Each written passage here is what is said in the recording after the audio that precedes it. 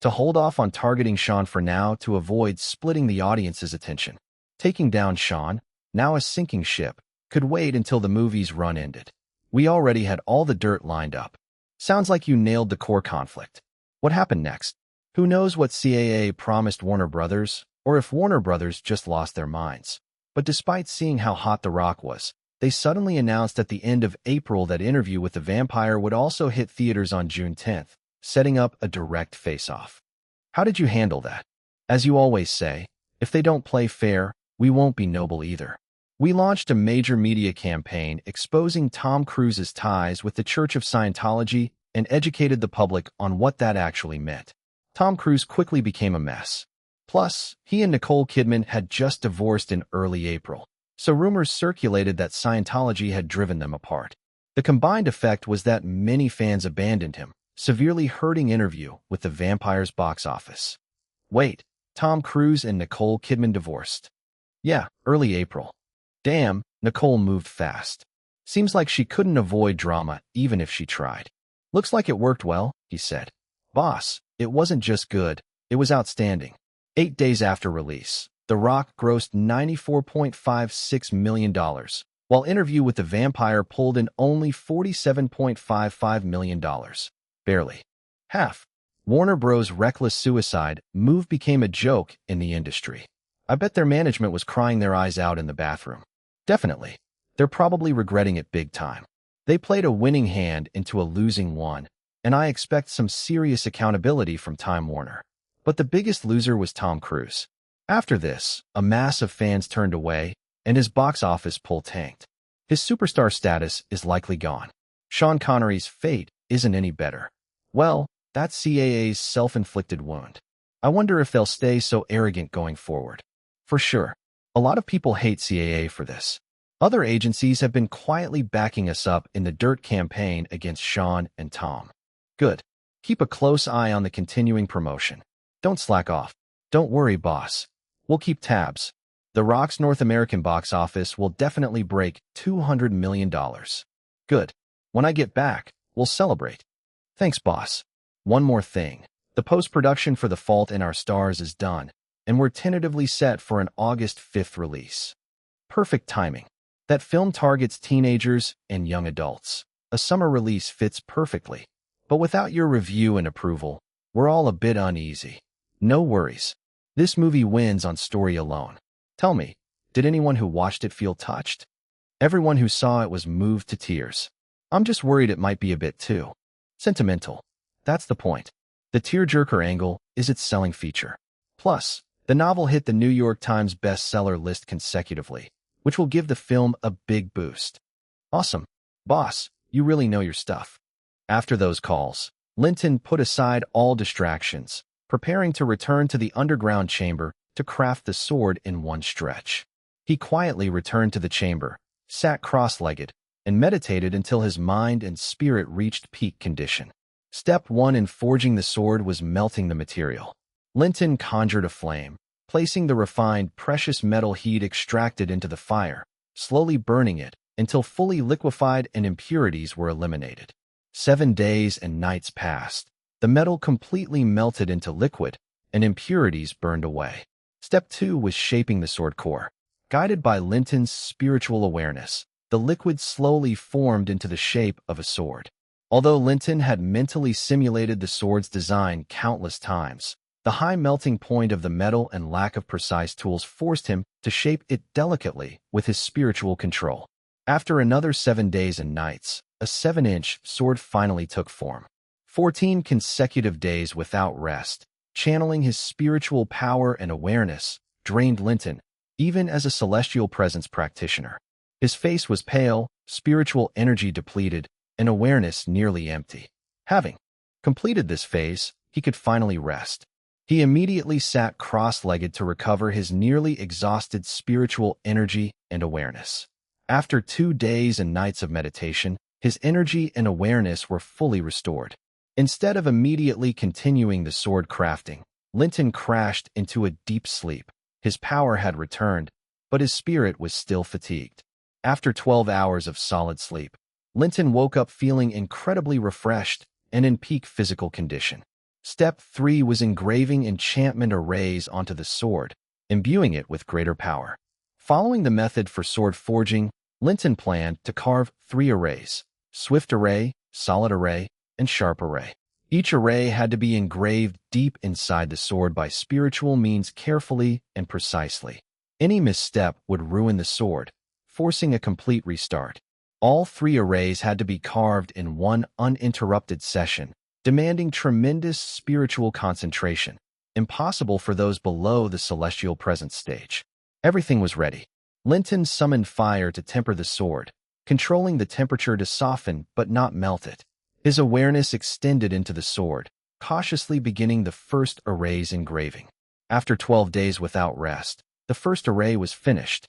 He meditated to restore spiritual energy and awareness, then slept to recover his spirit. The second array was engraved next, followed by the third.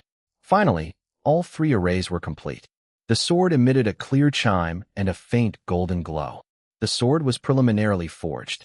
Linton then made a cut on his hand and let his essence-rich blood onto it. This last step allowed the sword to recognize its master. The sword absorbed the essence, glowing brightly before calming down to hover just over a foot long in front of him. Linton reached out, summoned the sword into his hand, and felt a deep blood bond forming. The sword seemed alive, responding to his will. It could morph in size, from filling the entire chamber at its largest to shrinking to a light point that could be absorbed into his body for energy. With that, his sword was successfully forged. As it absorbed spiritual energy from his body, the sword's power would continue to grow. Chapter 294, Testing the Sword. 2 days later, Linton awoke from his meditation, his power and spiritual awareness fully restored to their peak. He summoned the sword from his inner energy center. "Go," he commanded. The sword obeyed, swirling freely inside the cave like a dazzling meteor. Withdrawing the flying sword, Linton felt a surge of pride. From now on, this vast world was his playground. This treasure hunt and sword forging expedition had lasted 5 months and was finally complete. It was time to head back. But before leaving, he needed to thoroughly test the power of the sword. Over 50 tons of gold in the cave had already been consumed by him, but the other treasures still piled in mountains. Their value far exceeded the gold he had taken, easily over $10 billion, an enormous fortune. Unfortunately, he had no space storage equipment. Otherwise, he could have packed it all up at once. No matter. The treasure was so secret and buried more than 200 meters underground that it was not easily discovered. He remembered that in his previous life, the site wasn't discovered until 2011, so he still had plenty of time. His overseas base could grow gradually. Once it became strong enough, he could arrange for them to come and retrieve the treasure. After erasing all traces of himself from the cave, Linton left and returned to the surface. It was midnight, perfect for testing the sword. At his thought, the sword enlarged automatically and flew beneath his feet. After Linton stepping onto it, the sword soared with him straight into the night sky. They flew until they reached an altitude of 10,000 meters before Linton finally felt some pressure. Having the flying sword made all the difference. Previously, relying on his physical body alone, his maximum flying height had been under 2,000 meters. With the sword, his flight altitude had increased 5-fold. At this height, he was above the cloud layer, where the air was thin. An ordinary person couldn't survive here, but for Linton at the celestial present stage, it was no problem. Looking around, the starry sky glittered while clouds drifted beneath his feet. After enjoying the view, it was time to test speed. He pointed arbitrarily, gestured swift, and the sword shot forward like a meteor.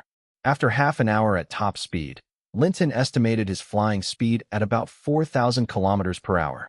If urgency called, he could push his energy to increase speed by 30%, but endurance would drop drastically, lasting no more than 2 hours. That was incredibly fast, more than 10 times his unaided flight speed, far exceeding the sound barrier of 1,224 kilometers per hour, reaching nearly Mach 3.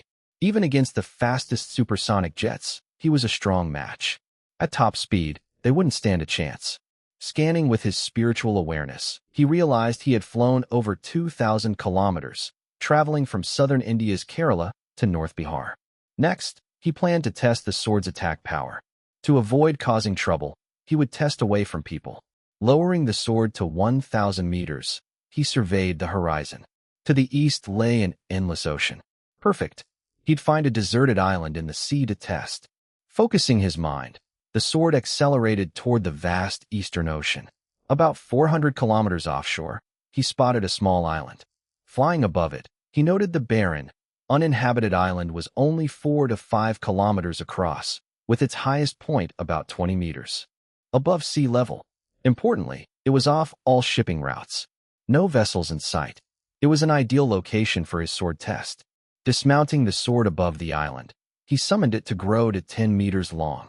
He focused 50% of his energy, slashing the island below. Boom!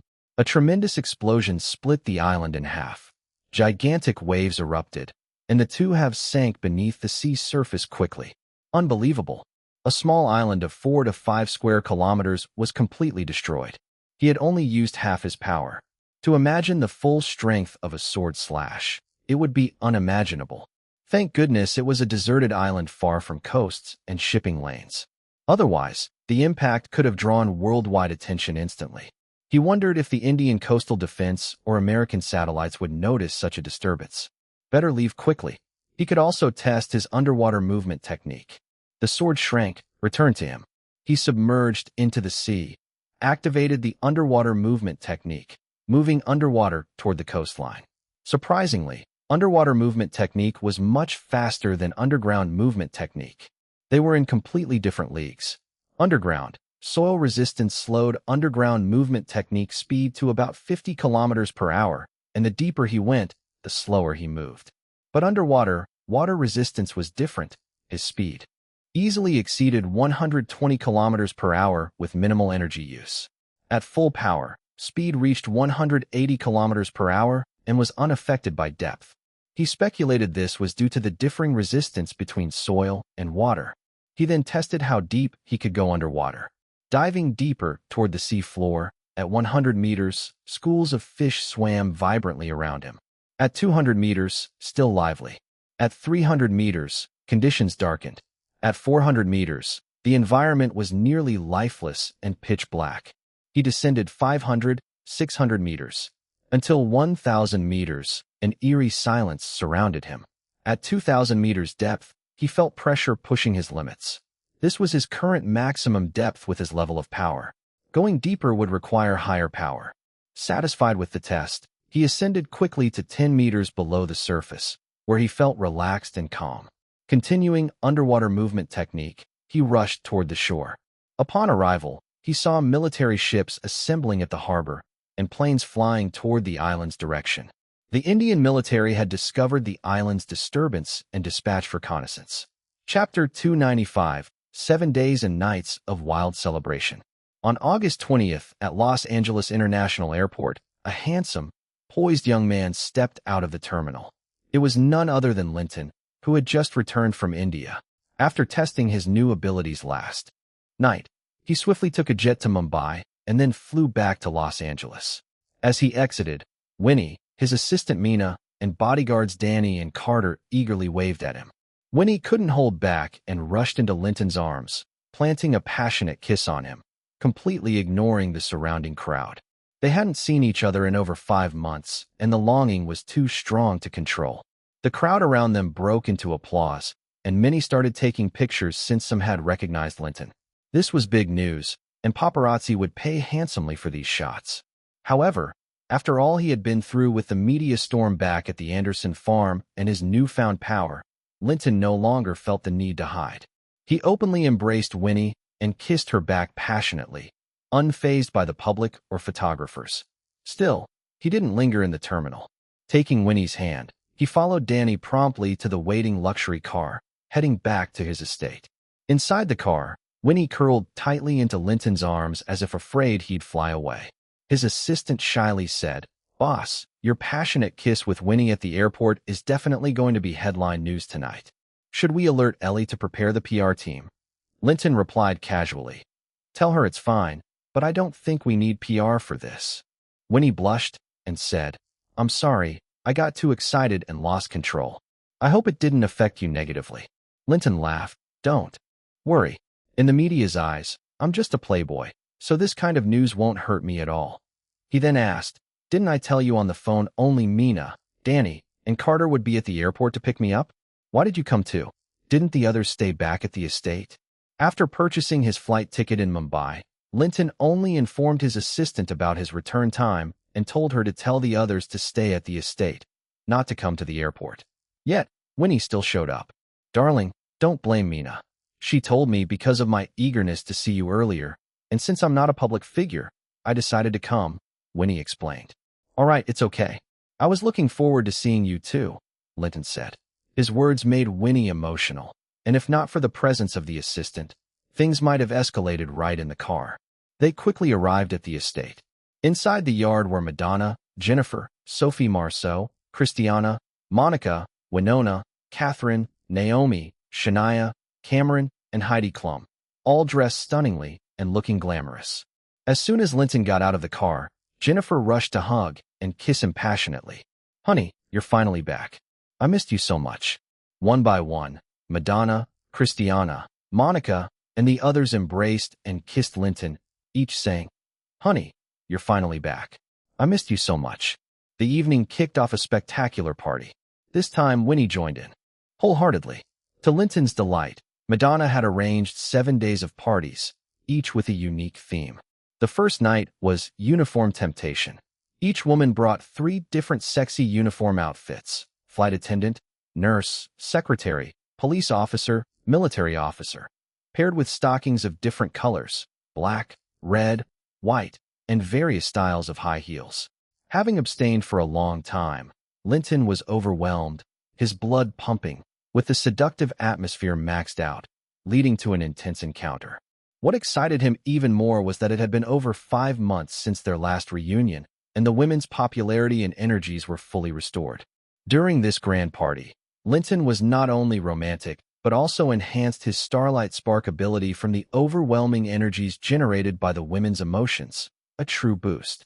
On the second day, his Japanese women Izumi Sakai and Noriko Sakai flew in, making the party livelier. That night's theme was scent recognition. All the women wore the same style of seductive, translucent nightgowns, wearing only stockings underneath, highlighting an ethereal sensual beauty. They gathered in the garden on the terrace. The rule: Linton was blindfolded with a black cloth. Each woman danced in front of him for 3 minutes, after which he could hug her, but had to remain silent. He had to identify who it was based on her scent alone. If he guessed correctly, he got to share a half-hour intimacy with the woman, while the others cheered.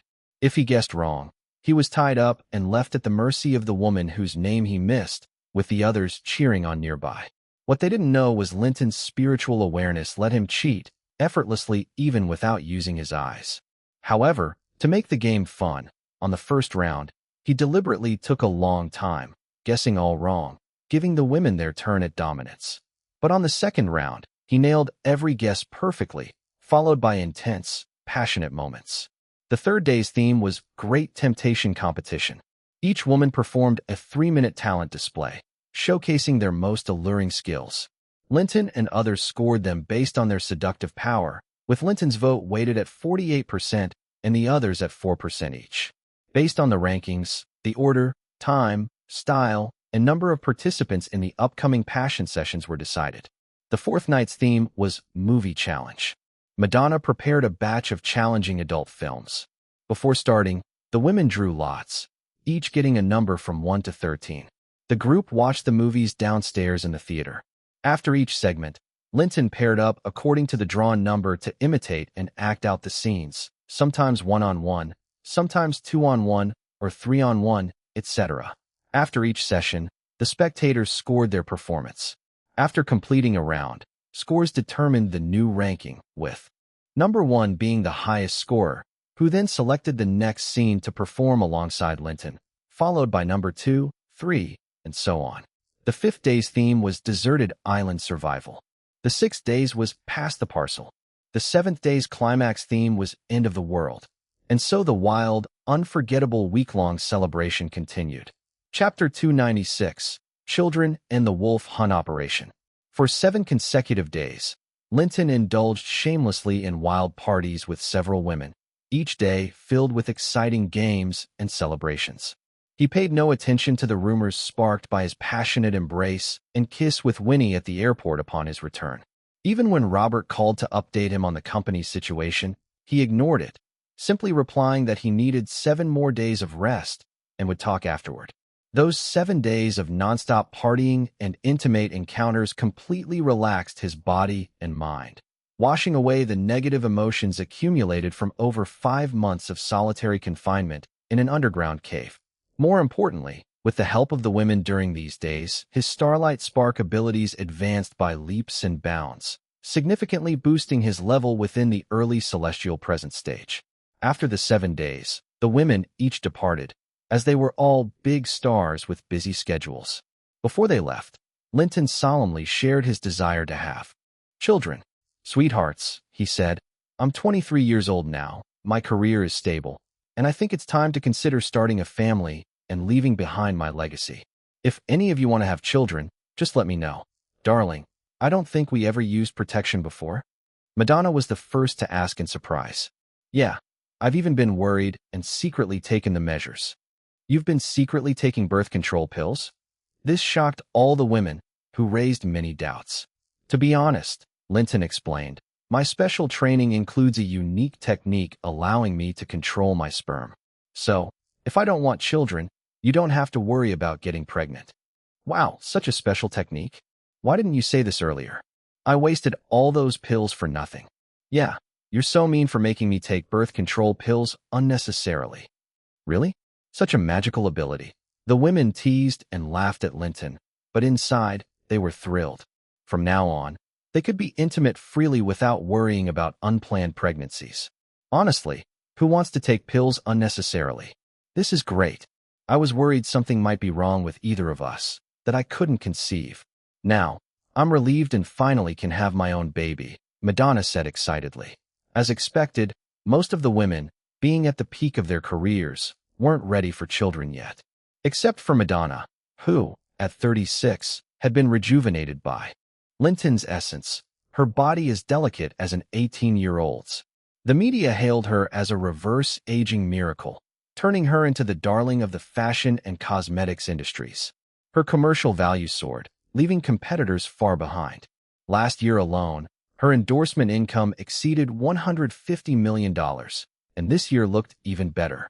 Despite this physical rejuvenation, her mental age and peak career status made her desire for children understandable.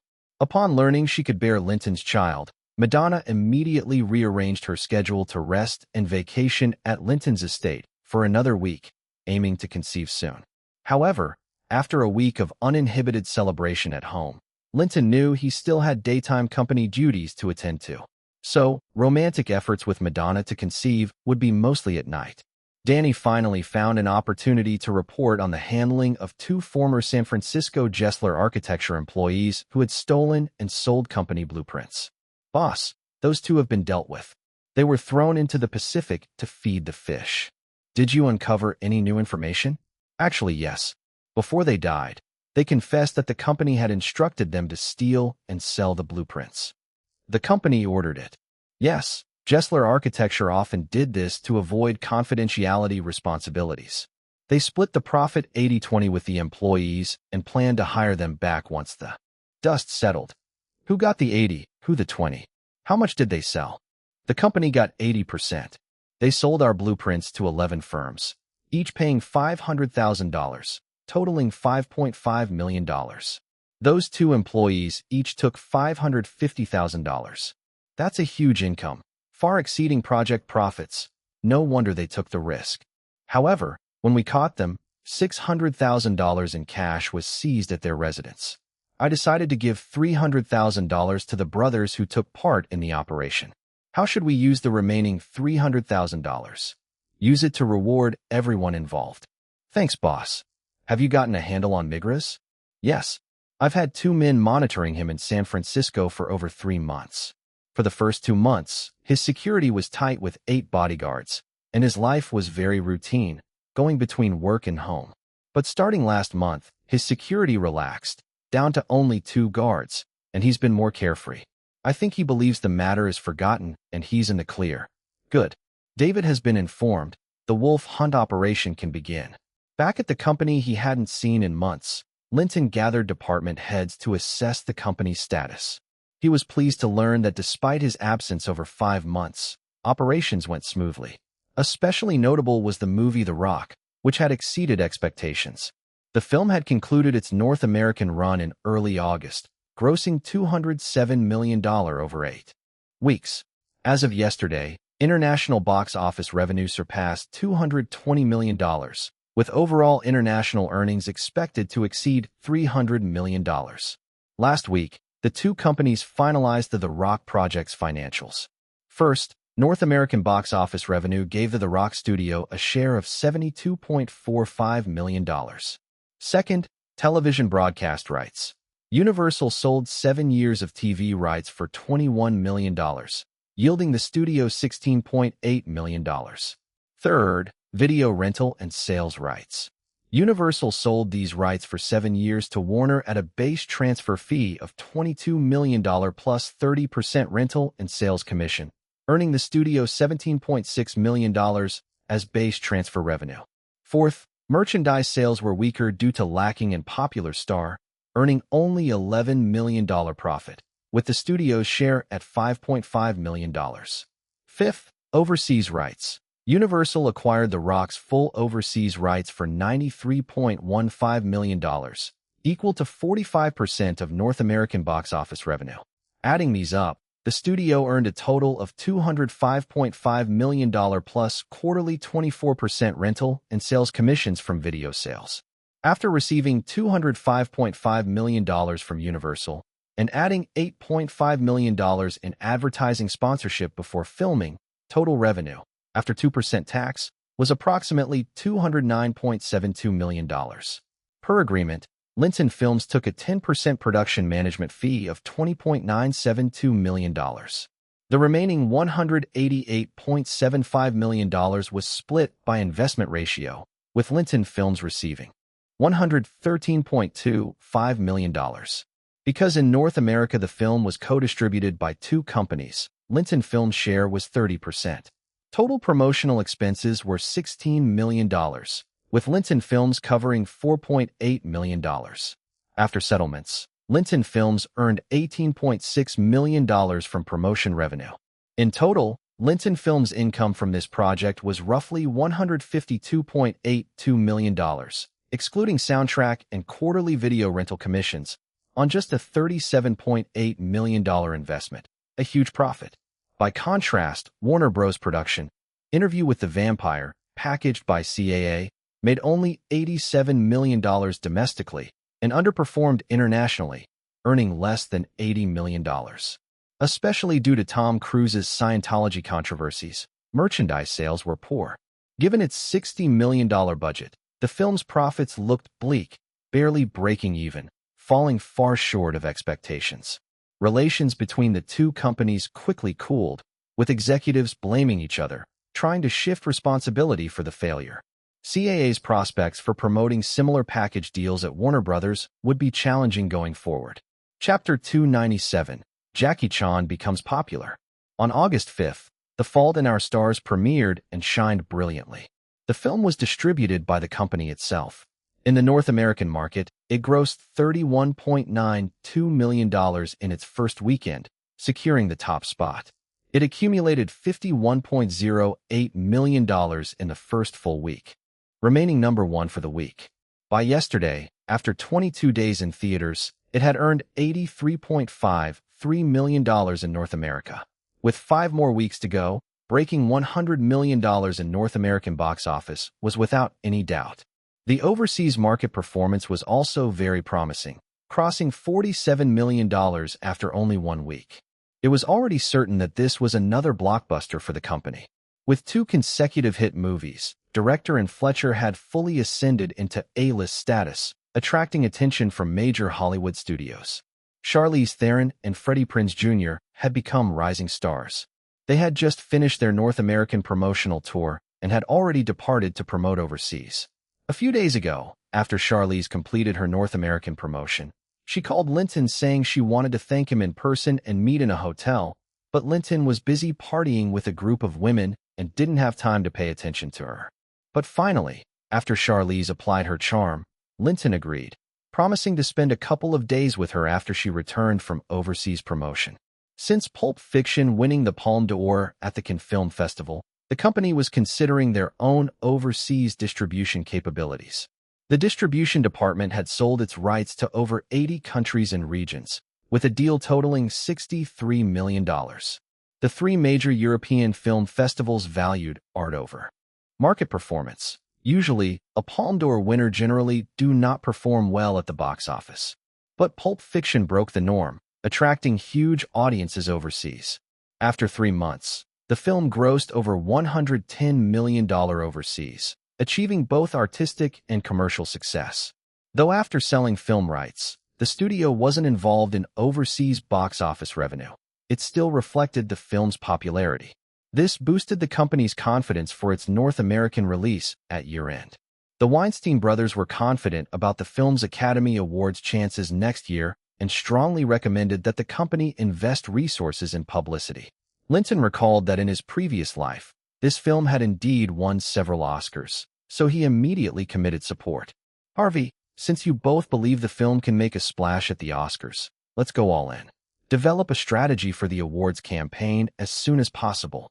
Boss, you're giving full support? Apart from the market and box office, we should also gain some awards. Now that there's a chance, I will definitely give my full support. Thank you, boss. We'll go all out and won't disappoint you. Harvey and Bob were thrilled, emphasizing that this movie was essentially their project. The movie's success meant their position in the company would be more secure. Boss, Get Out's final cut is ready. Its theme naturally suits the Oscars. I think we can't miss this opportunity. We must go all out during the awards season. Harvey, Klinsman, what does the distribution department think? Boss, Get Out's theme is against racial oppression, fitting the social equality tide, and is timely. It's indeed very suitable for the Oscars. Klinsman clearly supported first. Boss, I also believe Get Out has a great shot at the Oscars. Originally, Harvey wasn't too keen on Get Out competing at the Oscars since the company's resources were limited, and aiming for 2 films simultaneously was difficult. But with Linton's clear stance, he couldn't argue. Besides, this movie was written and pushed by Linton himself. Since everyone agrees, go all out for Get Out's campaign as well. However, when applying for awards for these 2 movies, there should be a focus to avoid internal conflicts. Harvey, since you have more experience with Oscar campaigns, I'll leave that to you. Prepare a comprehensive plan soon. Yes, boss. I will discuss with the team and devise separate strategies according to the different characteristics of the 2 films, then submit it for your review. The biggest surprise was Klinsman's report on the promotion of Jackie Chan and Jet Li's movie videos. They had purchased the rights to 39 films from Hong Kong last December and released them to the video market. 9 months later, sales exceeded expectations. All movies had video sales exceeding 100,000 copies. 23 key titles surpassed 200,000 copies. The best-seller was Jackie Chan's Police Story 3, selling over 1 million copies. Next was Jet Li's Once Upon a Time in China 2, with sales exceeding 800,000 copies. Total sales of the 39 movies passed 8 million copies, with video sales profits surpassing $85 million. With rental profits included, total video profits exceeded $100 million. Thanks to the booming video sales, all movies secured TV broadcast rights. Even the lowest sold for $50,000. The highest, Police Story 3, was aired 3 times, with prices increasing each time until reaching $600,000 for the last broadcast. Once Upon a Time in China 2 also performed well, airing 3 times with a total price of about $1.3 million. Because of this, Jackie Chan's name began to gain massive recognition in North America with many fans. Jet Li's popularity and fan base were just slightly behind. Thanks to their video sales and TV broadcasts, a small regional craze for kung fu began to stir in the North American market. So far, TV broadcasting rights for the 39 movies fetched $12 million. With video sales, rentals, and TV rights combined, company revenues had exceeded $115 million. Costs remained under $10 million. This deal made a massive profit, and it wasn't the end. It could bring sustained income in the future. After Klinsman's report, besides Linton, only Robert and Mary, who looked over monthly financials, didn't show disbelief, while others expressed amazement. It was unexpected. The company suddenly launched such a profit-generating business. Especially Harvey and Bob felt the absurdity of it, even questioning their life choices. Importing foreign film rights and pushing them into North American video market was a common practice for many studios and had been a key part of Miramax Films' business. But this business had never been this lucrative. Remember, Miramax used to import more than 10 foreign films annually. Without Oscars, even with box office revenue, profits wouldn't exceed $3 million annually. Of course, if Oscars were won, profits would be much higher. But this $100+ million profit in less than a year was on a different level, like heavens and earth apart. Harvey felt threatened, worried about his position. Klinsman, I remember the boss personally decided on these films, right? He wanted to remind Klinsman that the biggest credit for this business was Linton. Yes, boss took me to Hong Kong to buy them personally. Klinsman wasn't shy about acknowledging the boss's role. Linton watched their little game, but didn't want to escalate it. Good job, Klinsman. Keep up the great work. Thanks, boss. We recently acquired 5 more films, including Jackie Chan's Drunken Master 2 and Jet Li's Fist of Legend. Since they already had some fame in North America, the North American rights for these movies sold for $1 million each. Good. These 2 actors' movies are worth watching. As their popularity grows, it's normal for the rights prices to increase. After the meeting, Robert followed Linton to the office. Boss, 2 matters require your approval. Go ahead. First, we have too few producers to keep up with our production demand. I want to hire 2 more producers. Producers were the absolute center of a movie, shouldering all responsibilities from preparation to final accounting. A movie usually required a producer to oversee it for over a year. Last year, the company made 5 movies but had only 3 producers. Bob took on Pulp Fiction, and Robert himself handled Speed, solving the problem temporarily. Currently, all producers were busy. Robert just finished Speed's settlement, but as general manager, he was busy with company affairs. He couldn't be a producer long-term, unless it was one of Linton's own projects. Actually, this issue arose mainly because Linton spent 5 months this year outside, not pushing new projects. Then hurry and hire. This time make it 3. Okay. Any specific requirements? We need mature producers who can run projects independently and quickly. I'm about to start new film projects. Got it. I will arrange job listings this afternoon. And the second matter? Boss, remember our conflict with Sean Connery over the Rock in April? We won big. Roger Moore successfully took the lead over Sean, and the film's popularity helped him fully replace Sean as the top spy actor. Yes, you told me. The problem is, we defeated him too quickly. We even prepared a lot of dirt on him, but never released it because media and audience overwhelmingly supported Roger Moore. Universal, and we decided not to create chaos to maintain Roger's heat. I thought we could settle with him after the movie finished its run. I know. What's changed? Last week, after settling The Rock's revenue at Universal, I talked with Levitt about exposing Sean's dirt to knock him out. But he had a different opinion. What opinion? He said attacking Sean now would cause more harm than good and suggested leaving him alone for now. Why? 3 reasons. First, although Sean provoked us and attacked The Rock, we ultimately won. Both the movie and Roger Moore gained popularity and heat through the media battle. Second, Sean already paid a price. Before, he was the best spy actor, nearly A-list. But after this and The Rock's release, he became Roger's stepping stone. There can only be one top spy actor, and his status dropped to B-list or even unstable B-list. Third, our company is growing fast, and all our movies are blockbusters, which alarms other studios, including the 6 major ones. Before, Sean was the instigator, and beating him was justified. But now, with our strong wins and their losses, attacking him again could have negative consequences. What consequences? On one hand, other studios and media might not side with us. They might unite to suppress us. The film market is limited. Since all our films are hits, it affects others' interests. Many studios secretly envy us. We took down 2 A-list stars and even a megastar. Others might feel threatened. And, on the other hand, Audiences are naturally sympathetic to the underdog. Sean has dropped from A-list to B-list. If we go after him aggressively, he might play the victim in media and gain public sympathy, backfiring on us. Linton hadn't expected so many nuances. What do you think? Though I want to finish Sean off, I agree with Levitt. We already won. Letting a defeated opponent go is fine. Plus, I think Sean's last attack wasn't entirely his own doing. CAA was behind it. He's already been punished. We set an example. Mostly, even though all our films are hits, we are still relatively small. We should hold back and avoid looking too aggressive. Keeping steady growth is the priority now. Right? The industry is about interests, not fights. Let's leave him alone for now and hope he learns his lesson. Chapter 298, Rumble in the Bronx. Afterwards, Klinsman came in again. Boss, the other day, Golden Harvest in Hong Kong sent a collaboration proposal. Should we respond? He handed Linton a project plan. What's the collaboration about? Well, it's because recently, we heavily promoted Jackie Chan's and Jet Li's movies. Now, martial arts have really caught on in North America, and Jackie Chan has gained some recognition here.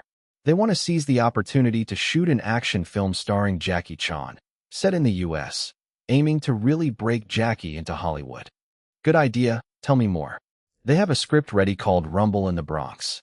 They hope to co-produce with us and get our help to distribute it in North America. I looked it over. The script is set in New York, pretty straightforward and simple, not that brilliant, but with the selling point of martial arts. Combined with Jackie Chan's current popularity, I think it's worth investing in. And the budget's not high, just around $10 million total. Linton recalled Rumble in the Bronx. That was Jackie Chan's first breakthrough film in the American mainstream. He remembered that movie did pretty well, both in market and reputation, really helping Jackie establish himself. He opened the file and skimmed the script. Hong Kong cop Ma Hong Kong comes to New York for his Uncle Bill's wedding. Uncle Bill once partnered with Han's late father running a supermarket. Due to harassment by thugs, they're selling the supermarket cheaply. Ma Hong Kong, unaware of the situation, warmly welcomes the buyer, Elaine, which kicks off a series of troubles. After Elaine opens the supermarket, it suffers constant disturbances by Tony's gang, homeless in Chinatown, who steal food, bully employees. Ma Hong Kong, who loves to fight injustice, steps in, helping Elaine drive the thugs away. One night, Han hears a girl calling for help, rushes over, but it turns out to be Tony's trap. He's beaten severely. A neighbor boy, Danny, who is disabled, finds him and calls his sister Nancy. Nancy, who faked the call for help, dresses Han's wounds. Han and the siblings become friends. Nancy grows fond of Han. However, during a mafia and thug clash, Danny's wheelchair gets used to hide stolen goods, making them targets of mafia and police. Later, Tony's gang repents after lessons from Han's fists and words. Han cooperates with police to infiltrate the mafia den, rescuing hostages Nancy and Danny. Linton confirmed that was the movie he remembered. He had watched it, with great action scenes and lots of car destruction. So, did they mention any specific collaboration details? Yes, they want us to invest 30 to 50%. They handle production, we handle North American distribution. What about other regions? No specifics mentioned. I think they plan to distribute on their own. All right, have them come for detailed talks. Okay, I'll contact them. Unexpectedly, Linton received calls from Michelle Reese and Vivian Chow that night, happily saying they'd come to LA with their team tomorrow. Linton was very welcoming, although feeling guilty. He recalled spending wonderful nights with them last time in Hong Kong and promising to give them some resources. But since October last year, he hadn't kept in touch, first due to farm holidays, then trips to India. No contact at all. So, no resources, no thoughts about them. Now that Raymond Chow was coming over for talks, bringing Michelle and Vivian too, it showed their importance and intent to use charm tactics on Linton again. Unbeknownst to him, they had cursed him as a big fraud for disappearing without a word, not owning up. They even tried to forget him, but those brief 3 days together felt like a spell, impossible to get over. Trying to date others just didn't work. Their bodies even rebelled. The past 6 months felt like an eternity. Hearing he was okay and coming to meet them sparked immense joy. The next day, Raymond Chow's party arrived at Linton's office. Besides Jackie Chan, Vivian Chow, and Michelle Reese, there was a middle-aged man. Mr. Anderson, thank you. Your promotion pushed Jackie Chan's tapes well in the US, and he's gaining popularity. Raymond hugged Linton warmly. Jackie Chan, the biggest beneficiary, hugged Linton back excitedly. Vivian Chow and Michelle Reese were dashing, catching Linton's eye. But they kept it classy, just brief hugs, then sat, gazing fondly at Linton. The middle-aged man was Stanley Tong, a Hong Kong director who worked with Jackie Chan before, including Police Story 3, Super Cop, and they planned to have him direct Rumble in the Bronx. After coffee was served, Raymond got straight to business. Mr. Anderson, you said in Hong Kong you favored Jackie's old films promotion here to build his name, then bring his new movies to North American theaters. Can we count on that? No problem. We're advancing step by step. Great. With your work, Jackie now has a name here. Let's start the next step, making a movie for US theaters. Is that Rumble in the Bronx? Yes, set in New York, should resonate better with American audiences.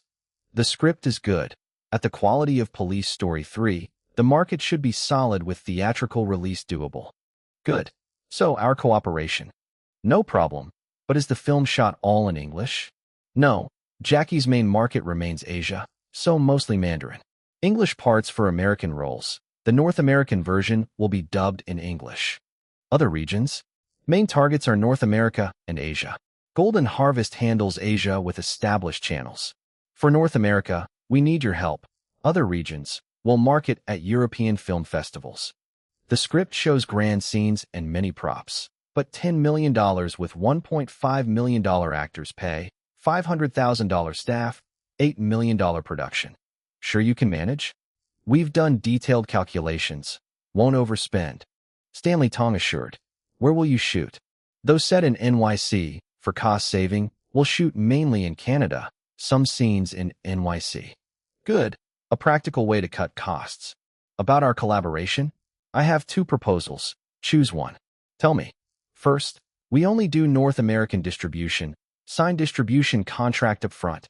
You produce. When ready, I distribute here, profits shared per contract.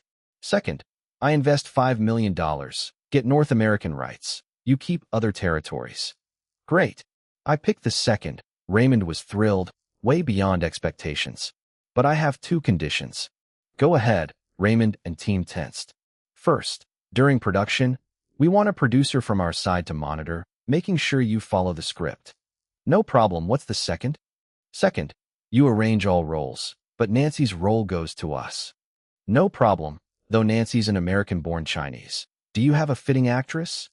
No, you have. Raymond confused. Our pick is Michelle Reese. She came all the way here. I won't let her come for nothing. Yes, Michelle Reese is perfect for Nancy. Raymond was ecstatic, realizing charm worked wonders. Bringing Vivian Chow and Michelle Reese together was the right move. They secured better conditions and got an important female role back in their company. Linton was blunt to give a prime role directly to Michelle Reese in front of Vivian Chow. This might cause friction, need to compensate Vivian Chow well afterwards. Michelle Reese was overwhelmed, kissing Linton openly on the spot. This was Hong Kong's biggest investment blockbuster aimed at the international market, and now with North American distribution solved, competition for roles was intense. Michelle Reese knew her own popularity and skills made her unlikely to get the role otherwise. Linton still cared for her. She vowed to outshine Vivian Chow tonight, hoping to deepen her place in Linton's heart. After the deal, Linton quickly called Robert and a lawyer. They signed the Rumble in the Bronx co-production deal with Golden Harvest on site. That night at the Hilton's revolving restaurant, Linton hosted a banquet for Raymond and his team. Vivian Chow and Michelle Reese sat on either side of Linton, attentively helping him with food and drink, even drinking in his stead during toasts. Jackie Chan was so happy the deal was done, toasting Linton 3 big glasses of red wine. But Vivian Chow and Michelle Reese split drinks to keep him sober. Others watched enviously. Raymond was pleased. Vivian Chow and Michelle Reese knew how to behave. Michelle Reese's behavior was understandable given the big reward. But Vivian Chow didn't get anything and wasn't even jealous. Good. He need to provide proper compensation to her later. And Linton looked obviously very satisfied with the two of them. It seems that he had to protect them both well when he goes back, and not let those messy people with bad intentions get close to them. Afterward, Linton left Robert and Klinsman to accompany Raymond to drinks. He took Vivian Chow and Michelle Reese to the presidential suite his assistant prepared. As soon as they entered the room, the three of them no longer had any reservations. Linton held one in each hand and kissed them. Soon, strange sounds and sweet, joyful singing filled the room. 2 hours later, the battle paused. Vivian Chow and Michelle Reese lay on either side of him. "Honey, we lost contact for over half a year. Your assistant Mina didn't tell us where you were. No news at all. We were so worried, fearing the worst. Sweethearts, you know I'm a director, songwriter, and an author. I traveled alone around the world incognito, seeking inspiration. Just came back last week. I didn't bring any communication tools with me, so no one could contact me. Sorry to have worried you. Next time you travel, take me with you. I'll accompany you." "Me too. I want to travel the world with you." "Thanks. If such chances arise, I'll let you know." "Moi. Then it's a deal. You can't go back on your word. You don't know how we've been through the past 6 months." The two of them kissed Linton from the left and right. "What's this? You've fallen for me." "Yes. Those 3 days showed me I can't live without you. I could no longer have feelings for other men." "You have to be responsible," Vivian Chow said softly. "Same here. Don't ignore us," Michelle Reese agreed. "Think it through. I won't marry. You're so amazing. It's like I'm under your spell. Can't imagine anyone else." "All right. Tomorrow you come back to my estate. It'll be your home in America. I'll introduce other sisters too." "Other sisters?" Vivian Chow and Michelle Reese exchanged uneasy glances. "Don't think I only have 2 girlfriends. It's not too late to back out." "No, no backing out." They both hesitated but ultimately agreed, knowing their alliance needed to be solid. "Good, we're family now. Have you rested well now?" "Yes, but this time we want to be on top." "Top? Planning to ride me?" "Yes, I want to be the rider." "Who told you not to contact us for half a year?" Chapter 299, New Sisters at the Estate. By mid-morning, the gentle Los Angeles sunshine filtered through the curtains, casting a soft glow across the room. Inside, 3 people had just finished a night full of passionate and joyful moments. Sitting at the dining table in the suite, Linton recalled a promise he hadn't yet fulfilled to Vivian Chow. "Vivian, have you sorted out your singing contract?" "Yes, it's settled. My current contract expires in March, and after that, I've signed with Universal Music." "Good. I've prepared a song for you." "Faded." "Thank you, darling." "Moi. Do you have an agent here in the U.S.? "No." "And you, Michelle?" "No agent either." "Then why don't you spend a little more time in Los Angeles? After breakfast, I'll take you to the estate so you can get familiar with the place. Tomorrow, I'll introduce you to an agent. Whether you're a singer or an actor here, the law requires an agent." "Thank you so much." "The day after tomorrow, I'll take you to Universal Music to get your single officially released." "You're too kind. I really have to thank you properly," Vivian Chow said, suddenly leaning down at the table. "Wow, Michelle, that movie Rumble in the Bronx is good, and your role as Nancy is also impressive. You should play the role well." "Thanks, darling. I want to thank you too." After saying this, she got on his lap. It wasn't until nearly noon that Linton took Vivian Chow and Michelle Reese back to the estate. He introduced them to Madonna, who was staying at the estate on vacation, and to the housekeeper. He assigned the last 2 rooms on the 2nd floor to them. Originally, these rooms were reserved for his aunt's family whenever they came to Los Angeles, but his aunt disapproved of his lifestyle and feared her husband and daughter might be negatively influenced, so she refused to stay at the estate. So rather than let these rooms go unused, it was only right to put them to good use. After all, he couldn't treat Vivian Chow and Michelle Reese any differently than others. But this meant the estate was now fully occupied, so taking in any more people would be difficult. He realized it was time to set high standards and strict requirements. Madonna and housekeeper Amy were already used to newcomers and warmly welcomed Vivian Chow and Michelle Reese. Vivian Chow and Michelle Reese were amazed to meet Madonna, the world-famous superstar living alongside them at the estate. It felt like she was one of their own sisters. What shocked them even more was Madonna's youthful and radiant appearance.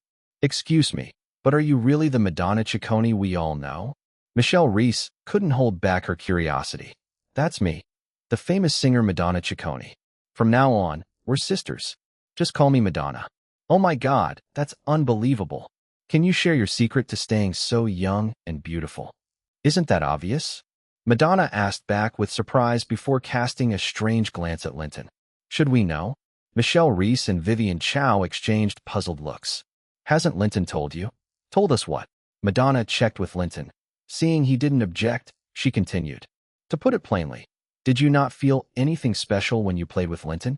Special? You mean? Michelle Reese suddenly caught on and exchanged excited looks with Vivian Chow. All right, since we're sisters now, I'll tell you the truth. It's no joke. Linton's our lucky star. As long as we keep playing with him, we stay youthful and beautiful forever. Really, didn't you feel it after playing with him before? That's awesome. You're an angel, darling. Vivian Chow and Michelle Reese were ecstatic. Any earlier reluctance they had about having so many sisters vanished instantly as they both threw themselves into Linton's arms. Okay, you're my darlings, too. Darling, can we really stay young and beautiful forever? No problem. We just need to keep playing together. Then I want to do it every day. Fine, but you have to keep it a secret. If it ever got out, I'd have no peace ever again. Don't worry, none of us will tell anyone. Come on, I'll show you around the estate. This will be your new home in Los Angeles. Linton and Madonna then toured the estate with the two women, who were dazzled by the luxury. They were experienced celebrities used to the best, but Hong Kong's expensive, cramped spaces couldn't compare. Even top-tier mansions there maxed out at about 2,000 square meters, while this estate covered nearly 30,000 square meters, in a completely different league. True to her role as the big sister, Madonna made Vivian Chow and Michelle Reese feel warmly welcomed. The three quickly bonded and called each other sisters, which made Linton very happy. Following his usual routine, Linton assigned a female bodyguard to each of them to give them freedom to shop for cars in the city. He also gave them each a check for $500,000 to buy small villas nearby. Most importantly, Linton took out 2 blank quartz pendants engraved with runes from his safe and asked what designs they wanted. With his current abilities, carving designs on the pendants was easy. Just a thought would create them instantly. But he chose not to do it then, wanting to keep things low-key. He planned to give them the pendants in a couple of days. After lunch, Linton remembered all the work he had piling up. Vivian, Michelle, I have to go to the company to handle some business this afternoon. You two can take your time getting familiar with the estate and decorate your rooms when you get a chance. Darling, you go ahead and take care of your work. We'll take care of ourselves. Madonna, Vivian, and Michelle are new here. Please help them get comfortable so they can feel at home quickly. Don't worry, darling. I'll take good care of my 2 little sisters. They'll feel like this estate is their home in no time. Come back early tonight, and we can have some fun. In the evening, when Linton returned from the office, he found the 3 women getting along like real sisters. Vivian Chow and Michelle Reese's rooms were already decorated, and their luggage had been fetched from the hotel. Meanwhile, Raymond Chow and Jackie Chan were busy preparing the film, and had returned to Hong Kong, giving Vivian Chow and Michelle Reese plenty of time off. That night, the housekeeper and the chef team pulled out all the stops, serving a fusion feast of Western and Chinese cuisine to welcome the 2 new ladies. Linton also took the 3 of them to the underground wine cellar to select 2 bottles of Romanée-Conti wine. After dinner, Madonna, eager to start a family, immediately took the 3 upstairs. Darling, me and my 2 sisters have planned some new fun. Chapter 300, 1 Spy In, 2 Dead Out.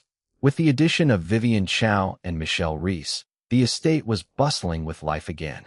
Under Madonna's organization, there were amazing parties and themed events every night. Linton enjoyed a blissful daily life, rarely living such a steady 9-to-5 schedule. Linton gave Vivian Chow a quartz pendant engraved with a phoenix and a magical array inside, while Michelle Reese received one adorned with a bauhinia flower pattern. He personally put them on and stressed that they must never be separated from these pendants. Vivian Chow's negotiations for the North American release of her English single with Universal Music went smoothly. Thanks to Linton's introduction, Daniel gave full green lights. Hearing that the song Faded was composed by Linton himself, the treatment and distribution resources were equivalent to a second-tier artist. Linton continued to select Lisa as the producer for Vivian Chow's single. Over years of collaboration, Lisa had earned his full trust. According to Universal's plans, The recording would be completed in early September, followed by the MV's shooting in mid-September and the official release on September 23rd. Afterwards, Vivian Chow would embark on a 2-week tour across major American cities for promotional events. However, Daniel's main concern was Linton's singles this year. With September approaching, Linton had yet to release any singles, which seriously affected Universal Music's revenue. But Linton was well prepared. He presented Daniel with 3 songs: You Are Not Alone, Water Runs Dry, and I Know. Considering Linton's busy schedule, both sides agreed that the songs would be recorded by mid-September and the music videos shot by late September. Universal Music made all the necessary preparations. The lead actress for the videos would be chosen through auditions, with Linton having the final say. The first single, You Are Not Alone, was scheduled for early October, the second, Water Runs Dry, for early November, and the third, I Know, for early December. Robert's producer recruitment plan went well. After the announcement, over 50 applications were quickly received.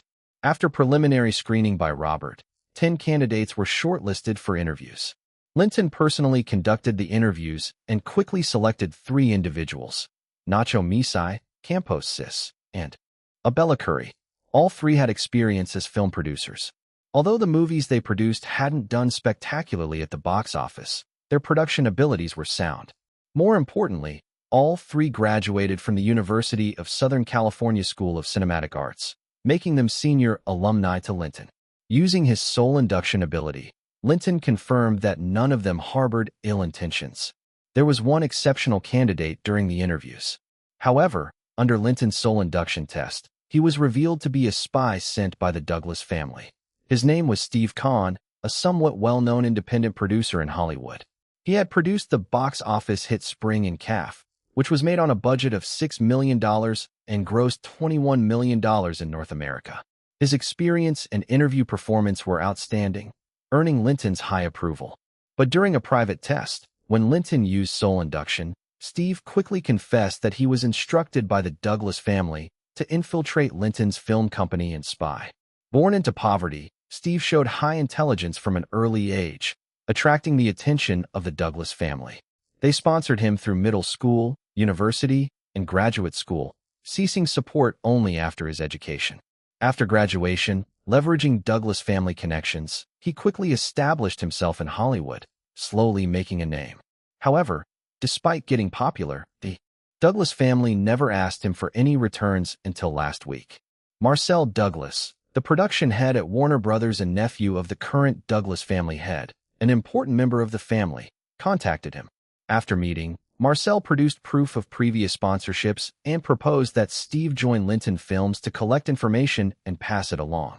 This was outright corporate espionage. Steve refused, even though Marcel had been a benefactor. Breaking the law was beyond his limits. However, when Marcel offered an additional $500,000 annually, driven by gratitude and financial gain, Steve consented.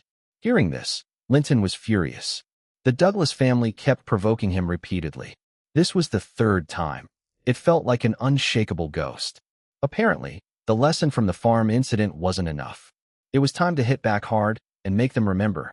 He also understood why Warner Brothers and the CAA made reckless moves, engaging in a mutually destructive battle. They pitted Interview with the Vampire directly against The Rock, which ended in a devastating loss. Marcel Douglas surely played a big role, but it was a tragedy for Tom Cruise, causing the reputation of a Hollywood star who was loved by everyone and had countless fans to plummet, and now he can only barely maintain a quasi-first-tier status. But since they dared scheme against him, Linton vowed not to hold back. Regarding Steve Kahn, having chosen to side with the Douglas family, he should remember to aim to be a better man in his next life.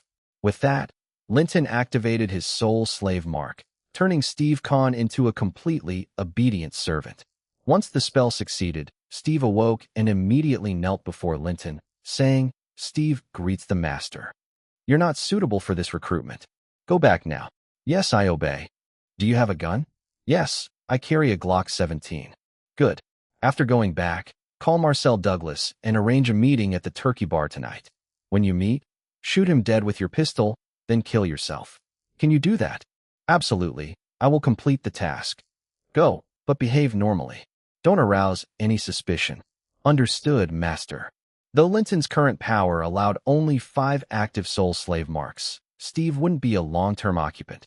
In 1 to 2 days, he'd join Marcel Douglas in the afterlife, freeing up a slot. At 9 p.m., the slave mark on Steve disappeared, signaling mission completion. The next morning, Linton saw headline news everywhere. Another vicious shooting in Hollywood leaves 2 dead. Warner Brothers executive Marcel Douglas publicly shot dead in a bar. Hollywood independent producer Steve Kahn shoots Warner Brothers executive Marcel Douglas, then commits suicide.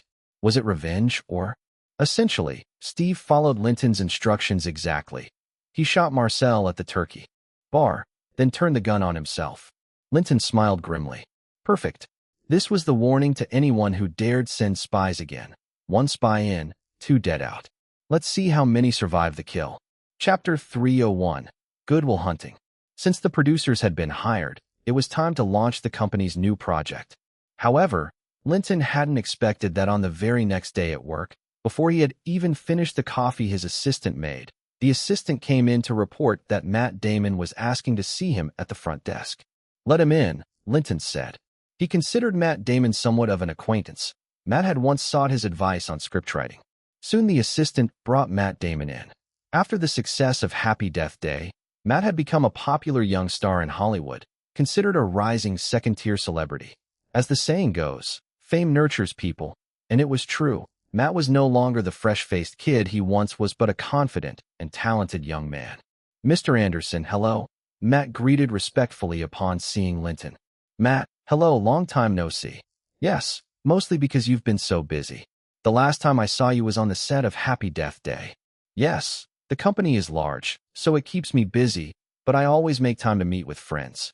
You're welcome to come by more often. After some small talk, Matt pulled a script from his bag and handed it to Linton. Mr. Anderson, inspired by your guidance, I adapted a short story I wrote while at Harvard University into a screenplay. Would you be interested in making it into a film? You went to Harvard? Linton admitted he hadn't paid much attention to Matt's resume and was surprised that Matt attended Harvard, uncommon among Hollywood stars. Yes, I was majoring in English literature, but didn't graduate. At the time, I was influenced by Bill Gates and Steve Jobs and thought studying in school was a waste of time. I should get out and hustle earlier. In my junior year, on a whim, I withdrew with my friend Ben Affleck and came to Hollywood hoping to break into the entertainment industry. No wonder I've always felt you were different from other actors, more intelligent and sharp. You flatter me, sir. You are the role model we all learn from. Enough flattery. So you wrote this short story back in college? Yes, in my sophomore year, I wrote a story called The Growing Up of Will Hunting, which was serialized in the campus newspaper and later published as a book, though sales weren't great. When I was working on the film Step Up, I learned you wrote the script, and I thought maybe I could write a good screenplay too. That reminded me that my story could be adapted. So you've been looking for an opportunity to discuss script writing? Yes, just learning from you. Good. Hollywood needs talented people like you to bring great films to audiences worldwide. Thank you for your praise, Mr. Anderson. Could you take a look at my script? Sure. Have some coffee, and I'll give it a read. Opening the script, the title caught Linton's eye, Good Will Hunting. The synopsis went like this. A mathematics professor at MIT posted a particularly difficult problem on the department bulletin board, hoping his top students could solve it, but no one could. Then a young janitor named Will discovered and effortlessly solved the problem while cleaning after class. Will was extraordinarily intelligent but rebellious, often getting into fights, and was sentenced to a juvenile detention center. The math professor wanted to mentor this unruly genius, having him pursue math studies regularly and undergo counseling. Will had no trouble with math problems, but resisted therapy until he met Dr. Sean McGuire, a psychologist who wasn't having much career success. Through Sean's efforts, the two went from confrontation to mutual inspiration, leading Will to open his heart, overcome loneliness, and achieve self-realization. This was the very film that elevated Matt Damon's fame, earning him an Oscar for Best Original Screenplay and a Best Actor nomination. The movie won several Oscars and was commercially successful, a rare artistic and box office triumph. Just as Matt anxiously awaited Linton's response, he heard a voice like heaven's music. Matt, this script is excellent. Do you have Any requests? That's great, Mr. Anderson. Besides the script fee, I have 2 requests. What are they? First, I want the film to start shooting as soon as possible. No problem. We can begin production in the second half of this year. Second, I want to star as the genius teenager Will. Also, my good buddy Ben Affleck would like to play a supporting role. I just read the script. The lead character really resembles you. So did you base it on yourself? When I wrote the story in my sophomore year, I was young and brash, thinking I was pretty great. Sorry if it sounds conceited. Don't be modest. The script is very good, and you have talent. Here's the deal. You'll play the lead, but Ben has to audition. Of course, he'd have priority if everything else is equal. Is that okay? Thank you, Mr. Anderson. What about the script fee? Have your agent come to the company and discuss the details with Robert so there are no misunderstandings. Thanks. I'll take my leave now. Exiting Linton Films, Matt pumped his fist in excitement and immediately called his agent. Axel, it's done. In fact, Matt had finished the script 4 months earlier. Since Linton had been away, he'd pitched the script to many studios, including the 7 major Hollywood studios. Few showed interest, and those who did had no concrete shooting plans, mostly just wanting to add scripts to their libraries, not letting him star. So he was overjoyed that Linton agreed to everything. After 3 days of talks, Robert, the new producer Nacho Misai, and Matt Damon's agent reached an agreement. Linton Films bought the Good Will Hunting script for $250,000 and committed to start filming by the end of the year. Matt Damon was signed for $2.5 million to play the lead. After signing, Linton immediately announced the launch of the Good Will Hunting film project, with a budget of $13 million. Nacho was the producer, and Jonathan Glazer was the director. Jonathan was thrilled to have a chance to direct solo after recently serving as an assistant director on The Man from Nowhere. Because Nacho and Jonathan were newcomers, Robert and others insisted that Linton act as co-producer. Chapter 302, Independence Day. At the same time, 2 movies were officially greenlit: Independence Day and Final Destination. Independence Day was a sci-fi blockbuster with a truly super A-list production budget totaling $70 million. The film was produced by Robert, with Campos as executive producer, directed by Michael Bay, and Linton as co-producer. Since the movie's budget exceeded $50 million, according to the agreement with Universal Pictures, Universal held at least a 30% right of first investment. Linton had notified them to see if they were interested in investing. Regardless of Universal's decision, the project would proceed as planned. The story revolved around a massive alien mothership entering Earth's orbit, releasing over 30 smaller spacecraft into the atmosphere, hovering above major world cities, causing panic. The U.S. President united world leaders to find a solution. Scientists and Marine Captain Stephen Hill teamed up to fight for humanity's fate, thwarting the alien invasion and defending Earth. The film featured all the hottest summer blockbuster elements: gigantic alien ships blotting out the sky, countless cities being destroyed, thrilling battles featuring the latest weapons, the president personally flying a fighter to battle, disaster-stricken family bonds, and dramatic romantic subplots. Although critics had previously slammed this type of movie for predictable plots, cheap thrills, plot holes, and pandering to politics, no one could deny it was an absolutely thrilling film. Ultimately, Independence Day was a colossal box office hit, sweeping North America and conquering global markets, grossing over $800 million, making it the second highest grossing movie in history, second only to Jurassic Park. With such a great commercial movie project, Linton naturally couldn't pass it up. Selecting Michael Bay as director was a perfect fit. His specialty was managing large-scale scenes and spectacular explosions. After directing The Rock, he had earned the nickname Explosion Maniac. Now he was set to blow up the White House, Washington, D.C., New York, and all the world's major cities, solidifying his reputation and hopefully reclaiming his previous nickname, Explosive Bay.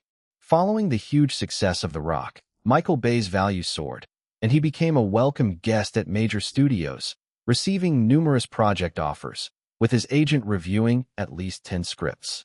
Unfortunately, none of the scripts deeply moved him. Filming The Rock went smoothly. Many issues other crews typically faced simply never occurred in his production.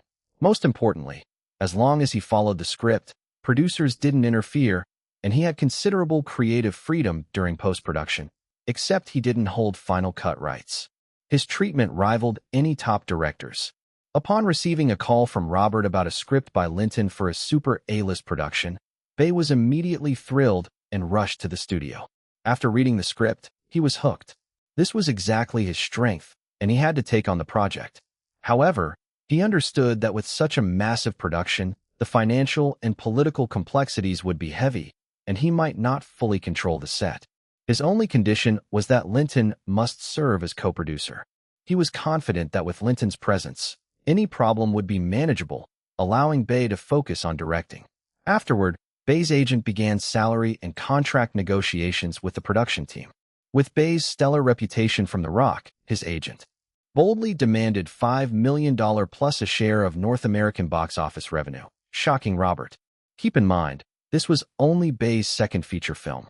No matter how successful the first one was, it was unheard of to command top-tier director pay on the sophomore effort. Even Linton, whose first film Step Up had been a massive success, earned only $2 million directing the second film Speed, with no back-end profit sharing. Robert was certainly not going to be taken for a ride. Moreover, with Universal Pictures as a second investor, signing an unreasonable director's fee would raise red flags for Universal, causing friction between the partners. After intense back-and-forth negotiations, the final agreement settled on a $3 million salary for Bay, without profit sharing, but including all the perks such as 5-star business suites, first-class plane tickets, and an assistant's expenses, the usual director's treatment. Once Universal received the script and project proposal for Independence Day, they swiftly got approvals from their project committee and board of directors, rushing a negotiation team to Linton's studio.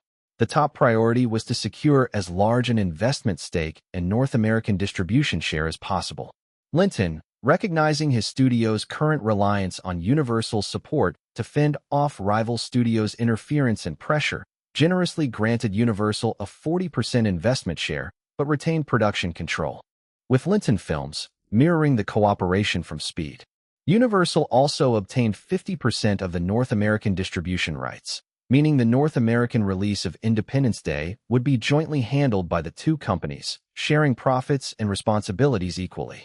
Once the deal was reached, both parties quickly established the Independence Day studio, deposited their funds into the studio's account, and hired Firefighters Fund Insurance Company as a third-party surety to guarantee film completion. The movie officially entered the preparation phase. Final Destination was simpler, an Eastern-styled fatalistic horror film. It told the story of high school student Alex, who had precognitive abilities and led a group to escape a plane crash, but death remained relentlessly in control, resulting in a series of bizarre accidental deaths. The budget was moderate, $15 million, accommodating several large-scale scenes. The film was produced by Abella, with James Wong directing, and Linton also serving as co-producer. James was naturally overjoyed, just like Jonathan, deeply grateful to Linton for granting him the chance to direct solo. His director salary was the standard $200,000. Choosing James was fitting, as his style perfectly suited horror films, and since he had originally created Final Destination, which had enjoyed commercial success, Linton's oversight guaranteed even greater results this time. Chapter 303: The Pentagon and White House's Big Package. After the official preparation of Independence Day, there was another crucial task: securing support from the U.S. government and military. This movie, even more than The Rock, aligned perfectly with the military's themes, portraying the U.S. Armed Forces as heroic saviors of the world. More importantly, it depicted the U.S. government as brave and resolute in times of crisis, courageously shouldering responsibility and saving the Earth from peril. Completely different from the usual villainous portrayals in Hollywood films. The film's very title hinted at an ambitious idea of turning America's Independence Day into the world's Independence Day. The portrayal of the president was even made an unparalleled hero. Not only was he a mastermind strategist, but he also personally piloted a fighter jet into battle, performing daring maneuvers, playing the most pivotal role on the battlefield. Unsurprisingly, the film was heavily criticized by reviewers as political pandering. However, Linton had no intention to change this. Having seen this formula succeed before, he understood it met audience and market expectations. Risking changes made no sense. Since the movie portrayed the U.S. government and military as heroes, even creating this larger-than-life president, seeking sponsorship from both was only natural. After discussions with Universal Studios' Lew Wasserman and the production team, they decided to approach this on 3 fronts. The first front was Linton and Michael Bay heading to the Pentagon's Hollywood liaison office to submit the script and project proposal, requesting military sponsorship and support. The second front involved Lew Wasserman reaching out to Chris Hanke, a White House staffer, to submit the script and project proposal, seeking U.S. government sponsorship. The third front was left to Harvey Weinstein, once President Clinton's aide, now somewhat sidelined but still connected. He would take the script and proposal to report directly to Clinton, who was expected to show great interest. As expected, Linton and Michael Bay visited the Pentagon's Hollywood office, meeting Colonel Roger Kahn. They received an enthusiastic welcome. Their previous collaboration on The Rock had been a perfect match, with unexpected outstanding results.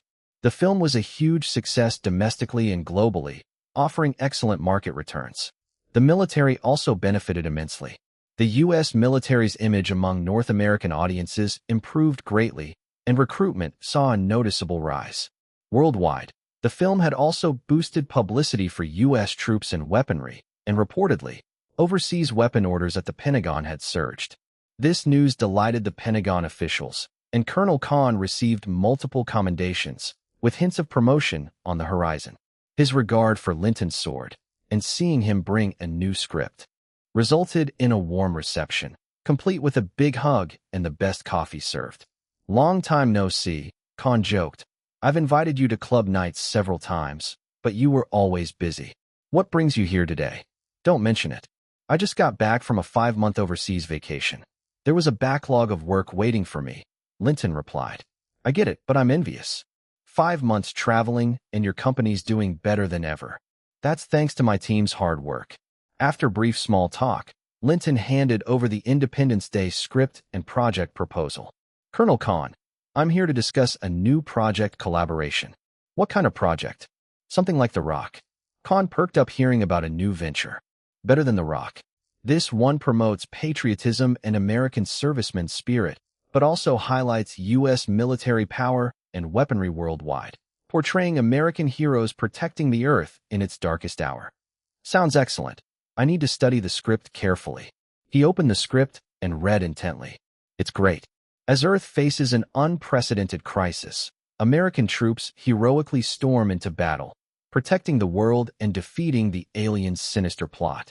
The heroes return to base amid cheers and flowers, their deeds unsung but honored. This script is fantastic. Tell me how I can support you. I'll push for whatever you need with my superiors." Excited, Kahn saw this as another chance for success. Linton was his good luck charm. "Like with The Rock, we need the Pentagon's full military support, troops, pilots, the most advanced aircraft and weapons, and internal shooting at Area 51. "No problem. Let's grab a drink at noon, and I'll fly to Washington in the afternoon to report to General Marshall at the Pentagon.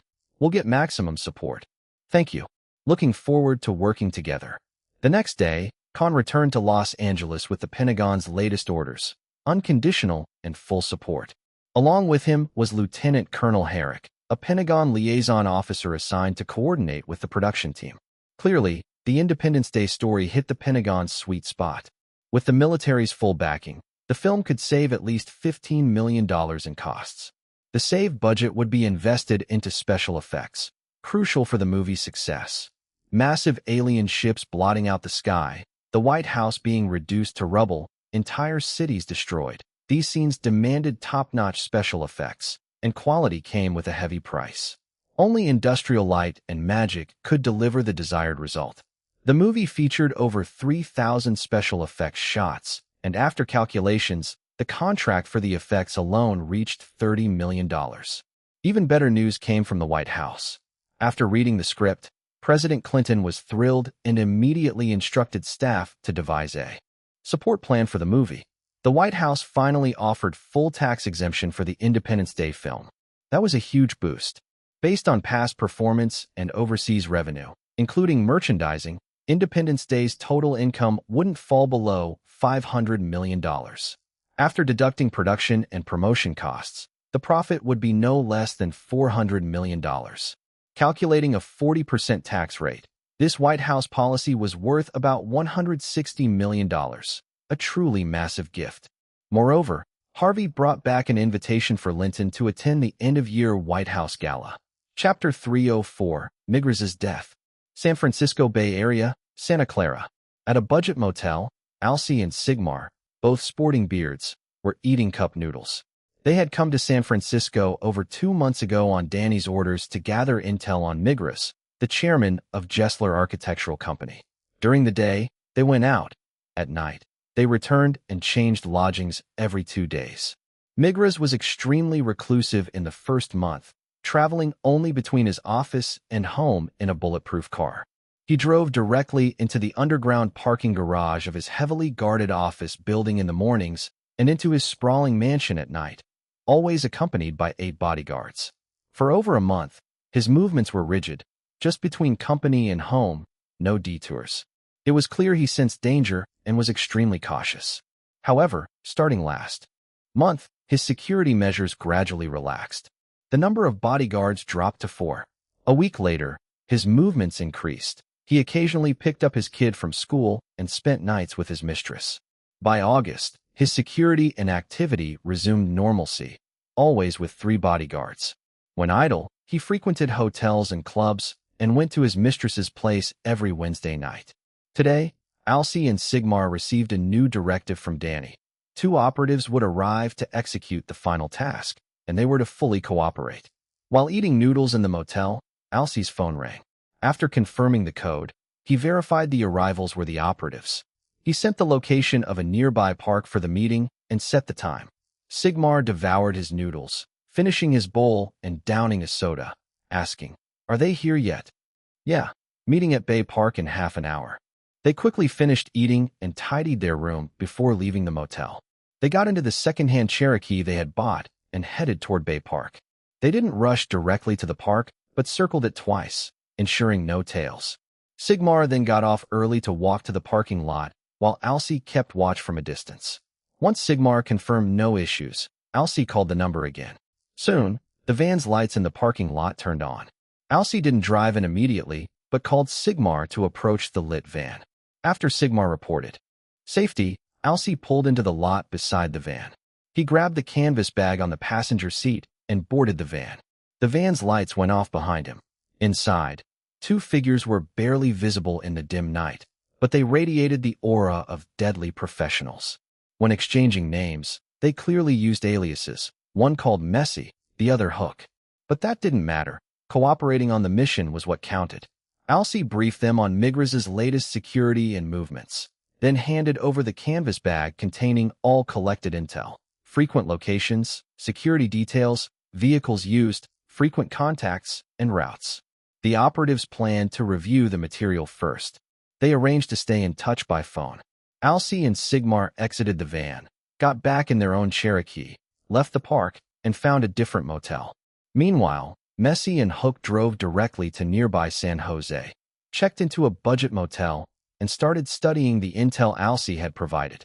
Both were Thunder Guards from the Farm military base, retired special ops, one a sniper, the other a spotter. They had done numerous assassinations and behind enemy lines reconnaissance missions. Both were selected for overseas base trials this year. But David, their superior, had them stay behind to complete a critical task before deploying to Africa. A few days ago, David handed each $100,000 to carry out the assassination of Gessler's chairman in San Francisco. They were given Alcee and Sigmar's contacts for advance intel gathering. The 2 flew into Los Angeles, stored luggage at the airport, bought a commercial van in the second-hand market, and headed north to San Francisco. Their materials were even more comprehensive than Alcee's briefing, detailing Migraz's daily schedules, vehicles, number and placement of bodyguards, frequent contacts, non-work and non-home venues, and even scheduled appointments with his mistress. After a long glance, Messi asked, "So, where do you think's the best spot to strike?" Without seeing the surroundings, it's hard to judge. Let's check out his usual spots tomorrow. All right, rest up then. The following night at another motel, after eating cup noodles, Messi questioned Hook. Where do you think we should make our move? At Helen's place, Migraz's mistress. It's a seaside villa. Within 150 meters, there are taller buildings nearby, perfect for sniping from above. That's solid. At that range, with your aim, he's a goner. Let's notify Alcy and Sigmar to inspect the site tomorrow and plan the operation and escape routes together. For 2 straight days, the four traveled in 2 vehicles near Helen's villa. Messi and Hook scouted entry points. Alcy and Sigmar worked out retreat paths. They met briefly each night to share ideas and finalize their plan. 2 days later, the strategy was set, waiting only for Wednesday night when Migraz would visit his mistress. Starting Monday afternoon, the four stuck close to Helen's villa, ready for action. Unfortunately, Monday and Tuesday yielded no target. Wednesday evening, 2 cars escorted a bulletproof Mercedes from downtown to the coast. But there were no other guards following. Alcy, familiar with the terrain, parked the Cherokee early on a roadside spot the convoy would pass. Spotting the Mercedes and its escorts, he immediately alerted Messi near the villa. Let's go. Messi grabbed the bag and led the way upstairs. Hook, dressed in sportswear, followed Messi into a slightly worn apartment building adjacent to the villa. They opted for the stairs over the elevator, ascending to the rooftop on the 6th floor. Chapter 305, Migraz's Death 2. This was the closest high-rise building to Helen's oceanfront villa. From the rooftop of this building, there was an unobstructed view towards Helen's villa at a straight-line distance of less than 200 meters, making it the ideal sniper position. The 2 men emerged from the hallway and climbed to the highest platform. The east side road of the oceanfront villa, 3 cars arrived, 2 of which stopped by the villa entrance. The middle car, a Mercedes, turned straight into the villa gate. Hook observed that side carefully through the binoculars. The car drove directly in front of the villa. At the entrance stood a stunningly beautiful young woman. She happily walked towards the car. Messi raised his rifle and aimed through the scope, the barrel moving in sync with the Mercedes. Hook said, the car stopped. Messi's finger was on the trigger. From his height and angle, he was able to aim at the side of the Mercedes facing the villa. The Mercedes door opened, and a bodyguard in the front passenger seat got out to open the rear door. Migraz got out and looked towards Helen, who was walking fast towards him. Helen was obviously carefully dressed, wearing exquisite makeup and a sexy dress, very alluring. They hadn't seen each other for a week, and Migraz was eager and burning with passion as he hurried towards her. On the rooftop, Messi and Hook kept their eyes on the scene. As soon as the target's body fully emerged from behind the Mercedes's cover, it fell right into Messi's scope. Hook raised the binoculars and timely said, "Shoot." At the sound of his voice, Messi pulled the trigger. Hook saw through the binoculars as the bullet hit the target's forehead exactly, a deadly shot. He put away the binoculars and shouted, "Go!" At the villa entrance, Helen opened her arms to embrace her lover after days apart. Suddenly, Migraz's head exploded, dropping silently, blood and brains splattered all over. The gunshot was just heard then. The bodyguard shouted, "There's a shooter!" Migraz was lying on the ground, his consciousness fading. He could no longer feel his body. "Linton Anderson," he tried to say, but his mouth wouldn't open and the words stayed trapped inside. Linton Anderson, Linton Anderson. Only endless regret filled him now. Regret for letting greed cloud his mind, and regret for not heeding Tasker's advice. What surprised him most was Linton's patience, waiting over 6 months to take action. But soon, his consciousness sank into endless darkness. Helen realized what happened and let out a piercing scream. The bodyguard took out a radio. "The chairman has been shot. I repeat, the chairman has been shot." Gunfire from the northwest direction. He hid behind the bulletproof Mercedes, glanced at the headshot Migraz, judged him beyond saving, and looked up quietly towards where the shots came from. There was a 6-story building. The shooter must have fired from the rooftop. The bodyguard shouted again on the radio. "Shooter on the rooftop of the northwest building." Outside, a Ford Mondeo turned a corner, heading that way. The bodyguard took out a cell phone and dialed 911 to report the shooting. After the call, he crouched beside Migraz to confirm he was truly dead. Fuck. The bodyguard was enraged seeing his employer dead, grabbing the radio and shouting, "Catch them! Don't let them escape.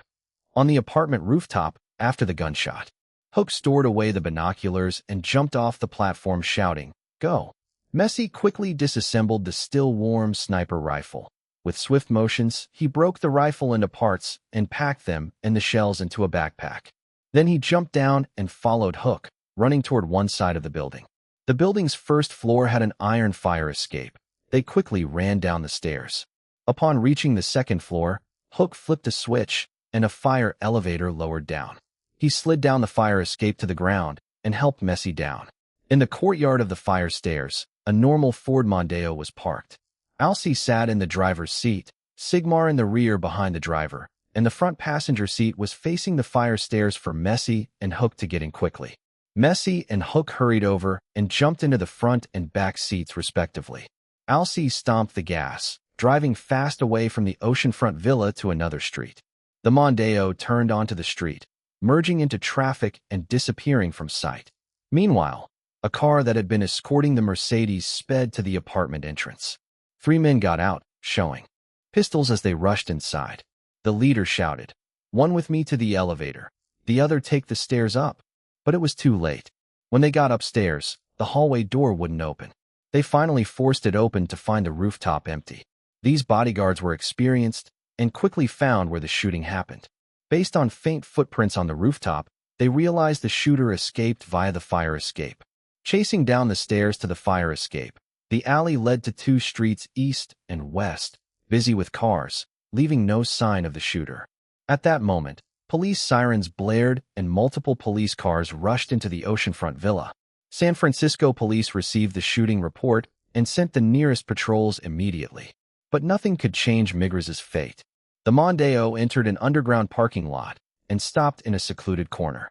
Messi and Hook changed their clothes and shoes, then switched to a business car parked there, heading towards the California State Route 1 to Los Angeles. Along the way, Messi and Sigmar each made a call, both saying the same thing: mission accomplished. Then they threw their discarded clothes, shoes, gun parts, and binoculars into the sea in several rounds. Arriving in Los Angeles, they headed straight to LAX. At the airport, Messi and Hook got off, retrieved 2 packages from the luggage storage where they had stored luggage before. They bought tickets for the next flight to Africa, planning to transfer in South Africa, and proceed to the overseas military base in Ethiopia. Meanwhile, Alcee and Sigmar drove straight to Mexico, preparing to fly from there to Paris for a vacation. They planned to contact Danny and return to Los Angeles a month later. Chapter 306: The Garden Experts. Back when Linton first returned to Los Angeles from India, he called his Aunt Kelly, who also managed his charity foundation, to discuss a personal project unrelated to donations or outreach. "I want to build a garden," he said over the phone. "Nice. What are we talking? Backyard fountain, rose maze, meditation nook?" "No, I mean a real garden. 800,000 square meters." "You mean feet?" "No, meters. Think multi-zone environmental matrix. Sculpted landscapes, energy containment, beauty layered over utility. I want it to be poetic but functional." Kelly paused for a beat. "You're not asking for a garden," she said. "You're asking for a land-based reactor disguised as an art installation." "Exactly," Linton replied. "I'll dig into my network," she told him. "Give me 2 days. I'll find someone." And she did. Within 48 hours, Kelly had lined up 2 of the most renowned names in American landscape design. The first was James Van Sweden, a legend known for blending wild nature with architectural elegance in large-scale urban and private spaces. The second was Topher Delaney, a San Francisco-based conceptual garden artist famous for emotionally resonant, symbolic landscapes. Both were intrigued. The scope was outrageous, and the freedom of creative direction, not to mention the pay, made it impossible to pass up.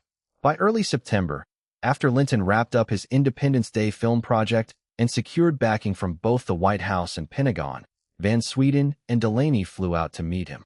At dinner, the 2 experts were stunned when Linton revealed the garden's actual size. "Wait, you're serious?" Topher asked. Linton slid over a high-resolution satellite map of his estate. Their jaws dropped. "This place has unusual behavior," Linton explained. "It generates energy, resonance, and layers. What I need is a landscape that contains and stabilizes that power. But it has to be subtle. No one can know what it really does. Van Sweden flipped through the schematics and nodded thoughtfully.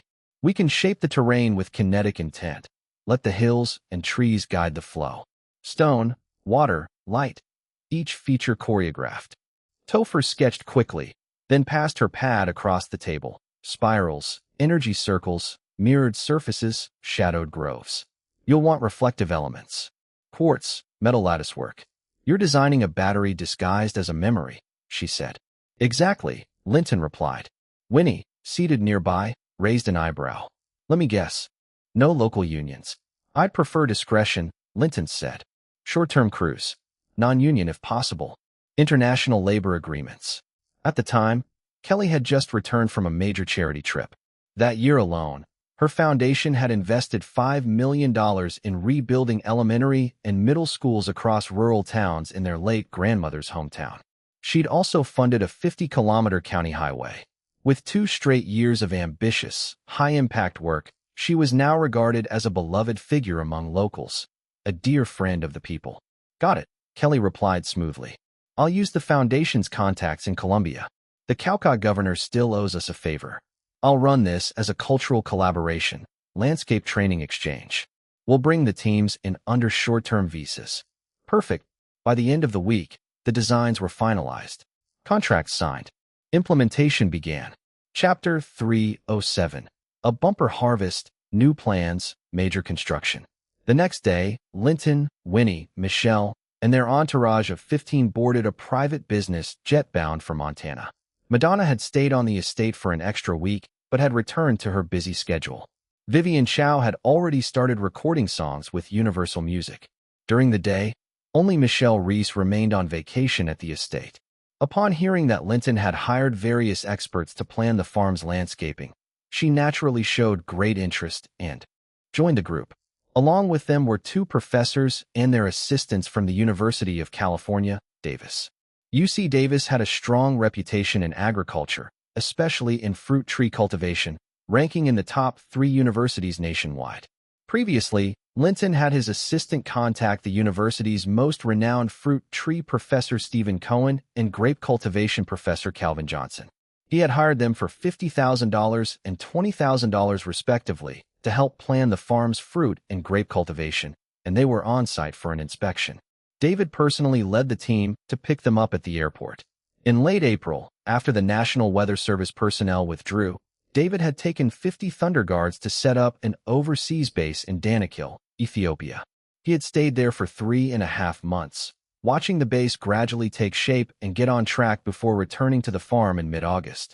After over an hour's drive, Linton arrived at the farm he hadn't visited for over 6 months. At this time, it was late harvest season. Crop gathering was complete. Some farm workers, under farm manager Tuck's command, were trading grain with a local brewery and sugar plant, while others were repairing and maintaining machinery in preparation for storage and next year's use. The farm was buzzing with joyful energy. Another bountiful season had come, though this year's planting area was slightly smaller than last year's. For some reason, barley and sugar beet growth exceeded expectations, with average yields up 30% compared to last year. Truly a remarkable harvest, Tuck reported cheerfully when greeting Linton. What about the prices for barley and sugar beets? They're about the same as last year, basically unchanged. Prices didn't shift despite such an increase in yield. Boss, it's not just about our farm. I've checked, and other farms' harvests are similar to last year, so grain prices haven't really changed. Linton understood this was the effect of the energy infusion that improved the soil. Although the energy was confined to 4,000 acres around the farm center, its natural process nourished the land, enhancing fertility. While he knew this, he feigned ignorance. Did you use any new fertilizers or planting methods this year? No, everything was the same as last year. Actually, because barley and sugar beet grew so well, we used less fertilizer this year. Regardless, you and the team deserve credit for the increased income. Have you calculated the farm's profit this year? I have. It's around $23 million, more than double last year's $11 million. Impressive. Since the farm made money, I can't be stingy with you or the team. Notify everyone. Bonuses for all farm workers will be doubled this year. Best boss ever. Tuck was sharp and immediately shared this great news with the workers.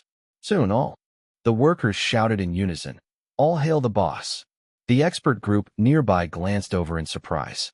Hearing about the bumper harvest and doubling of bonuses, they silently gave Linton a thumbs up. It was Michelle Reese's first time seeing such a vast farm, and she was thrilled, her eyes shining. After this brief excitement, Linton led the experts toward the 4,000-acre open land at the farm center.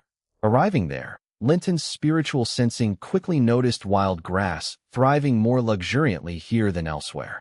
It was late autumn. Most grass elsewhere had withered, but here, the grass was still green.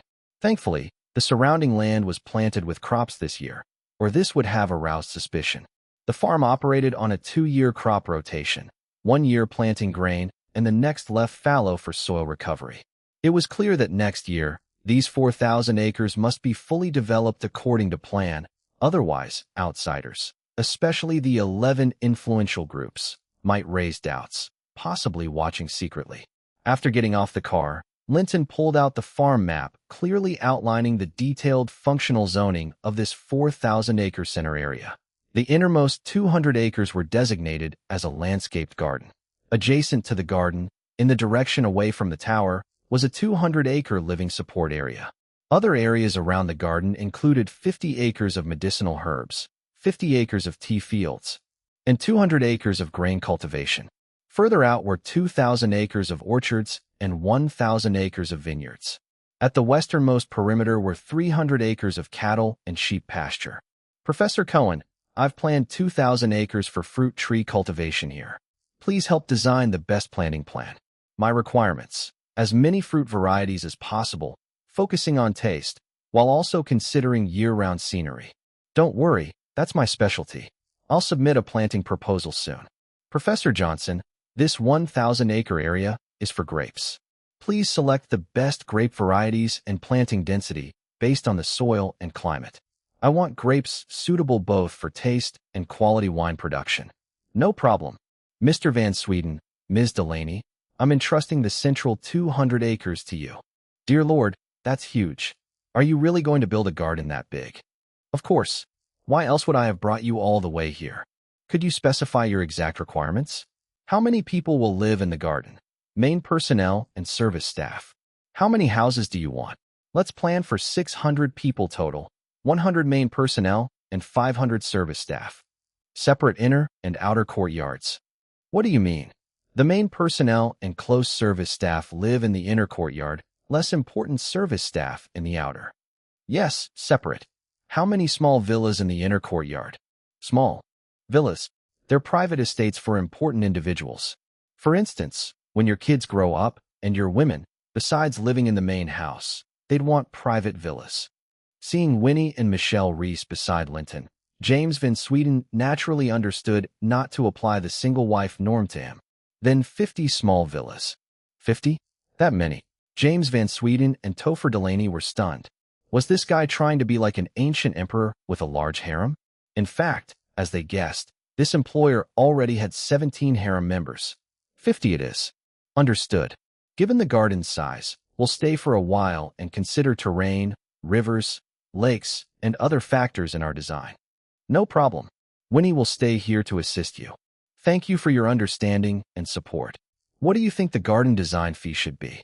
Around $350,000. The two experts discussed and boldly quoted a high price. I'll pay $400,000, and I want 2 proposals to choose from. Sure. At noon, back at the farm management office for lunch, considering the design experts would be conducting long-term surveys and the UC Davis professors were busy today, an overnight stay was necessary. The farm office had no guest rooms, and the villas were definitely not available. Linton asked manager Tuck to book rooms at a hotel in Parker County. Interestingly, the 2 garden design experts requested rooms at the farm office itself to save travel time. Such working spirit impressed Linton, but letting them stay in the villas was impossible. Tuck freed 3 employee dorm rooms for them. To fully value the 4,000 acres, especially to build a comfortable garden residence, a lot of work needed doing. First was supplying water, electricity, and communication, basic modern life necessities. Water was easy. The mirror lake in the center connected to the clear river, providing pristine drinking water. A water tower would be built to distribute water to every household. Electricity and communication were harder, requiring huge investments from power and communication companies, which only provided services based on profitability, not obligation. However, paying handsomely ensured smooth service, and Linton wasn't short on cash. After paying hefty fees, Northwestern Energy Company and Northern Bell Communications Company sent crews to install systems. Since the farm would be a long-term family base, Linton avoided overhead lines common in Montana and spent big to dig underground conduits along the road, laying power and communication lines separately to the living area. In the communication cables, responding to the National Information Superhighway Initiative, he added an optical fiber cable. He knew the internet wave would sweep across America and the world soon, and his garden wouldn't rank high without internet access. Though fiber optic cable was expensive due to its recent introduction, it was more cost-effective now than digging again later. He also spent heavily to have T-Mobile set up a mobile communication base station just below the Iron Tower, with antennas on top. Once activated, the farm would have full mobile phone coverage, eliminating any worries about losing touch with the outside world. Next, housing and facilities for fruit, grape, medicinal herb, tea, and grain workers had to be built. They couldn't all stay at the farm office. Besides, the two areas were 5 to 6 kilometers apart. Since the garden was the energy nexus, Linton wanted to separate those working on-site from the general farm workers. These people would also be the outer support staff for the garden and shouldn't live too far away. He had already planned a 200-acre living support area around the garden's perimeter. Before heavy snow arrived, partial living facilities would be constructed. A real estate construction company from Helena, Montana's capital, was contracted to design a small township in the living support area. Phase 1 included an employee apartment building, 50 small detached houses, a trading market. When the snow melted next spring, workers could move directly into these new facilities to boost efficiency during garden, orchard, vineyard, and crop planting. His privately purchased airplane was due for delivery next month, so airport construction was also a priority. Despite being on his own land, all sorts of permits were required for the private airport. Handling the paperwork alone could take forever, so luckily, a specialized company could save time and effort, albeit at a cost. Before coming to Montana, Linton had Goodman find and appoint FlyState, a private airport construction company in Los Angeles, to manage all permits and construction. The day after Linton's arrival, Goodman accompanied FlyState representatives to the farm to collect location, soil, and environmental data.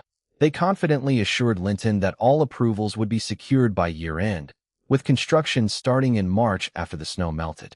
The build would take 6 months, launching the airport by September and greatly improving travel between Los Angeles and the farm. Linton requested the airport be able to handle more than just business jets like the Gulfstream. It should accommodate Boeing 737 medium-sized aircraft.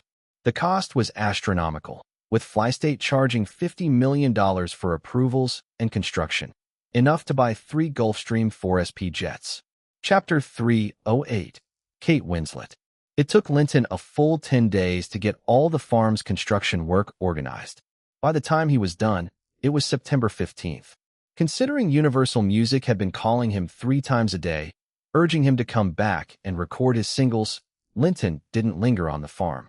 He left the bodyguard Carter behind to assist David with managing the farm's various projects. Linton, along with Winnie and Michelle Reese, headed back to Los Angeles. He originally planned for Winnie to stay behind and supervise the farm's operations, but with the rapid growth of the internet, Winnie's Internet Venture Capital Fund had exploded with business recently. She was swamped with work. Additionally, the farm's poor communication facilities made it impossible for her to juggle both. Fortunately, the farm's work had already been sorted out. All cooperating parties just needed to strictly follow their contracts. With David and Carter on site, there wouldn't be major problems. This trip to the farm also brought something Linton was particularly happy about. Perhaps the quiet rural environment or the limited living conditions helped Winnie overcome her mental barriers. Every night, she and Michelle Reese challenged Linton with some exciting 3-player games. Even on this remote farm, Linton was enjoying the joys of companionship. However, once back in Los Angeles, Winnie became more reserved again. When she found out Vivian Chow was also staying at the estate, she firmly refused to spend the night there, killing Linton's hopes for a four-player game night. After more than 10 days apart, Vivian Chow was particularly affectionate and energetic during their rendezvous. Teaming up with Michelle Reese, she matched Linton's moves blow for blow. The manor was filled all night with cheerful and sweet singing sounds. After some rest, Vivian Chow and Michelle Reese flanked Linton on either side, their faces bearing a lazy blush. "Honey, how is your song recording going?" "Dear, the single Faded has been recorded already, and the music videos are already in production," Vivian Chow said excitedly when mentioning the song. Also, after Faded was recorded, Universal Music did a preliminary evaluation and believed the song has the potential to break into the Billboard Hot 100. They already raised the distribution standards and increased the promotional budget to $1.5 million. "That's fantastic. Work hard and aim for a smash hit," Linton thought. Faded was more than just Billboard Hot 100 material. In the previous life, it had stayed at #1 for 2 weeks straight. Although Vivian Chow was a newcomer, with strong Universal promotion, the song would easily reach the Billboard Top 30, if not Top 10. "Thank you, darling, for giving me such a great song to sing. I want to thank you properly," she said, slipping into the blanket. Linton pulled Michelle Reese in his arms. "Sweetheart, have you rested enough? Let's continue." The strange sounds and joyful singing resumed. On September 16th, Linton arrived at Universal Music, ready to record the songs. Just as he entered the company, Daniel intercepted him. "Thank God, Linton, you finally came back. If not, I would have had to go to Montana and drag you back. There's just too much going on there. I couldn't get away. But as soon as I got some headway, I hurried back. Don't worry, I'll record the songs quickly and won't delay the release schedule. The song recordings can wait. The priority now is choosing the female lead for the video and starting dance rehearsals. That way, once your recordings are done, shooting the video can start immediately to save time." "All right, Carson and the team have done the first round of auditions, right?" "That's done and dusted. The second round finished last week too. Now, the final round is waiting on your decision." "Okay, I'll go meet Carson to discuss the auditions." The music video crew was the same as for the previous album's videos. Producer Carson, director Jack, and choreographer Axe. Preparations were already in place. The first 2 rounds of auditions for female leads were complete. Given Linton's popularity, the exposure these actresses would get from starring in his videos would rival that of TV heroines. All actresses who had previously starred in Linton's videos had developed well, with examples like Cameron Diaz, Naomi Watts, Christiana Reilly, Heidi Klum, Monica Bellucci, and Charlize Theron paving the way. Being selected was a coveted opportunity for many agencies and young actresses. Because of fierce competition and Linton's absence, Carson, Jack, and Axe hesitated to make decisions alone. So, over 10 actresses who passed the second round remained for each song. "So many," Linton chuckled, staring at the thick stack of files. "It was more intense than movie casting. That's because your videos are so popular. Competition is fierce, and each candidate is excellent. We've eliminated over 80% in the first 2 rounds, Carson explained. Linton examined the files. Each actress was stunning and statuesque. No wonder Carson couldn't let many go. Unexpectedly, he found a familiar name, Kate Winslet, another beautiful British rose. In the previous timeline, she had achieved great success in Hollywood, skyrocketing to fame with Titanic as Rose. That movie set box office records and earned her an Oscar nomination for Best Actress, the true breakout she was. She and Leonardo DiCaprio were global superstars, and by 1998, her recognition was unrivaled among female stars. Unfortunately, at the height of her fame and commercial value, she decided to pursue artistry over commercial films, choosing indie and art films with an eye on winning the Best Actress Oscar.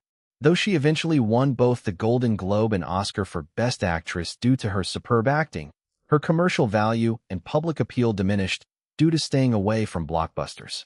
In hindsight, she had chosen the wrong path or was misled by critics. Her resume showed she was born in October 1975, just turned 18. Exactly. Linton's type. No question, she was the one. As for the rest, no familiar names surfaced. Probably no big breaks in their past lives. No matter. Finding one Kate Winslet was a huge win. He grabbed a pen and circled her file. She's automatically qualified, no audition needed. Decide the other two yourself. Aren't you joining the final audition? I don't have time. You decide quickly. They're all similar anyway, but they must pass dance rehearsals. Got it.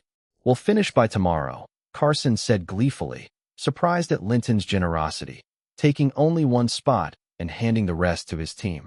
Seeing all the photos of these lovely women, his spirits lifted. Tonight wouldn't be lonely, but he wouldn't keep both spots for himself. He'd take one and leave the last decision to Jack and Axe. Despite her youth, Kate Winslet had starred in a British stage play and a TV series, earning modest fame as an actress in England. But like Catherine Zeta-Jones and many other aspiring British actresses, she dreamed of the Hollywood spotlight. She had recently arrived in Los Angeles seeking opportunities and happened to coincide with Linton's music video casting.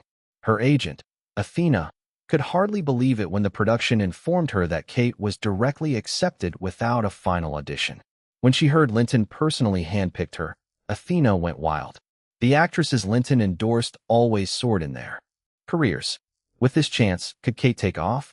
They were both thrilled and decided to seize the moment, clinging to Linton's star power to boost Kate's career.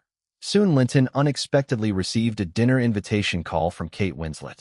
Since reaching the celestial presence stage, Linton had mastered every muscle, even controlling his vocal cords and tone effortlessly.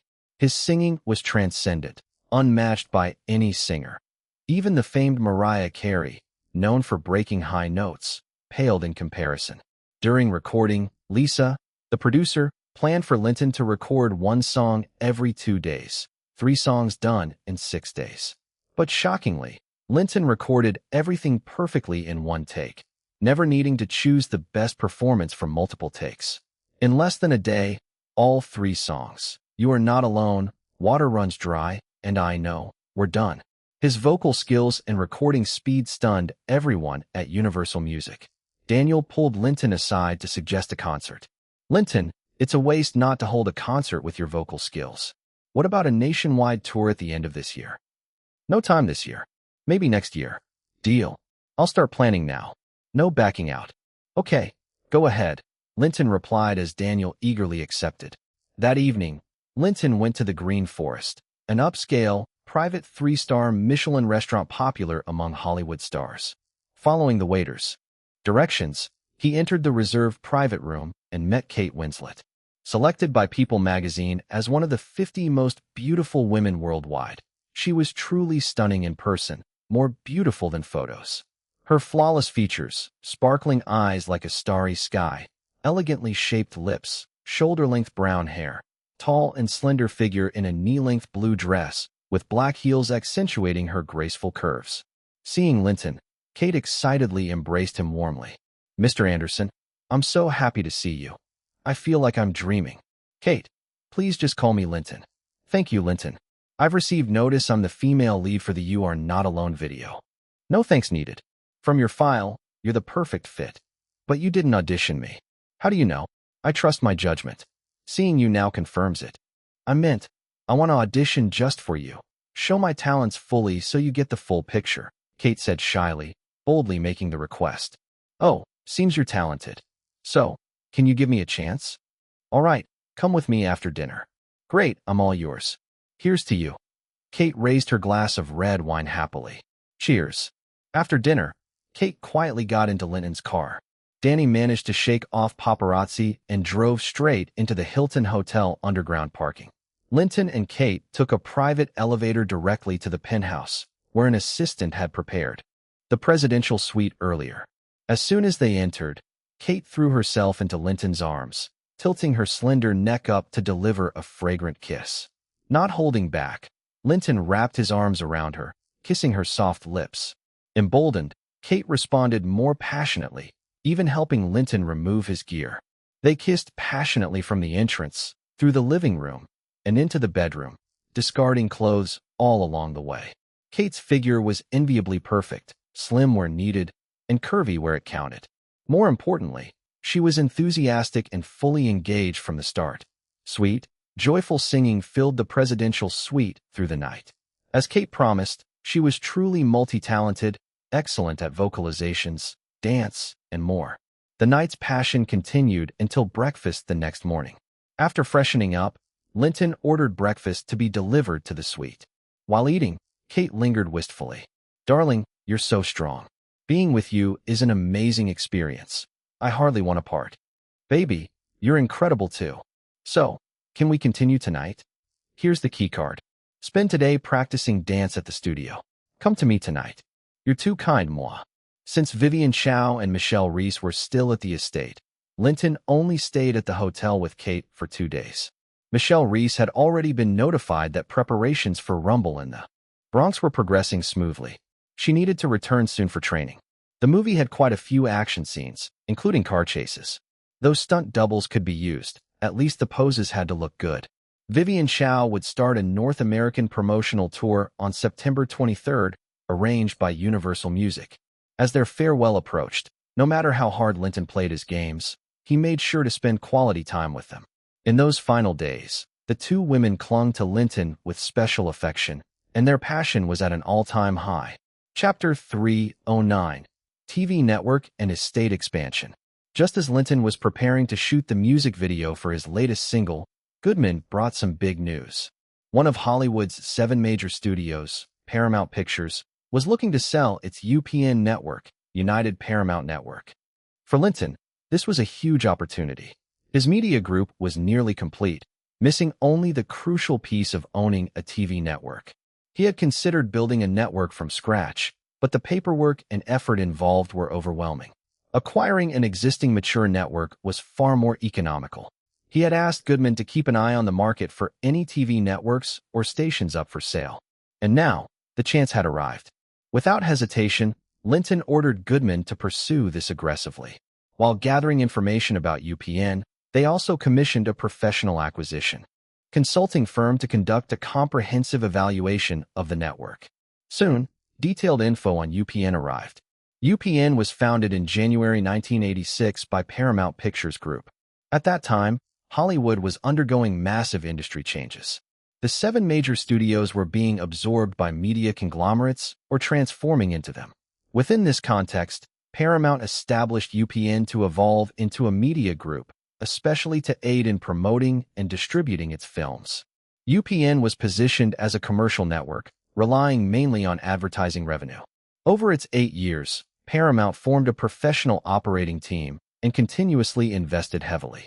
It currently owned 2 direct channels and over 100 affiliate stations, covering more than 60% of the U.S. population. Paramount was undoubtedly a titan in the film industry, but running a TV network was a different ballgame. Unfortunately, UPN's ratings had been consistently poor, and it operated at a loss. Last year's deficit exceeded $15 million, requiring constant financial support from Paramount. Despite losses, Paramount kept UPN afloat to ensure film promotion channels weren't blocked by rivals. It was considered an indispensable tool for the studio. However, at the end of last year, media mogul Sumner Redstone's Viacom Group completed a stunning $10 billion acquisition of Paramount Pictures, marking a landmark event in Hollywood. Suddenly, all major film studios became parts of entertainment and media conglomerates, signaling a new era. After acquiring Paramount, Sumner Redstone began consolidating resources. Prior to the purchase, Viacom was the 3rd largest media company in America. Its TV group encompassed 39 owned local stations and countless affiliates, including CBS, one of the big 3 networks, and the powerful MTV Music Network. In TV promotional resources, only Time Warner could rival Viacom in Hollywood. Naturally, Viacom viewed UPN's promotional effectiveness as subpar. Coupled with persistent losses, it was labeled a negative asset internally. Even within Viacom's TV group, no one wanted to take over UPN. Therefore, Sumner Redstone decided to put UPN up for sale. Many might not have heard of UPN, but its successor network, the CW, is well known. The CW is the 5th largest American network, covering 95% of U.S. TV users. It has delivered numerous quality dramas and holds significant influence and ratings nationwide. It was established in January 2006 by merging Viacom's CBS-owned UPN and Time Warner's WB Television. Interestingly, Sumner Redstone didn't sell UPN immediately post-acquisition, but waited until 2006 to merge it with WB. Whether negotiations failed earlier or history shifted is uncertain.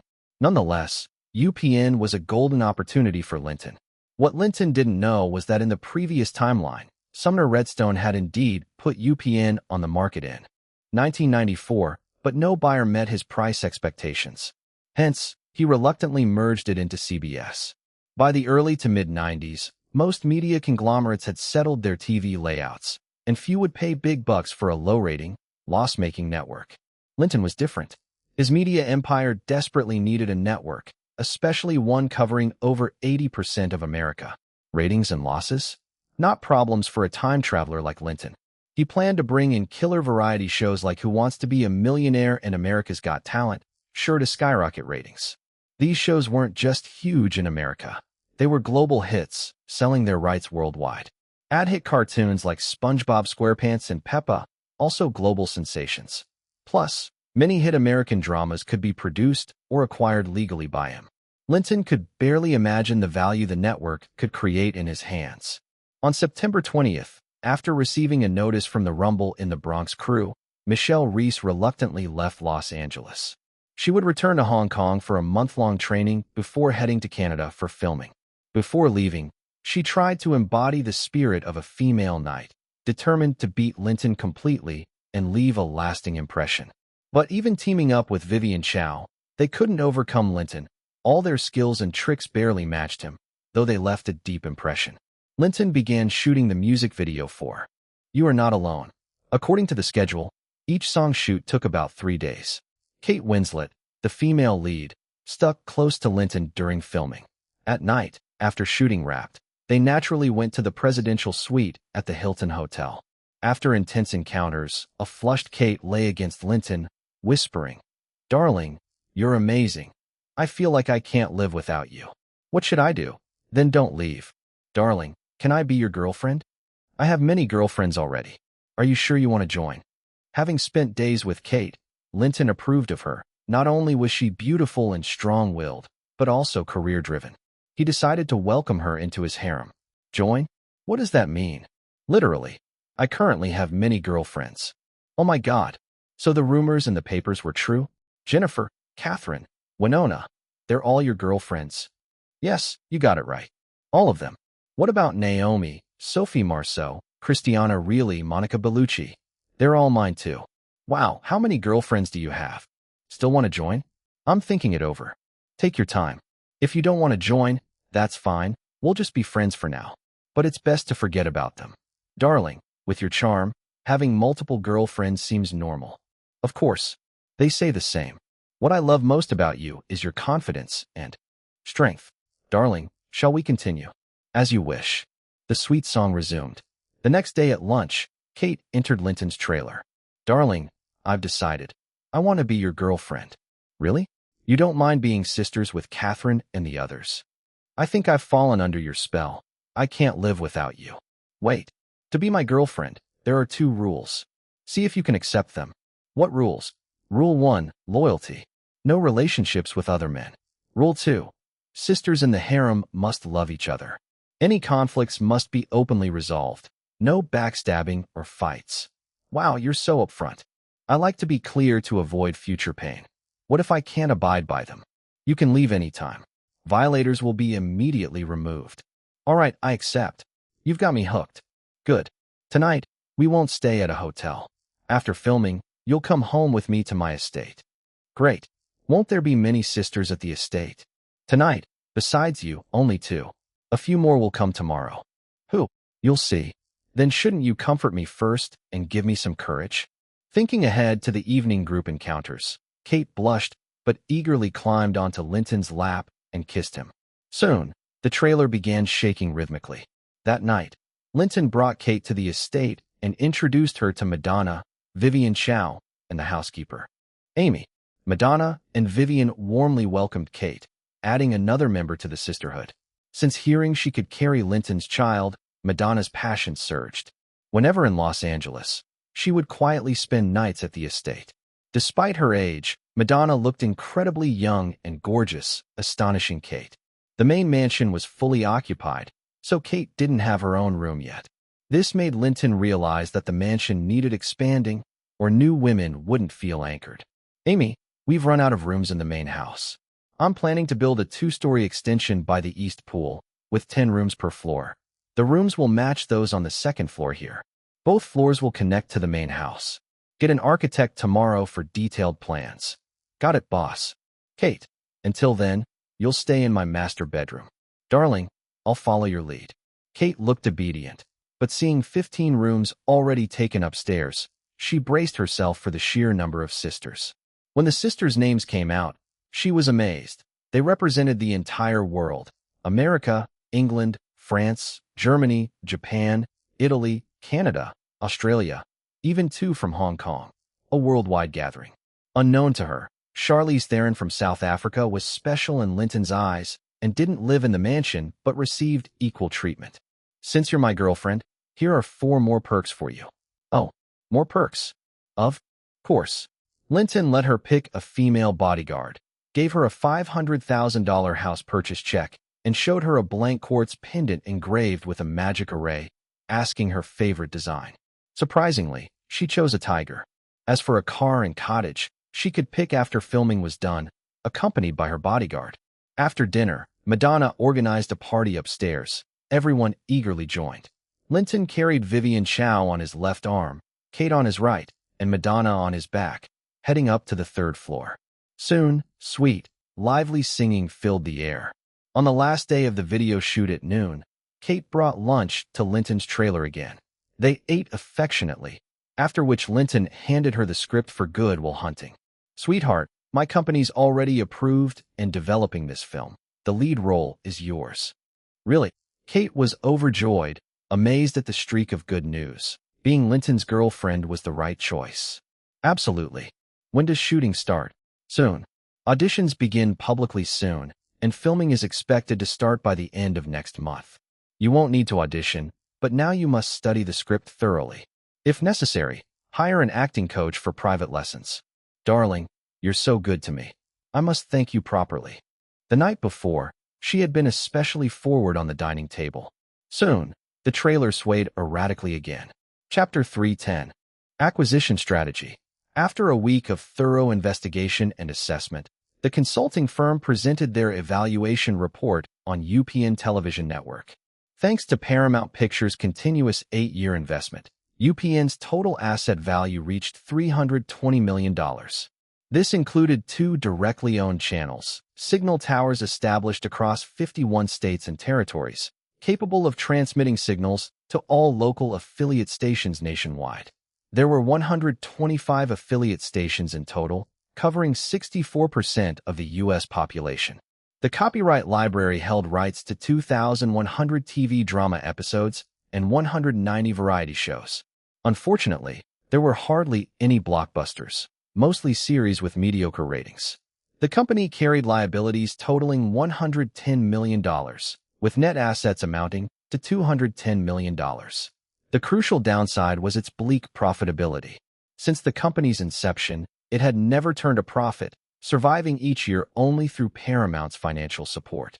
Moreover, the losses had been increasing yearly: $8.3 million, $9.5 million, and $12 million in the past 3 years respectively. During a break from shooting the MV, Linton gathered Robert, Winnie, and Goodman in the evening to analyze this report and discuss the acquisition strategy. After reviewing the data, everyone involuntarily gasped. Robert asked incredulously, "With such terrible profitability, is this TV network even worth acquiring?" Judging purely by financials, UPN is clearly a secondary asset, not worth acquiring. But as newcomers trying to rise in Hollywood, relying on only movie production and distribution isn't enough without media resources backing us, Winnie explained, aware of Linton's media expansion plans and having studied Hollywood's ecosystem. Among media resources, television networks are crucial. Otherwise, Paramount Pictures wouldn't have kept bleeding money for so long. But currently, while operating networks aren't up for sale. Since last year, The boss instructed us to find suitable TV networks to buy, yet no opportunities arose until now, when UPN is up for sale. Exactly, media influence is growing, and television remains the most impactful and wide-reaching platform. Who would sell a good TV network? The reason UPN is on the market is that Viacom, after acquiring Paramount, has enough internal TV resources. Otherwise, Paramount wouldn't sell even at a loss. Goodman, who personally leaned toward the acquisition, pragmatically analyzed the critical issue. The key problem must be the management team. If we really buy it, we need to overhaul the leadership and introduce scientific incentive and assessment systems. Robert, after hearing Winnie and Goodman, responded, Linton Films has achieved initial success, but to keep growing, we must transform into a media group. Without that, we won't get far. Acquiring a TV network is a milestone for us. Your concerns are practical, but as long as we improve operations, raise management quality, produce shows audiences love, and reverse losses, it shouldn't be too difficult considering our movie industry experience. I'm confident. We can discuss those details later. For now, let's talk about the offer. From an asset perspective, UPN should be worth $210 million.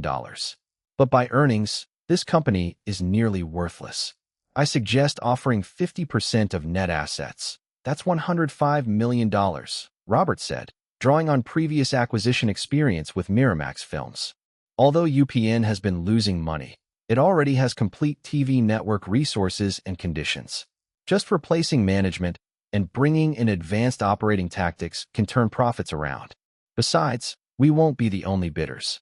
If we bid too low, we risk being knocked out early and missing the negotiation altogether, Winnie added, considering bidding competition. Both points make sense. We can't act foolishly and overpay, nor bid so low to lose the chance. Let's settle on 80% of net assets, $170 million, Linton concluded. Boss, there's another matter we should consider, Robert said. What's that? Our company's rapid growth has already made the Hollywood Big Seven, except Universal, wary. There are even signs of coordinated suppression. If we acquire UPN now, it might further stoke their suspicion. Even Universal, a longtime collaborator, might shift stance. Robert's understanding of Hollywood ecology was sharp. You're right. This will inevitably happen. Suppressing emerging film companies is an unspoken pact among the Hollywood giants. But to grow stronger, we have to face it. And even if we did nothing, as long as our films kept doing well at the box office, they'd still try to push back. Like the time Warner Brothers' Interview with the Vampire went head-to-head with The Rock. That was more than just CAA's involvement. Warner Brothers had an agenda to hinder us, but simply didn't succeed. So what's our move? It comes down to the quality of our movies. Movies and TV are ultimately for the public. The audience holds the real choice. The giants can't control them. As long as we keep delivering hits they love, we won't worry much. The Rock is a perfect example. Our acquisition strengthens our competitiveness and ability to withstand risks. Besides, we aren't crossing their hard limits. We're not chasing MPAA seats or building overseas distribution. Strategy, Linton continued to focus on filming the music videos. During the shoot of the last two songs, despite the lead actress's various attempts to seduce and entice him, even sneaking into Linton's trailer at noon, they ultimately failed to get into his bed and left feeling frustrated. It wasn't that they weren't beautiful or sexy enough. The truth was, Linton was surrounded by so many gorgeous women that it was like the saying, once you've seen the ocean, no other water will do. Once you know the real thing, everything else pales in comparison. That was exactly his reality now. Though Vivian Chow had already gone on a promotional tour arranged by Universal, his home was graced by the likes of Madonna and Kate Winslet, gorgeous beauties in their own right.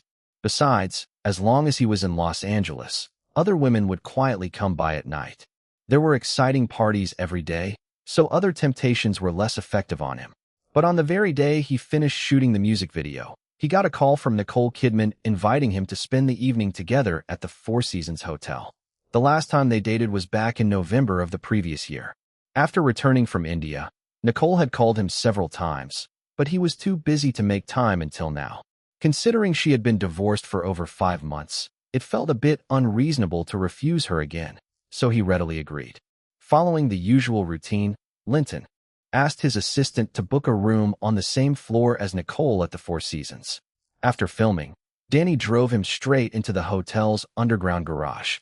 Linton took the elevator to the 13th floor and entered the room Nicole had prepared. Upon entering, Linton saw dinner set up on the dining table with a bottle of red wine opened. Before he could move toward the table, Nicole threw herself into his arms and passionately kissed him. Faced with such a stunning beauty, Linton embraced her warmly and returned the kiss. "Darling, love me now," Nicole whispered breathlessly, squirming in his arms. "You prepared dinner already. Shouldn't we eat first? You bad boy, you didn't visit me for so long. I couldn't wait anymore. I want to have you first. Then let's see who wins."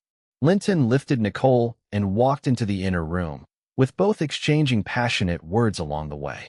Soon, sweet and joyful laughter filled the room. 2 hours later, as they rested, Nicole lay on top of Linton, her face flushed, her delicate hands stroked his chest unconsciously. "Honey, you're amazing. Being with you feels wonderful. Baby, you're amazing too. Then why have you been so heartless for so long, not coming to see me?" "I've just been really busy lately." "No matter how busy you are, you can't ignore me for 10 whole months. Do you know how I managed?" "All right, this time it was special. You should know I traveled alone for half a year recently, and when I came back, there were so many things piled up. But it's been over a month since you returned. Why didn't you respond when I asked you out before?" "Didn't I just say that?" "Being away for 6 months caused a backlog at the company. Just now, I've sorted things out and came to be with you. I don't care. Do you know how I survived these 10 months? I haven't had sex for 10 months. It's like being a widow. Look, my skin has aged. You have to make it up to me. What do you want as compensation?" "I have 2 requests," Nicole said happily, planting a kiss on Linton. "Oh, tell me." "First, you have to spend 3 consecutive nights with me this time." "No problem. I can agree to that." "What's the second?" Thinking of the wonderful moments they just shared and how much accumulated popularity he hadn't absorbed, Linton agreed eagerly. "Great," Nicole responded, flipping over to lie fully on him, kissing him sweetly. "Second, I want to move into your estate." "Move into my estate?" "Yeah, I've been divorced for nearly half a year as you asked.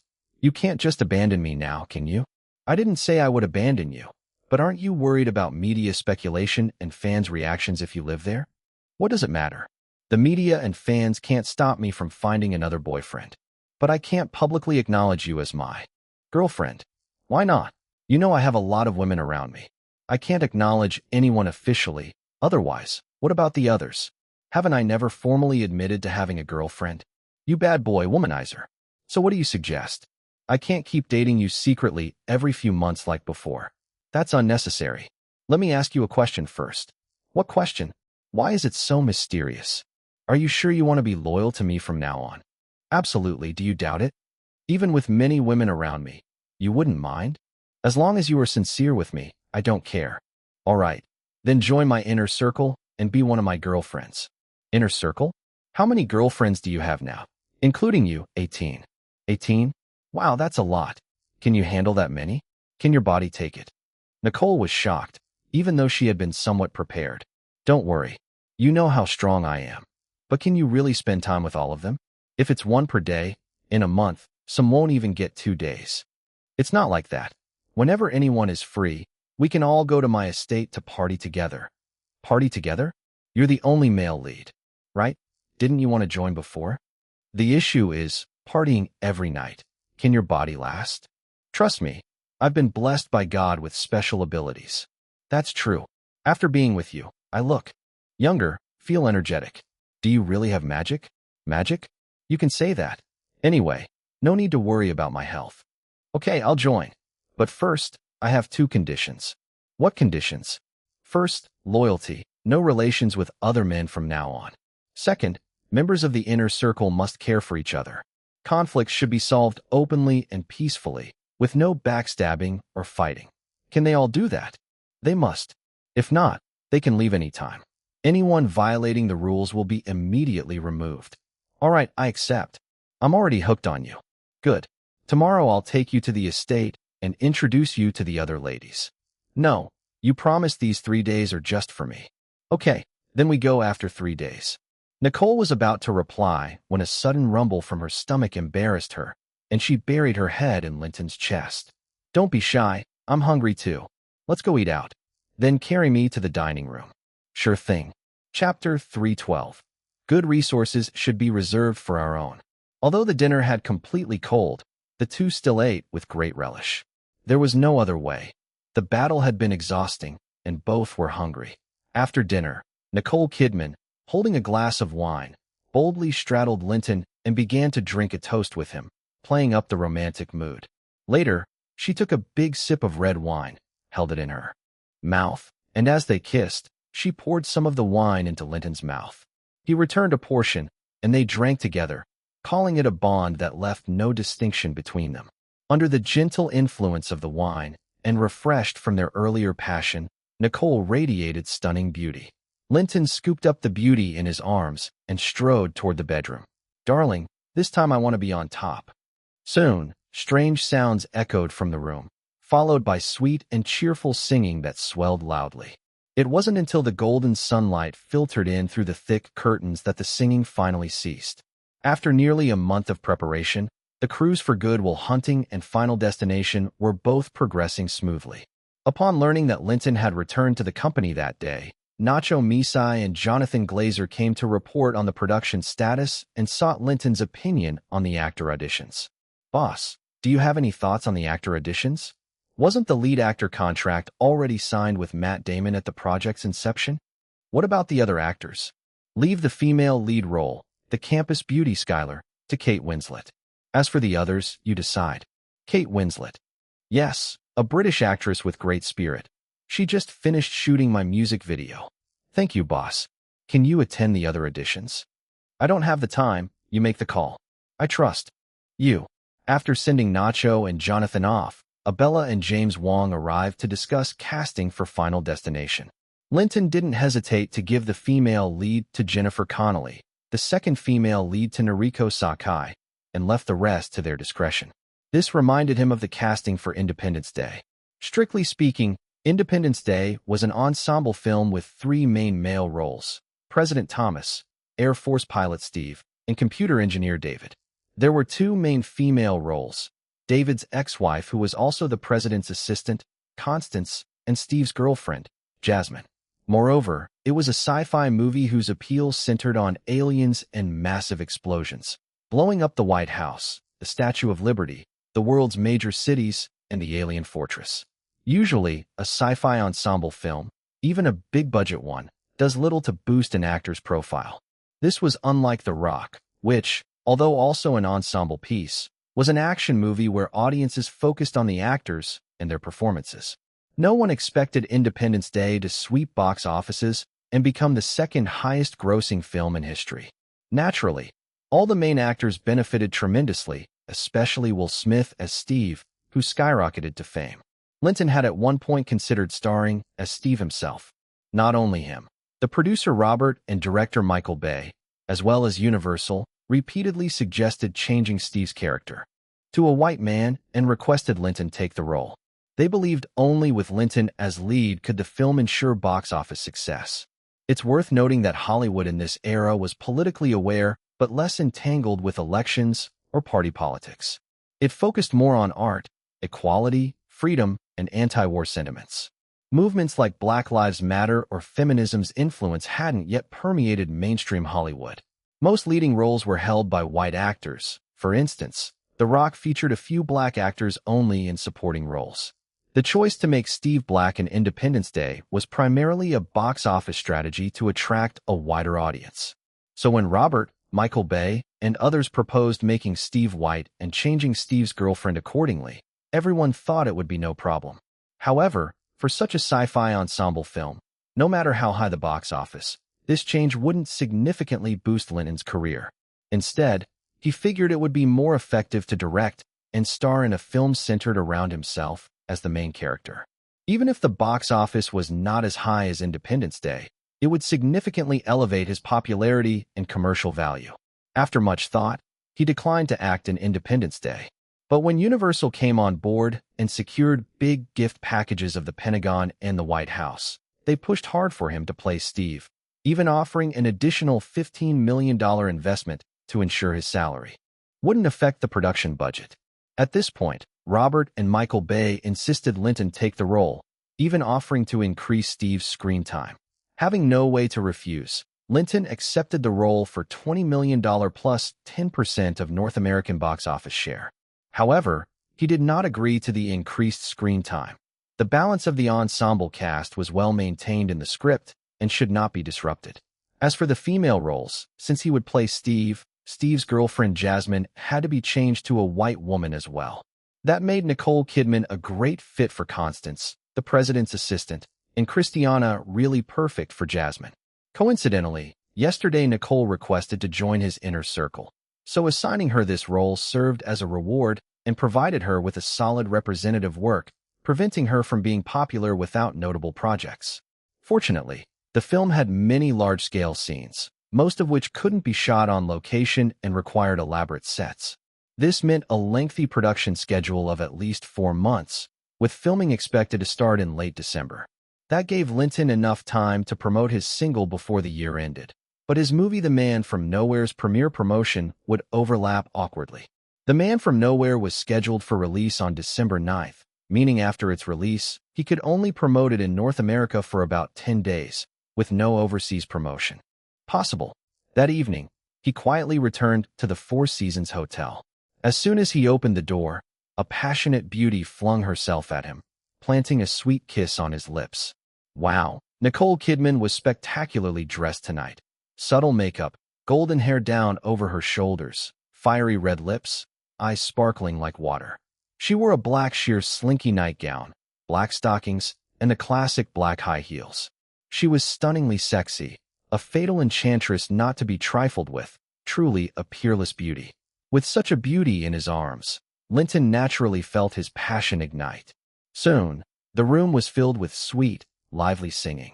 Chapter 313. Nicole Kidman's Surprise, The Garden Project. After the intense lovemaking session, the two returned to the dining table to replenish their energy. Nicole Kidman nibbled on a simple green salad and happily raised her glass of red wine. Darling, don't you think I look younger today? My skin's more radiant and smoother than ever. Baby, you're getting more beautiful and alluring by the day. Do you like that? I do. Didn't you feel it just now? Well, stop it. You're just teasing me. Thinking back to Linton's passion just moments ago, a faint blush colored Nicole's cheeks, along with a satisfied smile. It's not a joke. It's the plain truth. Darling, you're amazing. I don't want to be away from you. No problem. Anytime you want to. Come to my estate. You know it's just a few minutes from your place. That's right. When Tom and I divorced, I made sure I got the Mulholland Drive estate. I even gave up other assets to make it happen so I could be closer to you. Baby, I know how much that means. I'll make sure you're happy for life. Darling, I want you to work your magic every day so I stay forever young and beautiful. I'm more than happy to do that. You're the best. Nicole cheerfully sat back on Linton's lap and planted a tender kiss on his lips. Seeing her eager to continue, Linton gently held her back and pulled the Independence Day script from his bag. Sweetheart, my company has greenlit this major production. The female lead, presidential assistant Constance, is all yours. Really? That's fantastic. Thank you so much, darling. I'm so grateful. The sudden opportunity thrilled Nicole so much she barely glanced at the script before diving back into the passionate encounter. Soon, their lovemaking resumed with even greater intensity. Throughout the dining room, kitchen, sofa, sinks, and bathtub, everything bore the marks of their passion. Their sweet laughter and joyful moans echoed unceasingly. Before everyone realized it, October had arrived. After more than a month of on-site inspections and design work, landscape experts James Van Sweden and Topher Delaney finally returned to Los Angeles with 2 garden design proposals. Each had its merits and sophisticated style, but differed greatly in aesthetic. Based on Linton's preferences and earlier discussions, Plan A emphasized natural harmony. It featured flowing water, layered plant zones, and seamless integration between built structures and the landscape. The focus was on creating a tranquil, immersive environment, poetic yet grounded, where paths curved gently, viewpoints were carefully framed, and the garden evolved with the seasons. Plan B, by contrast, evoked a more formal and aristocratic atmosphere. The front section proposed a grand estate house and manicured lawn, while the rear grounds unfolded into a series of structured gardens, hedged walkways, reflective pools, and sculpted symmetry. It conveyed order, legacy, and quiet power, a space designed to impress as much as to inspire. Winnie, which design do you prefer? At this meeting, only Linton, Winnie, Aunt Kelly, and the two experts were present. Both are incredible, surpassing all my expectations. Living in such a garden would be a dream. Darling, you decide. Then let's go with Plan B. That's the right choice. If built as drawn, I believe even moguls like the Rockefellers or Rothschilds couldn't match this estate's grandeur. Winnie was visibly excited. True, having the designs was one thing. Actually constructing it with such detailed architecture, blending buildings and landscapes to create various moods, was another. Hiring a local construction team would likely skyrocket the cost, but they needed expert opinions. Mr. Van Sweden, Ms. Delaney, I'm very pleased with both design proposals. Have you prepared a cost estimate? Yes, Van Sweden replied. The total budget should come to around $15 million. $15 million? Linton looked up with interest. Delaney explained, that includes everything: design, grading, custom stonework, heritage trees, water features, lighting, and the structural elements across the full 200 acres. Van Sweden added, and thanks to Kelly's coordination, we're sourcing the bulk of the on-site labor from South Colombia. That significantly lowers the labor cost while maintaining quality. Linton glanced at Kelly, who nodded. I pulled some strings with contacts in the Colombian government. We'll be able to bring in experienced workers through a temporary visa arrangement. It's fully legal under a special cultural exchange clause. Just needed the right paperwork. Good, Linton said. If I approve the full $15 million, will you guarantee that the final result mirrors your design exactly? You mean we'd handle construction supervision as well? Van Sweden clarified. Yes. I don't want to risk miscommunication with a third-party general contractor unfamiliar with your vision. Delaney responded. Then it's settled.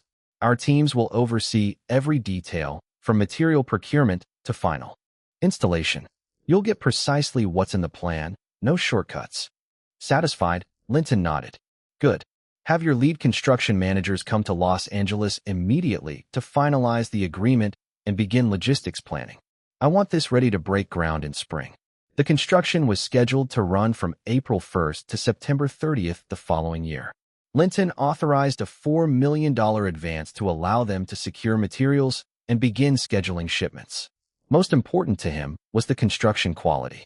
Most importantly, the contract explicitly required that final payment would only be made upon full adherence to the approved design. Chapter 314, Herbal Farming.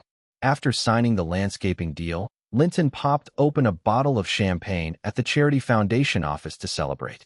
James Van Sweden, Topher Delaney, and Miguel Herrera, the labor manager from South Colombia, joined the small celebration with wide smiles. They had just closed a $15 million design contract with Linton's foundation, transforming 200 acres of land into a botanical park, sculpture trail, and outdoor public space. This is going to be something special, James said, raising his glass. 200 acres of creative freedom? Can't wait. Topher nodded. This will be the benchmark for eco-design in the state. I'll be holding you both to that, Linton laughed. We're already mapping things out, Topher said. Native plants, winding trails, water features, open-air seating. The works. Miguel, meanwhile, was already thinking ahead. He knew Linton's foundation had funded roads, schools, and clinics in Popine, and that his Aunt Kelly had personally overseen several of the charity's projects in the Cauca region. The current job was a good opportunity, but Miguel saw potential for much more. Mr. Linton, your commitment to real impact. It's rare. It means a lot. Linton gave him a half-smile. Glad to hear it. But flattery doesn't get the job done. Of course, Miguel said quickly. Just letting you know, if you're ever thinking about expanding your outreach in South Colombia, I've got contacts. Good people. Education, farming, small infrastructure. I'd be happy to set something up. Linton was intrigued. He'd always wanted to visit the area, and now that his ability had reached the celestial presence stage and his Hollywood schedule was finally under control, he was ready. I might take you up on that, Linton said, thinking of heading down there next summer. I want to visit some of the places our crew comes from. Maybe scout some land. Look into long-term investments. Miguel lit up. Say the word, and I'll line up a proper tour. No tourist nonsense. Real local stuff, not the tourist traps. We'll talk again in a few months. Then Linton shifted topics. Quick question. You ever come across any traditional herbs from your region with medicinal value?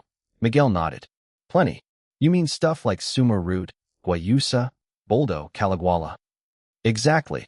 Linton pulled out a layout of his estate.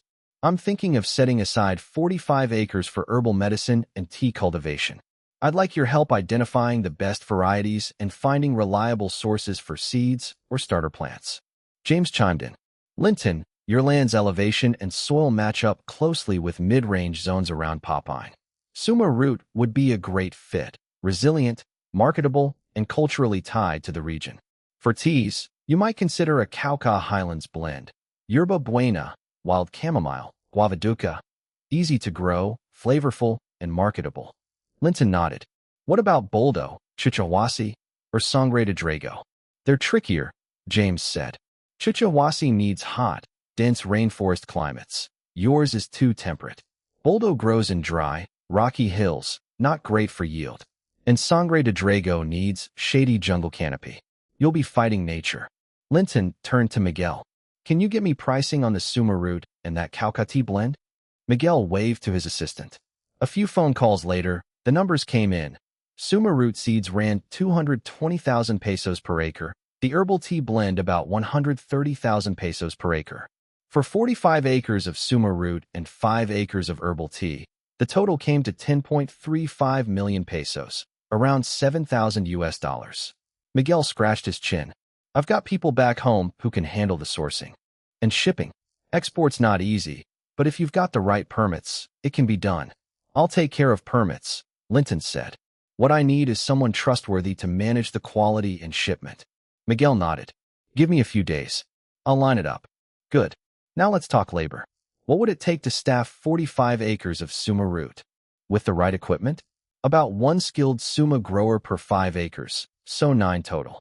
And for the 5-acre tea field, 1 expert to run it, plus a few temp workers during harvest. Tea's easier to manage. All right. Help me recruit 9 suma farmers and 1 herbal tea expert. Ages 25 to 40, reliable and experienced. I'll offer $50,000 a year, plus housing, meals, and a paid trip home once a year. Miguel raised his eyebrows slightly. That's more than generous. I know several people who'd jump at the chance. I'll handpick the best. Let's get it done, Linton said, offering a firm handshake. Miguel took it, his voice confident. Leave it to me. After New Year's, I'll personally bring over 10 of the best farmers from Cauca. You won't be disappointed. Chapter 315, Madonna versus Nicole Kidman. After spending 3 delightful nights with Nicole Kidman at the hotel, on the 4th evening, Linton took her back to the estate as promised after getting off work. He called the housekeeper Amy and also invited Madonna and Kate Winslet, who were waiting at the estate, to introduce Nicole to them. To his surprise, Madonna, who was usually warm and friendly to new sisters, was unusually confrontational upon meeting Nicole. Sparks flew between their gazes the moment they saw each other. Linton had just finished the introduction and hadn't even managed to say, "You two are sisters now, so help each other and get along," when Madonna interjected with an exaggerated smile. "Hello, Mrs. Cruz. Welcome to Linton's estate." Nicole Kidman was no pushover either. Before Linton could react, she shot back with an equally sweet smile. "Oh, isn't this Aunt Madonna? So, you like our Linton too?" Linton covered his face in disbelief. What was with these two? Meeting for the first time, and they've already ignited fireworks, exchanging the harshest words with the sweetest smiles. Next to them, Kate Winslet was watching the scene with the amusement of someone enjoying a good show. She wasn't a goody two-shoes. At 11, she had gone against her parents' wishes to borrow money from her grandmother and enroll in drama school. Years of navigating the entertainment industry had made her accustomed to the complicated rivalries among women in the business. She had been skeptical of Linton's expectations for the sisters to love each other. Madonna, Vivian Chow, and Sophie had welcomed her warmly before, helping her blend into the sisterhood. But seeing such an explosive scene just days later was quite the spectacle, and she kept glancing at Linton too. See how he would handle the two rule-breaking sisters. Amy, the housekeeper, maintained a neutral expression, but the smile lines at the corners of her eyes betrayed her feelings. Her boss was great at everything except being devoted to just one woman. With so many top stars all under one roof, who coexisted harmoniously, it was mind-blowing to her. Now that she finally got to witness two of the women in the estate clashing, this kind of juicy gossip was hard to resist. However, she couldn't understand why Madonna, despite her usual warmth and friendliness to everyone at the estate and genuine welcoming of new sisters, earning respect and affection from other women and staff alike, was so antagonistic specifically towards Nicole Kidman. The truth was they didn't really understand Madonna. Her friendliness came from her deep love for Linton, and thus extended to anyone close to him. More importantly, she knew she held a special place in Linton's heart. The warmer and kinder she was to the sisters, the more Linton liked her, and the more secure her status became. With her youthful beauty growing ever radiantly, and having mastered the charisma to the max, she didn't see any of the younger sisters as real threats. Moreover, in her eyes, no other sister could match her. While others depended on Linton's resources to some extent, she had always operated independently and wouldn't need to change since she herself was the biggest star. And now a successful capital investor, a provider of resources. This gave her a natural sense of superiority, thinking that only she and Linton shared true love. That's why she usually remained unbothered by Linton's spoiling of big baby Jennifer or his excessive trust in Winnie. As she expected over 2 years, although the number of sisters grew, her position in Linton's heart remained unbeatable. She was often entrusted with organizing estate parties, having effectively become the big sister of the sisterhood. But the moment she saw Nicole Kidman, she sensed a familiar scent. Another woman with charisma just like her. Top-tier beauty, commanding aura, shrewd and full of schemes, with powerful skills to cause stir and drama. Although Nicole's popularity and resources were still far behind, with Linton's backing, she was bound to be her equal in time. Having someone like Nicole join the sisterhood would seriously challenge her status and disrupt the current stable harmony. Therefore, ignoring Linton's previous rules, she confronted Nicole right in front of him. Her goal wasn't to stop Nicole from joining, but to remind her of the reality. Newcomers must know their place and not stir up trouble or form cliques. Unexpectedly, Nicole wasn't one to back down either. Instead of showing humility, she openly challenged Madonna before Linton's eyes. The whole place practically erupted. It wasn't only Madonna feeling this way. Nicole, seeing Madonna's stunning youth and beauty at first sight, immediately recognized her as a top rival. Although Nicole knew that appearing weak and submissive now might win Linton's favor more easily, she refused to shrink back in front of her rival. She boldly chose to confront Madonna head-on. "Mrs. Cruz, let me show you around our estate," Madonna said, stressing Mrs. Cruz. "Aunt Madonna, from now on this is our Linton's estate too," Nicole replied, emphasizing the first 5 words. Watching their continued bickering, with Kate and Amy amused on the sidelines, Linton felt conflicted but knew he couldn't be lenient. Otherwise, the sisterhood would never know peace and would become a battlefield. He wrapped his arms around Madonna and Nicole, one on each side, and administered a sharp smack on each of their firm buttocks. Although he put in little force, the hit made them both cry out in pain, cover their wet eyes with their hands, and look at Linton with pitiful, teary eyes. Seeing their identical reactions, Linton was both amused and frustrated but understood he had to be firm to win them over. "Amy, take Kate outside to enjoy the estate's beautiful scenery." Without waiting for a reply, he held Madonna in one arm and Nicole in the other and headed upstairs. "It seems you two have completely forgotten the rules I set. Today, you need a proper lesson." Chapter 316, Vivian Chow's Stunning Breakthrough. Nobody really knew how Linton had dealt with Madonna and Nicole Kidman upstairs, but when the 3 of them came down 2 hours later for dinner, Kate Winslet and Amy could tell the 2 women were already as close as best friends. Actually, Kate and Amy couldn't help their curiosity. They secretly slipped back into the main house, hoping to eavesdrop and figure out exactly how Linton had punished Madonna and Nicole. Just as they entered the lobby, they heard excited yet pained cries from upstairs, mixed with thumping sounds. But just as they were about to head upstairs, Linton's sharp rebuke was heard. What's going on with you two? Trying to get punished together? Guilty and caught off guard. Their faces turned pale, and they quickly made a run for it. Before dinner, Linton made Madonna and Nicole apologize to each other in front of Kate and Amy, saying everyone was a sister and promising to move forward together to create a better future for their circle. After the apologies, the two women each kissed Linton on one cheek and then sat closely next to him in a friendly manner. Kate and Amy were baffled, but also more in awe of Linton's influence. Their gossip flames burned even brighter. They simply didn't believe that two women who had just been at each other's throats could so easily become friends without something big happening. Quietly, they resolved to find out details from Madonna and Nicole separately when Linton was not around. To welcome their new sister Nicole Kidman, the estate prepared a sumptuous dinner. Linton even opened 2 bottles of 1982 Lafite to celebrate. Madonna and Nicole joined Linton in a bonding toast, sharing their hardships and joys. Kate naturally joined in, following their lead. After the indulgent dinner, Linton arranged for Nicole to have the same benefits as other members of the group: bodyguards, car, and a quartz pendant. However, rooms in the estate were not available yet until the expansion was complete. As for buying a villa outside, she didn't need one since she already owned a luxurious mansion on the neighboring Mulholland Drive. Later during a 4-player game, Kate noticed how well Madonna and Nicole worked together. During heated moments, they even kissed each other to keep up the energy. That explained why they became fast friends, and Kate quietly assimilated into their circle.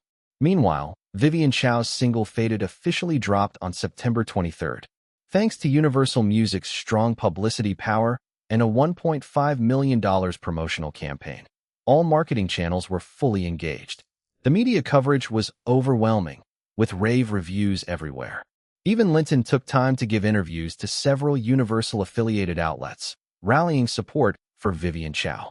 On September 24th, Vivian Chow began a 2-week promotional tour organized by Universal Music. With all the promotional push and the song's undeniable quality, the single's metrics rose steadily. In its first week, Faded entered the Billboard Hot 100 Top 50, ranking 46th, and sold 160,000 copies. The second week saw further progress, reaching 18th on the Billboard Hot 100 and selling 270,000 copies. Vivian Chow quickly became a rising star at Universal Music, who decided to increase her tour cities from 15 to 20. Universal predicted the single would sell over 1 million copies in North America alone. Additionally, the plan was to push the single into overseas markets. Given Vivian Chow's existing popularity in Asia, Universal arranged for her to conduct an Asian promotional tour after finishing in North America. Naturally, Vivian Chow was ecstatic but knew who deserved the credit. After every concert, she would take time to call Linton to share her excitement and gratitude. She wished she could fly back to Los Angeles immediately to celebrate and share passionate moments with him. After 2 months of screenings, The Fault in Our Stars officially left North American theaters. The movie, about 2 teenagers battling cancer, dealing with love, life, and death, was an emotional bomb that moved audiences of all ages to tears. Not only did viewers cry in the theater, but they also actively recommended the movie to friends and family, driving more people to the cinemas to experience the heartfelt story. From day one, the movie showed strong box office power. On its opening weekend, it grossed $31.25 million, topping other movies. By the end of its first week, it raked in $50.71 million, leading the charts. When it finally left theaters, the North American box office reached an astounding $124.27 million. The overseas box office surged as well, crossing $130 million by the end of September, surpassing North America. Universal Pictures predicted that the global box office for The Fault in Our Stars might break $300 million. Meanwhile, the novel of the same name also saw a huge boost, with North American sales exceeding 1.1 million copies and overseas sales reaching 950,000, creating a synergistic effect between the book and film. Thus, Linton added another title to his aura, best-selling author, with royalties from this book alone exceeding $6 million, and the book's sales continuing long-term. Lead stars Freddie Prinze Jr. and Charlize Theron both became hot new talents. With 2 consecutive blockbuster hits over $100 million in North America, director, and became a highly sought-after star filmmaker, gaining invitations from major studios. After returning from an overseas promotional tour, Charlize barely got a night of intense passion with Linton before being busy with agency arrangements, flying across the U.S. for various media interviews, appearances, and endorsements to consolidate her massive popularity. Brand endorsement offers poured in like a blizzard, leaving her and the agency happily overwhelmed. Whenever she had time, she called Linton to share her excitement and joy. Though he was usually busy, whenever he answered her call, she would turn on the charm. Finally, remembering their beautiful moments and her peak popularity, Linton agreed to spend 3 days and nights passionately with her once she returned to Los Angeles. Chapter 317, Madonna's Pregnancy. On October 7th, Linton's single You Are Not Alone was officially released worldwide simultaneously. Linton had to leave Los Angeles to begin a 10-day North American promotional tour. From the moment You Are Not Alone was released, it showed overwhelming dominance. On the first day, it sold 820,000 copies in North America and 730,000 overseas. On the weekend, North American sales reached 910,000, while overseas sales hit 940,000. By the end of the first week, the single debuted at #1 on the Billboard charts, with North American sales reaching an astonishing 4.11 million copies and overseas sales hitting 4.28 million. By the time Linton finished his tour and returned to Los Angeles, North American sales had surpassed 5 million, and overseas sales topped 6 million. Truly deserving to be called the king of the music world, this was another single reaching 20 million in sales. As soon as he returned to the estate, Madonna rushed toward him, excitement lighting up her face. She threw herself into his arms and kissed him. "Honey, I have great news to tell you." Linton spun her around playfully.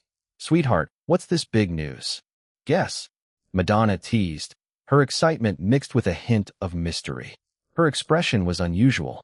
Considering she had been living at the estate preparing to conceive, Linton's heart skipped a beat. Could it be that she was pregnant? "Sweetheart, is it true? Are you expecting?" "Darling, you're amazing." "Yes, I am pregnant." "Calm down, babe. Are you sure? Tell me everything." "Yes, it's confirmed. This morning at breakfast, I suddenly felt nauseous, but otherwise okay. I took a pregnancy test right away, and it was positive. To be sure, I went to Cedars-Sinai Medical Center for a blood test. The doctor confirmed I'm already 4 weeks along." "That's fantastic. Congrats on becoming a mom. And congrats to you for becoming a dad." Yeah, I'm going to be a dad." "Did the doctor give you any special advice?" "To rest well and maintain good nutrition. The doctor said, considering my age, especially during the first 3 months, I need to be extra cautious. I suggest you pause work now and rest here for 2 months until the baby is stable." "How about that?" "Yeah, I already made arrangements at the company this afternoon." "Good. From now on, you're the most important person in the estate. I'll tell Amy to prepare special nutritious meals for you every day. Also, the doctor said no regular sexual activity until after 12 weeks. All for the baby. We can manage to hold off. But abnormal sex is still okay." Madonna whispered shyly in Linton's ear. "Abnormal sex? You know, oral or anal. Is that really okay?" "No problem. Otherwise, what if you forget about me while busy with others every day?" "That would never happen. You're the biggest hero in our family." "Then trust me." The doctor emphasized the best thing during pregnancy is maintaining a good mood. "Okay, I'm all ears. By the way, was the doctor you saw today reliable?" "Don't worry. Cedars-Sinai is the most prestigious private hospital in Los Angeles. The fees are high, but they protect patient privacy well, so media won't leak my information. I'm not worried about that. Even if the media knew, that wouldn't be a big deal." "Then what worries you?" "I worry they might draw extra blood samples secretly for analysis." "Why? Think about it. How old are you actually?" "I'm 38. "Wait, are you saying I'm too old now?" "Don't read into it. Your appearance makes you look 18, and no one would challenge that." "Of course. Otherwise, how could I be the queen of endorsements? Top global brands of cosmetics, perfumes, jewelry, and women's fashion all compete to have me represent them. Last year, on Forbes' top-earning celebrity list, I was #1 by a huge margin. Have you thought about why?" Maybe it's because of your frequent, passionate performances? Exactly, but outsiders don't know that. When many wealthy and powerful figures see you looking so young compared to your real age, aren't they tempted? I haven't been to the countryside lately. I stay in big cities. I always have bodyguards with me. So I shouldn't worry too much, right? You're too naive if you think that. So far you're safe mainly because you're a major star with huge social influence. Messing with you would have severe consequences. Plus, your bodyguards definitely help. Then I'll just be more careful moving forward. That should be enough. But they might use other secret tactics. Like today, they took an extra 200 milliliters of blood during your test and sent it to a secret lab for analysis. Could you detect that? No way. Cedars-Sinai is a well-known luxury hospital. They wouldn't risk ruining their reputation. Hopefully, from now on, when you go for tests, bring more bodyguards and be extra cautious with blood draws. If sampling is necessary, have bodyguards monitor the entire process so nothing is stolen. Okay, I'll follow your advice. Can you come with me next time I have a test? No problem, as long as you need it. Moi, thanks. I already feel your care. But it's better not to go publicly together since our relationship isn't openly known. That night, Linton held a grand celebration dinner at the estate for Madonna's pregnancy. In fact, Linton was right all along. Madonna's youthful appearance in recent years had caught the attention of many wealthy and powerful women. Who wouldn't want to stay young and beautiful forever? Especially those with abundant resources and influence. They funded research projects trying to uncover Madonna's secret for looking younger, hoping to apply it to themselves. Some even formed secret research organizations. But as Linton mentioned, since Madonna is the most commercially valuable star with massive public influence, no one dared to force their hand. Had she been just an unknown person, they would have long captured and dissected her in a lab. However, actions targeting Madonna had already begun, including infiltrating Cedars-Sinai Medical Center. Today, she had 200 cubic centimeters extra blood drawn secretly during her test, which was transferred quickly to a secret lab for analysis. The results excited everyone. Madonna's blood showed extremely high vitality, far beyond what a 38-year-old would have, closer instead to that of a 20-year-old. Though the reason was unclear, the findings sent to the investors drove these powerful women mad, wondering if a secret to youth or reversal of aging really existed. They injected more funds into the secret research institutions, urging them to spare no effort in uncovering Madonna's age-defying secret. Chapter 318, Acquisition Blocked. After more than half a month, Viacom Group's sale of the UPN television network finally entered the next phase, business negotiations. According to information Robert received, 5 companies had submitted acquisition applications: Linton Films, Sony Columbia Group, MGM Group, Time Warner Group, and Disney Group. Further news revealed that among the bids from these 5 companies, Linton Films had the highest offer at $170 million. The other companies' bids did not exceed $100 million. From this, it was clear that Linton Films showed the most sincerity in the acquisition. Robert sighed to Linton himself, saying the bid was too high. Linton didn't pay much attention to the price. As long as they could smoothly acquire UPN, any cost was worth it.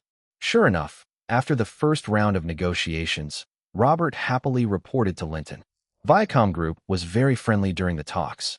Of course, they hope we can raise our bid beyond $170 million, but I didn't agree. I think closing at $170 million is highly likely. Don't be complacent. How about the other 4 companies' negotiations? I checked with some contacts at Paramount. Negotiations with the other 4 companies didn't go well. They didn't value UPN much. Their initial bids were quite low, and during talks they refused to budge. The highest counteroffer was from MGM, willing to raise their price only up to $100 million. That makes sense. Among those 4, Disney and Time Warner have plenty of television network resources, so naturally, they look down on UPN. Their participation in the acquisition is more casual, trying to take advantage if possible. The ones who truly need UPN are Sony Columbia and MGM. They lack sufficient TV network resources, and acquiring UPN would fill those gaps. Boss, you're right, but Sony Columbia just went through management turmoil. The Japanese investors paid a heavy price to oust the vampires Goober and Peters. The new CEO Ajax's power is restricted, and Sony Corporation itself is cautious about media resource acquisitions, so it's hard for Sony Columbia to offer a competitive price now. How about MGM?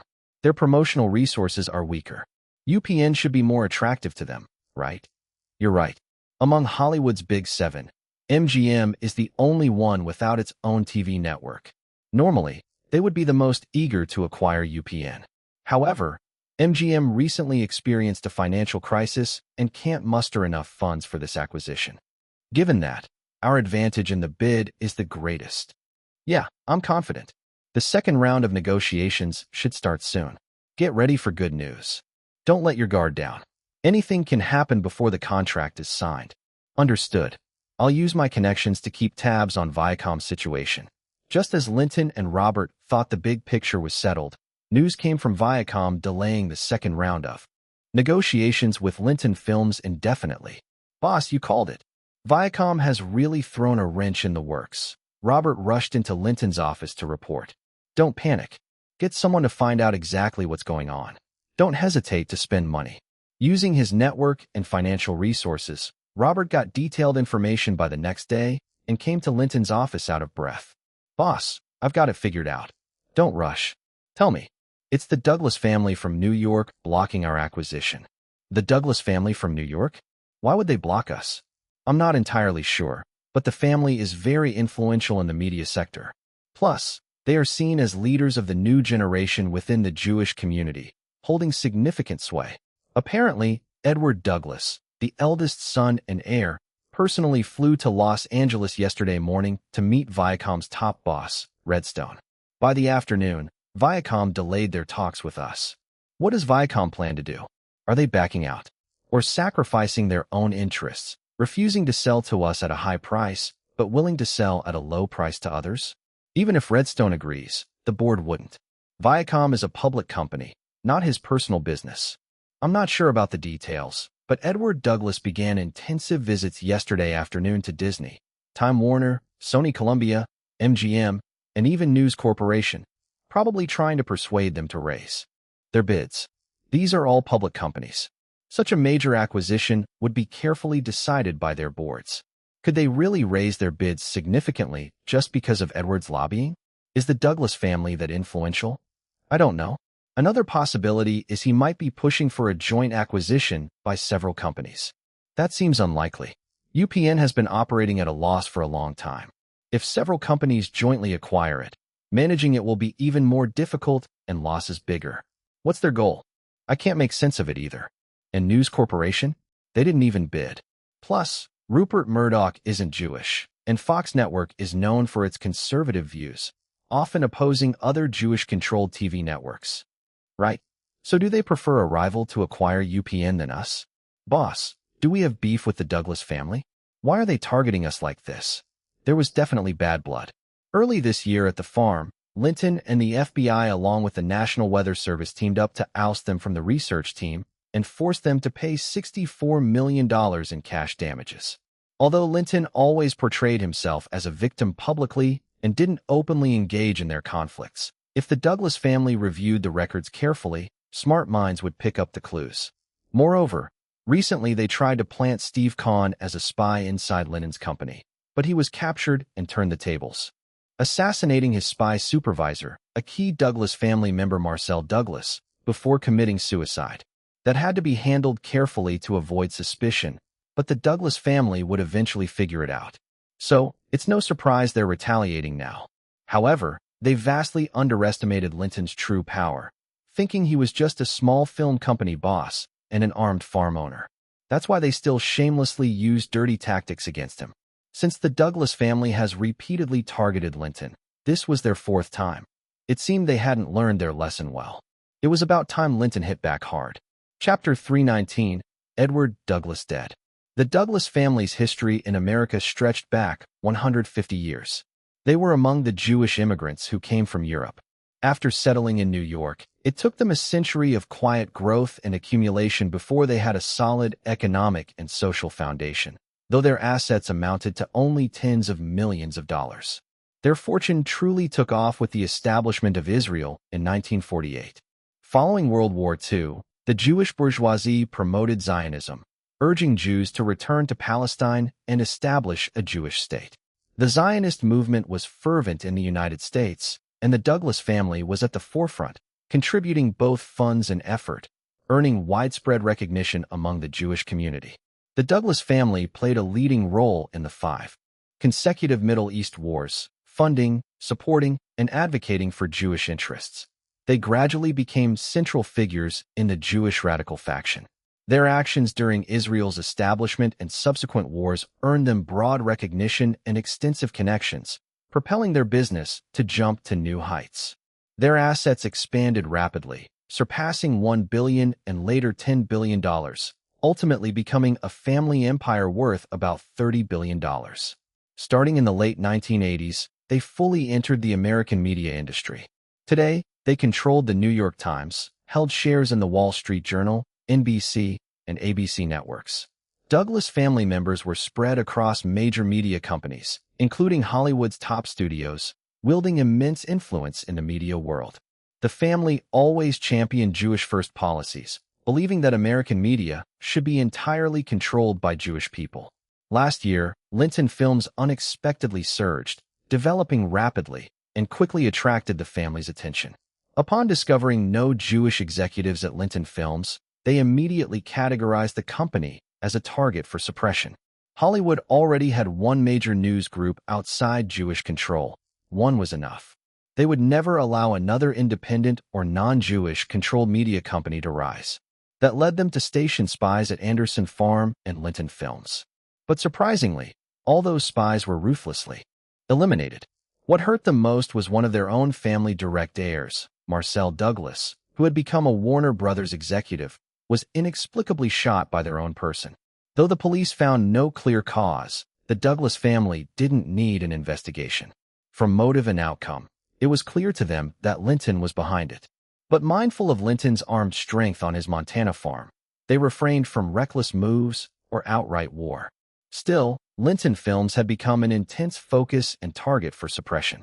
When they learned Linton intended to buy UPN television network to shore up media weaknesses, they planned to sabotage it. Viacom was another media giant, and Sumner Redstone was a billionaire. To ensure success, the Douglas family's eldest son and heir, Edward Douglas, personally came to Los Angeles to lobby. Thanks to the Douglas family's significant influence in the Jewish community and his reputation, Edward was able to meet Viacom's Sumner Redstone. Redstone was willing to give in, but bluntly said selling UPN was a strategic decision by the board and was non-negotiable. The buyer would be the highest bidder, or there was no way to justify it to the board and shareholders. However, since Edward Douglas had come in person, the company was willing to postpone the second round of negotiations with Linton Films, allowing him time to lobby other bidders or form a new bidding group to compete for UPN. That old fox, he's just using me to drive up the price. Saying Jews are one family. Bullshit. He has no sense of the overall situation at all, Edward thought bitterly as he left Viacom, cursing Redstone in his heart. But there was nothing he could do. Redstone was unwilling to sacrifice current profits for a potential threat. Edward couldn't force anything and realized he had to find other buyers. After visits to Disney, Time Warner, Sony Columbia, and MGM, his hopes dimmed. Most companies valued UPN at under $100 million. Asking them to add an extra $70 million was impossible without the Douglas family making up the difference. And none took Edward's warnings about Linton's threat seriously. How could a heavily losing network pose a threat to Jews? Some even vaguely hinted at a personal feud between Edward and Linton. Short-sighted fools with no big picture, Edward thought, frustrated but still searching for solutions. He even brazenly visited News Corporation, but Rupert Murdoch refused to see him, sending his son James Murdoch instead. As for Edward's proposal for News Corporation to buy UPN at a high price, James gave a mocking ha and sarcastically told him the company had previously valued UPN at only around $50 million. With no common ground, Edward left dejected. Could he really just watch Linton succeed in buying UPN? No way. America could not have another large media company outside Jewish control, especially not one with old family grudges growing strong in media. Could the family just shell out $70 million cash? No. They had already lost $64 million earlier this year to that vulture, draining the cash flow. The family hadn't fully recovered and couldn't start selling assets. It seemed the only feasible way was to push for a joint acquisition by several companies. The next day, Edward again visited Disney, Time Warner, Sony Columbia, and MGM, proposing the formation of a new joint company to acquire UPN. Encouragingly, except for Sony Columbia, the other three showed interest and asked Edward to present a specific feasible plan for further discussion. So the four companies, including his family, would join forces to buy UPN. But how to split shares, rights, and duties was something to carefully consider. As the Douglas family heir, Edward's security was priority number one. He traveled with 8 bodyguards, rode in a Mercedes armored limousine, and stayed in the presidential suite of the Waldorf Astoria, Beverly Hills. Everyone believed his safety was foolproof. After all, this was America, a land dominated by Jewish elites. However, late that night, while Edward slept soundly, 2 bodyguards stood watch outside his suite. A tiny, invisible flying sword, as small as a grain of rice, silently slipped into his room. Quickly growing in size, it flashed once, and Edward's head was severed from his body. The flying sword shrank again to a near invisible grain size and vanished silently without alerting the guards. Poor Edward was left a lifeless 2 segments. It was the day Charlize Theron returned to Los Angeles. Linton had long promised her a date. Conveniently, the Beverly Wilshire and Waldorf Astoria hotels in Beverly Hills were less than 2 kilometers apart, well within Linton's spiritual sense range. He had his assistant book the highest floor presidential suite at the Beverly Wilshire. That night, Linton divided focus, engaging in an intense battle with Charlize Theron while controlling the flying sword remotely to decapitate an enemy from afar. While Charlize sang passionately, the tiny flying sword flowed like light through the window and entered Linton. Mission accomplished. Chapter 320, Private Jet, Acquisition Success. The next morning, when Edward Douglas's bodyguard found him, his head was completely severed and lying separately from his body. Edward's blood had already drained dry. The Douglas family went crazy. Edward was the new generation leader and the primary heir of the family.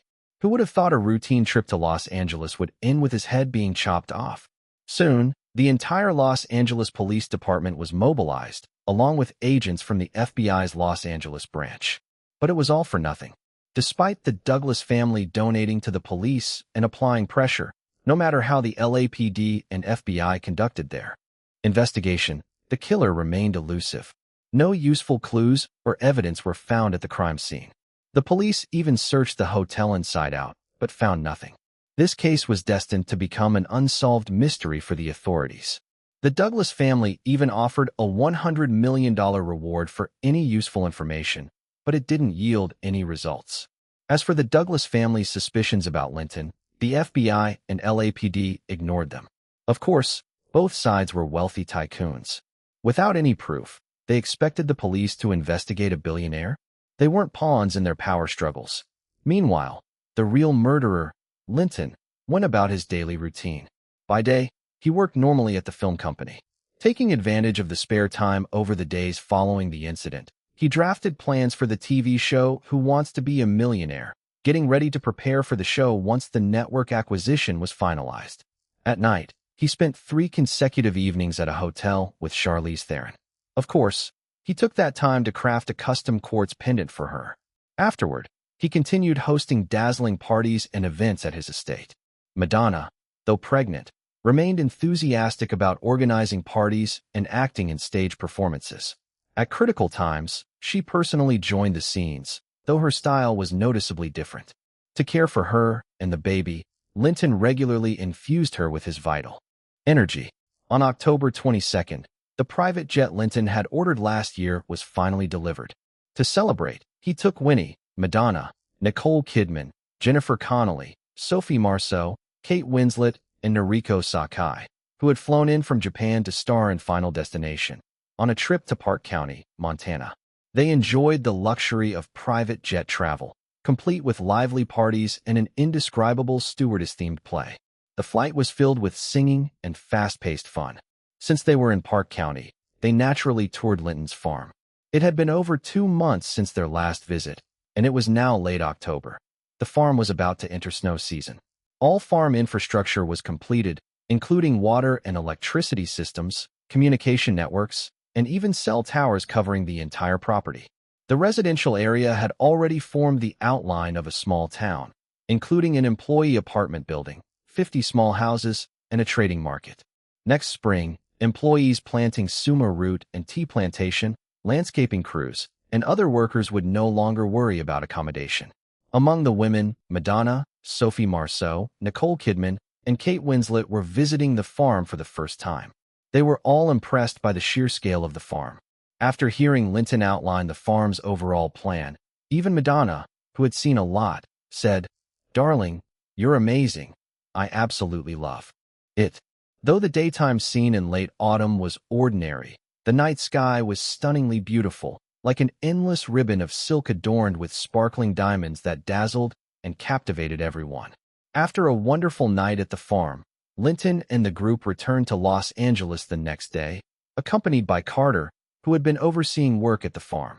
After returning, considering Madonna's pregnancy and concerns about previous blood tests at the hospital, Carter strengthened her security. Besides 4 female bodyguards, he assigned his personal bodyguard Danny to lead an additional 4 male guards to protect Madonna. Although everyone, including Madonna, objected to Danny being reassigned away from Linton to protect her, Linton firmly decided based on protecting his child's safety. The day after Edward's death, Robert eagerly reported to Linton, "Boss, great news. Edward Douglas mysteriously died. Should we reach out to Viacom to start acquisition talks?" "No need. Let me ask you, now that Edward is out of the picture, do we have any opposition left?" "Probably not. None of those companies can outbid us." "Exactly. No competitor means no rush. We wait for Viacom to come to us. They should be the worried ones." "Understood, boss. Since Viacom stood us up before, delaying talks, should we negotiate a lower price next time?" "No need. Use your judgment. The key is to secure the deal smoothly." "Sure." Enough. After Edward Douglas's mysterious death, the joint acquisition plan by several companies fell apart, and no one mentioned it anymore. A week later, Viacom couldn't wait any longer and invited Disney, Time Warner, Sony Columbia, MGM, and Linton Films to reopen acquisition negotiations. Unfortunately, Disney, Time Warner, Sony Columbia, and MGM did not raise their bids. MGM's $100 million offer was still the highest. Robert used this opportunity to push the price down to $150 million. The Viacom negotiators silently cursed Edward Douglas for causing trouble even after death, then lowered themselves and eloquently praised UPN's strengths to Robert's team. Viacom had wanted to pressure Linton Films, hoping that acquiring UPN would come with Paramount Pictures' involvement in Linton Films' investment and distribution. Now, that was off the table. After much persuasion, and after Robert pretended to reluctantly consult with Linton multiple times, he accepted the original offer of $170 million. On October 25th, Linton Films and Viacom finally signed the acquisition agreement, ending the more than month-long process to acquire UPN successfully. Linton's media group had finally filled its last gap. Chapter 321, Lightning Measures. UPN Network didn't share offices with Paramount Pictures, but instead leased a small 4-story building in Burbank to operate independently. This clearly showed Paramount's lack of regard for UPN. The day after signing the acquisition contract, on the morning of October 26th, Linton arrived at UPN's office building with Robert and Winnie. Outside the building, more than 10 of UPN's executives, led by COO Curry Hanks, anxiously lined up waiting for the new owner to arrive. As for UPN's previous CEO, he had officially resigned and returned to the Viacom Group the day before signing the acquisition contract, taking a few trusted aides with him.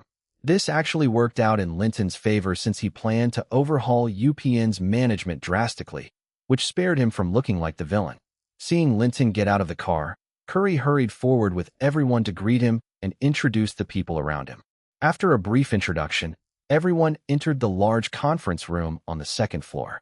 Given UPN's poor operations and the fact that Viacom had actively decided to sell it, both employees and management were demoralized and uneasy.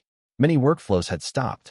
So Linton didn't follow the usual protocol of meeting management first, but chose to hold an all-hands employee meeting directly to stabilize morale and at least get the company running smoothly.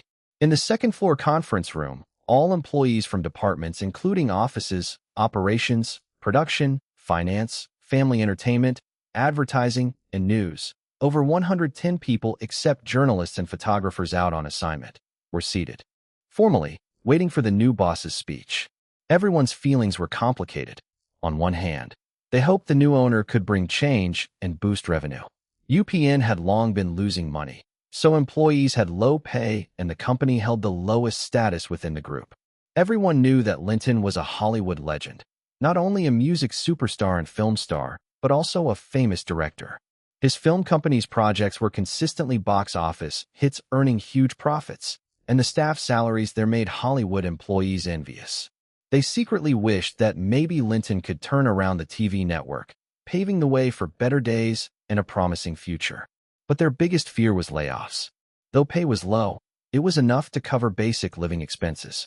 If laid off, the burden of mortgages, car payments, medical bills, insurance, and child support would be unbearable. Ladies and gentlemen, many of you probably recognize me.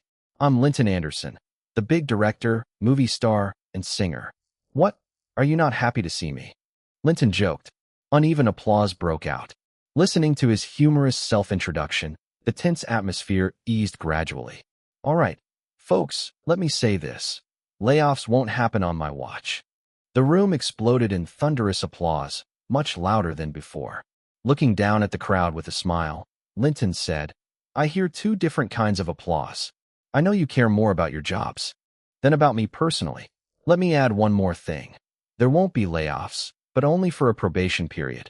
I'm giving you 3 months. If after 3 months, your performance doesn't justify your pay, those who don't make the cut will have to leave. Understand.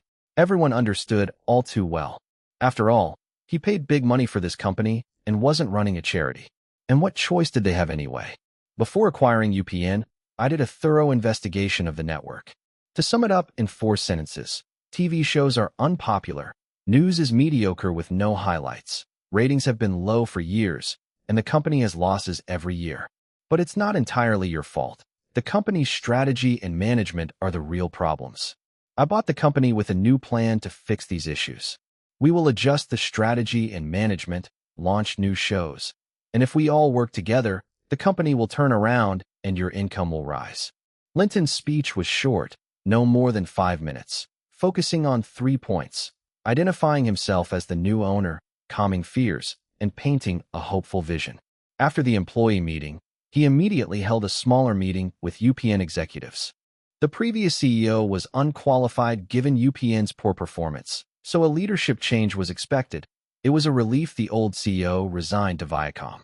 Unfortunately, time was tight, and even Korn Ferry International needed at least 5 days to provide suitable candidates. In the executive meeting, Linton asked each department to report recent work plans, but didn't take major actions yet. However, he laid out 3 requirements. 1.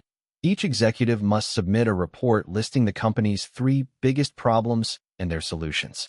2. Robert, representing the film company, signed a promotional contract for the film Get Out with the TV network. The film was set to release on October 30th, and full-scale promotion was underway. Handing this to UPN showcased Linton's support. 3. He made it clear that a 2-month performance review period would start for all executives. Those who excel would keep their positions. Underperformers would be replaced. He urged everyone to seize this opportunity and prove their talents. After the meeting, Linton held one-on-one talks with the executives. At the end of each talk, he used soul induction ability to ask a critical question. Have you ever betrayed the company? And asked them to write down the truth. To his disbelief, none were without faults. Most had abused their positions to embezzle funds, engage in pay-to-play schemes, lack initiative and innovation in their work. Yet the most cunning were those exploiting connections and engaging in private deals. The worst offenders were content manager Buckley and finance manager Claude. Each had illegally gained over $2 million. With such executives, no wonder ratings plummeted and losses worsened yearly. What to do with them? Turn them over to authorities? Fire them all? or stabilize operations and address only the severe cases. The first two options sounded satisfying, but risking company collapse wasn't feasible. Finally, Linton chose stability first, handling major cases quietly and minimizing disruptions. He didn't even plan to recover their illicit earnings. He called each executive in again to show them their documented wrongdoings. To Buckley and Claude, he gave two options: resign voluntarily without further consequences or face prosecution and prison.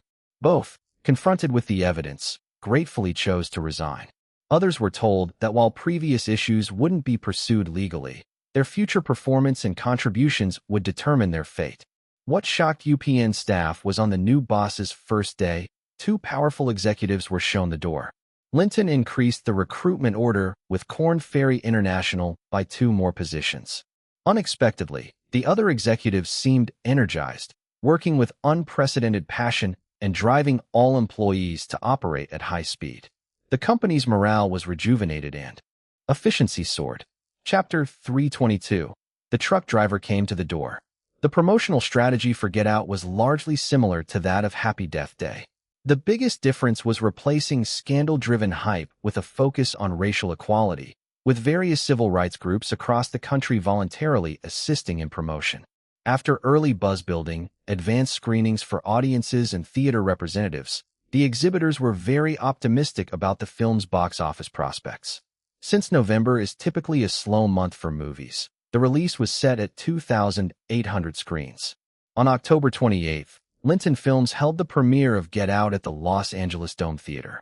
This was the company's first-ever premiere event, though their distribution department was no stranger to such events due to past experience co-releasing The Rock with Universal. Considering that the movie featured only one somewhat known star, Sophie Marceau, who was still considered a second-tier actress, and other cast members including the black male lead Will Smith were relative newcomers, the distribution team hired a PR company to arrange live fan services to boost the atmosphere. As expected, during the red carpet walk, the applause and shouting from fans on both sides were non-stop, especially when Sophie Marceau appeared, drawing screams and cheers that overwhelmed the press photographers' cameras. The guest list was also impressive. Linton's group of leading ladies, Naomi, Cameron, Christiana, Monica, Jennifer, Winona, Catherine, Charlize, and Noriko Sakai, were all present, which alone excited the media and audience. Additionally, the 3 male leads from The Rock, Nicolas Cage, Ed Harris, and Roger Moore, showed up, along with stars like Matt Damon, John Travolta, Bruce Willis, and others. The recently acclaimed directors and Michael Bay, Quentin Tarantino, and Zack Snyder also attended. What surprised Linton most was seeing James Cameron at the premiere. The huge screen lit up with the Linton Films logo. After the producer and director credits, the movie started. The sunny opening showcased a passionate young black man and a beautiful young white woman, immediately grabbing audience attention. Chris, a black man who had lost his parents early, was very ambitious and hardworking. By age 26, he was a moderately successful professional photographer. He had a beautiful and gentle white girlfriend, Ruth. After dating for 4 months, Ruth invited Chris to her family home. Her parents were very hospitable, showing no unusual reaction to Chris's skin color. In fact, they were excessively welcoming. But due to their over-the-top friendliness, Chris felt something was off. He found the girlfriend's family, and even the entire town, strangely odd. He wanted to leave.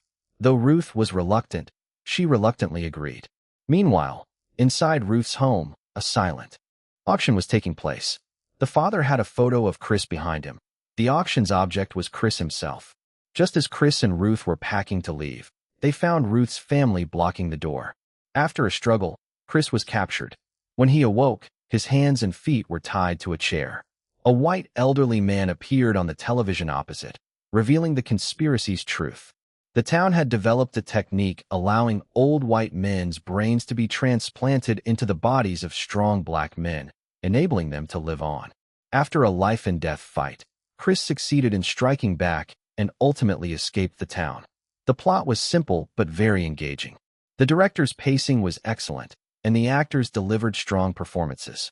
Several plot twists kept audiences breathless yet glued to the screen. At the end, The audience erupted into enthusiastic applause, cheers, and screams. The premiere was a huge success. After seeing off the guests, at James Cameron's request, the two met at a business club. After finishing coffee, and once the waiter left, the director handed Linton a manuscript. "Linton, have you seen the 1958 black-and-white movie A Night to Remember?" "Yes, it's a disaster film loosely based on the Titanic story." "Right. I have a new idea to tell this tragic historical event through a poignant love story, turning it into a classic romance movie." "A romance?" Linton's heart skipped. "You mean Titanic?" "Exactly. I want to set it during the 1912 maiden voyage of the Titanic, telling a story of two people from different social classes, a poor artist Jack and noblewoman Rose, defying societal prejudices to fall in love. Jack ultimately sacrifices his chance to survive to save Rose. This is my handwritten draft." "Nice, it's a touching story. Do you have concrete plans?" After reading the draft, Linton felt confident. This was sure to smash box office records and become a historic classic. He couldn't believe such a blessing fell right into his lap. What he didn't know was that last year, when James had spent $115 million producing the blockbuster True Lies, due to excessive graphic violence, it was rated R. However, James refused to give in and make the changes, resulting in the film being released with an R rating in the end.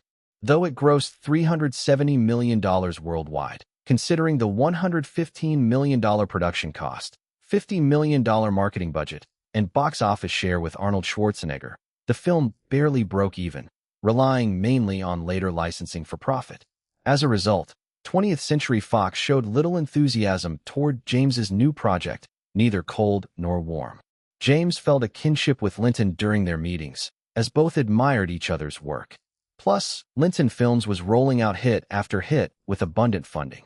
Since Fox's support felt lukewarm, James decided to try his luck with Linton, which led to this meeting.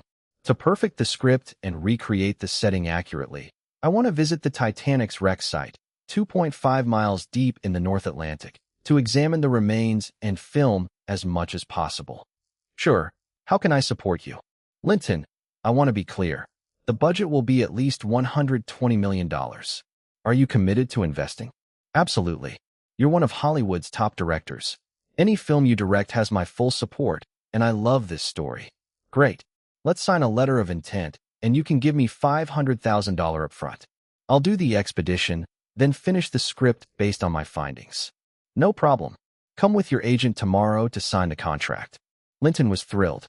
Hesitating even a second now would be disrespecting both his memory and the dollars at stake. Chapter 323. Who Wants to Be a Millionaire? The next morning, James Cameron arrived at Linton Films with his agent. Since the project was still in its early stages and the director's salary was not yet involved, both sides quickly signed the intent agreement for the Titanic project. According to the agreement, Linton readily paid $500,000 as startup funding. Both parties were very satisfied after signing, and Linton was ecstatic.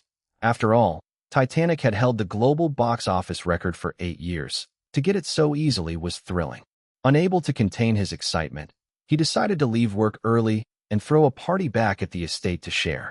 The joy, seeing him back in the day, was rare. So at his home, Madonna, Nicole Kidman, Sophie Marceau, Christiana Ricci, Naomi Watts, Cameron Diaz, Monica Bellucci, Jennifer Connelly, Winona Ryder, Catherine Zeta-Jones, and Noriko Sakai all enthusiastically joined in various party scenes and role-plays.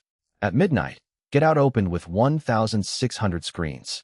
The movie exceeded expectations with an attendance rate over 75%, grossing $1.02 million at the midnight showings. On the morning of October 30th, Sophie Marceau and others started a promotional tour across major North American cities, led by director Ryan. Get Out soon showcased a strong box office draw. On Friday, it launched in 2,800 screens, earning $6.83 million on the first day. Adding the midnight show earnings of $1.02 million, the total first-day box office reached $7.85 million, claiming the top spot for that day. Second place was the simultaneously released Stargate, with $5.78 million. Third place was Legends of the Fall, which had opened the previous weekend, earning $3.27 million. None of the competitors could match up. Following that, Get Out continued its rapid rise. $8.53 million on Saturday, $7.91 million on Sunday, and $6.84 million on Monday, a day when some states observed Halloween holiday. The four-day opening weekend in North America totaled $31.13 million, securing the weekend's box office crown. More importantly, the reviews were positive. According to CinemaScore, a survey, company's on-site audience polling gave the movie an overall grade of A, far surpassing typical horror movie ratings. CinemaScore predicted the North American box office would exceed $100 million. In other news, Korn Ferry International, a globally renowned headhunting firm, worked with impressive efficiency.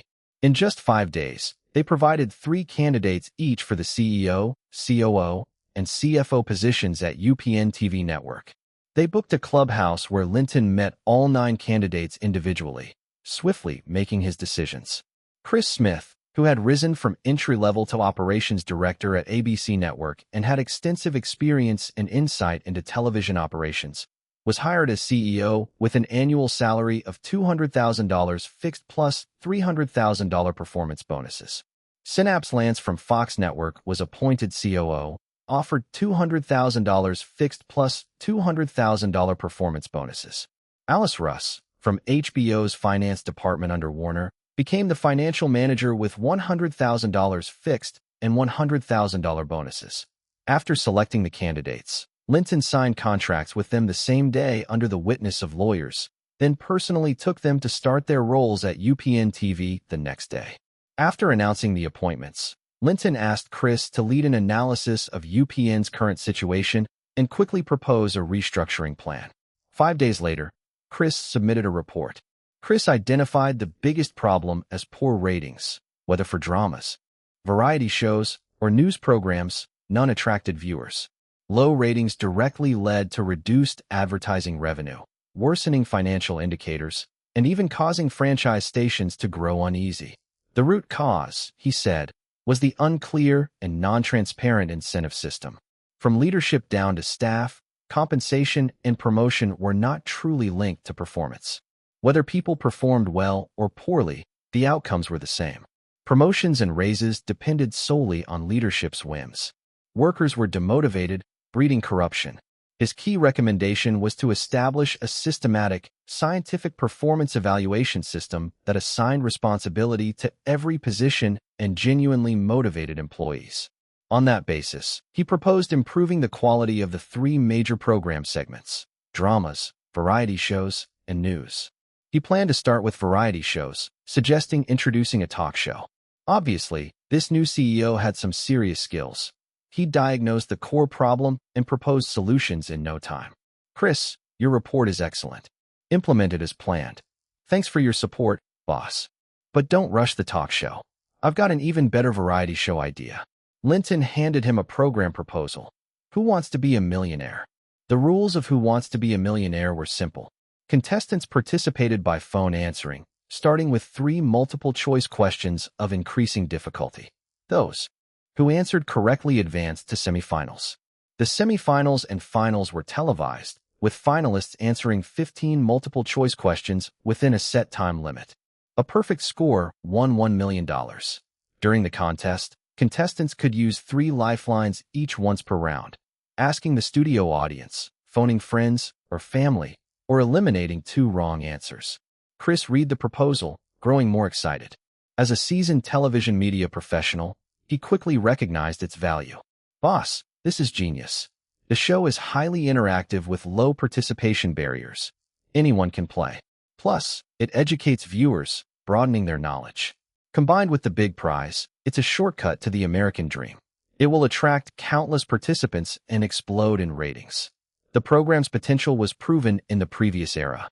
At its peak, more than 100 countries and regions purchased the show's rights, where it garnered immense viewership. Reportedly, ABC Network earned over $1 billion in 3 years from the show. Another reason Linton chose this program was its simplicity. It didn't require complex stage lighting, expensive guests, or even a demanding host. He worried about UPN TV's ability to produce complicated shows, but Who Wants to Be a Millionaire would be a guaranteed success. Chris, start preparing for this program immediately. Thank you, boss. I will move forward with full energy and make it our TV network's flagship show. Chapter 324, Knowledge is Money, a hit before it airs. Chris had strong executive skills, and after gaining Linton's support, he quickly implemented a series of new management policies with the leadership team, including performance evaluation methods and a salary grade management system. UPN TV network had been struggling too long, and all the employees were holding their breath, eager for change. More importantly, after being acquired by Linton, the original vested interest groups were completely dismantled. The former CEO fled early, the former COO and the finance manager were forced to resign voluntarily, and other executives were firmly under Linton's control, being strictly reprimanded and still bearing their past mistakes. The new management methods received enthusiastic support throughout the company without any obstacles and were smoothly rolled out across the network. This resulted in a qualitative improvement in the employees' morale. Everyone's work enthusiasm was fully mobilized, and they all began to focus on the company's performance. On this basis, Chris launched the variety show Who Wants to Be a Millionaire and clearly informed everyone that this was a project personally planned by the big boss Linton, and the entire company fully pushed it forward. Soon, the TV network actively started advertising for Who Wants to Be a Millionaire. The advertisement was simple, just displaying text on the screen with the host's narration. Do you want to become a millionaire? Come join UPN TV Network's Who Wants to Be a Millionaire. Knowledge is power. Knowledge is money. Just answer 15 multiple-choice questions correctly, and you can win a $1 million prize. During the quiz, you can use 3 lifelines. Ask the studio audience, phone a friend, or eliminate 2 wrong answers, but each can only be used once per round. How to participate? Anyone can dial to answer questions by phone. Only 3 correct answers on the phone qualify you for the live televised quiz final, giving you a shot at the $1 million prize. This caused a huge stir. Such a good opportunity. Just answer 15 questions correctly and win a $1 million cash prize, while also showcasing yourself on TV. Isn't this a pie in the sky? I'm totally set to get rich. That $1 million is mine. Isn't this my American dream? Ha ha ha. Millionaire, here I come. In America, where individualism and the pursuit of wealth were paramount, this show struck a chord with everyone. Students, white-collar workers, lawyers, doctors, laborers, housewives, government employees, capitalists, factory owners, farmers, even the rural folk were all stirred. From 80-year-old seniors to 7- or 8-year-old elementary school students, practically no one was uninterested. UPN TV initially set up only 5 phone lines for viewers' preliminary quiz selection, but the phones quickly jammed. The phone operators barely had time to drink water, with no breaks, and many viewers complained that the hotline was unreachable. UPN's variety department responded promptly by increasing phone lines from 5 to 10, then 20, finally easing the situation. This also reflected the show's popularity. In fact, Who Wants to Be a Millionaire was already a smash hit before it even aired. The show hadn't even started pulling sponsors, but major brands quickly flocked to negotiate show sponsorships and ad placements. Since its launch, UPN had never seen such glory, making people in the advertising department so happy they practically walked on air. The first season was scheduled to start on November 12th, airing each Saturday from 9 p.m. to 10 p.m., planned for 13 episodes over 3 months. Because it was the first season, no one could be sure about the ratings or ticket price for ads. After consulting Linton, they decided just to buy ads for the first episode initially and negotiated official ads after viewing the ratings. What no one expected was that the first episode alone sold $8 million in advertising. After the affiliates share, UPN's net ad revenue was over $4 million. The news drove everyone wild. Last year, UPN's total ad revenue was less than $30 million, so a company takeoff was clearly imminent. However, this was the achievement of the variety and advertising departments. Under the company's new performance evaluation system, these departments' employees would have sky-high incomes this year, and promotions and raises would soon follow. This put pressure on the drama and news departments. Without any top management urging, Their leaders proactively held brainstorming sessions to find practical ways to improve program quality and ratings. One could say that the scientific and effective management evaluation system had injected vitality throughout UPN TV network. The enormous success of Who Wants to Be a Millionaire, the hit show before it even aired, further fired up the company's entrepreneurial spirit. Answering 3 questions correctly on the phone seemed easy, but each question only allowed 10 seconds and covered a broad range of knowledge, making it tough to get them all right. After a week, fewer than 100 people had passed the preliminary test with all correct answers. Meanwhile, after a week of preparation, UPN's variety department had completed all the program recordings. Who Wants to Be a Millionaire was just a knowledge-based quiz show, not a talent show or stage performance, so the host requirements weren't particularly high. The host only needed to have a good image, a pleasant voice, a sense of humor, and good stage control. No need for a superstar host. Fortunately, the host standard wasn't too high. Otherwise, UPN might have had to look outside for talent. But now it was unnecessary. Picking from in-house hosts was barely sufficient.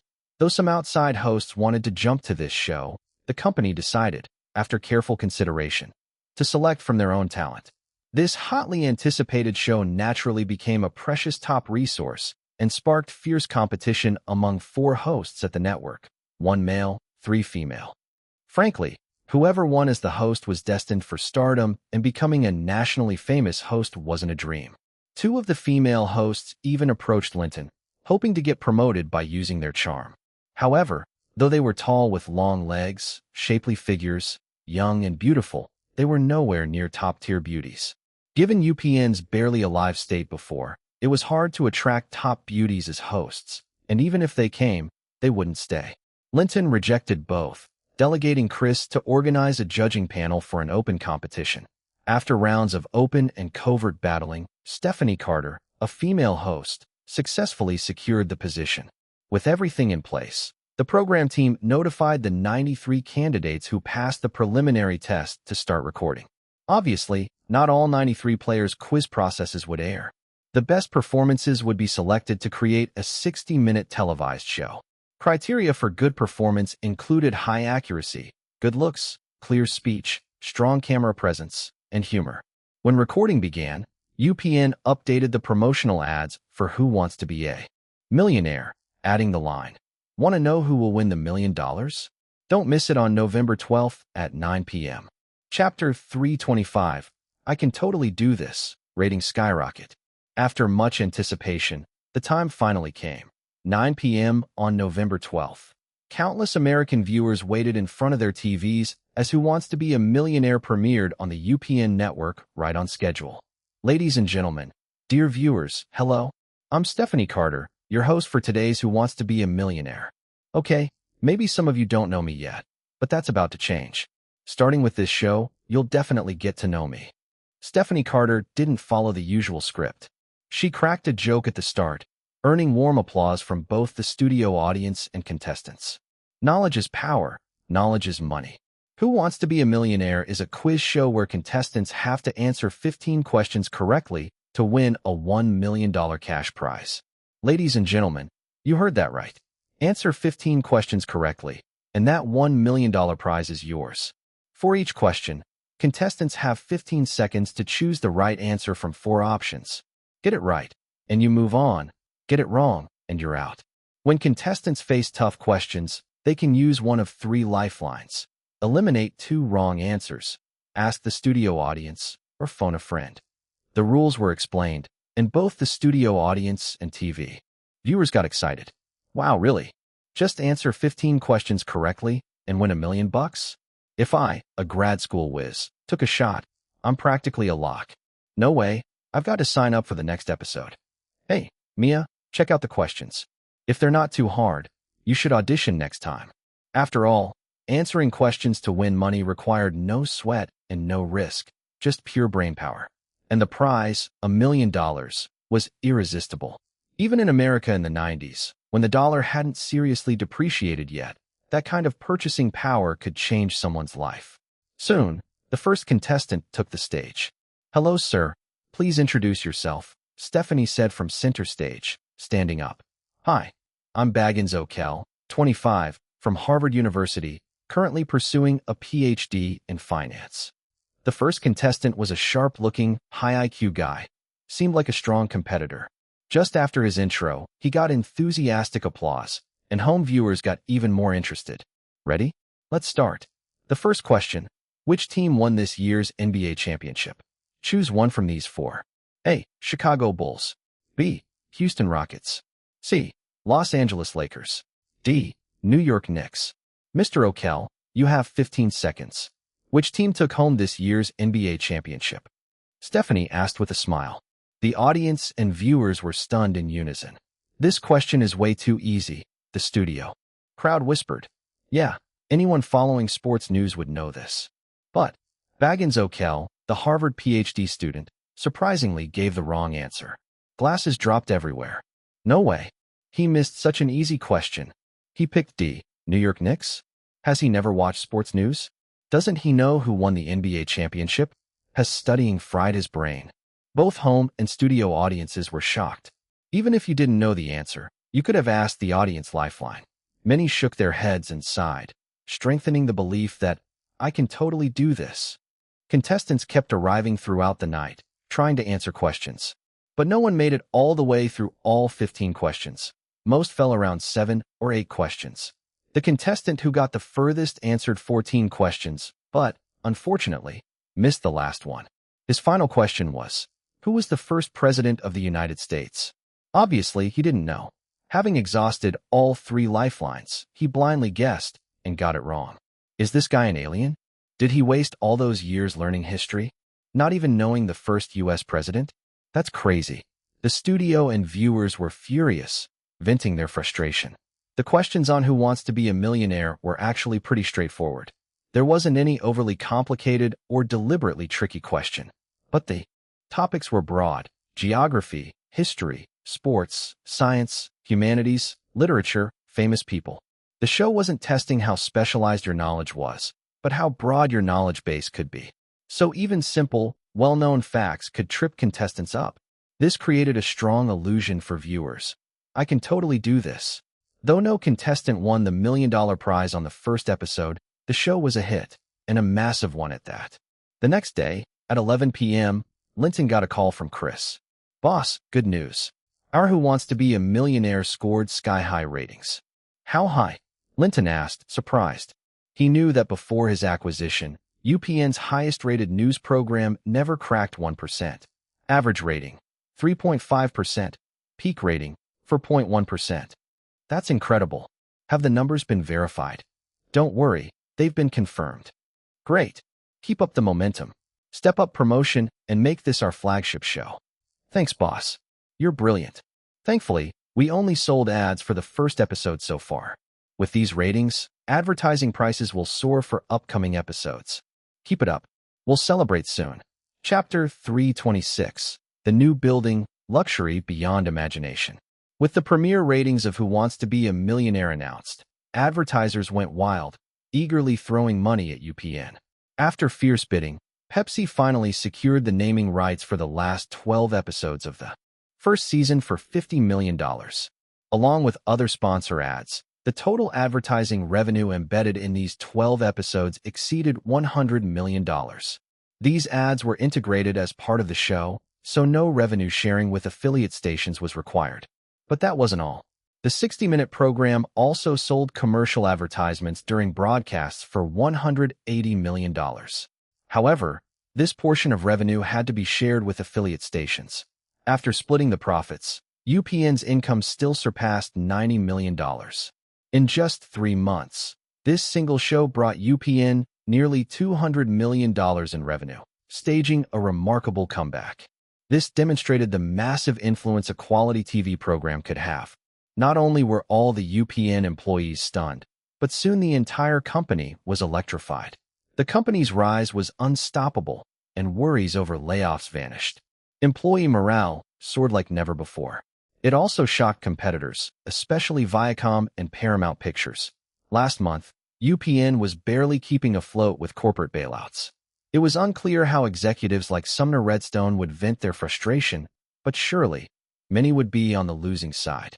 Alongside the success of Who Wants to Be a Millionaire, Get Out sparked an equally impressive box office frenzy during a quiet November. After pulling in $31.13 million in its first week, it earned another $14.21 million over the next 3 weekdays. The entire week raked in $45.34 million, clinching first place and beating the runner-up, Stargate, by nearly $20 million. In the following week, the drop was less than 30%, continuing to earn $32.18 million and maintaining its #1 spot. Stars Sophie Marceau and Will Smith became hot commodities overnight. Director Ryan emerged as a breakout star, following a streak of blockbuster hits in North America. Only Zach quietly shed tears. He should have been Linton's star rookie director. His debut film, The Shallows, made an incredible success by grossing $85 million in North America and $190 million worldwide, on a production budget below $7 million.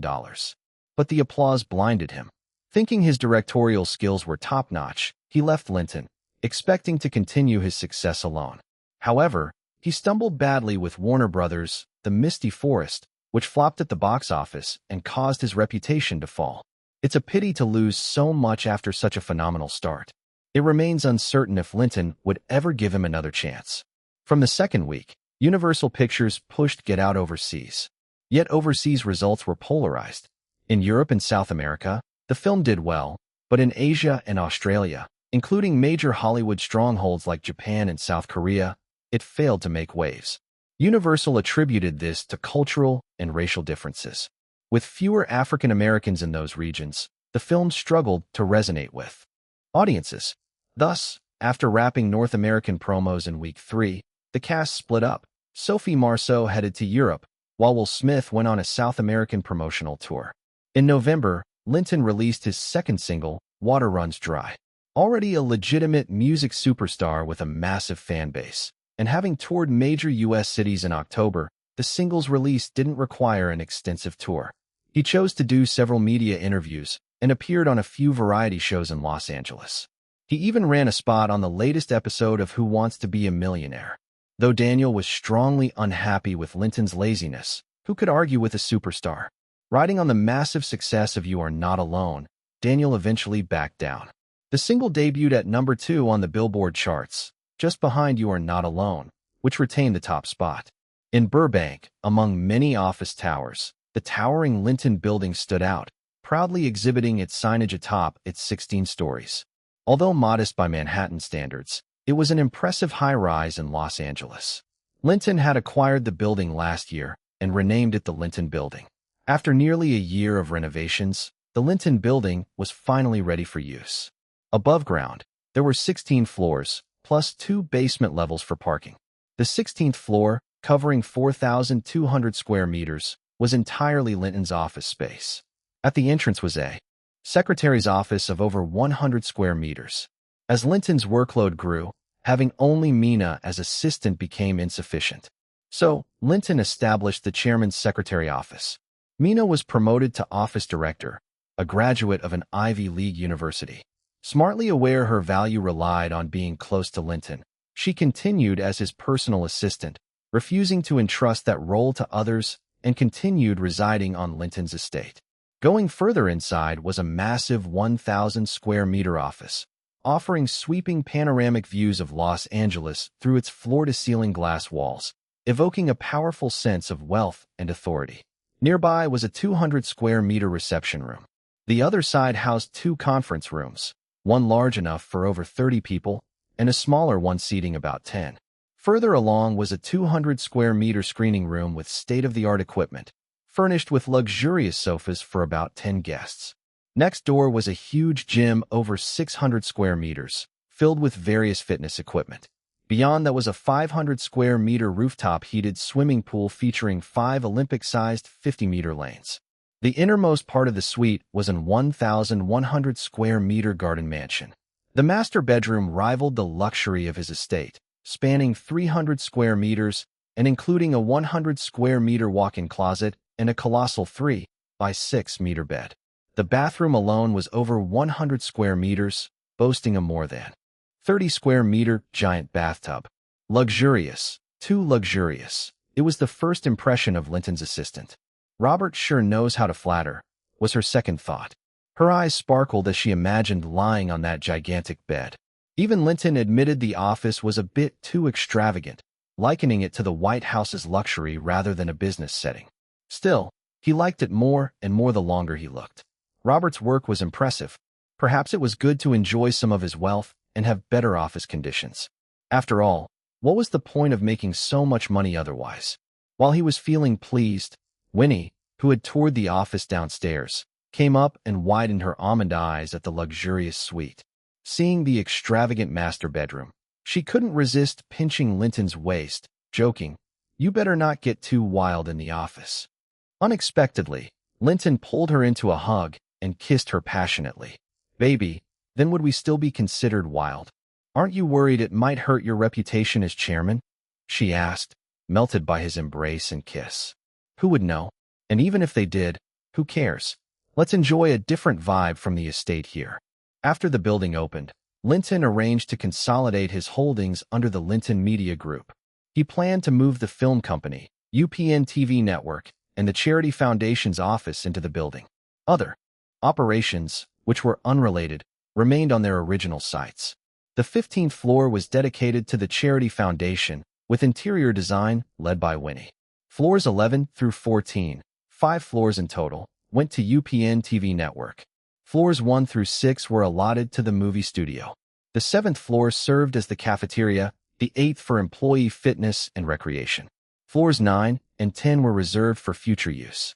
Chapter 327, The White House Dinner. As November rolled around, it was time for the annual White House dinner hosted by the President and First Lady, inviting close friends, social elites, and influential figures from various industries. This year's White House dinner took place on November 24th. Known as the most prestigious dinner, it's the event everyone aspires to attend, but few get the chance. The dinner itself might not feature extraordinary dishes, but the real value lies in the high-level networking and the subtle power plays, negotiations, and intrigues happening behind the scenes. Every ambitious person finds it hard to resist. Moreover, it was a night where women dazzled, attracting attention from across America and the world. There's a saying in the U.S., if you refuse an invitation to the White House dinner, it can only be for one of 3 reasons: serious illness, family death, or marriage. Otherwise, no excuse is acceptable, as it concerns the authority of the nation's institutions. Attendees could bring a date. Upon hearing that Linton was invited, all his female companions except Sophie Marceau, who was abroad with publicity, hoped to be his date. Madonna, Naomi, Christiana, Catherine, Jennifer, Winona, and others. Even newcomer Nicole Kidman and Charlize Theron expressed interest. However, since his farm discovered a spy from Arkansas, Linton knew the Clinton family had ill intentions toward him. This dinner might be a trap, and he wouldn't let them risk his companions. Besides, if so many women wanted to attend, bringing any one of them would cause jealousy and conflict. He was fine attending alone, confident he could handle any tricks the Bill and Hillary might throw. He also had a plan. If they kept their distance, all would be well. But if they provoked him, he had 4 soul slave marks left and could assign some to them. On November 24th, Linton flew to Washington with his bodyguard Carter and assistant Mina, staying at the Waldorf Astoria. Though called a dinner, it was actually held in the afternoon. Before leaving, Mina nervously checked Linton's attire multiple times to ensure perfection. Arriving at the designated White House parking lot in a hotel Rolls-Royce, security thoroughly inspected their invitations before escorting them to the red carpet entrance. Like other top events, the White House dinner featured a red carpet segment. Men usually passed quickly, but women lingered to show off their elegance. Unlike other shows, there were no screaming fans, only sharply dressed reporters in suits lined on both sides, maintaining composure. After a brisk walk down the red carpet, Linton greeted the Clintons at the White House front door. To his surprise, Hillary used her pinky to gently wiggle in his palm during their handshake. He thought, is the First Lady really that coquettish? Guided upstairs by servers, he entered the oval-shaped yellow hall. Taking a cocktail, he scanned the room and recognized many famous billionaires, tech elites, and politicians. Bill Gates, Warren Buffett, Jack Welch of General Electric, Louis Gerstner of IBM, oil magnate John D. Rockefeller, Morgan Stanley CEO Bossax Morgan, Goldman Sachs CEO Messade Hanton, and Vice President Gort, among others, all surrounded by groups engaged in lively discussion. Unfortunately, he couldn't spot anyone he knew well except Bill Gates. Thanks to his ongoing acquisitions, he was a minor shareholder in Microsoft. As Linton was about to greet Gates, two excited women rushed over. "Wow, you're the big star, Linton. So happy to see you. Can we hug you?" Soon, a crowd of women gathered around him, enthusiastically greeting and hugging him. Unlike other celebrities, women surrounded him exclusively. At 5 p.m., President Clinton gave a speech titled "Making America Great Again," officially starting the dinner. Soft music played as guests chatted, clinked glasses, and mingled, reconnecting with old friends and making new ones, expanding their networks. Linton moved around with his wine glass, meeting many influential figures, officially entering America's top network. When he approached Bill Gates for a toast, Gates warmly said, "Linton, big star, I know you. My wife and daughter are fans." "Thank you, Mr. Gates. It's an honor. You're quite sharp and have great investment vision." Thanks to the National Information Superhighway Program, Microsoft stock skyrocketed this year, now with a market cap exceeding $55 billion. Just recently, Forbes listed Gates as the richest man in the world with $23.6 billion. Today, Gates was the real star of the dinner, more popular than Linton and nearly rivaling President Clinton himself. That's the power of wealth. After continuous stock purchases, Linton's charity fund owned 2.7% of Microsoft shares, a significant holding that naturally caught Gates' attention. What Gates didn't know was that, through leveraged capital and mangrove capital, Linton actually held 4.8% total. "I'm very optimistic about Microsoft's future, and under your leadership, its market value will grow substantially," Linton complimented. "Well said. Microsoft loves investors like you. Your career is impressive too. We'll keep pushing forward together." Throughout the event, there were no fans screaming around the red carpet, only formal reporters. The only surprise was Hillary's coy pinky in the handshake. Linton navigated the opulent setting, taking note of the top billionaires and political figures present. When women eagerly approached him, it was a different kind of power play compared to others surrounded by men. After President Clinton's speech and the elegant mingling, Linton had cemented his place among America's elite social circle, the White House dinner proving to be a pivotal moment in his rise. Chapter 328, Greedy Wall Street. Just after finishing the conversation with Bill Gates, the CEO of Morgan Stanley, Bossax Morgan, approached proactively with a glass in hand. "Mr. Anderson, let's find a place to sit down." Though Linton was a bit puzzled, he agreed readily. "Sure." They found a quiet corner. Seeing Linton's curious look, Bossax spoke first. "Mr. Anderson, does your company, Linton Films, have plans to go public?" "Morgan Stanley is ready to provide comprehensive services." "Going public? Not something I've thought about yet. We've noticed your company has produced many market-hit films with promising profitability. If you go public, investors will definitely flock to it. But our company has very ample funds. Why would we need to go public?" "No, you really need to. As your company grows bigger, the competition will intensify. The Hollywood giants won't just let you flourish. You need more backing. Seems like you know Hollywood quite well." "Of course. We deeply research every profitable industry, and all profitable industries rely on our support." Bossax's tone was cocky, but not without reason. Linton didn't press too hard. "You said if my company goes public, those Hollywood giants won't suppress me? If you go public, we can bring in some very powerful strategic investors who can assist you and even protect you." "Like who?" "For example, investment funds from General Electric, the Rockefeller family, the Roosevelt family, the Kennedy family, and so on. They're all very interested in your film company. Pretty heavy hitters, but what good are they? Do they know films? Can they influence Hollywood?" From what he knew, Wall Street capital had been burned by Hollywood giants more than once. "Any other benefits?" "Of course. Other risk defenses I won't go into. Also, after going public, your personal wealth will grow significantly.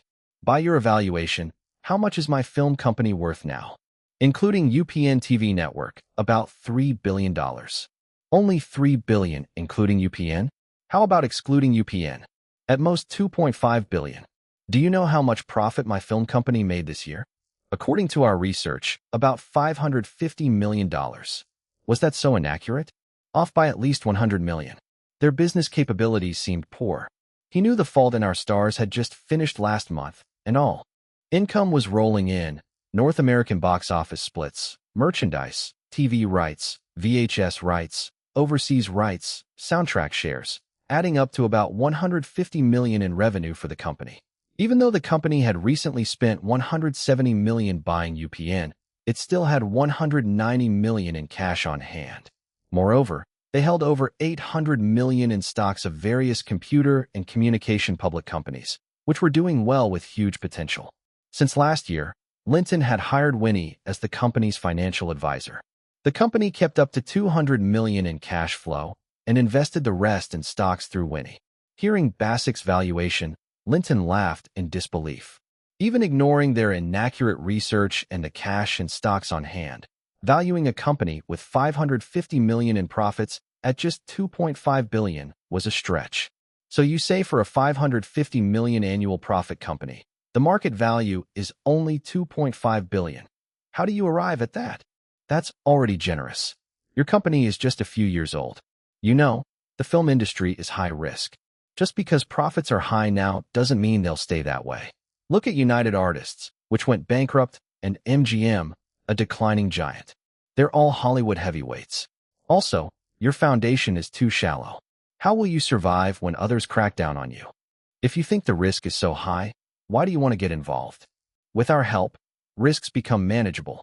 In America, going solo is the worst taboo you can commit. You need to learn to share. So basically you're asking me to give you shares at bargain prices?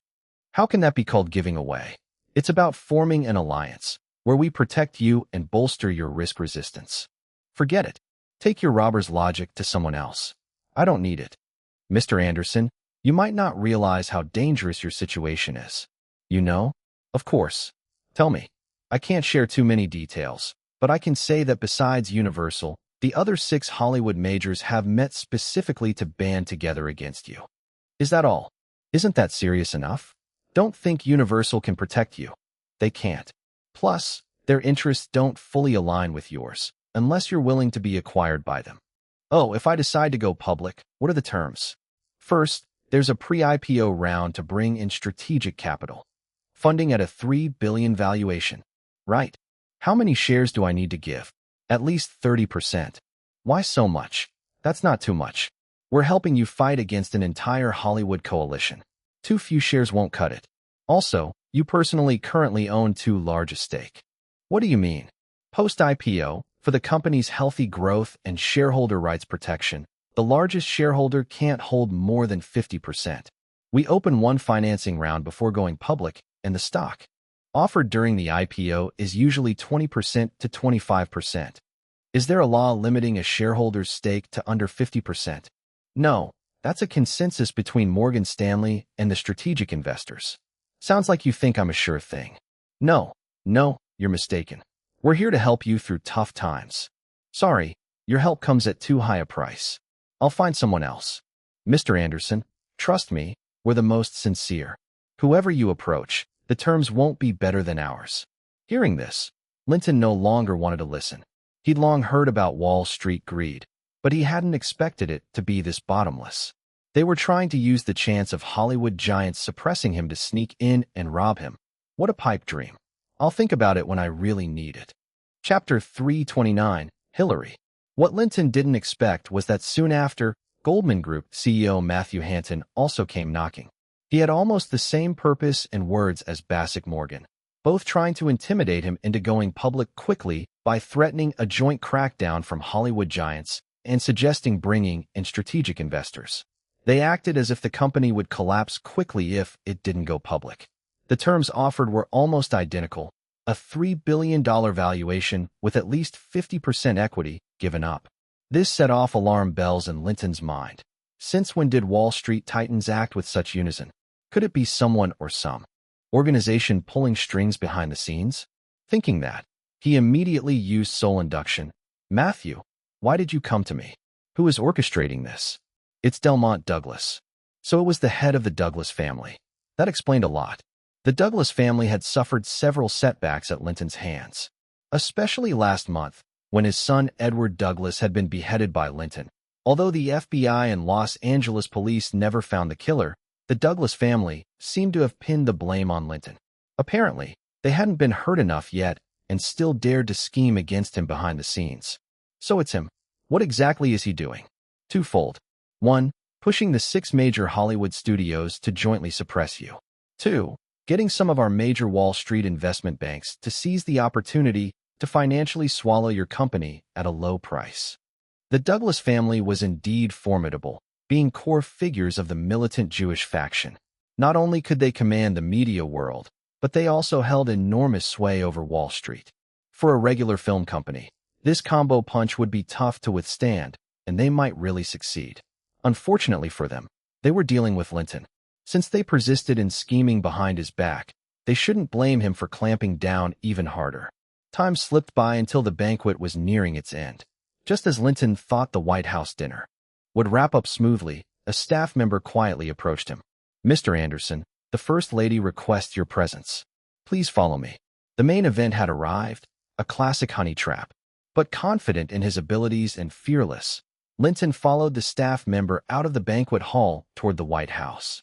Along the way, he opened his senses, seeing every room in the White House in his spiritual awareness. He soon found Hillary in a lavish room deep on the 3rd floor. The room's decor surprised him, especially Hillary's utterly shocking outfit. What was going on? Remembering the small gesture Hillary made during their handshake, he had a bad feeling. They turned left and right, walking for over 10 minutes to a secluded room on the west side of the 3rd floor. The door was slightly ajar.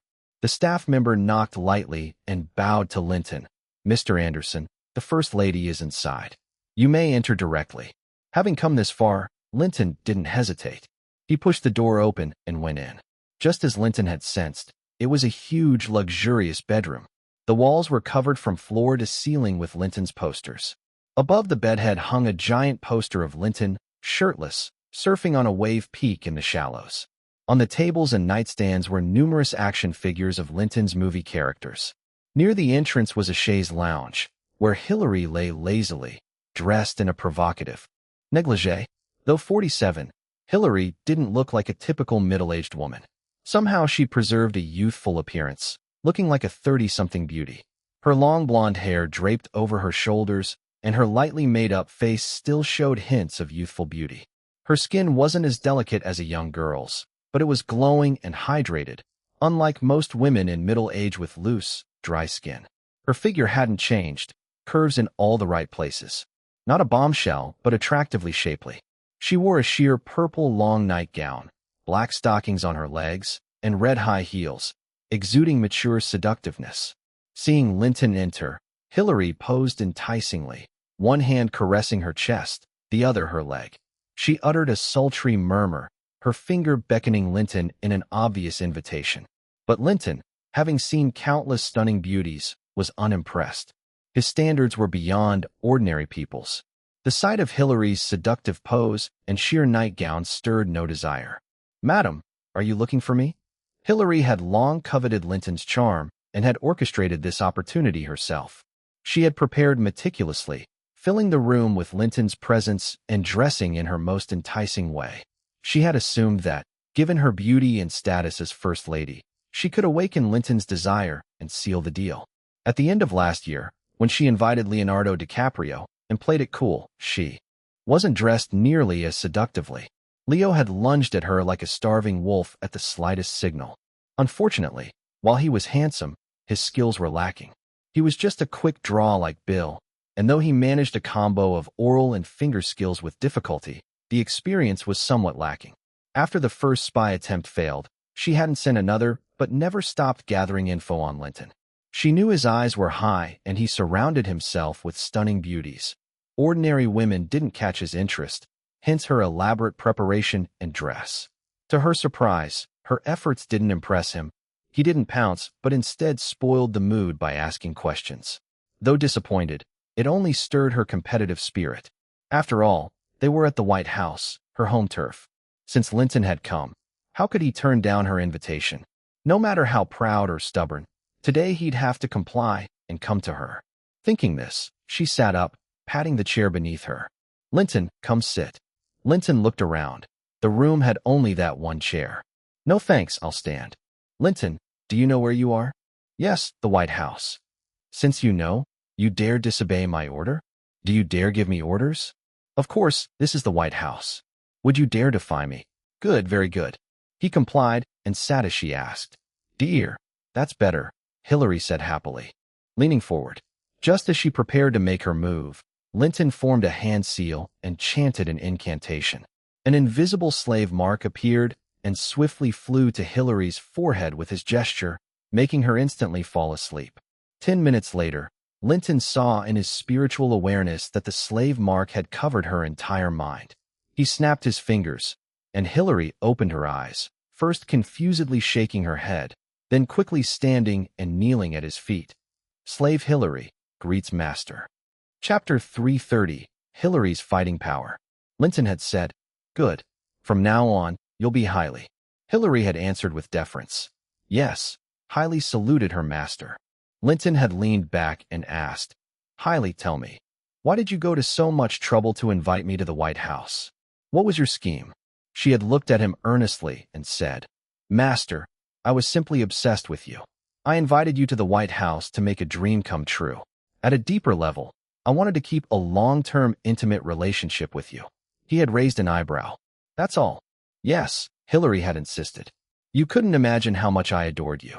Ever since the first time I saw you in the movie Step Up, I started imagining being with you.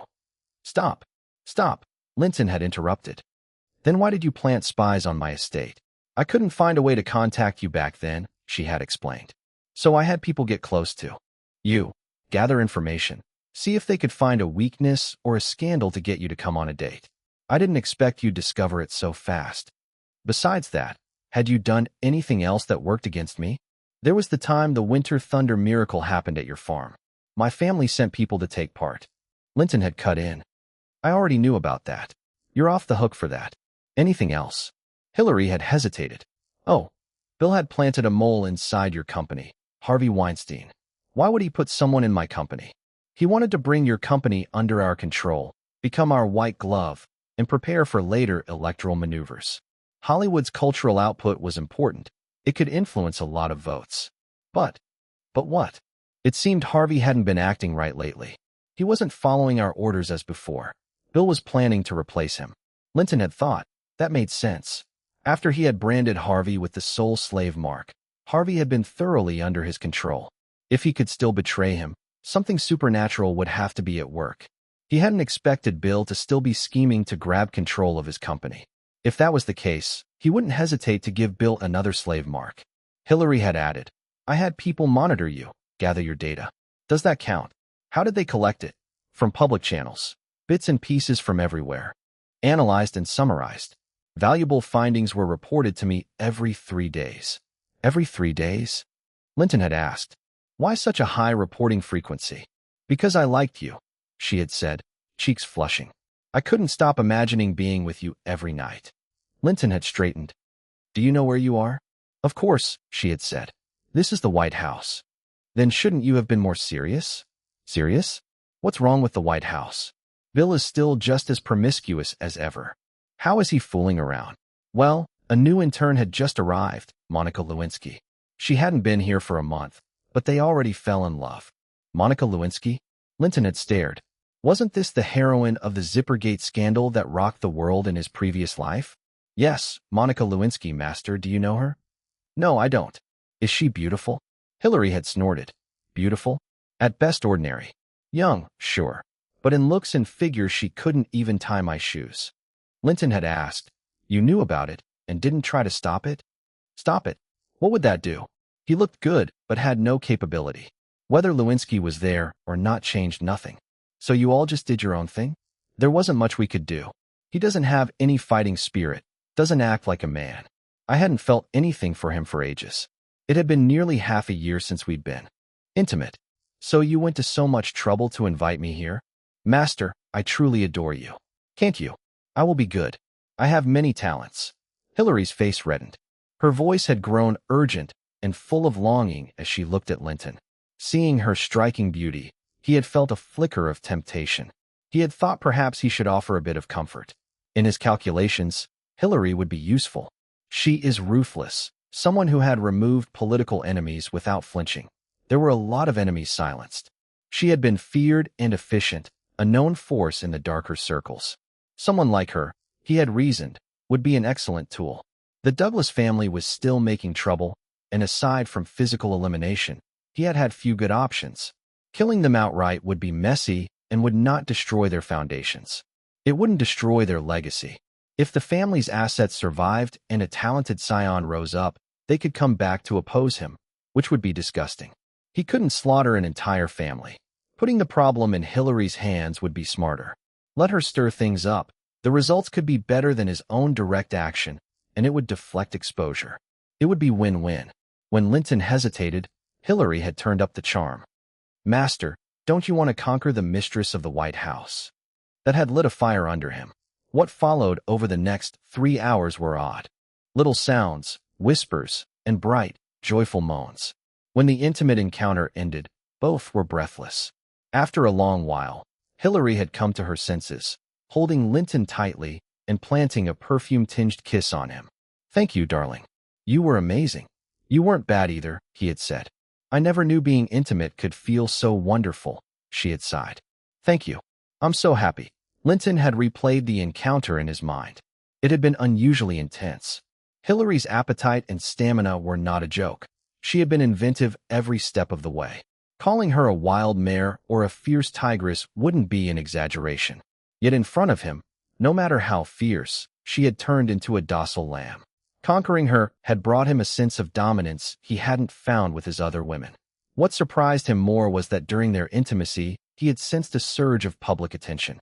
The popularity boost had aided his ability cultivation greatly. The spike in attention had almost rivaled that of a near-A-list actress like Jennifer Connelly. Chapter 331.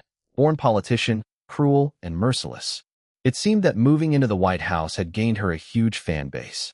Following this logic, a political female star could also amass massive popularity, which might help improve his ability. Hillary had been active in American politics during Clinton's presidency, constantly engaging in various political activities and proposing various bills. She had visited nearly 100 countries and regions, earning immense prestige and accumulating rich political reputation and experience. She also mastered various political tactics expertly. Later, as Clinton's term was ending, she ran for the New York State Senate and won by a large margin against her opponents. From then on, she rose rapidly to become a globally influential political power woman. She even ran for the presidency of the United States, once leading by a large margin in polls. If it weren't for the email scandal that followed, she might have become the first female president in American history. If this were to become true, Hillary would be tremendously valuable to him. Not only could she help him handle some things that had to be kept under wraps, but she could also act as his spokesperson in the highest levels of American politics, protecting his interests. She would also become a constant source of cultivation resources for him. Perhaps as her political influence grew, her benefits to his cultivation would keep increasing, possibly even surpassing Madonna, making her his primary cultivation treasure. So maybe he should treat her better. Not to mention restoring her youth and beauty. At the very least, maintaining her current look and vitality was necessary. Otherwise, as she aged in a few years, his interest in fucking her would fade, wasting such a valuable resource. While he was pondering, Hillary leaned over and gave him a sweet kiss. "Master, did you rest well?" As the sun rose, sunlight poured into the room. Everything returned to calm. With his celestial presence-level cultivation, even a slight connection to Hillary would have remarkable effects. "From now on, let's address each other by our own names. You can call me Linton or Mr. Anderson, and I'll call you Hillary." Linton gently patted her. "What? Are you abandoning me, master?" Hillary suddenly looked shocked and anxious at Linton's words. "No, master and Hilly are only for when we are alone. In front of others, we should use normal titles." "Yeah, master, how great of you. Does this mean you'll often favor me and have sex with me?" "Whether I'll favor you depends on your performance." Linton softly tapped her curvy hip once more. "Darling, what should I do?" "Hilly promises to complete any task," she said coquettishly, adjusting her posture subtly for his continued touch. Do you know the Douglas family in New York? Yes, the Jewish family that controls the New York Times, right? Exactly. That family has been causing me trouble lately. They have some nerve to mess with you. What have they done? Their influence among Jews is huge. They can mobilize a lot of support. The Douglas family head, Delmont Douglas, is currently teaming up with the 6 Hollywood giants to suppress my film company, trying to sabotage our movie releases. At the same time, they're collaborating with Wall Street financiers to infiltrate and pressure us financially. Wow, they're planning quite the moves. What do you want me to do about them? What do you think would be the best way to deal with them? I think it should be handled in 2 stages, short-term and long-term. Go on. Short-term would prioritize your urgent problem. The simplest way is just to take out their leader, Delmont Douglas. Without the mastermind, can the Hollywood giants and financiers stay united? Probably not. Without leadership, they'd just be little skirmishes unable to form a real threat. That would solve your company's immediate problem. Excellent. If you can't fix the problem, take out the troublemaker. Good thinking. How about long-term? I believe the reason they're after you is due to some grudges, right? Yes, they've previously caused me several troubles, but faced my fierce retaliation, suffering losses. So killing their leader solves only the temporary issue. To completely solve it, we need to cripple their core businesses, so they don't have the resources to target you again. The best way is to utterly destroy their family holdings, seize their industries, plunder their wealth, and bring them down completely. Then, all problems cease. Hearing Hillary say such ruthless plans in the softest tone while lying calmly in his arms stunned Linton. She was truly born for politics. As soon as she caught the problem's essence, she quickly laid out a comprehensive solution. Linton thought it was the best plan, even better than his own previous ideas.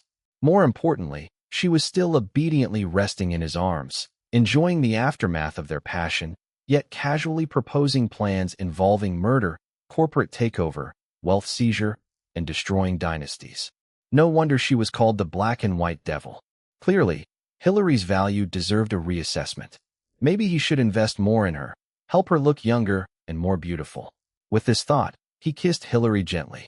Baby, your plan is great, but can it really be done? We're a society governed by laws now. Hillary was deeply moved by his intimate gesture and nickname, almost crying with joy. She flipped to lie tightly against him. Master, don't worry. Leave everything to me. Hilly will definitely handle it perfectly. Chapter 332, 3 Big Gifts. How long before we see results? For the short-term goal, it'll take at most 2 months. And the long-term goal? That requires time, and we have to find the right opportunities and entry points. Let's tentatively say 2 years. Good. Get this done, and there's a big reward waiting for you. Master, I don't need rewards. I just want you to come and indulge me often. No problem. I'll satisfy all your wishes. Then could you stay here a few extra days this time? What's up? I want continuous attention from you, Master. I have a lot more tricks to show you. All right then, I'll stay in Washington for 3 days and really spoil you, you little devil. Master, you're so kind. I'm the happiest. But since this is the White House, it's inappropriate for me to stay here all the time, so I'll head back to the hotel tonight. Okay, which hotel and room will you be at? I'll have someone book the room next door so I can come find you. All right, let's get up first. In the morning, help me with one more thing. Master, just order. Arrange for me to have a private meeting with Bill for half an hour. Master, you want to meet Bill alone? Are you going to tell him about us? Don't worry. It's just a reminder not to mess with my company. Also, when you deal with the Douglas family, get him to help out. I can influence him without you having to negotiate with him directly. Be obedient, do as I say. He lightly but firmly patted her butt. Unexpectedly, after that pat, she immediately blushed and, with seductive eyes, said, Master, do you want to spank me again? A sweet and joyful song soon played again. Although Bill and Hillary each kept to their own business, she held considerable influence over him. Though Linton had just asked for the meeting on short notice, she quickly arranged it for him. At 10:30, in a small reception room at the White House, Linton met Bill Clinton. After the staff brought coffee and left the two alone, Bill asked, You're Linton Anderson. What do you want? He wasn't particularly enthusiastic, keeping it businesslike. What surprised Bill more was that Linton didn't seem fond of him either. Without a word, Linton scanned the room to ensure no cameras or bugs were present. Then he made hand signs and muttered a chant. An invisible slave mark formed, and with a gesture, it flew into Bill Clinton's forehead. Bill Clinton immediately fell asleep. 10 minutes later, Linton saw the slave mark completely enveloping Bill Clinton's mind. Snapping his fingers, Bill opened his eyes, shook his head in confusion, and upon seeing Linton, knelt before him. "Your servant, Bill. Greetings, master." "All right, stand up and sit down." "Thank you, master. Don't call me master from now on. Call me Linton or Mr. Anderson." "Yes, Mr. Anderson. I heard you sent people into my company, trying to scheme against it." "Sorry, Mr. Anderson. It was my fault." These 3 policies in detail. This was truly unexpected. First is tax support. Your film's Speed and The Rock align perfectly with America's national themes, promoting our values globally with great box office success.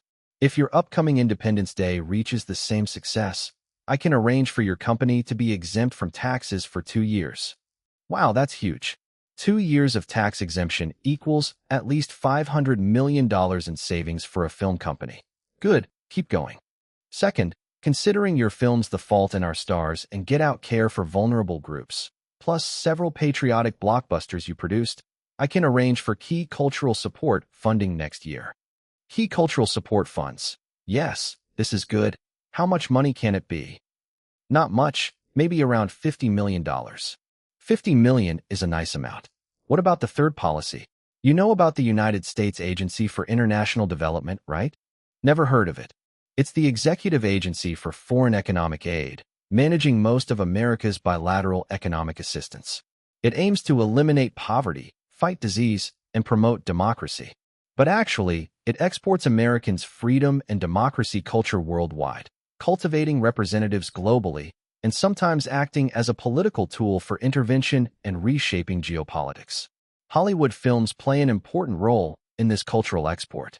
I can have USAID arrange annual sponsorship of no less than $50 million to your company starting next year. Excellent, very good. Linton didn't expect such a great outcome. Just next year could bring an extra $350 million. No wonder people say power is wealth. Serving the master is what a servant should do. Another matter I want you to handle. Please give your orders, Mr. Anderson. Hillary is helping me plan dealing with the Douglas family. You think of ways to cooperate and complete the job together. The Douglas family in New York? Yes, them. Their control over the New York Times has been problematic, constantly opposing the government. Last year, they opposed the Information Superhighway Plan, and now they're blocking the healthcare plan. It's time to deal with them properly. I don't care how you do it, just get it done. You two work together to bury that family within 2 years.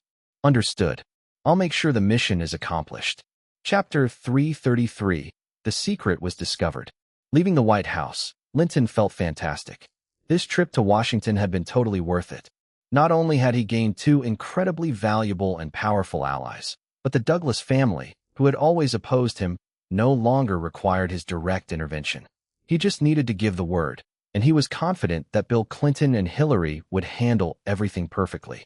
More importantly, he finally had the most loyal spokesperson at the highest political level in the country and was about to secure huge policy benefits and a triple package for his film company. Besides that, he had acquired an immensely valuable cultivation tool. He was really looking forward to seeing how much it would help his cultivation once Hillary truly rose in political circles. Next, Linton returned to the Waldorf Astoria Hotel in Washington, D.C., where he was staying. True to her decisive character, Hillary moved in that very afternoon into the Waldorf Astoria suite right next door to Linton's. Of course, the new suite was just a front. She didn't even enter her own suite, choosing instead to stay in Linton's. Linton kept his promise and spent 2 full days with her. During those days, Hillary displayed extraordinary stamina and determination, tirelessly going all out.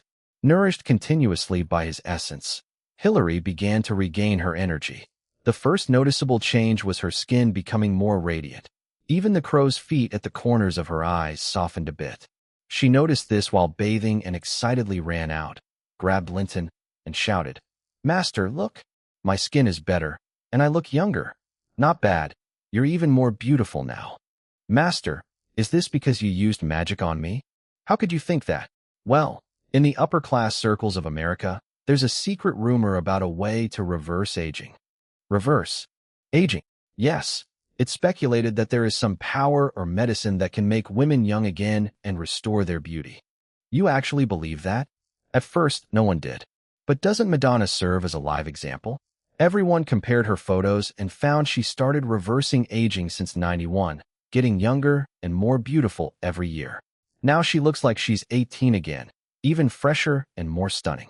That could be explained by good fitness, excellent care, and makeup, right? Didn't you hear she gets at least $20 million a year endorsing cosmetics? True, so it's only speculation. But I heard several people pooled a huge fund to launch a research project specifically to study Madonna's youth reversal phenomenon.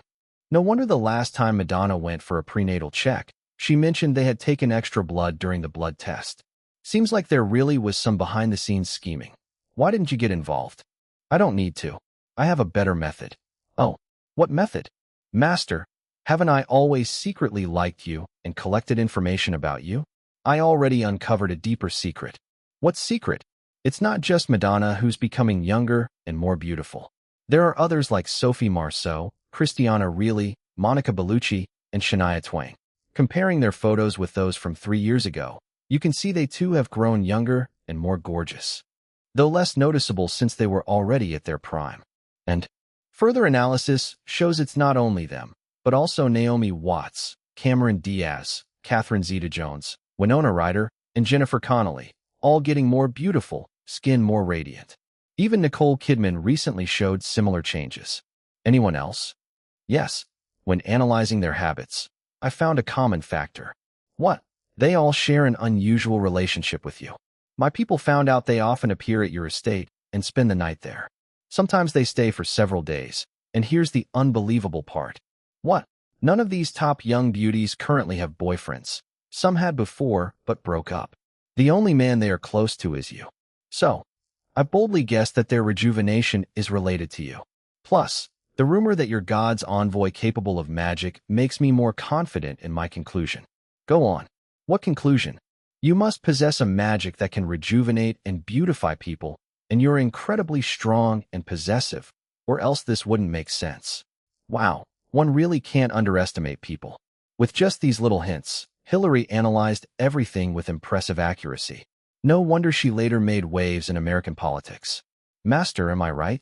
Hillary smiled proudly when Linton didn't respond. Not exactly, but not far off. Yay, Master, you really have magic? Can I become young and beautiful like Madonna? So that's why you used every chance to get close to me and invited me to the White House.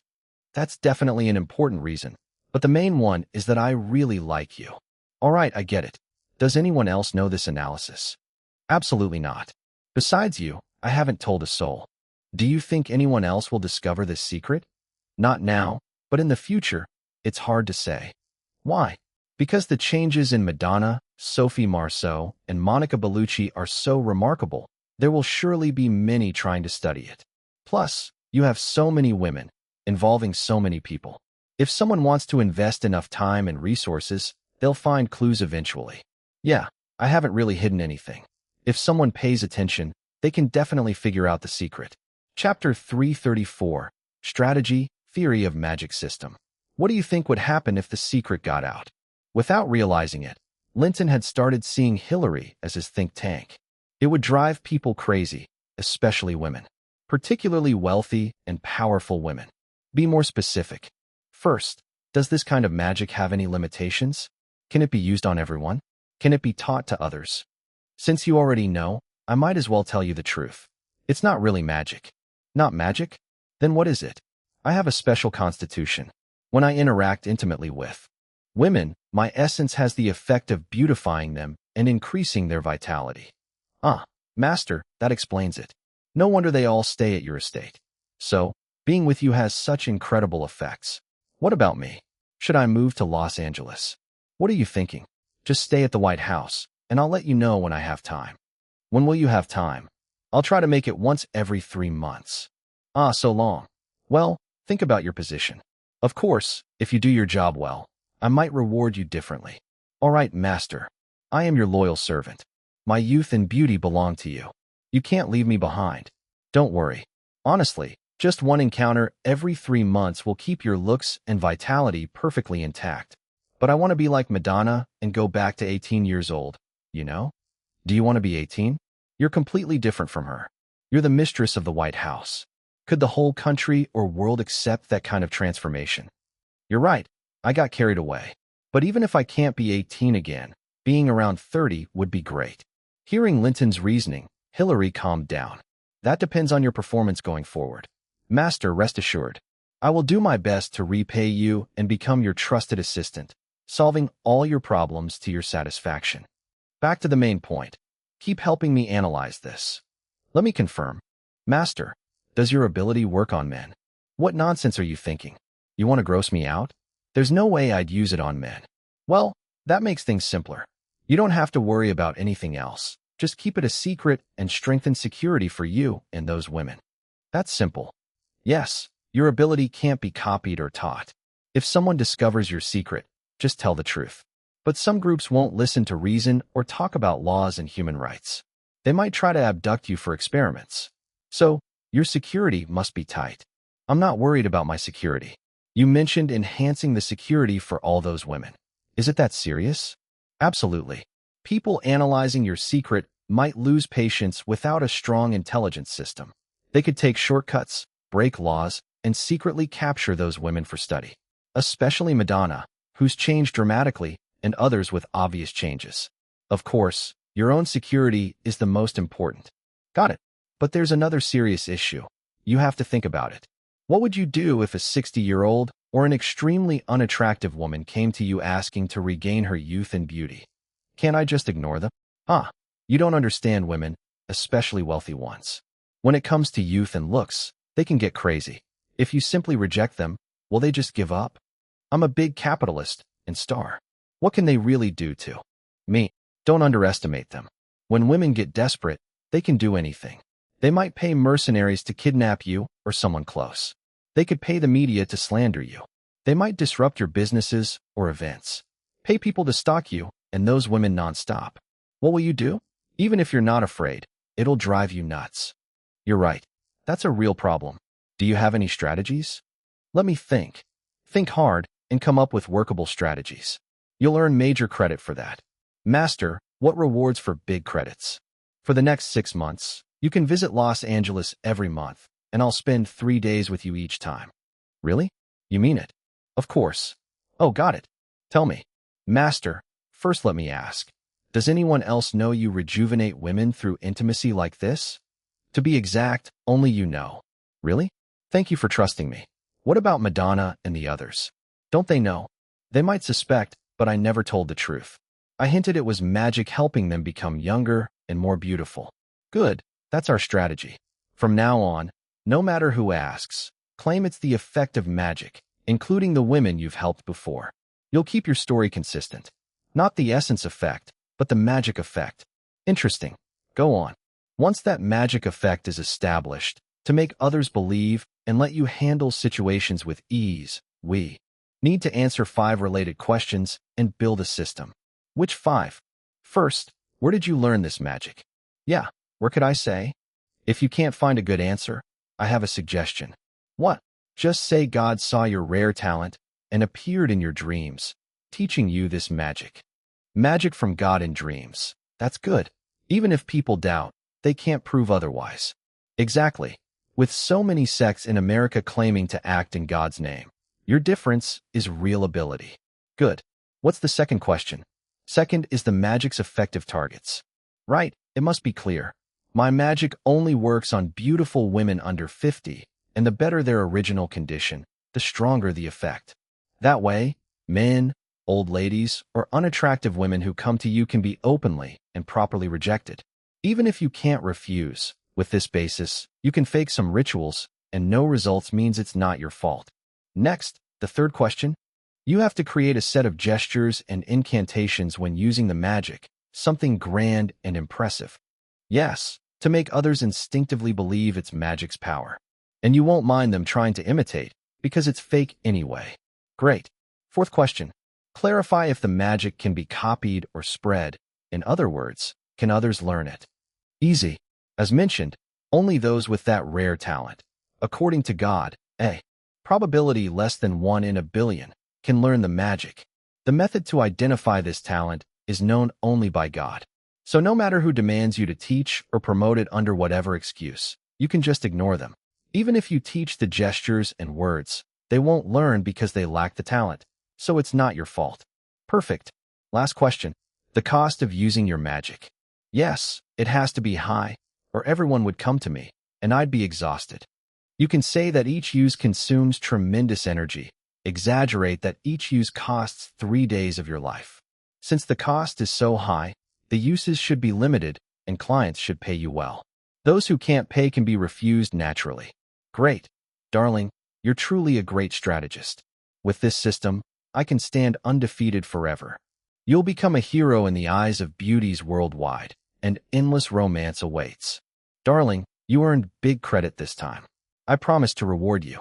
Come here, a kiss. Hillary held him tightly and kissed passionately. Master, I've helped you analyze so much. Shouldn't you reward me now? Sweet, cheerful singing returned again. Chapter 335. The Siege of the Man from Nowhere. This trip to Washington had been extremely fruitful, far beyond what Linton had expected. On November 27th, Linton flew back to Los Angeles on his private jet, slowly reviewing everything in his mind with a bright mood. Not only had he secured 2 highly capable supporters in powerful political positions, giving him the most loyal advocates at the highest levels of American politics, but from now on, both he and his company could operate with greater freedom and space. Through them, the Douglas family, who had long opposed him, no longer required his personal effort to handle. They could no longer threaten his career. With the political influence of Bill and Hillary Clinton, the Douglas family's decline was inevitable and effectively on a countdown. Even more unexpectedly, he discovered that Hillary herself was an immensely valuable cultivation partner, with huge potential for growth. This made him realize that cultivation partner didn't only exist within the entertainment circle.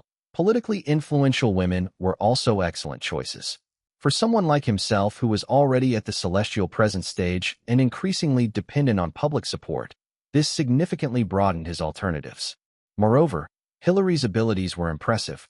She deduced from his daily actions that he could help people regain their youthful beauty, which in turn helped him perfect a deceptive magic system to cope with the public, preventing him from becoming a target in the future. Of course, this system still lacked one crucial element.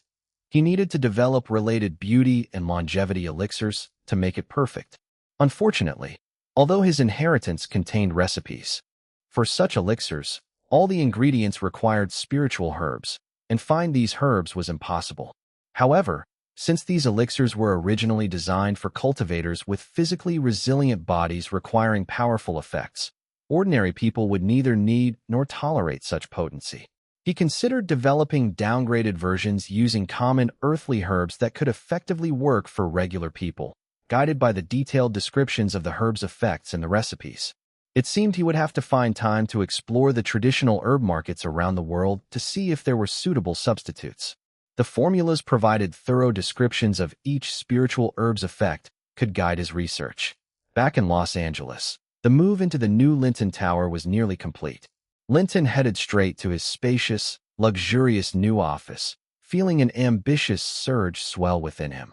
After a month in theaters, the North American box office for Get Out had easily surpassed $100 million, making it a dark horse during the traditionally slow November season.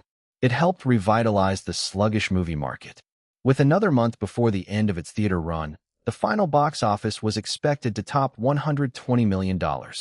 Starting early in the year, a new wave of mergers swept through North American theaters, with many smaller chains acquired.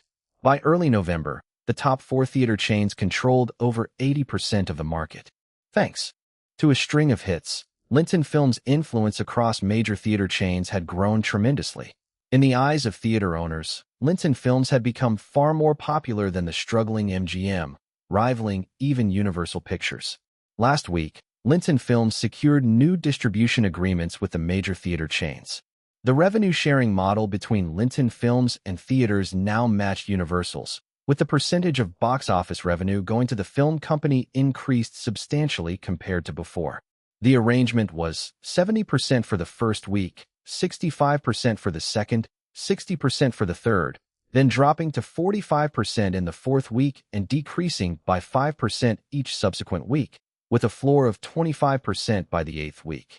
This ensured the company would generally secure no less than 55% of the film's total box office earnings, greatly enhancing their profitability. Of course, Get Out's deal remained under the previous terms, but starting December, new releases, including the much-anticipated The Man from Nowhere starring Linton himself, would benefit from the improved split. The Man from Nowhere was set to premiere on December 9th. As Linton's self-written, self-directed major production of the year, it naturally drew wide attention. The theaters had high hopes for its commercial success. Following screenings for theater representatives, they allocated substantial screen time, estimating the film would open in no fewer than 3,000 screens. However, the Hollywood Six Majors, already inclined to suppress Linton films, and pushed further by Delmont Douglas, began a fierce campaign against The Man from Nowhere. December ushered in the hot Christmas season, with competition as fierce as the summer blockbuster season. Normally, even with intense rivalry, studios avoided releasing their tentpole films simultaneously to prevent mutually hurting their box office returns. For example, this summer's simultaneous release of two blockbuster films, The Rock and Interview with the Vampire, was almost unheard of in Hollywood. Yet the holiday scheduling data received from theaters showed otherwise. On December 2nd, Warner Brothers released their blockbuster Disclosure. On December 9th, Paramount's major production Clear and Present Danger premiered. And on December 16th, Sony Columbia's Legends of the Fall hit theaters. This blatant scheduling showdown was a clear signal from the giants. They intended to sabotage Linton's The Man from Nowhere. Notably, Paramount even scheduled Clear and Present Danger to open the same day as The Man from Nowhere, setting the stage for a direct box office battle. One wonders if they realized that although they might win the contest, their own box office receipts would suffer heavily. Classic case of winning a battle, but losing the war. It was probably due to Linton's recent acquisition of the UPN TV network, whose surprising success had embarrassed them, prompting the studios to retaliate financially in the film market. Alternatively, they may have received sufficient incentives from the Douglas family and other major players to tolerate these risks and losses.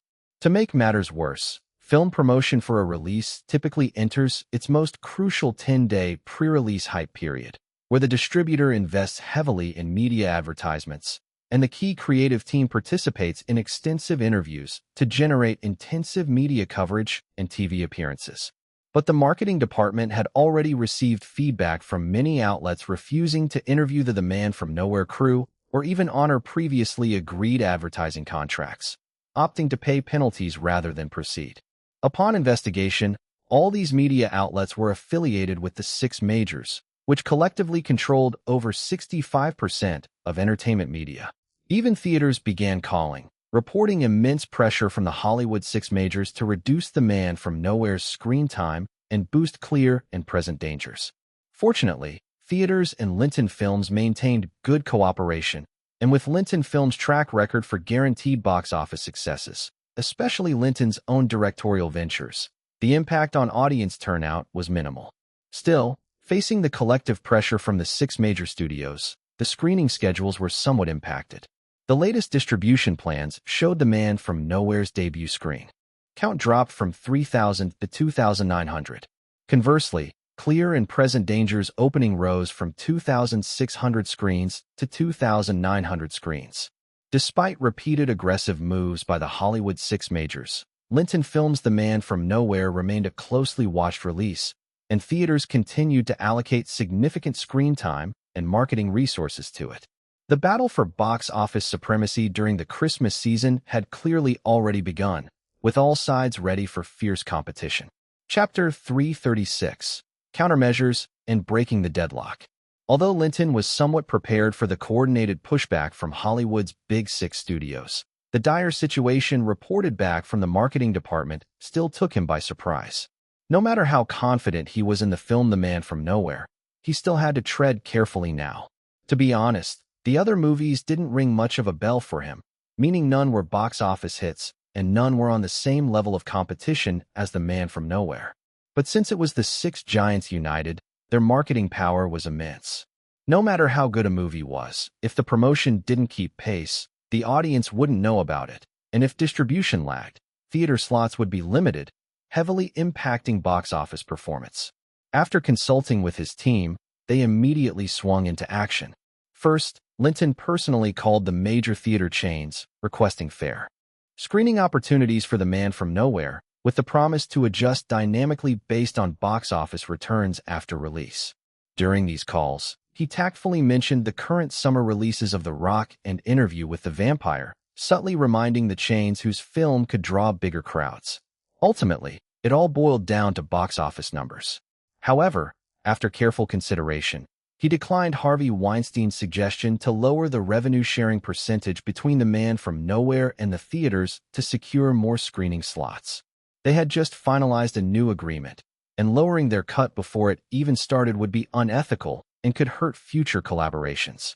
Next, Linton took Monica Bellucci, Will Smith, and Scarlett Johansson to appear consecutively on variety shows on UPN and MCA networks, as well as NBC's Saturday Night Live, all to promote The Man from Nowhere. He also bought primetime ad slots on these three networks to air 30-second trailers of The Man from Nowhere. NBC and MCA had broad North American viewership, and with the booming popularity of Who Wants to Be a Millionaire, UPN's influence was growing. With these three networks' campaigns, along with posters in commercial districts, subway stations, and nowhere-related questions over the next 4 episodes. 1. On which date did The Man from Nowhere officially premiere in North America? Correct answer: A. December 9th. 2. Who is the lead actor of The Man from Nowhere? Correct answer: A. Linton Anderson. 3. Which movie starring superstar Linton Anderson premiered on December 9th? Correct answer: A. The Man from Nowhere. 4. Which female star appears in The Man from Nowhere? Correct answer: A. Monica Bellucci. Starting December 3rd, these questions appeared across 4 consecutive episodes and were edited into the final aired show that audiences saw. Since premiering on November 12th, Who Wants to Be a Millionaire's ratings surged over 3 episodes. By the 3rd episode on November 26th, it achieved an astonishing 4.4% average viewership, ranking first in that time slot, surpassing the long-dominant Oprah Winfrey Show. Embedding The Man from Nowhere questions into the show for 4 episodes guaranteed exceptional promotional impact. Following this, Linton spent $1 million to hold a special screening event for critics. On December 7th, the company held a grand premiere for The Man from Nowhere at the Los Angeles Dome Theater. At the premiere, Linton pulled out all the stops.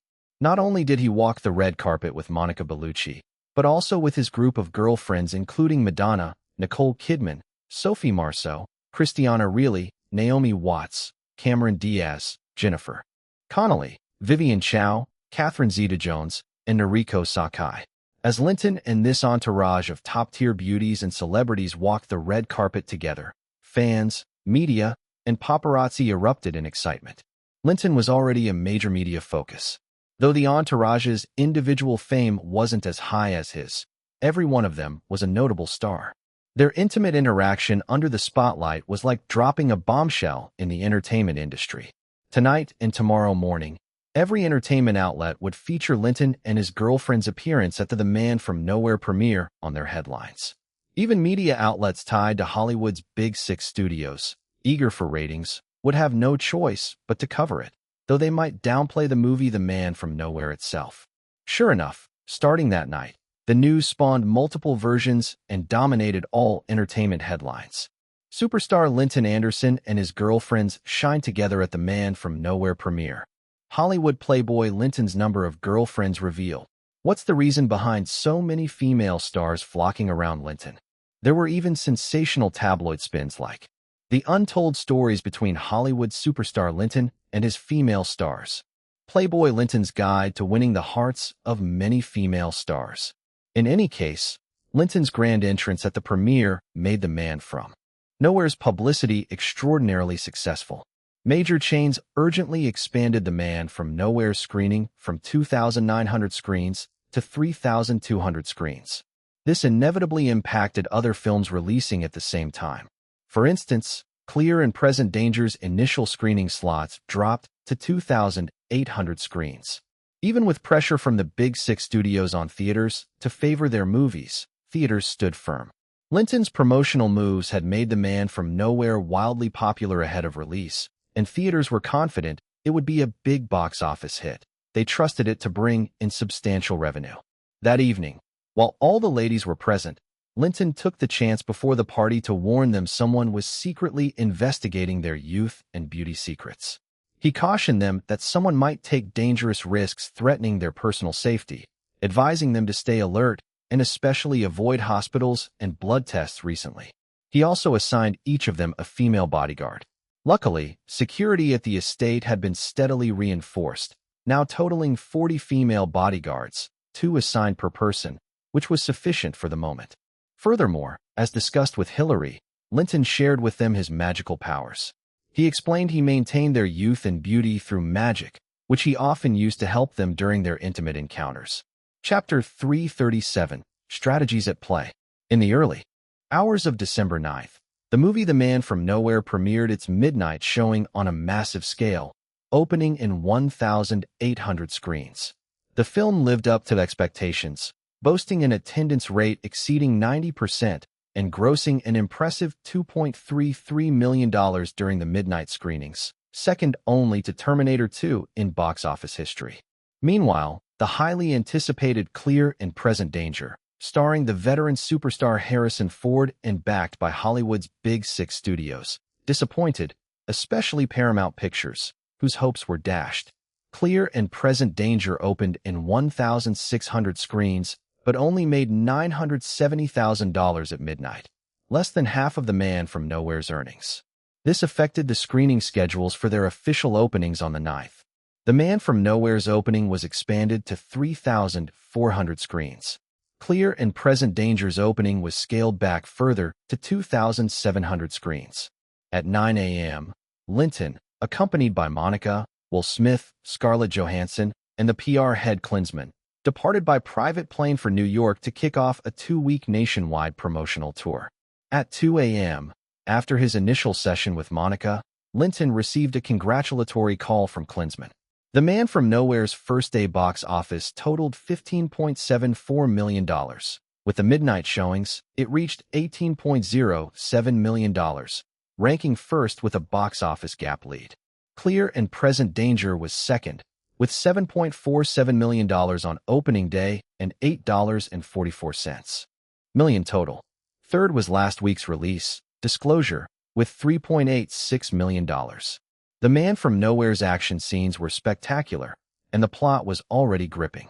It was the first Hollywood blockbuster to incorporate Hong Kong-style action choreography, blending beauty with brutal action. Audiences, used to Hollywood's traditional blunt fight scenes, were thrilled and eagerly recommended the film to friends. Moreover, Linton's screen presence was charged with charisma, amplified by Monica's captivating allure. The story tackled America's rampant drug problem, juxtaposing the ruthlessness of criminals with the innocence of the character Sam, Somi, showing Linton's transformation from despair to a heroic crusader against crime. All these elements struck a deep chord with viewers, sparking widespread resonance. Combined, these factors made The Man from Nowhere a game-changer in the market. The film's critical reception was unprecedented. According to audience surveys by Caesar, viewer ratings soared to an astonishing A+. Caesar projected that The Man from Nowhere's North American box office would exceed $200 million. This success was a stark slap in the face to Hollywood's Big Six executives, who felt the sting personally. But since the battle had just begun, to save some dignity, these studios intensified their efforts to suppress The Man from Nowhere. On Saturday, as the reviews were lifted, media outlets controlled by the Big Six unleashed a wave of criticism and slander against The Man from Nowhere. They claimed the film was nothing but senseless violence, lacking meaningful content and not worthy of viewing. Some argued that America thrived and its people were happy, accusing Linton of focusing only on the dark side of society.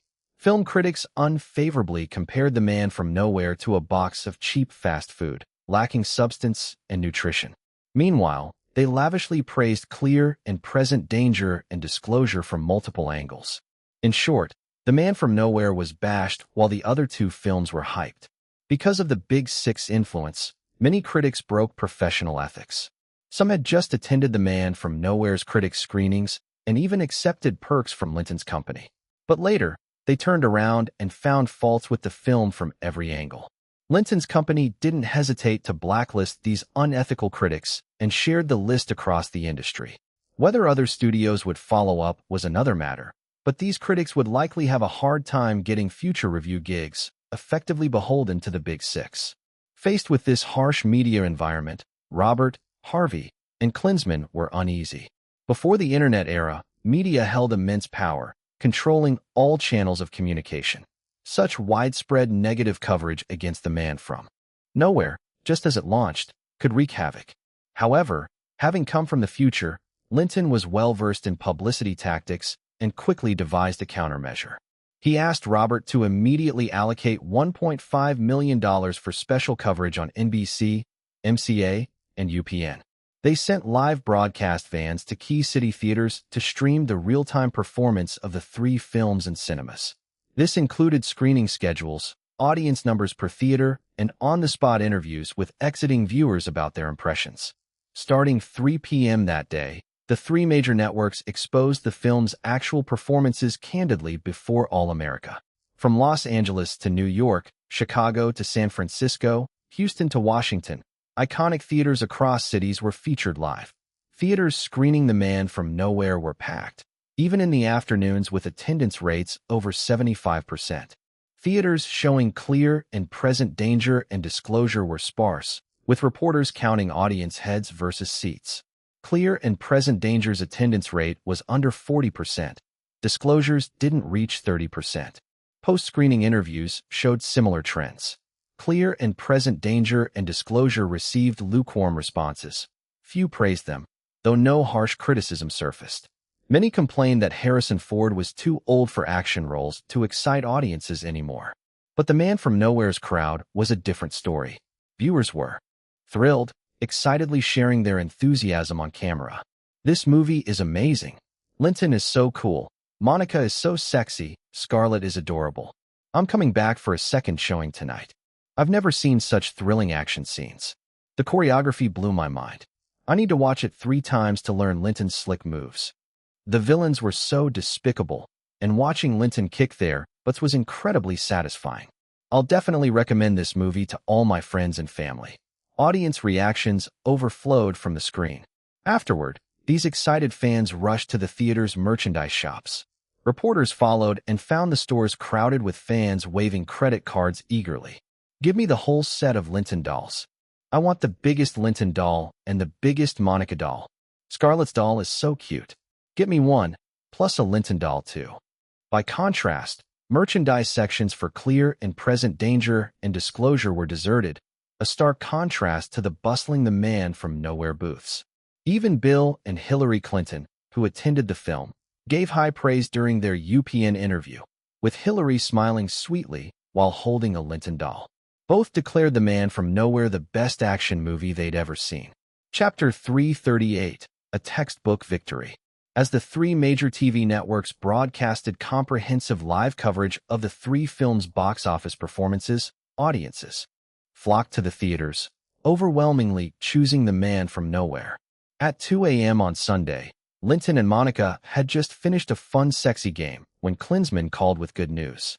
The Man from Nowhere earned $19.53 million on Saturday, securing the top spot with a wide gap. Ranking second was Clear and Present Danger, with $8.57 million on Saturday. Coming in third was Disclosure, earning $4.23 million. After the opening weekend's 3 days, The Man from Nowhere made a stunning $55.73 million, topping the chart by a huge margin. Clear and Present Danger took second place with $23.71 million for the weekend, and Disclosure was third with $11.83 million. Disclosure had actually performed well the previous week, accumulating $37.76 million over 7 days with decent audience feedback. Industry insiders once predicted its North American box office could surpass $90 million. However, the second weekend halved its earnings compared to the first weekend. This suggested that the film's North American total would likely not reach $90 million. Even $70 million would be considered a success. Theater chains adjusted the film schedules accordingly. After all, everyone had to make a living. Despite the 6 major Hollywood studios collectively pressuring the market, poor box office results rendered their efforts useless. The Man from Nowhere expanded to a staggering 3,700 screens. Clear and Present Danger further reduced its distribution to 2,400 screens. Disclosure dropped to 1,500 screens. By this point, it was clear to all that the 6 major studios' carefully arranged counterattack had become a joke. Calling their efforts laughable rather than just subpar was fair. The media was in chaos, splitting into 2 factions. One faction, controlled by the 6 major Hollywood studios, was numerous and continued to viciously criticize and smear The Man from Nowhere while praising Clear and Present Danger and Disclosure in every way. In contrast, parts of the media led by the 3 major TV networks refrained from taking sides and simply presented the facts, the film's theater performances and genuine audience reviews, to the American public. Initially, many believed the studio-controlled media due to their overwhelming influence and sheer numbers. People tend to follow the crowd. However, as more people saw The Man from Nowhere and left the theaters, many saw the truth and completely reversed their opinions. They began denouncing the studio-controlled media directly in front of the major networks' cameras. Some went as far as harshly criticizing them, accusing them of distorting facts and lacking professional ethics. They argued the studio's smear campaign was a betrayal of the media's conscience, especially against such a great film. Some experts labeled the studio's behavior as media bullying and monopoly abuse. Among the most passionate were fans of Linton and Monica, who publicly called for boycotts of unethical media outlets and dishonest film critics. Under mounting public pressure and to safeguard their futures, some studios with weaker control over the media withdrew quietly from the propaganda war, refusing to comment on any of the 3 films. Critics who had gone against the movie deeply regretted their actions, but were trapped by their association with the 6 majors. Afterward, other studios largely closed their doors to them. Forced to persist, these critics continued to find new angles to attack The Man from Nowhere, but the growing public support rendered their efforts pointless. Despite ongoing media smears, The Man from Nowhere was now the focal point of public discussion, which only fueled more audience curiosity. People who hadn't planned to see a movie went to theaters because of the buzz. At the box office, The Man from Nowhere kept soaring. On Monday, it raked in $15.21 million, dropping less than 20%, whereas Clear and Present Danger earned only $4.53 million, falling nearly 50%. Disclosure brought in $2.37 million, also close to a 50% decline. These numbers shocked everyone. Linton's promotional tour became a sensation everywhere, receiving celebratory welcomes that could only be described as a hero's tribute. Drum beats, fireworks, waving flags, and massive crowds beyond imagination. After a full week, The Man from Nowhere earned a phenomenal $97.63 million, dominating the box office.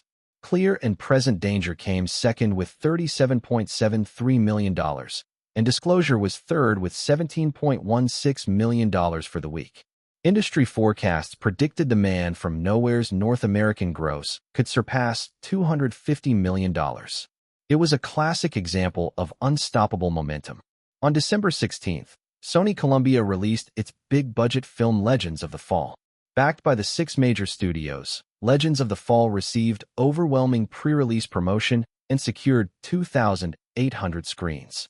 This affected The Man from Nowhere's distribution slightly, reducing it to 3,400 screens, while other films, including Clear and Present Danger and Disclosure, suffered heavier cuts. Yet the box office results surprised everyone. On Friday, including midnight shows, Legends of the Fall only made $7.05 million, far behind The Man from Nowhere's $14.72 million. Clear and Present Danger and Disclosure earned $4.79 million and $2.38 million respectively. For the weekend, The Man from Nowhere held strong with $44.73 million for second weekend champ and a huge margin. Legends of the Fall placed second with $20.84 million on its opening weekend. Clear and Present Danger came third with $13.95 million, and Disclosure only earned $8.67 million, nearly abandoned by theaters. Predictably, theater chains adjusted once again. The Man from Nowhere's distribution rebounded to 3,700 screens. Legends of the Fall, Clear and Present Danger, and Disclosure saw significant reductions. By now, the 6 major studios' joint campaign against The Man from Nowhere was a total failure and the laughingstock of the industry. Thanks to the consecutive successes of The Man from Nowhere and The Rock, Linton's film company established its position and reputation, standing tall against Hollywood's giants. Not officially one of the major studios yet, Linton was already a giant in his own right, and no one dared challenge him anymore. Of course, Linton knew he still faced huge challenges to become a true Hollywood mogul. Membership in the MPA and overseas distribution capability were key factors that remained unresolved. The Man from Nowhere's triumphant comeback made a classic case study for film schools and companies alike. As for Linton himself, the soaring box office numbers cemented his status as a superstar director, on a level with Spielberg and James Cameron. On the actor front, he became the top commercial superstar in Hollywood, even eclipsing Arnold Schwarzenegger's influence. Chapter 339, The Falling Helicopter.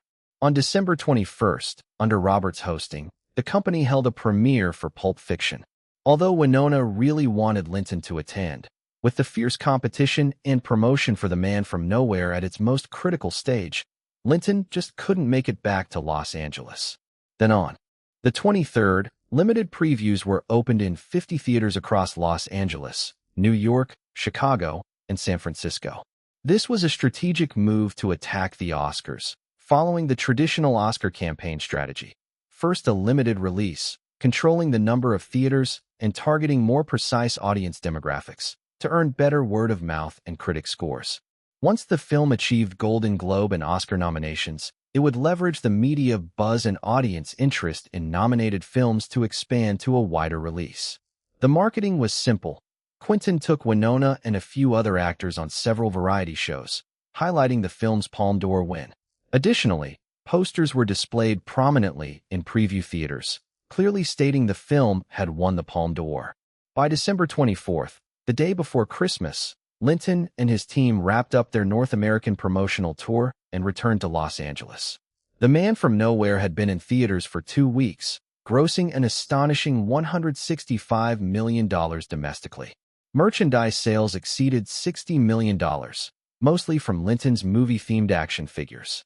Universal Pictures had already started pushing the film overseas from December 16th, with premieres in 20 countries and regions in the first wave. Given the film's popularity in America, overseas box office soared to $75 million within a week. However, Linton couldn't join the subsequent overseas promotions as the filming for Independence Day officially started on December 20th, and his third single I Know was set for release on the 28th. Director Michael Bay and Universal Records president Daniel were eagerly awaiting their leading man. Fortunately, after hits like Happy Death Day and Get Out, Monica and Will Smith were already recognized as rising Hollywood stars globally. Scarlett Johansson, with her pure and adorable image combined with solid acting skills, had won widespread acclaim and audience love. During the tour, Scarlett became Linton's little shadow, and the entire promotional team adored the cute young starlet.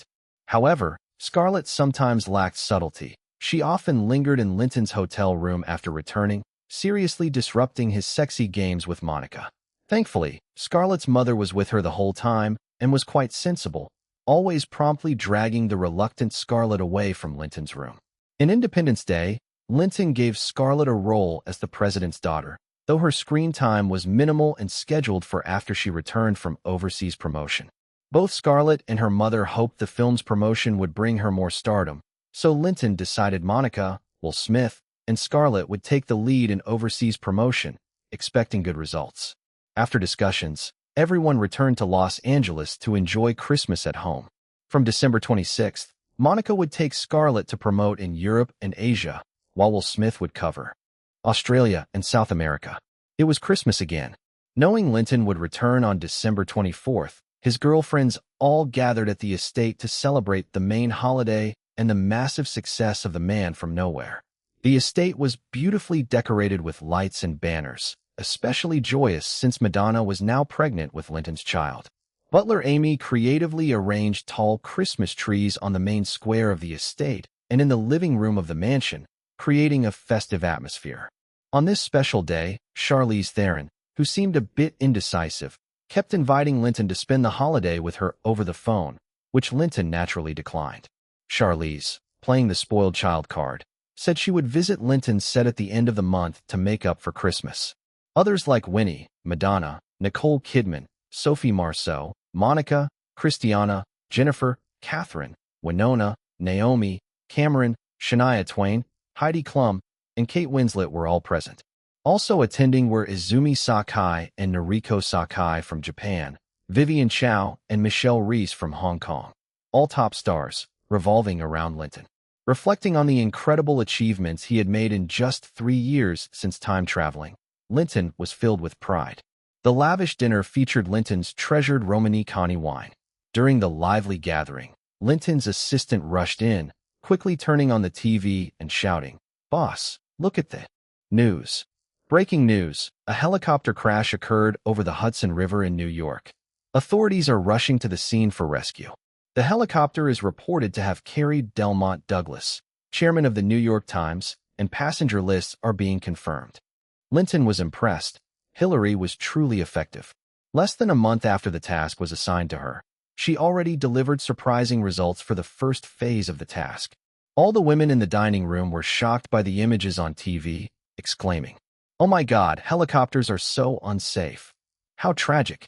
Will there be any survivors?"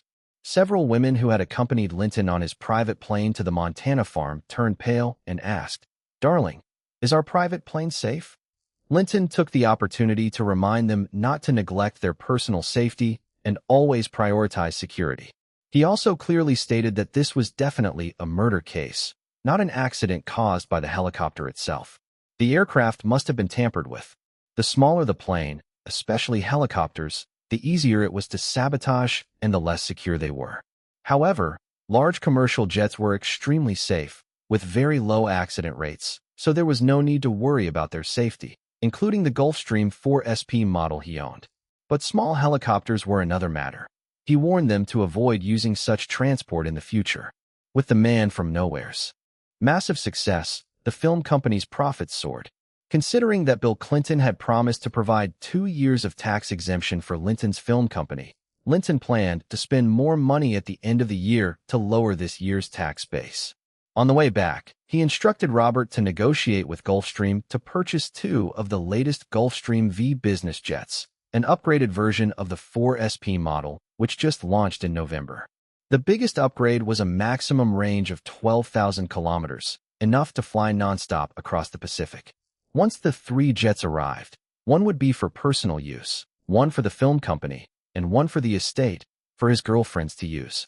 Hearing this news, all the women cheered and eagerly competed to toast with him to celebrate. Chapter 340. Someone left. Amid the lively gathering, the assistant came back and holding a phone. "Boss, it's the First Lady of the White House calling." Hearing it was Hillary on the line, Linton greeted the women briefly before heading upstairs to his study to take the call. "Hello, Linton," Hillary said seriously, following Linton's instructions to be formal. "Hillary, Merry Christmas Eve." "Linton, have you seen the news?" "Yes, you did a fantastic job.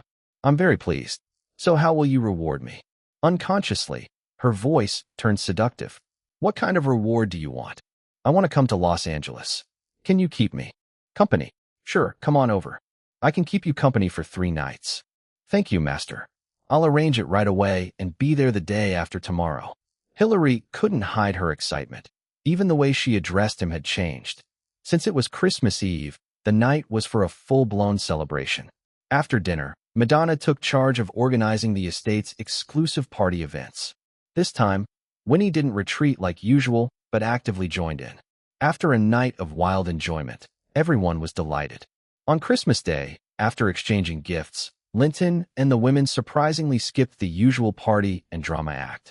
Instead, they gathered in the outdoor garden to chat about career plans. Over the past year, all the women showed wonderful changes in appearance, looking younger, more vibrant, prettier, and more attractive. Their skin especially had become moist and smooth. They had also made significant progress professionally, except for the newest members Nicole Kidman, Kate Winslet, and Michelle Reese, who were still filming their movies. Their careers were set to level up dramatically once their films premiered. Thanks to their stunning looks and youthful skin combined with their existing Hollywood star power, each had become a darling of the fashion and cosmetics industries. World-class fashion and beauty brands were competing to sign them, offering endorsement deals starting at tens of millions of dollars annually. Even Vivian Chow, Izumi Sakai, Noriko Sakai, and newcomer Kate Winslet had landed numerous commercial endorsements in America. To avoid conflicts over competing endorsements that could hurt the unity of Linton's circle, Madonna suggested setting up a shared information system about their commercial contracts.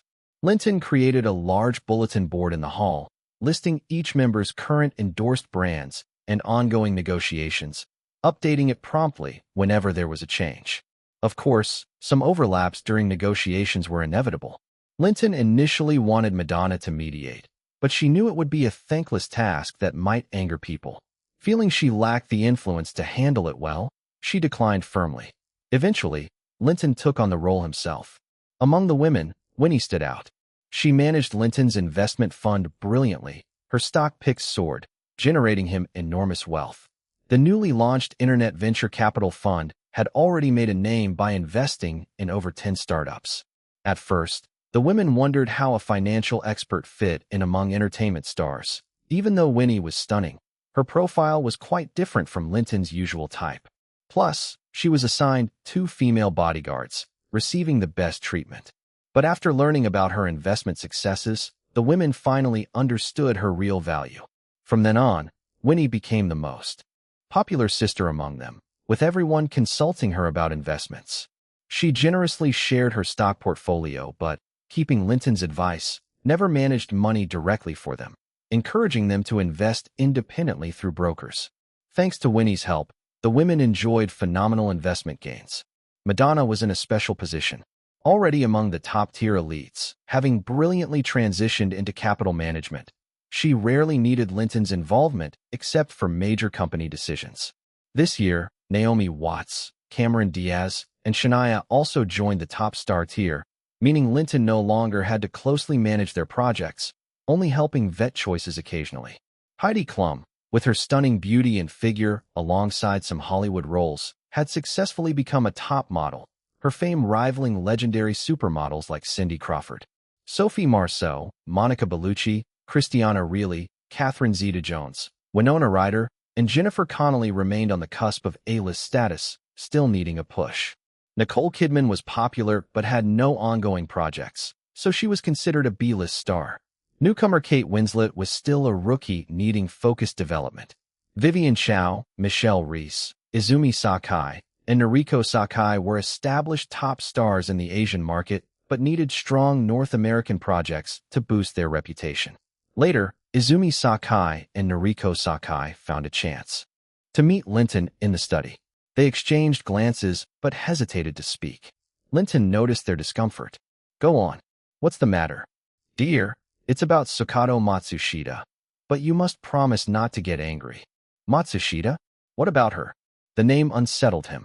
He hadn't thought about her in a long time, nor knew how she was doing. "She's getting married next month." "Married? To whom?" "To Mitsui Kazuo, the second son of the Mitsui family, one of Japan's biggest industrial dynasties." "I know that family.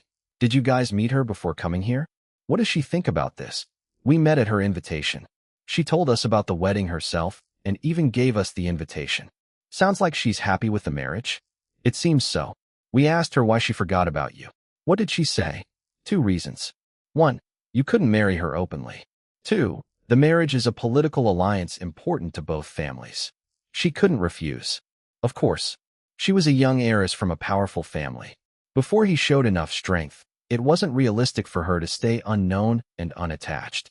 He had hoped to resolve this once his power grew in a couple of years, but she capitulated or maybe changed her heart. In hindsight, it made sense. A young noblewoman's emotional needs were vital, and after 2 or 3 years of no contact, even the strongest passion fades. So be it. Some people are just meant to be passing strangers in life. He sighed deeply. Then I wish her happiness. You're not mad? Noriko asked, surprised. What good would anger do? Everyone has their own pursuits. I can't give her and her family what they want. Besides, I still have you all. Right? So many sisters here. She was the one who didn't appreciate her blessings.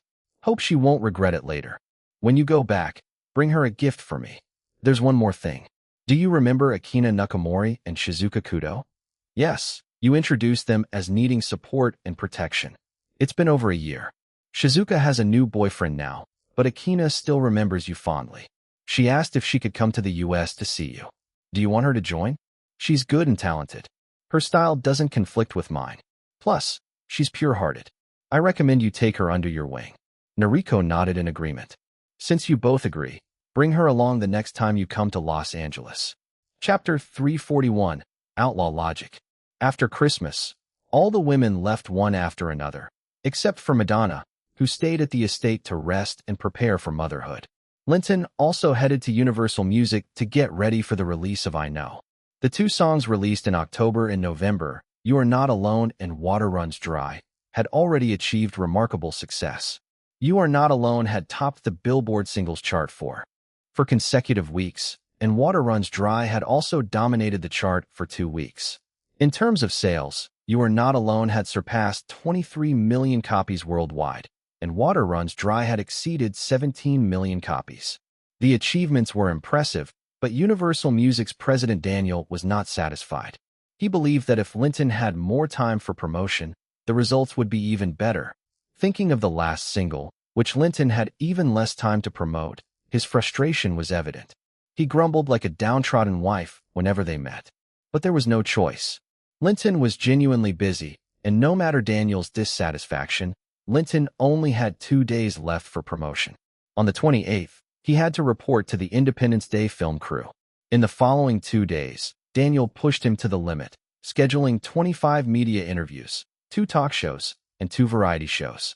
However, for Linton, who was at the Celestial Presence stage, these tasks were nothing. On the afternoon of the 27th, Hillary quietly arrived in Los Angeles and checked into the Hilton Hotel, but she didn't take the presidential suite. Instead, she booked an executive suite. Upon receiving the news, Linton had his assistant book an executive suite next door to hers. At 10 p.m., after finishing his last promotional interview, Carter carefully lost all the paparazzi and quietly drove to the Hilton's underground parking garage. On the way, Linton rarely opened his spiritual awareness to ensure no paparazzi were tailing them. After all, Hillary was someone of considerable importance. If the press got wind of their meeting, it would be a scandal. On the 13th floor, he didn't go to his room, but knocked on the door next to his. As soon as he entered, an eagerly awaiting Hillary threw herself into Linton's arms and planted a fragrant kiss. "Master, why are you so late? Your Hilly couldn't wait any longer." Linton noted the difference. Today, Hillary was meticulously dressed, looking several years younger, wearing an incredibly sexy white, translucent silk nightgown that accentuated her beautiful figure. Black stockings adorned her legs, paired with black high heels, exuding seductive allure. A sweet, cheerful song began playing. 3 hours later, after their passionate encounter, Hillary lay softly on Linton, a flushed glow on her cheeks. "Master, you were amazing. You're not bad yourself, such impressive endurance." "Master, Hilly wishes she could be with you every day. Don't get your hopes up. 3 days a month is already the limit, and that depends on your performance." Linton coldly dashed her hopes. "Master, are you satisfied with my performance?" "Not bad. This time, I will extend your reward by another 6 months. You have already accumulated a year's worth of rewards, allowing you to stay 3 days each month in Los Angeles throughout the year." "Thank you, Master. I will continue to work hard to keep earning this privilege." "Oh, you didn't leave any loose ends during this operation, did you?" "Don't worry, Master. I've taken care of everything. The 2 participants have already been dealt with." "Dealt with?" Linton was shocked. "So ruthless?" "Yes, this is the only way to eliminate future troubles. How did you handle it? Simple. The two who caused the plane crash took the money and left America that very day, headed to Sweden. I arranged for an assassin there to finish them off. As expected, Hillary was as ruthless as ever, one of the infamous deadly duo from his past life. The assassin working for her was exceptionally unlucky. Is the assassin reliable? Absolutely. He's part of our family's overseas private militia. He has no knowledge of the victim's previous actions, completely separate from the plane crash incident. Plus, several layers of aliases separate us from the assassin. How did the Douglas family react? You tell me. The previous heir mysteriously died in Los Angeles not long ago. The new heir hasn't been named. And now the current patriarch died in a sudden plane crash with no will left behind. What do you think will happen next? A battle for the inheritance? Exactly. The entire Douglas family is in chaos. I've heard they've split into factions fighting over the inheritance. The factions have turned hostile, and a courtroom showdown is likely next. What about the New York Times? Their chairman and CEO suddenly vanished. The internal power struggle naturally plunged the company into turmoil. Do you have a plan for the next steps? Already in motion. Don't worry. Within 3 months, the New York Times will face serious problems. The prime assets held by the Douglas family will be put up for grabs. You're already planning how to divide the Douglas family's assets? Of course. Once you make a move, you don't leave any loose ends.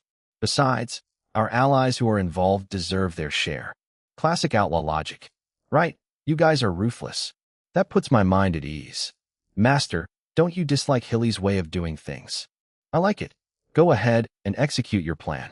Master, when the assets are divided, do you want to join in and take your share? No thanks. It might expose our connection. In truth, Linton was uncomfortable profiting from such ill-gotten gains. With his abilities, he didn't need to resort to shady methods for wealth. Still, he wasn't naive enough to oppose Hillary's core intention, which was to clear out his enemies. Master, the Douglas family holds many valuable things, especially the New York Times and stakes in other important media outlets. These could benefit you. Don't worry about me. I truly don't need it. Now, can you elaborate on your specific plan? Certainly. Our investigation found that the New York Times has been fabricating fake news to boost circulation and obtaining news through illegal means. Linton understood. Whether it was fabricating fake news or acquiring it unlawfully, both were serious crimes. Does the truth really matter? Forget it. Just focus on the outcome. Master, have you rested well? Hillary's hand started to wander downward. Of course. The sweet, joyful melody played again. Chapter 342, Blowing Up the White House. On the 28th, with Hillary staying behind at the hotel, Linton headed to Universal Studios. The crew of Independence Day was filming there. Being a sci-fi film, the majority of the scenes were shot on sets inside sound stages, with only a few using real locations. The production had rented 2 huge sound stages for building various scenes. The crew had been filming for 8 days. Nicole Kidman and Christiana Ricci had also been on set the whole time. Fortunately, Linton wasn't the absolute lead. He was one of the 3 male leads. His late arrival didn't disrupt the shooting schedule. Though not the absolute star, Linton's involvement attracted generous sponsors. Pepsi, Mercedes-Benz, and IBM had each contributed $6 million in product placement fees, and Ray-Ban had pitched in $2 million. Before filming even began, these major sponsors injected $20 million in cold cash. This money came solely because of Linton's participation, which made Lew Wasserman and Levitt Gore from Universal Studios exclaim that the $20 million plus 10% of North American box office revenue was well spent. However, after the box office success of The Man from Nowhere, the crew thought the advertising fees should have been even higher. With the shooting schedule adjusted, Michael Bay pushed Linton's scenes back, filming first the sequences without him. The shooting timeline was tight. The plan was to wrap by the end of January to prepare a spectacular 30-second teaser for the Super Bowl in mid-February. Since the explosive success of The Rock's Super Bowl ad earlier that year, securing a Super Bowl commercial spot had become a battleground for blockbuster Hollywood movies. Independence Day, being a visual effects powerhouse, naturally couldn't miss this prime promotional opportunity. After a simple welcome ceremony, accompanied by Robert Lewis and Michael Bay, Linton toured the film sets. The first soundstage was dressed as Area 51's underground testing facility. The centerpiece was a giant blue circular spaceship on a high platform, matching everyone's mental image of a UFO.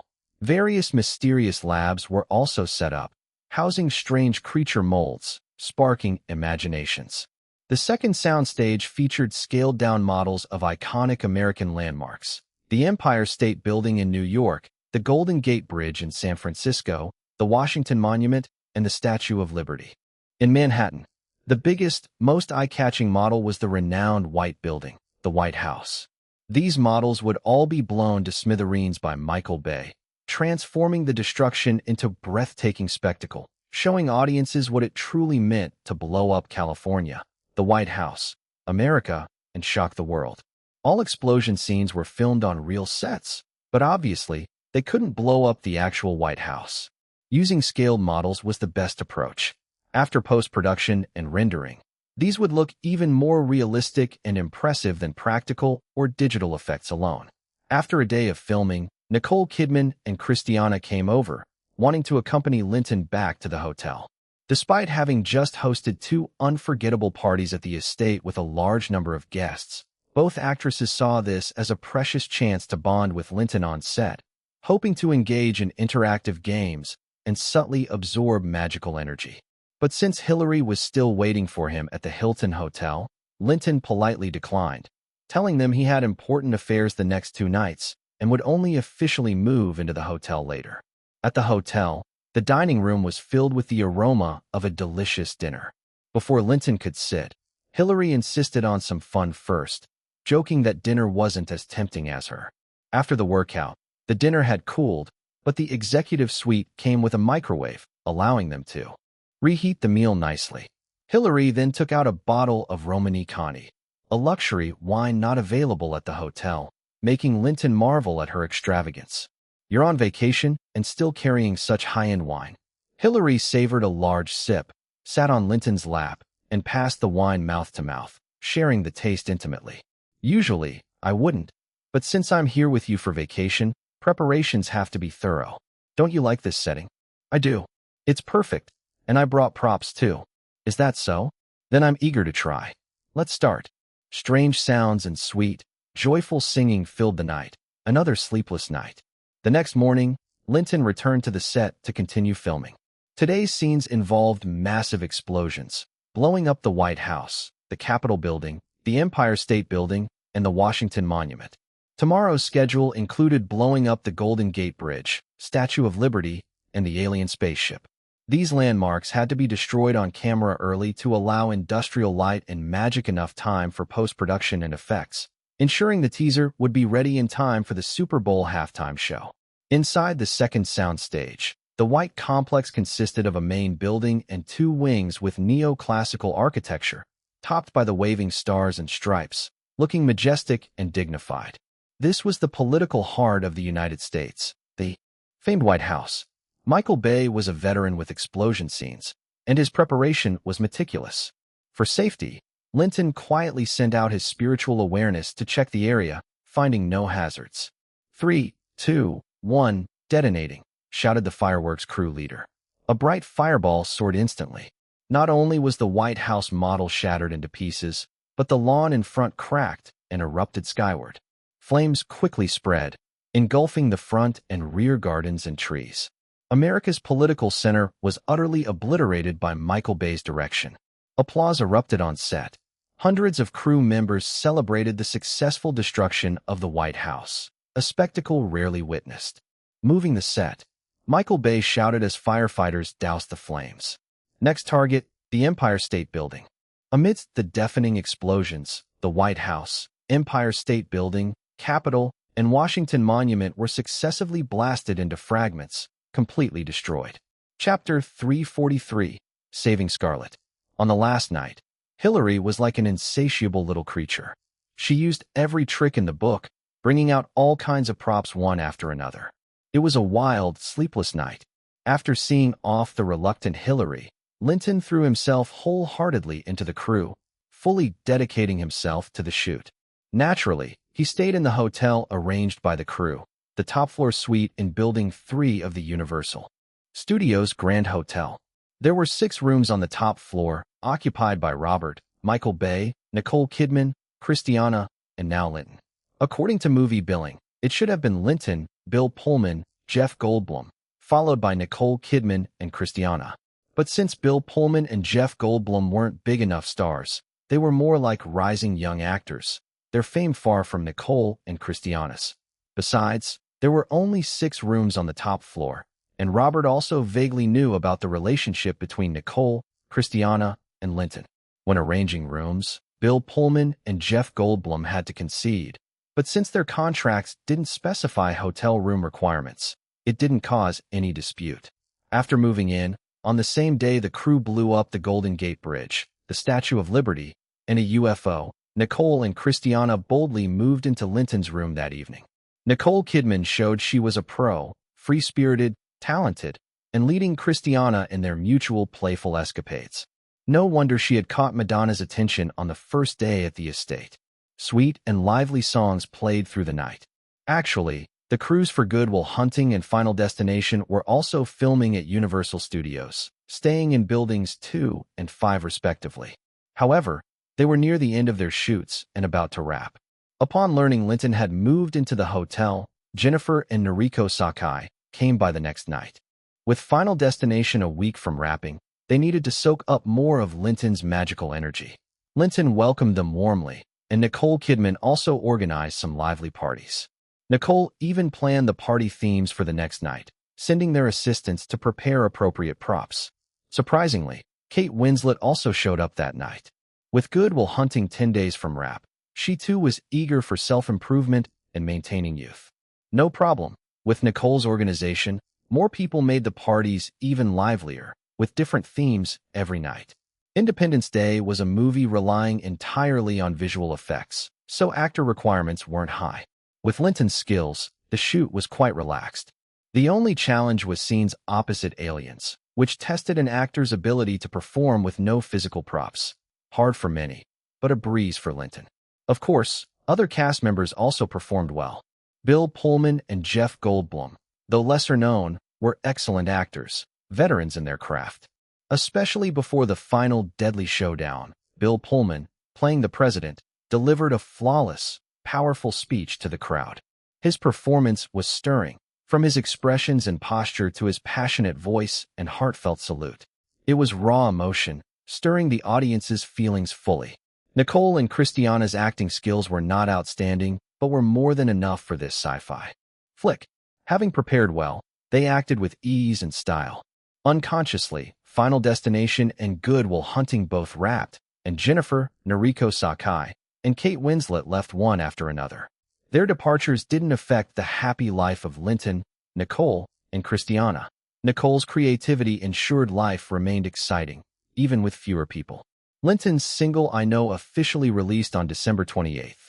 Though Linton didn't do a promo tour or request radio play, his popularity and the song's quality helped it debut at number 2 on the Billboard Singles Chart in its first week. That week, it sold 2.8 million copies in North America and 3.05 million overseas. The solo action film The Man from Nowhere kept soaring at the box office. Having run for a month, it grossed $220 million in North America, with another month to go. Surpassing $250 million was inevitable. Overseas, the film was also a smash, pulling in $230 million by January 8th. With more screenings expanding, more growth was expected. Monica and Scarlett finished their promotion in Europe and Asia, and Scarlett quickly joined the crew, becoming another shadow trailing Linton. Scarlett was a talker since childhood, sharing stories with Linton about her travels in Europe and Asia whenever possible. She said everywhere they went, they were warmly welcomed. Many fans were disappointed and even cried when they found out Linton didn't join. The overseas promo. She had a gift for storytelling, painting vivid scenes that delighted listeners and earned Nicole and Christiana's affection. Since joining the crew, she was a bundle of joy and clingy, even bringing her lunchbox to hang around Linton's trailer at noon. Fortunately, Linton, Nicole, and Christiana's nightly adventures were exciting enough that daytime didn't require more action, or else Scarlett's influence might have been disruptive. Seeing Scarlett so lively and adorable, but also picky about her diet, Linton worried such a cute girl might grow up short and stocky without proper care. Miss Sloane, Linton said seriously, last year I told you that severe picky eating in kids could affect growth, even height. Have you consulted a doctor about this? Thanks, Mr. Anderson. I haven't been to a hospital yet, but I asked people around me. They said picky eating in kids isn't a big deal and won't have much impact. Miss Sloane, this is your family's private matter, but I see how adorable Scarlett is. I can't bear to see her health or beauty affected in the future. How about taking her to see a doctor after the shoot wraps? Hearing Miss Sloane's neglect for her daughter left Linton speechless, but he reminded her earnestly again. All right, thank you, Mr. Anderson. I'll make an appointment now. After the movie, I'll take her to the clinic. It's all for Scarlett's healthy and beautiful growth. Chapter 344, Oscar Campaign Strategy. Before he knew it, January 14th had arrived. Tomorrow was the deadline for Oscar submissions. Pulp Fiction was still carefully controlling its screening scale. Although it had expanded slightly, even in its third week it did not exceed 100 theaters. On the other hand, the film's reputation was exceptional, and critics were singing its praises. The excellent word of mouth paired with limited screening availability created a stark contrast, drawing audiences flocking to see the film. Peak showings often sold out, with average weekly box office revenue reaching an astonishing $40,000 per theater. After wrapping up the day's shoot, Linton hurriedly left Universal Studios and returned to his company. He convened Robert, Harvey, and Klinsman to discuss strategies for the Oscar campaign. Linton Films had box office success, profits, and fame, but it lacked was authoritative awards. Riding the major success of The Man from Nowhere, the company felt it was time to show its strength during the awards season. According to Oscar submission rules, the distributor is the primary party responsible for submitting a film. Besides Pulp Fiction, Get Out also posed serious competition, with The Fault in Our Stars having a slim chance. As for The Rock, it was distributed by Universal Studios. They would handle their own submission. That film was pure popcorn entertainment. Major awards weren't in consideration, only some technical categories like Best Cinematography or Best Visual Effects at best. The Man from Nowhere, which was still wildly popular in theaters, had no chance of winning any awards. The only possible recognition might be for Best Stunt Coordination or Best Action Effects, but neither the Oscars nor the Golden Globes offered such categories. Linton decisively rejected submitting The Man from Nowhere. The distribution department suggested submitting all three films, but focusing the campaign on select award categories to balance success chances and campaign costs. Pulp Fiction, having won the Palme d'Or, had tremendous momentum. Both audience and critical reception were highly favorable. Everyone pinned big hopes on its chances at the Oscars. The plan was to aggressively campaign for Best Picture, Best Director, Best Original Screenplay, Best Actor, and Best Supporting Actress. Winona, though a lead, had insufficient screen time to qualify beyond Supporting Actress. Of course, winning all five was unlikely, but securing nominations seemed manageable. The real focus was on snagging Best Director and Best Original Screenplay. Get Out aimed for Best Picture, Best Original Screenplay, and Best Actress nominations. The Fault in Our Stars targeted Best Director and Best Adapted Screenplay. The film was touching, but Freddie Prinze Jr. and Charlize Theron's performances weren't quite award-worthy. These films would also be simultaneously submitted for the Golden Globes. Linton approved the distribution department's recommendations, but added two more campaign targets, Sophie Marceau for Best Actress and Winona Ryder for Best Supporting Actress. Boss, it's not a problem for the two of them to get an Oscar nomination, Harvey said hesitantly. But it will be very difficult for them to actually win the award. If it wasn't difficult, why do you think I'd need you to campaign so hard? I don't want to hear about difficulties. I only want results, Linton said, showing no mercy. Harvey, an expert in this arena, presented a complete plan. Simply put, it involved 4 steps. First, there were over 5,000 Oscar voters, and although the list was supposed to be confidential, Harvey had already obtained detailed lists and addresses of more than 3,800 members. Step 1 was to send each of these voters a package containing videotapes of the 3 films, a $100 Parker pen, and a heartfelt recommendation letter. The letter wouldn't directly ask for votes, but earnestly praised the unique highlights of each film. After viewing, voters would understand the implied request. Step 2 involved spending extensively on advertising in key media outlets focusing on Oscar voters, employing film critics to analyze the strengths of these films from various angles. Step 3 was to host numerous parties under various pretexts, inviting influential opinion leaders among Oscar voters for on-site campaigning. Harvey mostly took on the organizer role. The stars benefiting from the awards took center stage at these events. Harvey planned to hold 48 parties over the next month, that averaged about 1.6 events daily. Linton was scheduled to attend one party targeting the alumni of the University of Southern California School of Cinematic Arts, a significant voting bloc with nearly 200 Oscar members. Step 4 involved smearing key competitors to weaken their chances and ultimately knock them out of contention.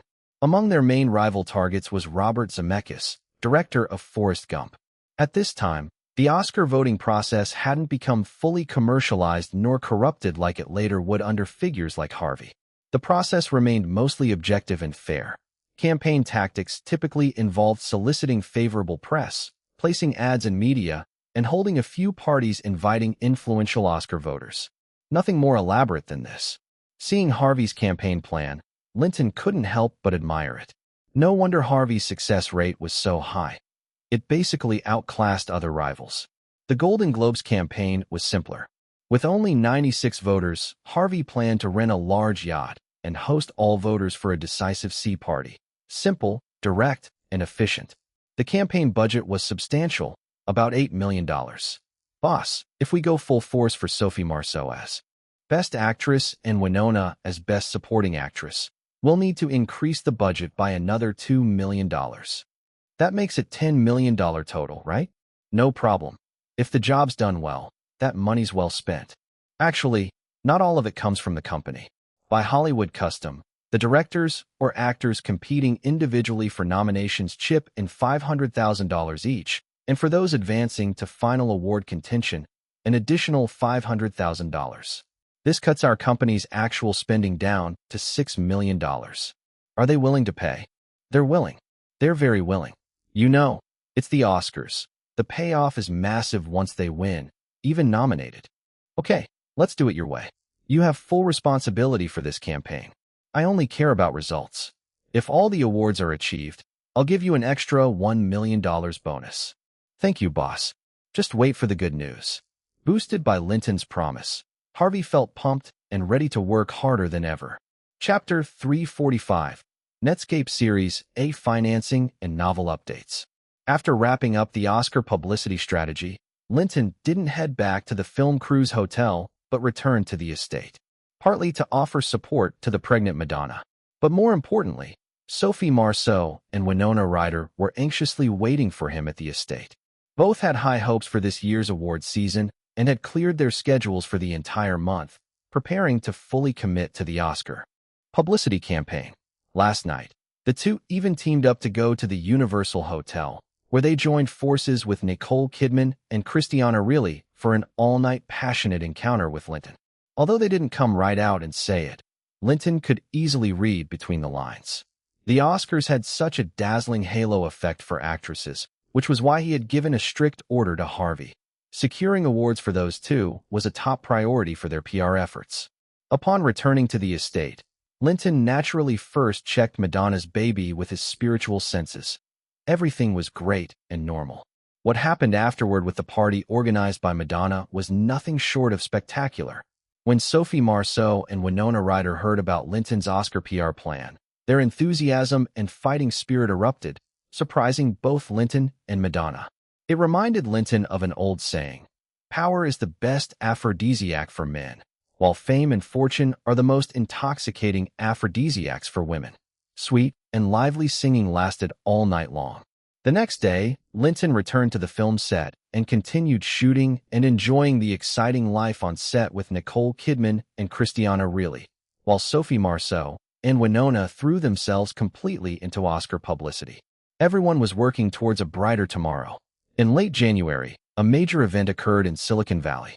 Winnie's Mangrove Capital had invested in Mosaic Communication Corp., which had successfully developed the Netscape browser based on the Windows operating system last October and renamed itself Netscape Corporation.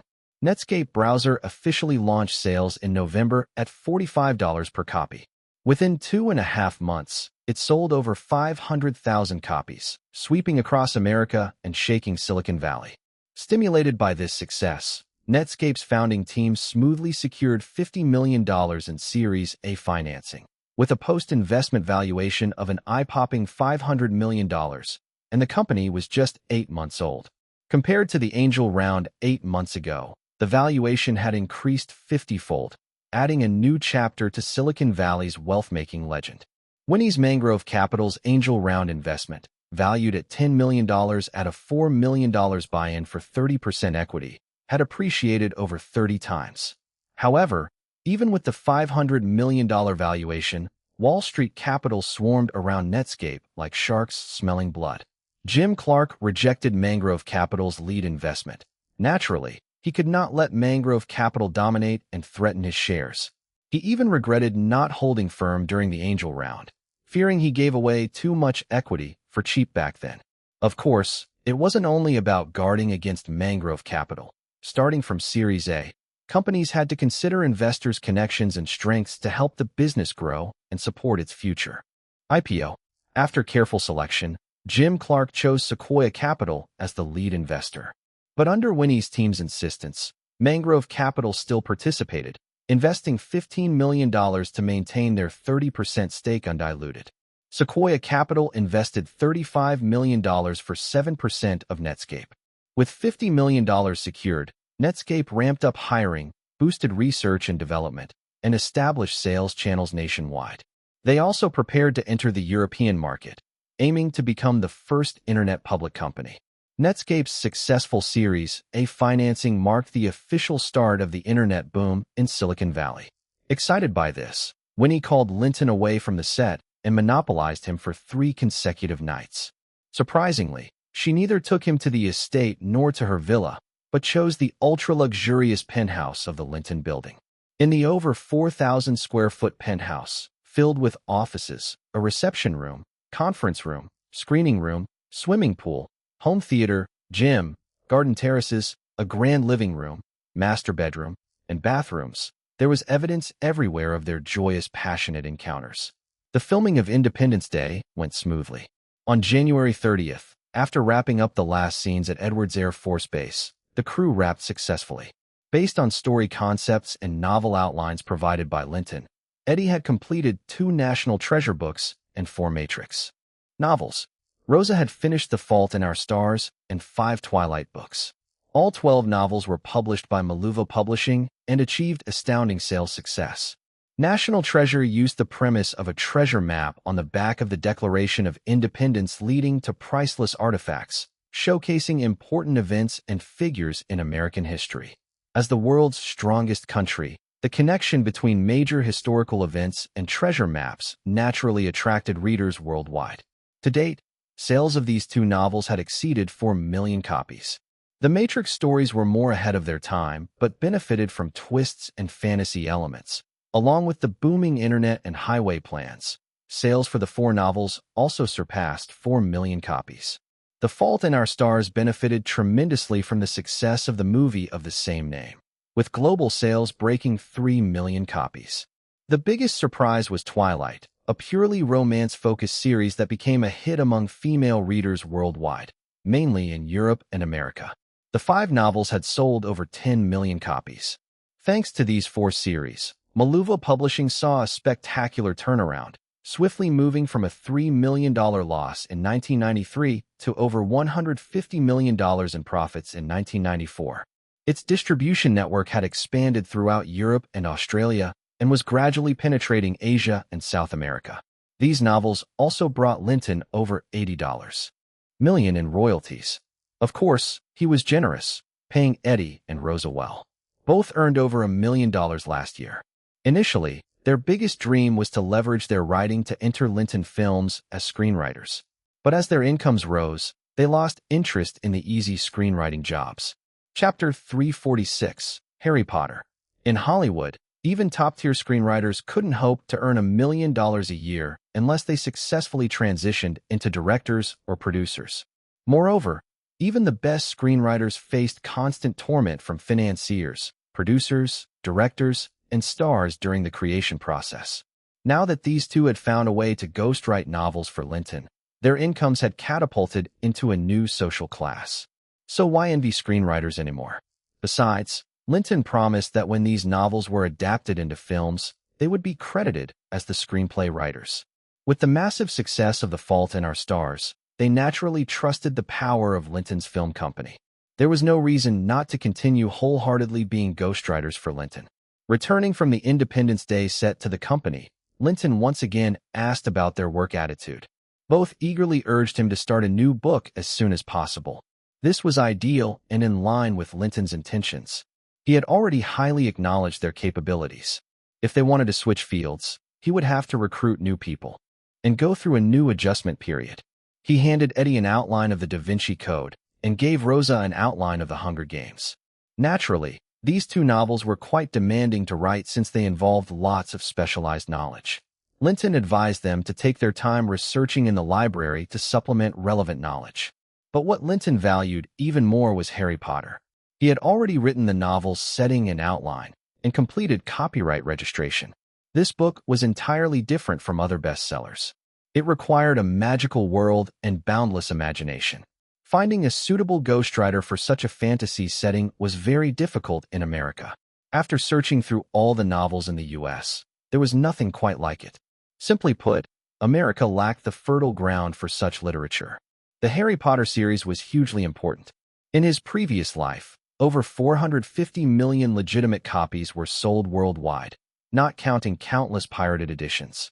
The 7 Harry Potter books were adapted into 8 movies, which grossed nearly $8 billion globally, including various merchandise, games, animations, TV shows, toys, and licenses. The entire Harry Potter IP generated a value exceeding $100 billion. After much thought, Linton decided that only the original author, Joanne Kathleen Rowling, could write the authentic Harry Potter. If someone else were to write it and mess up the story, the losses would be enormous. Although he had read the books and seen the movies and recalled most of the plot, writing a complete novel himself was impossible. Creating a detailed outline was already challenging enough. At this time, J.K. Rowling was probably going through the lowest point in her life, abandoned by her husband, working odd jobs at a college in London, receiving meager pay, and raising her 1-year-old daughter alone. Hiring her now with a good salary as his ghostwriter shouldn't pose any problems. After arranging Eddie and Rosa, Linton called in his agent, Mira. Thanks to the rapid rise of Linton's career, his agent Myra's fortunes soared as well. Not only did Linton's commissions bring William Morris Agency huge profits, but through a half-package deal with Linton Films, numerous newcomers were launched, boosting the company's profitability and influence in the industry. Now, among Hollywood agencies, WMA was on par with CAA. Moreover, Linton had introduced Mira to manage contracts for big stars like Sophie Marceau, Christiana Ricci, Monica Bellucci, Izumi Sakai, Noriko Sakai, Vivian Chow, and Michelle Reese.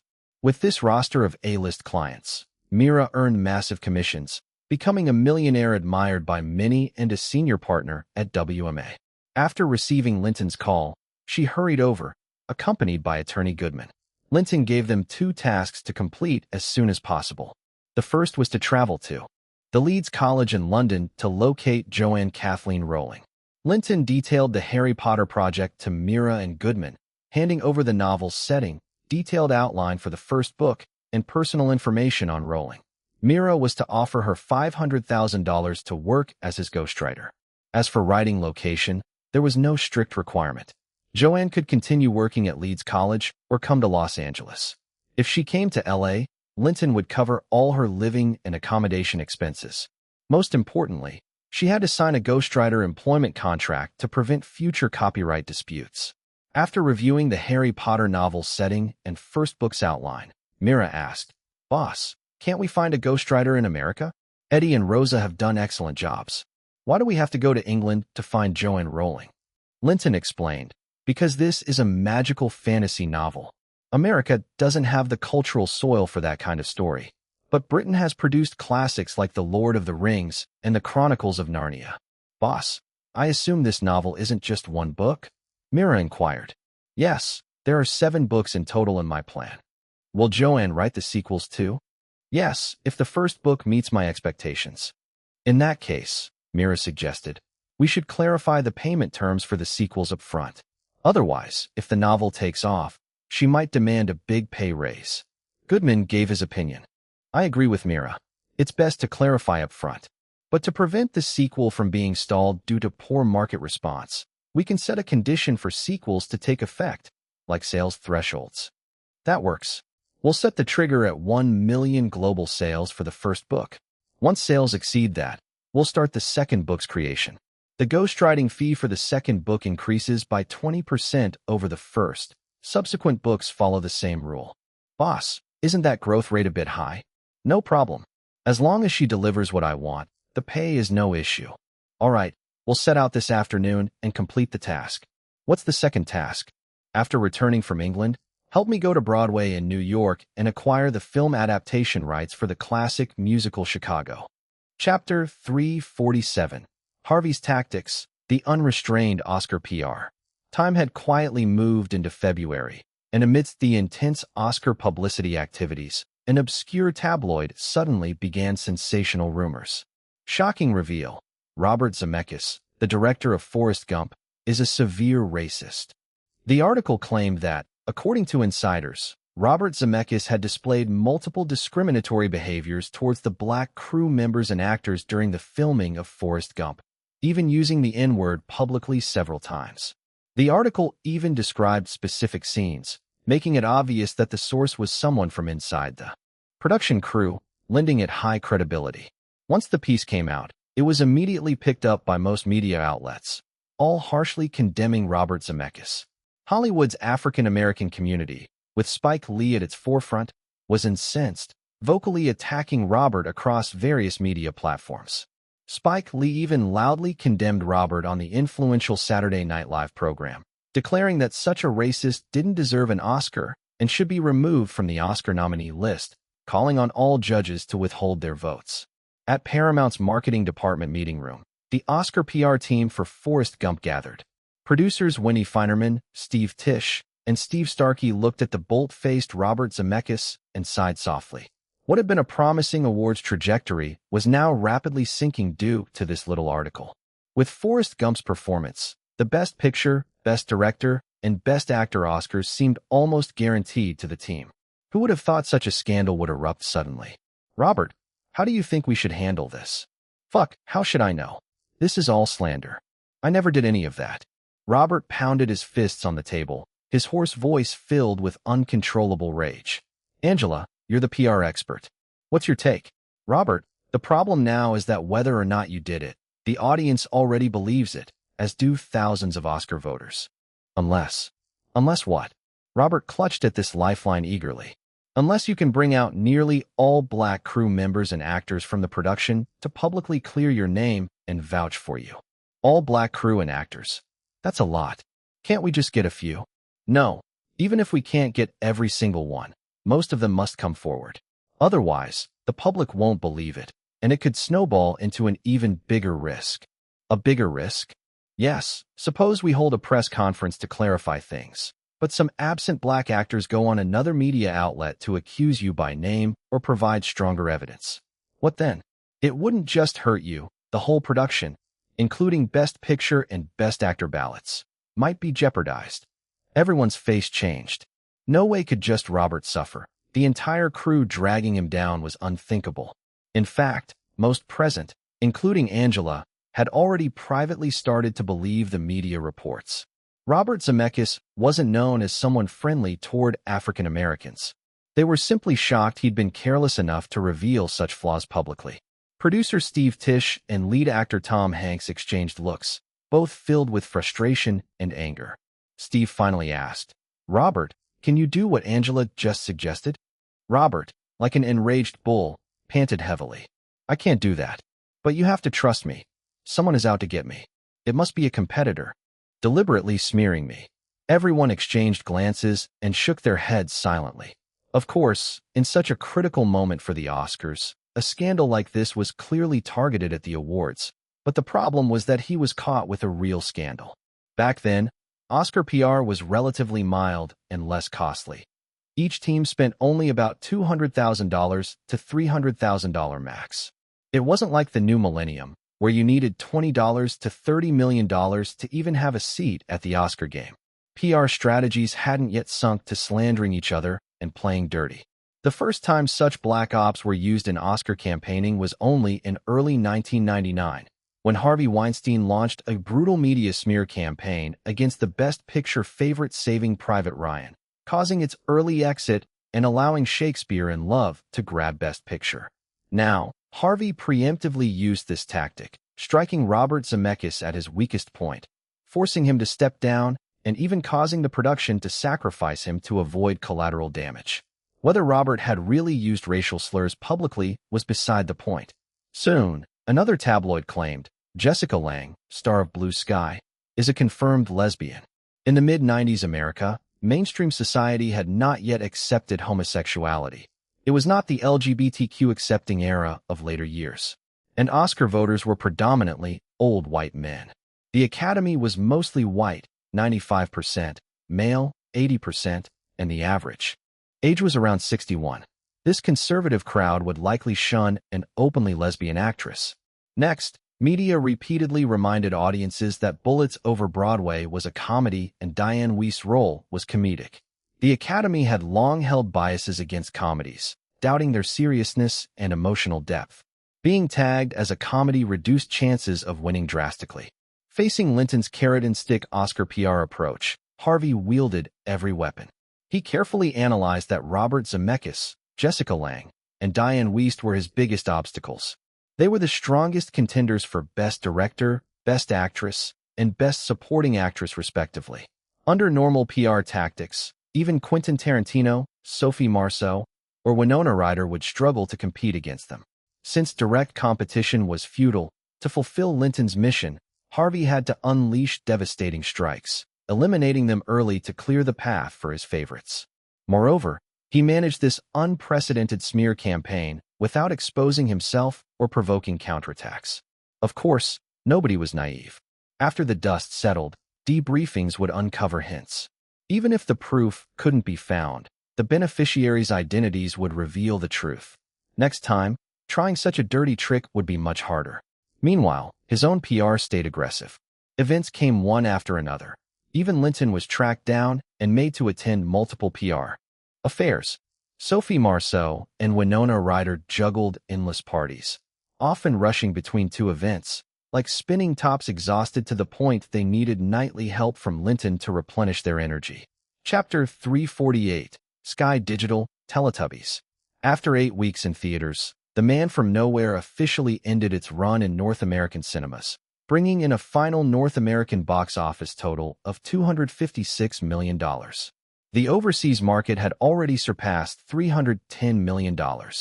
The overseas box office still had room to grow, and it was no problem for the film to eventually break $600 million worldwide.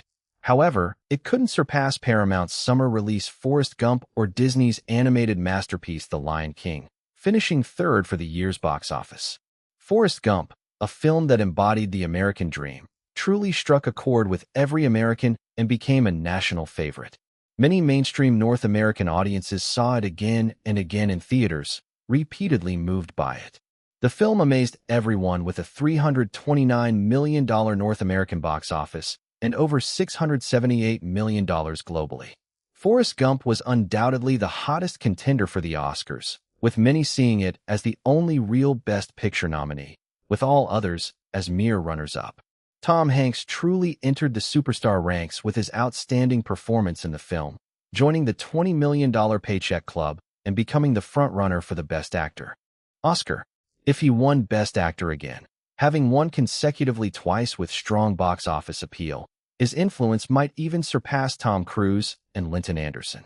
The Lion King wasn't far behind.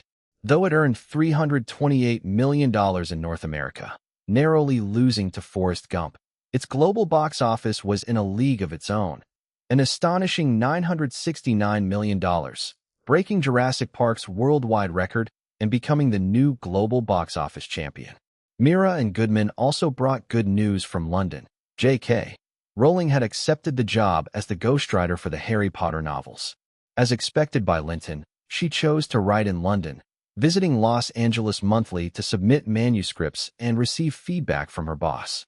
She requested an advance of $100,000 to solve her current financial difficulties so she could focus on her writing. These demands were minor. Linton agreed to them all. Rowling soon signed the ghostwriting contract. Later, the acquisition of the stage musical Chicago's film adaptation rights was smoothly completed on Broadway in New York. February 8th was a good day. The 10th floor of the Linton building finally welcomed new owners. Sky Digital Studio was officially established. From Speed, to Jurassic Park, to The Rock, Linton clearly felt that the digital effects era had arrived. By the time of Independence Day, digital effects played an increasingly significant role, with their cost occupying a growing portion of the budget. For Independence Day alone, the studio had paid Industrial Light and Magic $30 million for effects. Especially with the rapid evolution of computer technology, making TV animations was now feasible. In the near future, creating animated feature films using computer effects wouldn't be far off, opening a bigger market for digital effects. Starting a digital effects company now was definitely a safe and profitable bet. But what ultimately pushed him to establish Sky Digital Studio was the successful acquisition of UPN TV Network. His past experiences clearly showed that a great animated TV show could achieve global popularity. He grew up watching Teletubbies, SpongeBob SquarePants, Peppa Pig, and Transformers. He remembered how not just himself, but all the kids around him were captivated by these lovable TV animations. Later, after entering the entertainment industry, he understood that these shows were sold to dozens of countries worldwide. Considering the copyright fees plus merchandise sales, the revenue was enormous. Of course, Transformers was developed by toy companies primarily to sell toys, but Teletubbies, SpongeBob, and Peppa Pig were classic animated shows he couldn't miss. Back in December last year, he recruited Ajax John, a technical vice president, and his small team from Industrial Light and Magic to form the core of Sky Digital Studio, appointing Ajax as the studio's general manager. He had to apologize numerous times to George Lucas, but after purchasing $5 million worth of animation equipment from ILM, their relationship returned to normal. After over a month of preparation, Ajax recruited several people from Pixar and 10 more from the talent market. The new studio was finally officially launched. Linton positioned Sky Digital Studio with two goals: to catch up with top-tier digital effects technology and contribute to Hollywood's film industry. Of course, once the technology met the standards, Linton's films would hand over all effects work to Sky Digital. The orders from his own company's films alone were enough to support Sky Digital's healthy growth. To grow, the studio would have to face competition head-on in the market and strive for orders from other film companies. The second goal was to use computer technology to develop child-friendly animated TV shows, with plans to eventually move into digital 3D animated movies as technology advanced. On its first day, Linton handed Ajax a fully copyrighted Teletubbies project proposal and had UPN TV Network CEO Chris Smith sign a customized contract for the program with Sky Digital. UPN was financially stable but urgently needed breakthroughs in its programming, and Linton's Teletubbies proposal was like a pie falling from sky. Teletubbies was a preschool animation program suitable for children under 8. It told the fun stories of 4 Teletubbies living in Teletubbyland with 2 focal points: the fantasy world and reality record. The fantasy world referred to the main set, Magic Island, filled with whimsical wonders fostering children's creativity and imagination. The reality record documented the 4 Teletubbies playing together, maintaining good relationships without violence. Though they didn't understand many things, they loved learning. Originally, when Teletubbies aired in the UK, it caused a sensation.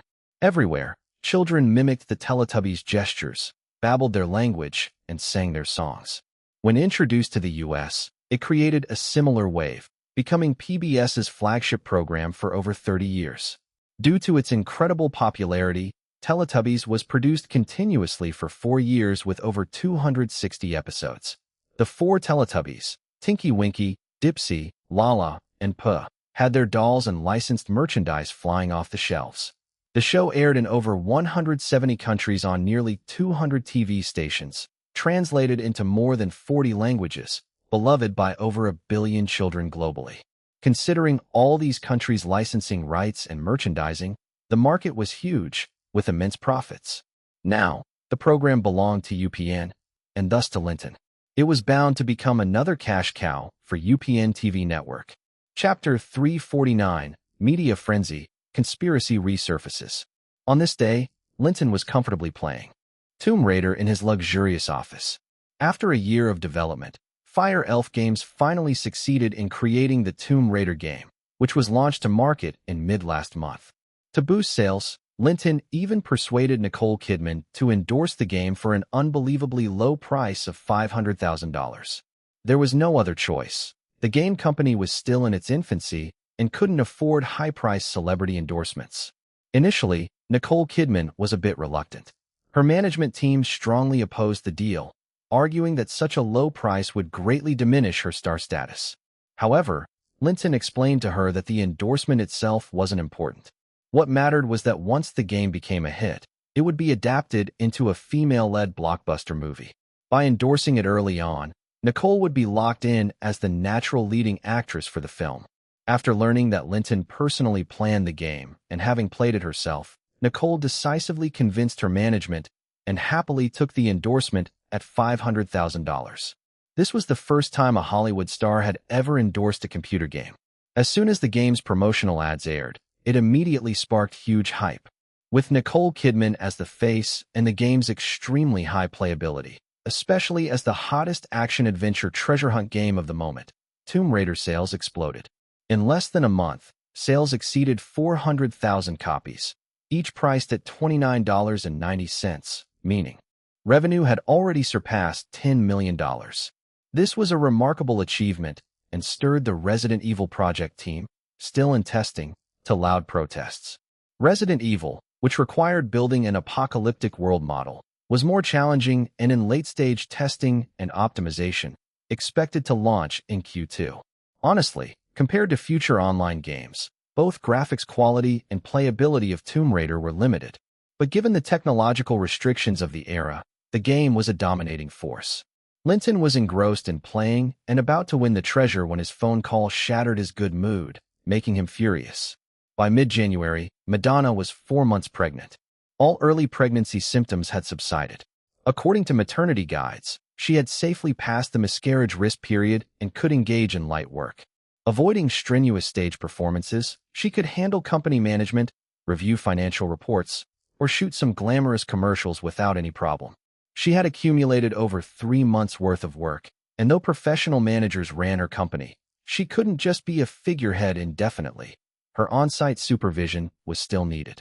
Since she wanted to work and it wouldn't affect her health, Linton let her be, but significantly enhanced her security. For female bodyguards were assigned in 2 shifts for round-the-clock personal protection. Additionally, he had Danny lead another security team hidden in the shadows to handle any emergencies. At 4 months pregnant, her baby bump was visible, making it impossible to conceal her condition. She didn't try to hide it and openly appeared at the company. Knowing the news would eventually leak, Linton arranged for Hollywood Gossip Daily to break the story, first with a shocking headline. Shocking news. Who made pop queen Madonna pregnant? Madonna's pregnancy was explosive news. As a media darling, it sparked wide coverage, attracting intense paparazzi attention.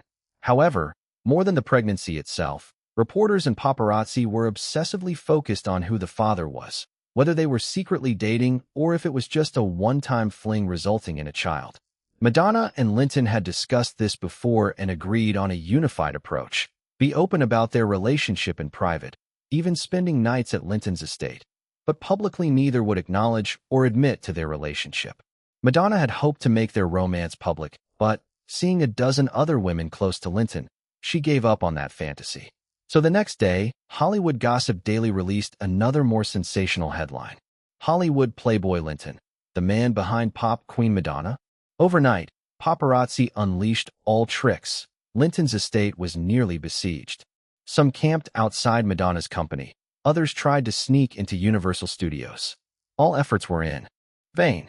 The two parties were honest, but refused to discuss the matter. Paparazzi had their own methods. Since the subjects wouldn't talk, they spun stories from scratch, leveraging Madonna's clearly visible pregnancy photos. To outsiders, it seemed editor Sharon disregarded the boss's reputation just for hits and sales. But in truth, Sharon wouldn't dare act alone. Linton had approved the approach beforehand. From Linton's point of view, an out-of-wedlock pregnancy couldn't harm him or Madonna. Instead, it would boost their popularity. Luckily, every big news story has an expiration date. After over a week of intense media frenzy, the story cooled off, especially as Oscar publicity period hit. Madonna happily returned to her role, commanding orders at her company. That day, she was in her office reviewing financials. The company's performance had been affected during the earlier months as she stayed secluded to protect her pregnancy. However, once news broke, companies providing maternity services and baby products flocked in, offering sincere endorsement deals. Her agents and assistants roughly calculated that even a few of the biggest endorsements brought in tens of millions of dollars. If she took on more, earning over $100 million would be easy. Suddenly feeling the baby kick, she happily thought about how she would share this joy with Linton that night when she received a call from Dr. Sandra Field at Cedars-Sinai Medical Center. Dr. Field warmly inquired about her health and enthusiastically suggested another prenatal checkup to ensure the fetus was developing healthily. Without suspicion, she agreed. When Dr. Field asked whether she was free immediately, she readily informed her assistant and bodyguards to hurry to the hospital. Unbeknownst to her, after ending the call, Dr. Field immediately dialed another number. "Director, Madonna is coming in now." "Good. Cornell will join you shortly." "Execute Plan A," came the reply. Chapter 350. Hospital Terror, Quartz Pendant Strikes. Soon, Madonna arrived at Cedars-Sinai Medical Center accompanied by her assistant and bodyguards. Dr. Sandra quickly took her through various tests. However, when it came time for the blood draw, Madonna recalled Linton's warning and hesitated, ultimately refusing consent. Dr. Sandra did not press the issue and instead led her to a state-of-the-art examination room. "Madonna, this is our latest piece of equipment, the 4D ultrasound. What does it do?" "With it, you can not only see the baby inside your womb, but also watch its continuous movements." "That sounds so advanced. It won't harm me or the baby, right?" "No, this exam has no side effects for you or the baby." "All right, I'll go ahead with it then." However, this cutting-edge equipment requires very strict environmental controls during the exam. Only you can enter. Others must wait outside. "Boss, that's not okay. We have to accompany you." Amanda, the bodyguard, immediately objected. "Madonna, how would you like to handle this?" Dr. Sandra's heart skipped a beat, but she composed herself and turned to Madonna for the answer. "Dr. Sandra, I can't bring anyone in at all, not even one person?" "No. Any outsiders could interfere with the machine's operation and the results won't be reliable. It's better not to do it at all." Madonna hesitated, but her curiosity to see her baby's image and movements won out. "Okay, I'll go in alone." "Boss, but who's going to protect you in there?" "Don't worry, it's a hospital. Besides, you all can wait right here. Nothing dangerous will happen to me." With that, Sandra opened a thick, sealed metal door and the two stepped inside. Behind them, the heavy door silently shut. Inside, after passing a cloakroom, they entered a room housing a huge examination machine and an office desk, behind which sat another female doctor in a white coat. Madonna felt puzzled. "Dr. Sandra, you said no outsiders in the exam room, but there's another doctor here?" "No need to worry. This is Dr. Cornell, our top gynecology specialist. She oversees this exam, and I only assist her." "But you said outsiders interfere with the machine's normal function?" "She's not an outsider. This device actually requires two operators." "Okay, what's next?" "Hearing." Sandra's explanation, Madonna's doubts eased. "No rush. Before the exam, Dr. Cornell will ask about your health." "Go ahead, ask away." "How old are you?" 37. "How many weeks along is the baby?" 18 weeks. After some routine questions that raised no suspicions, Madonna began to relax. However, she failed to notice Dr. Cornell had opened her palm, revealing a stopwatch that started to sway before her eyes. "Are you feeling sleepy now?" "Yes." Good, then have a nice rest. Just as Madonna was about to succumb to hypnosis, the quartz pendant hanging around her neck emitted a dazzling light, instantly waking her up. Opposite her, the two doctors were passed out, one face down on the desk, the other sprawled on the floor, breathing deeply in deep sleep. Though puzzled, Madonna knew this scene was definitely not normal. Recalling earlier when Dr. Sandra found excuses to block her assistant and bodyguards from entering the exam room, coupled with Linton's warnings about her safety, she confirmed these doctors intended harm. Not daring to linger, she hurried to the door, found the button to open it, and pressed it. The metal door slid open silently. Her assistant and bodyguards waiting outside saw Madonna rush out in a panic and immediately sensed something was wrong. Without hesitation, they protected her on the way to the elevator, quickly leaving the hospital. Nearby, a janitor switched on his walkie-talkie. Unit 1, Plan A failed. Recommend activating Plan B. Madonna and her entourage raced to the parking lot, where Danny nearby noticed something suspicious too. He called Amanda, getting a brief update, then reminded them to stay calm and be cautious driving. He had 4 armed bodyguards with him, divided into 2 cars, following behind to provide protection. Once in the car and hearing from Danny, Madonna began to calm down. She instructed the driver to head straight back to Linton Estate, then took the phone from her assistant and called Linton, fully reporting the hospital incident. Hearing this, Linton immediately understood. Someone had tried to use the prenatal checkup as cover to hypnotize Madonna, aiming to uncover the secret behind her youthful and stunning looks. They might even attempt invasive tests like blood draws or skin samples post-hypnosis. What they hadn't expected was that Madonna wore a protective quartz pendant, inscribed with calming, beauty-boosting, evil-dispelling, and protective spells. The evil-dispelling spell repelled all dark forces. Ghosts or spirits kept their distance and couldn't approach. Hypnosis essentially is a form of negative energy, so the pendant counterattacked naturally. The backlash was so strong it reversed the hypnosis onto the 2 doctors instead.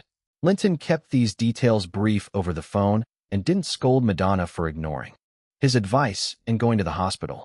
He softly reassured her, telling her not to worry, to stay safe on the trip home, and to return quickly to the estate. After hanging up, Linton called Danny, who reported spotting a black SUV following Madonna's vehicle, attempting to get closer, probably with malicious intent. Linton's anger flared.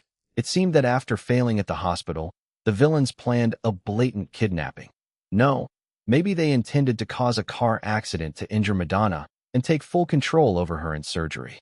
Thinking this through, Linton ordered Danny to stop that SUV at all costs, refusing to let it approach Madonna's vehicle. The situation was urgent. Danny ignored other tasks and instructed the lead car to accelerate and forcefully ram into the black SUV. Crash. Both cars took heavy damage, and those inside the black SUV were stunned by the impact. While the police dealt with the accident, Danny escorted Madonna safely all the way back to the estate. Chapter 351, The Truth. Linton had no interest in gaming anymore. He hurried back to the estate. Soon after, Madonna and her entourage returned as well. Fortunately, she was only slightly shaken and her state hadn't suffered much. Through Linton's spiritual perception, he confirmed the baby Madonna was carrying was perfectly fine. Seeing Linton, Madonna clung to him like a child who'd been wronged, bursting into tears. "Honey, I was scared to death today. That hospital must be in on something. They wanted to harm me and our baby. Baby, it's okay now. Don't worry. Take your time and tell me what happened." Linton comforted her gently. After Madonna detailed the hospital incident, she suddenly realized the doctor, Dr. Cornell, might have been hypnotizing her. However, oddly, Dr. Cornell and Dr. Field themselves seemed hypnotized. She remembered the quartz pendant she carried had seemed to glow faintly, though she didn't notice it clearly at the time. Recalling Linton's repeated instructions never to take the pendant off, she asked, "Honey, is this quartz pendant some kind of magical artifact? How did you figure it out?" Linton asked. "When Dr. Cornell hypnotized me, the pendant got warm. Then those 2 doctors just fell asleep. I can't think of any other explanation except this pendant activated some power. Yes, I'm telling you now, it's a magical item that automatically protects you when you're in danger." "Really? That's amazing, darling. You're so good to me. I love you so much." Remember what I told you? Under any circumstances, the pendant should never leave your body. I remember. I will wear it 24/7 from now on, Madonna said, happily touching the pendant on her chest. Also, keep it a secret. Don't let anyone else know. Otherwise, it could bring tons of trouble. Got it. I won't tell anyone. Oh, do the other girls? Pendants have the same powers. Yes, they all work the same. Do they know the pendant's secret? Not yet. And don't tell them just yet either. I understand. It's our secret then? Right. Only the two of us know for now. Linton called in Madonna's assistant bodyguards and Danny for a detailed debrief. He pieced together the truth. Someone had clearly bribed the Cedars-Sinai Medical Center to target Madonna. The people behind this must be influential, likely the shadowy group of powerful and wealthy older women that Hillary mentioned. But whoever they were, no matter how powerful, since they had crossed him, they were in deep trouble. You all did a great job today. Danny, make sure everyone, including those still handling the traffic accident, gets a $20,000 bonus. The group cheered, appreciating the generous boss. You may all leave now. Once Danny and the others left, the shaken Madonna looked up at Linton and playfully planted a kiss on him. Honey, my legs are still a bit weak. Shouldn't you comfort me? Sure. I need to give you a thorough checkup to make sure there are no after effects, he said, lifting her in his arms, heading upstairs to the third floor. Sweet and lively singing filled the air. That afternoon, Linton changed his appearance and arrived at Cedars-Sinai Medical Center. Using his spiritual awareness, he quickly located the director, who was working alone in her office. This was perfect timing for his plan. He made his way to the director's office without obstruction. When security staff questioned him, a single glance from Linton made them let him pass immediately. Who are you? How did you get in here? Where's the security guard? The director demanded, noticing a stranger in her office. Linton wasn't in the mood to argue. He formed a hand seal and chanted an incantation. Soon an invisible slave mark formed and landed on her forehead. She instantly fell into a deep sleep. 10 minutes later, Linton observed the slave mark had enveloped the director's entire mind. With a snap, she opened her eyes, shook her head in confusion, and immediately knelt before Linton. Your servant Caroline, at your service. Caroline, I have some questions for you. Please ask, master. I will tell you everything I know. Thanks to Caroline's confession, Linton finally uncovered the whole truth. Just as Hillary said, Madonna's reversal of aging had brought her back to the peak beauty of an 18-year-old, which sparked wild public obsession. Ordinary people might just be curious or jealous, but there were some wealthy and powerful older women who felt envy and covetousness. They believed Madonna's reverse aging held a secret. Could they unlock it to make themselves young and beautiful? In August last year, these powerful older women pooled resources to create a secret project codenamed X, investing heavily to study human reverse aging. Caroline, a female medical doctor specializing in genetics at Cedars-Sinai, was chosen to lead the project. But progress was slow. They didn't even know where to start. They decided to focus on Madonna herself. Madonna's security was tight, plus she was a global public figure, so they never found a chance to get close. When they decided to take more aggressive action, a perfect opportunity struck when Madonna came to the hospital for a pregnancy checkup. They took extra blood samples, skin tissue, and hair from her during the visit.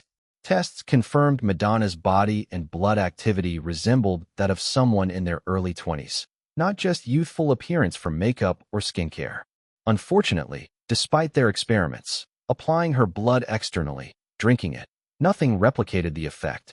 They knew Madonna was truly younger inside and out, but had no clue how. As a last resort, Dr. Sandra was assigned to lure Madonna back to the hospital under the pretense of another prenatal check. They brought in Dr. Cornell, an expert hypnotist, to hypnotize Madonna deeply and try to extract the secret of her youth. Just questioning? Also blood draws, subcutaneous tissue, hair samples, and we even planned to take a small piece of her flesh for study. What about the surveillance car following her?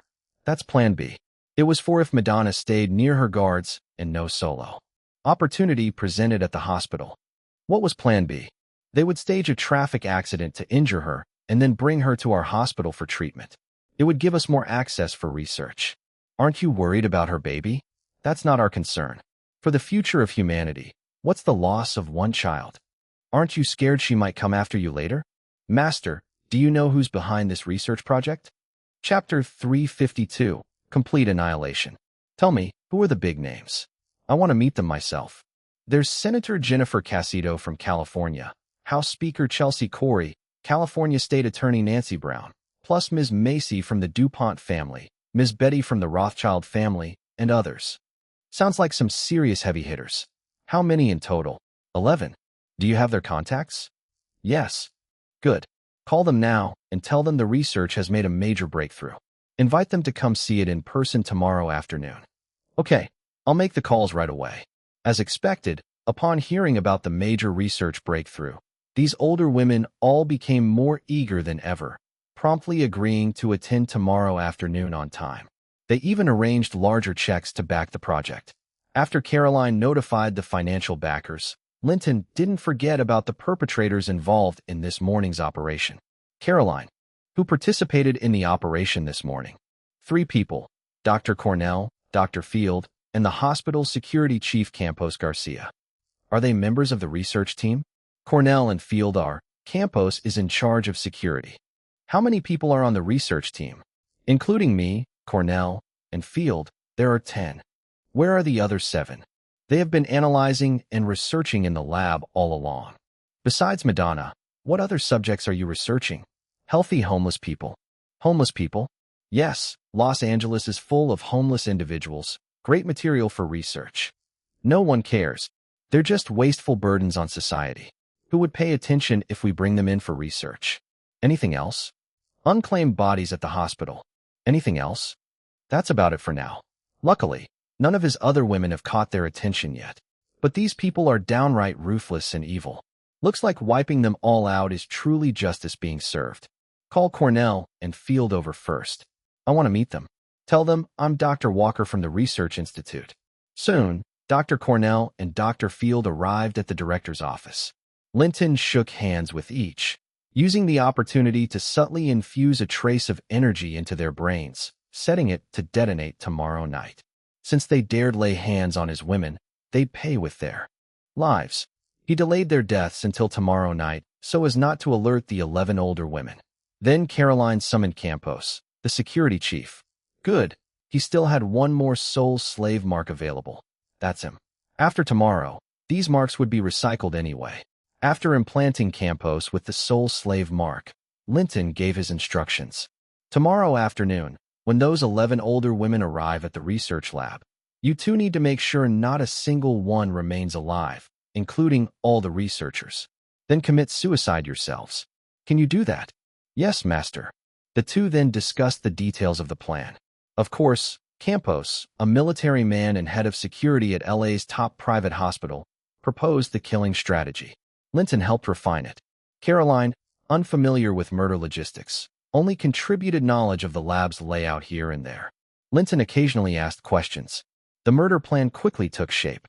Campos, with his contacts in both black and white markets, including the arms trade, purchased enough military-grade explosives that night to blow the research lab to bits. He installed hidden charges throughout the lab, rigged with a wireless detonator. The next afternoon, enticed by the major research breakthrough and dreams of youth and beauty, Jennifer Casito, Chelsea Corey, Nancy Brown, Macy DuPont, Betty Rothschild, and the other influential older women all arrived on time. At the lab in Long Beach, the research lab was housed in a private estate. At that moment, Linton stayed in the presidential suite of the Four Seasons Hotel not far from the estate, monitoring the lab remotely with his spiritual awareness. He wasn't going to spare a single one. The flying sword sensed his killer instinct stirring, itching to strike. Should anyone escape, it would fly out on his command to sever their heads. The main estate building was converted into the lab. 2 additional buildings served for security and logistics. 11 high-profile older women arrived with crowds of bodyguards and assistants, filling the logistics building. By 3 p.m., all were present. Caroline led the 11 women into the main lab building.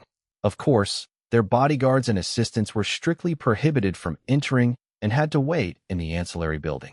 After Caroline and the women entered, the main doors shut automatically. Campos and the security team guarded the entrance. No one expected Campos's hand to slip into his pocket, clutching the remote detonator. 10, 9, 8, 3, 2, 1. He silently counted down, then pressed the detonator without hesitation. As he pressed it, Linton's smile flashed through his mind. Goodbye. Remember to be a better person in your next life. Then came a deafening explosion.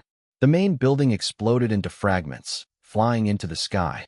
Everyone inside, including Caroline, the 11 older women, and 7 researchers, was blown to bits beyond recognition. The estate shook as if hit by a magnitude 9 earthquake, flipping and tossing vehicles on the ground. The 2 ancillary buildings collapsed from the blast shockwave, causing heavy casualties inside.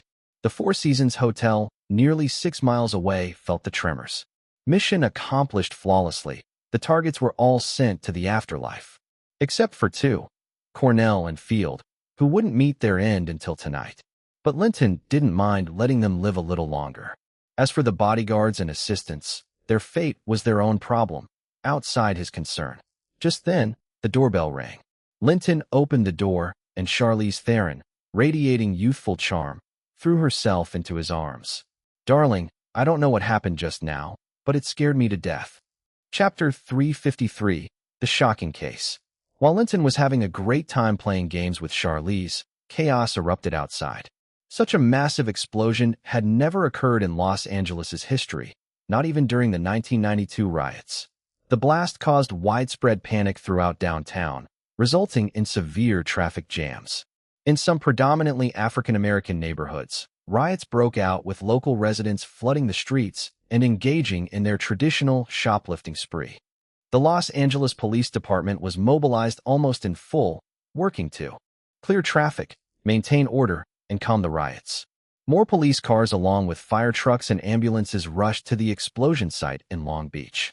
But an even more efficient team than the police and firefighters arrived first. The swarm of media reporters and paparazzi, who had somehow already made it to the scene through various means.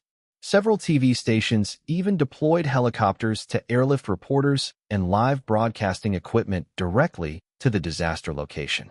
The news of the massive explosion and the tragic scenes at the site spread instantly via TV signals to every corner of America, capturing the nation's full attention. Was this a terrorist attack? Another riot? A gang war? A personal vendetta? Or just an accident? Every network immediately brought in experts to interpret, analyze, and speculate. Thanks to the joint efforts of the police and firefighters, some survivors were rescued from the ruins of the secondary building and put on ambulances. At the hospital, after simple treatment for minor injuries, police questioned the survivors. When the names of those who were incinerated in the blast came out of the mouths of survivors who barely escaped death, the top brass of the Los Angeles Police Department nearly shut down from shock. Among the victims were high-profile individuals: U.S. Senator Jennifer Casito, California House Speaker Chelsea Corey, California State Attorney Nancy Brown, Macy from the DuPont family, Betty from the Rothschild family, a total of 11 people. All of them influential figures no one in the LA police dared to cross. With so many powerful people reduced to ashes in Los Angeles, the consequences were unimaginable and far beyond what the local police could handle alone. Furthermore, the sudden gathering of these big shots at the estate raised questions.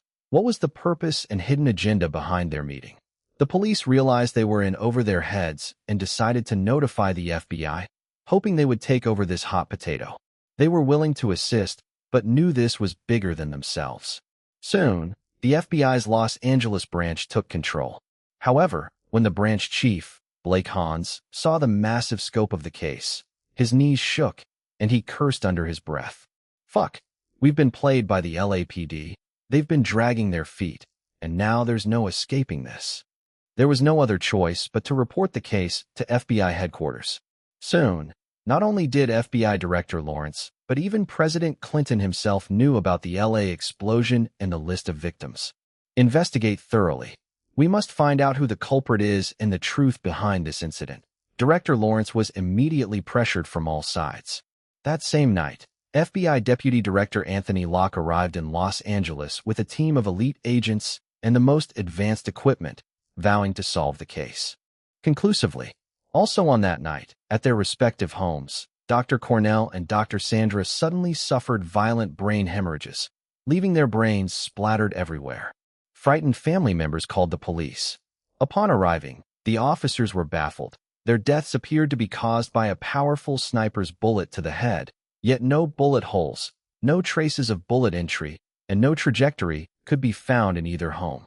Meanwhile, the outside turmoil did not disturb the sweet game between Linton and Charlize. In the presidential suite of the Four Seasons Hotel, recently marked with the aftermath of a fierce battle, Charlize lay soft and relaxed on Linton's chest, a faint blush on her face. "Honey, you haven't spent time with me in so long. Baby, you know how busy I've been. Why don't you move into my estate? Honey, there are way too many women at your estate. I'm not ready to get over that just yet." "No problem. If you don't want to come, then don't. But then I can't guarantee how often we'll get to see each other," Linton said, affectionately stroking her hair. "Darling, give me a little more time, will you? There is no rush. Just live your life true to yourself and make it wonderful." Linton had a special fondness for this blonde South African girl who had given herself to him for the first time. "Baby, you're too good to me. What about the Oscars? Does A Fault in Our Stars have a chance? Based on current news, it should get nods for Best Director and Best Adapted Screenplay, but the chances of winning are quite slim." "And me? Do I have a shot at Best Actress?"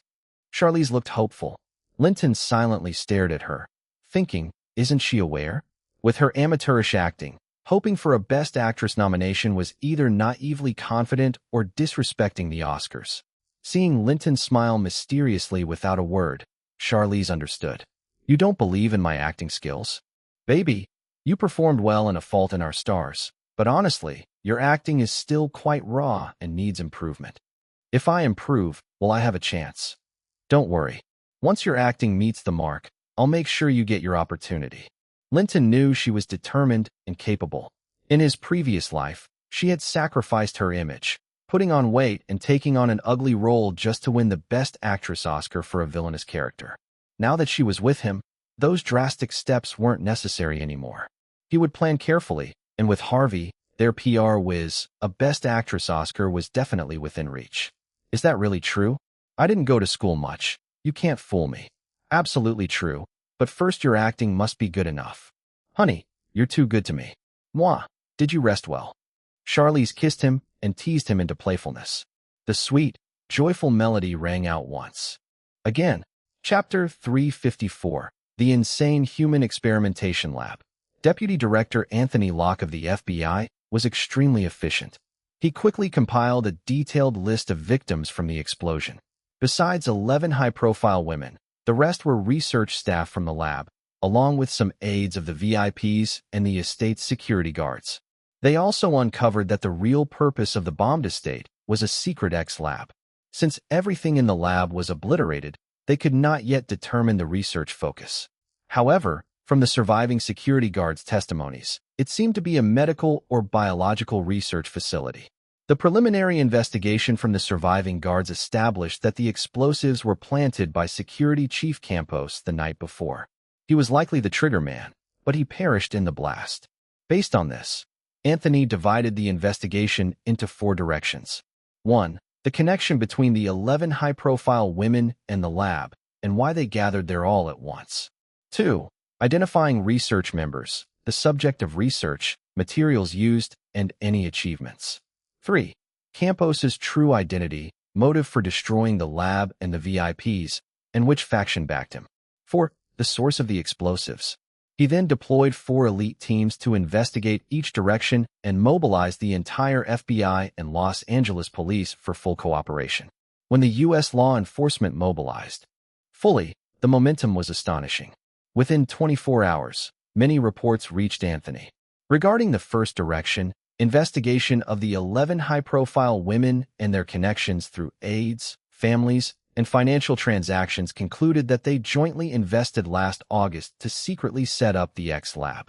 No one knew the exact project, but it was confirmed the lab recently made major breakthroughs, which explained the simultaneous visit to review results and add investments.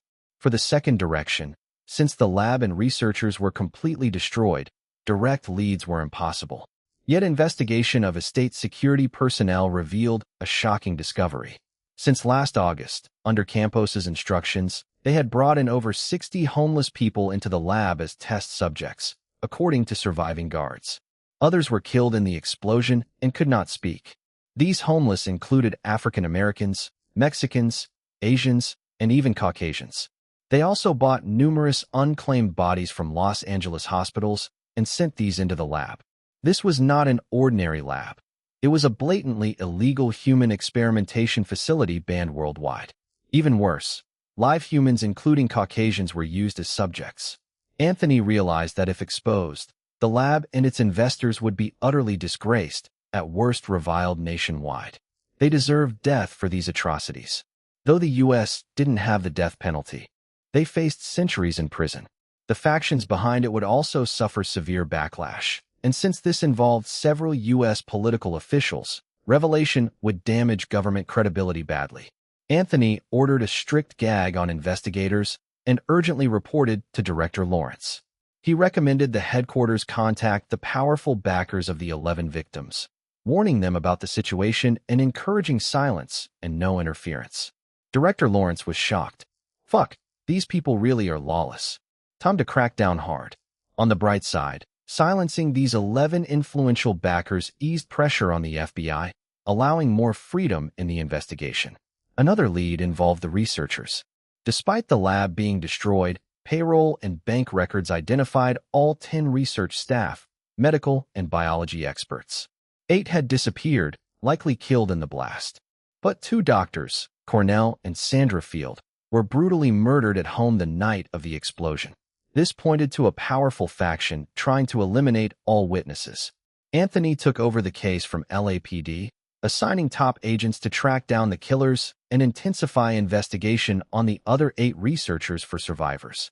He believed uncovering surviving researchers would reveal the whole truth. The third investigation direction stalled. Campos's background was plain: born in Los Angeles, average school, and military record. After the Army, he became a security guard at Cedars-Sinai Medical Center, bought a house, married, with 2 kids. 5 years ago, when Caroline became director, she promoted him to chief of security, and he became her trusted aide. Last year, he was also appointed security chief for the newly established X-Lab. Campos's family life and finances were healthy, with no suspicious contacts or money flows. Only the day before the explosion, he withdrew $50,000 cash, likely to buy explosives himself. No signs indicated he acted on another's payment. No useful leads were found. The fourth direction looked into the explosives. It traced back to a Mexican gang known as the Horsehead Gang, who sold the explosives in an illegal arms deal at 7 p.m. the night before the blast. The buyer was arrested, but it appeared to be a routine black market arms sale without deeper ties. Chapter 355, The Truth Behind the Case? Anthony Locke reviewed all the information he had gathered, and the general outline of the case was beginning to take shape in his mind. Last August, 11 powerful and wealthy women had inexplicably pooled their resources to establish a highly secretive X-laboratory to conduct human experiments that were strictly forbidden by federal law. For the experiments, the lab had employed horrific methods, luring and abducting an alarming number of homeless people, even illegally purchasing corpses of deceased patients from hospitals for research purposes. It seemed that the lab had made significant breakthroughs in its research, which is why these influential women had come together to inspect the progress in person and increase their investments. However, the secret got leaked. Another organization learned about their research and results. They orchestrated the explosion to both steal the lab's findings and completely eliminate any evidence. But something didn't add up. Normally, just stealing the research would have been enough. Why resort to such extreme measures as destroying the lab and bodies, thereby inviting an investigation by the FBI and local police? Could it be that the research was so critical or its results so dangerous that they resorted to violent measures to keep it all to themselves? Still, the question remained: who exactly was behind this organization, capable of erasing all traces at the scene and flawlessly orchestrating the death of the security chief Campos, who sacrificed himself? Apart from the FBI, there were very few organizations in the entire country with that kind of power. There was also another possibility: The lab might have been so morally corrupt and engaged in so many heinous acts that Campo's conscience finally caught up to him, leading him to sacrifice his life by planning the explosion. But if that were the case, one detail didn't make sense. Why were Cornell and Sandra Field silenced at their homes that very night? The only current lead was to track down the killers of Cornell and Sandra Field. Finding them would finally unravel the whole mystery. While the FBI and Los Angeles Police Department searched relentlessly across the city, Linton relaxed comfortably in his office, playing Tomb Raider. Just as he was getting deeply into the game, his assistant walked in holding a phone. "Boss, the White House First Lady's on the line." "Hello, this is Linton." "Hi, Linton. Is there something I can help you with?" "About the explosion in Los Angeles 2 days ago. Were you affected?" Hillary asked cautiously. She knew this explosion was definitely connected to Linton, but fully intended to keep that knowledge to herself. In truth, she was a bit worried that Linton hadn't covered his tracks well enough. Another reason she was calling was to see if he needed any help. "I'm fine. If that's all, I've got to go. Things are pretty busy here. I'm just checking in on you. I also wanted to see if you needed support of any kind." "Thanks, but no. I'll hang up now." "Wait. I also wanted to ask when you'll be in Los Angeles this month for a date." "Probably at the end. Now's not a good time. But I miss you." "Isn't now okay? With all that's going on here in LA, with the whole country tuned in, do you really think it's a smart move?" "All right, I'll get back to you at the end of the month." Actually, Hillary's concern for Linton was completely unnecessary. Given the arrangements Linton had put in place, there was no way the FBI or police would ever link the explosion back to him. Still, the call reminded Linton that Hillary had no sense of confidentiality. Even if the conversation was subtle, if it were intercepted, it could cause huge trouble. Not to mention, she'd slipped in phrases like "miss you" and "date." If leaked, it would lead to a major scandal. Next time they met, he'd have to remind her about the importance of discretion. Although the U.S. government hadn't yet implemented a program like PRISM, who knew if there weren't some reckless political enemies acting out of desperation? Especially for someone in her position, a high-profile figure, the awareness of secrecy had to be constant. He remembered how in a past life, Hillary's failure to maintain secrecy resulted in the infamous email scandal. She was mercilessly attacked by rivals and ultimately lost the election, missing her chance at becoming president. Such mistakes could never happen again. On February 15th, the 29th Super Bowl was held at Joe Robbie Stadium in Miami, Florida. Michael Bay and Industrial Light and Magic finally finished producing the 30-second promo trailer for Independence Day. Bay knew his audience well. In just 30 seconds, the trailer showcased the White House exploding, the Empire State Building, the Statue of Liberty, and the Golden Gate Bridge, all going up in flames.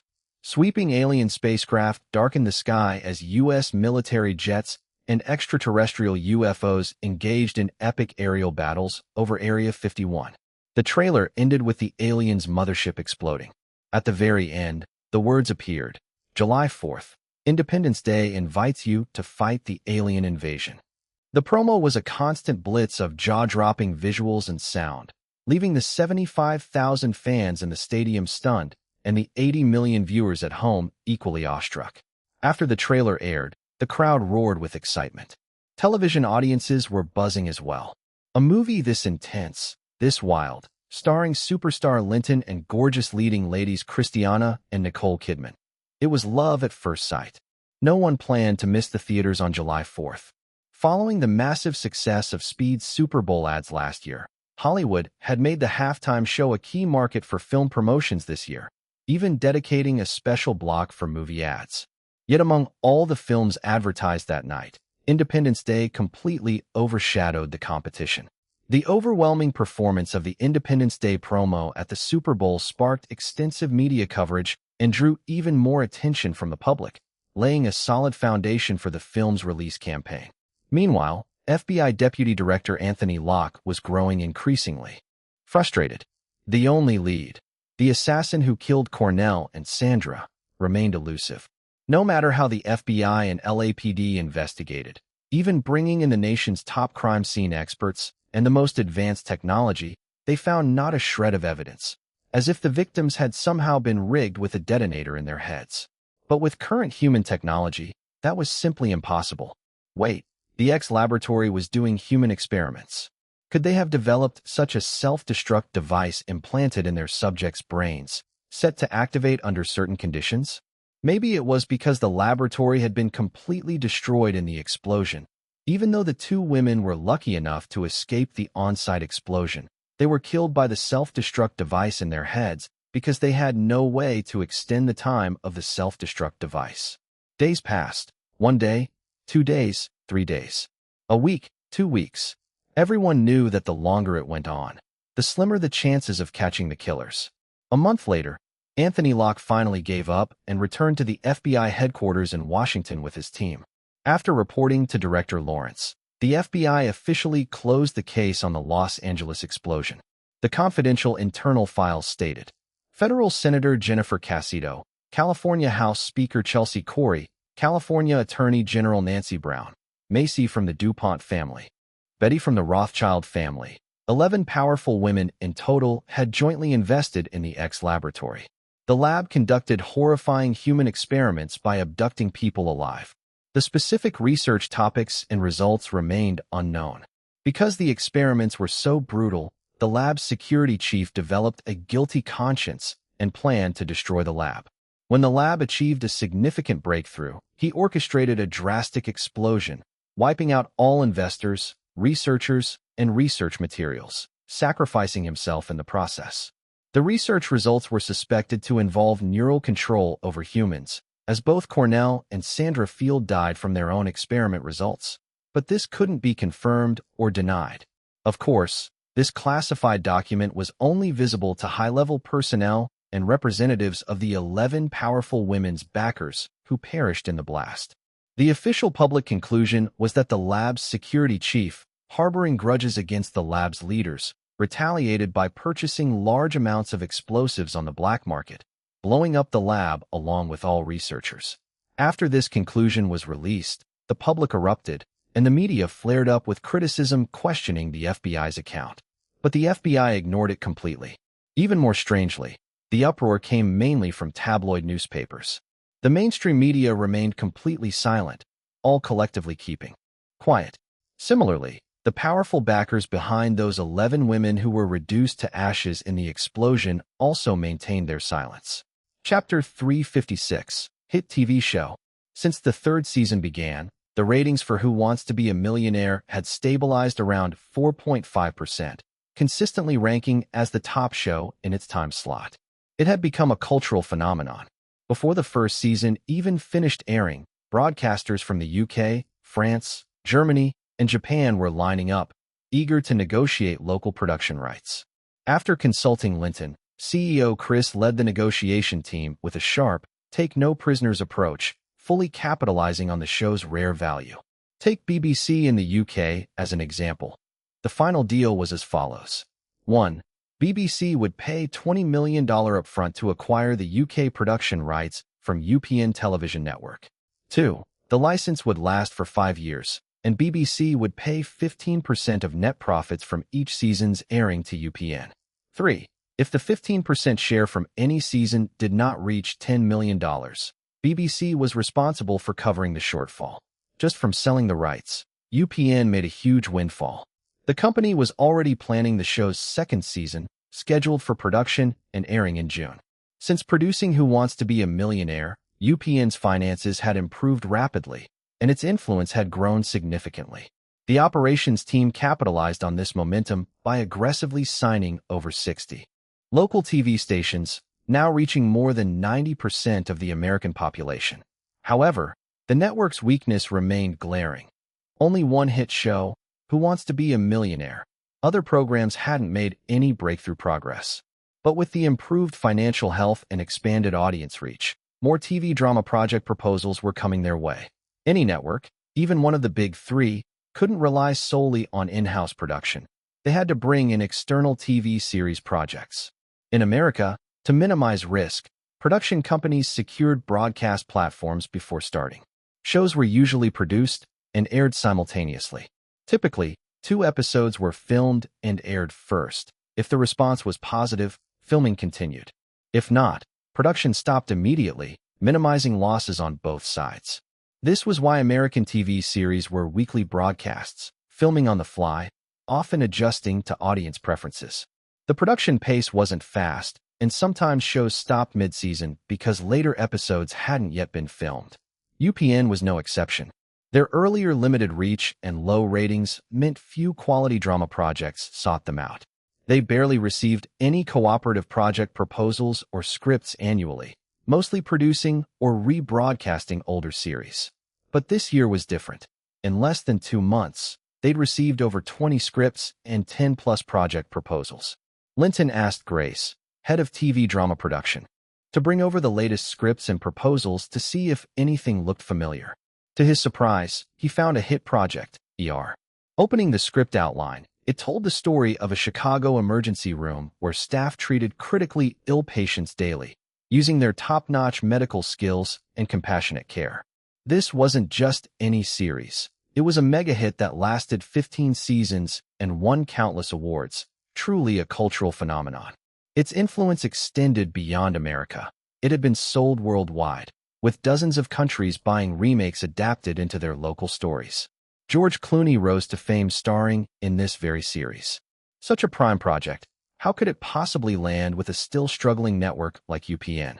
Linton set aside his doubts and read on. This was a unique case. The script and project came not from a production company, but directly from the writer Michael Crichton.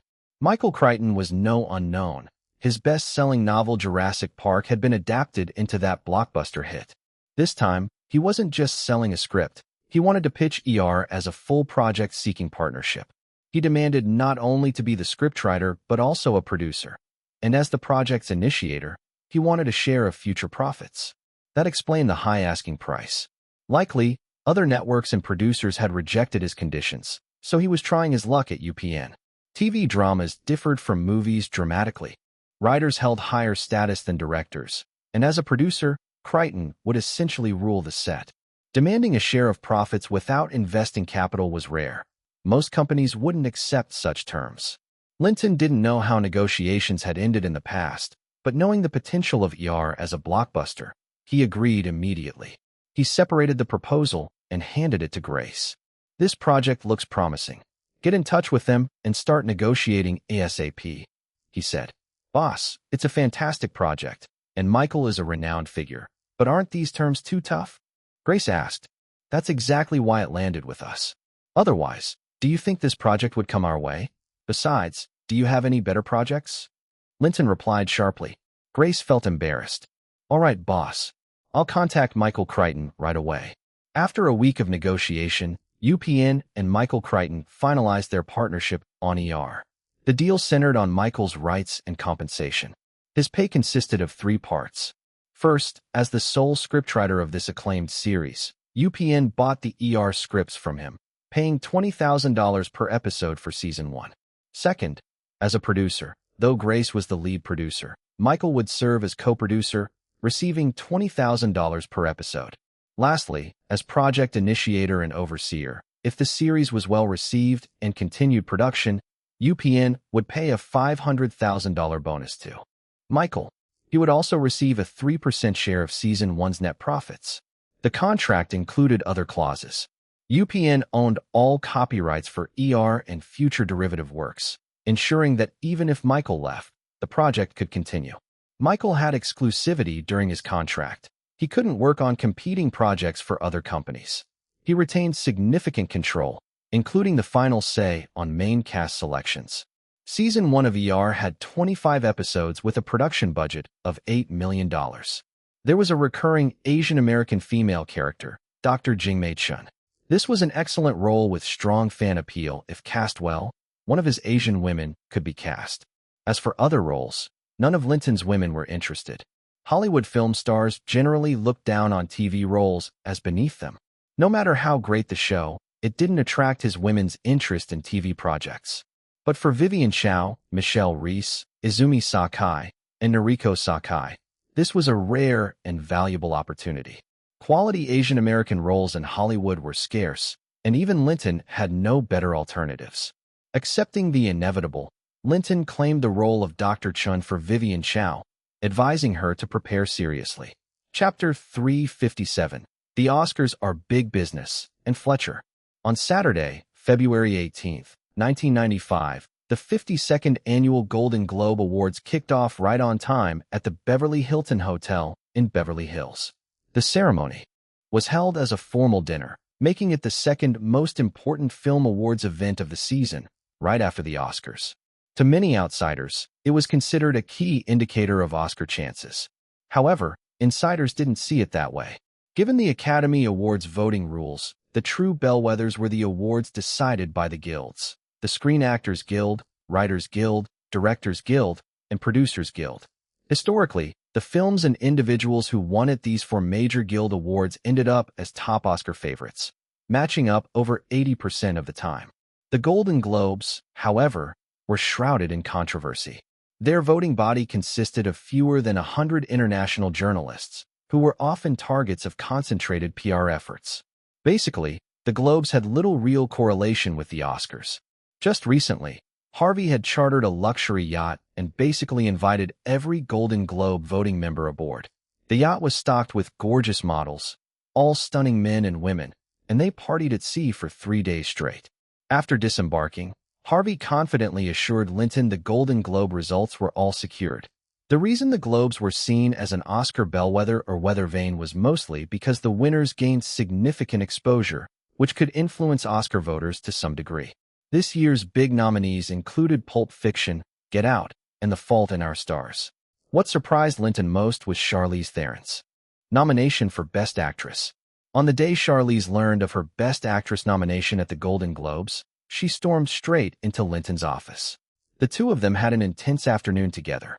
The heat continued well into the evening. In the office, living room, conference room, screening room, pool area, private cinema, gym, garden suite living room, master bedroom, even the bathroom, their passionate sessions left their mark everywhere. It was only the next morning that Charlize left, completely satisfied. Because Linton himself wasn't nominated for any awards, and frankly wasn't too invested in the Golden Globes, he didn't attend the ceremony. But the creative teams behind Pulp Fiction, Get Out, and The Fault in Our Stars, especially nominated stars Sophie Marceau, Winona Ryder, and Charlize Theron, were ecstatic. Dressed to the nines, they walked the red carpet and attended the gala dinner. Harvey's publicity firepower paid off. Pulp Fiction won 3 major awards: Best Director for Quentin Tarantino, Best Supporting Actress for Winona Ryder, and Best Screenplay for Quentin Tarantino. Get Out's lead Sophie Marceau took home the Best Drama Actress award. As expected, Best Picture and Best Actor in a Drama went to Forrest Gump and Tom Hanks.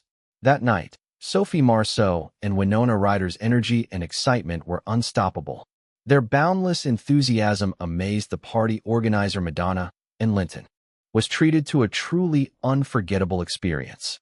Following the Oscars' traditional strategy for awards contenders, Pulp Fiction had been playing in a limited release, with fewer than 200 theaters showing it.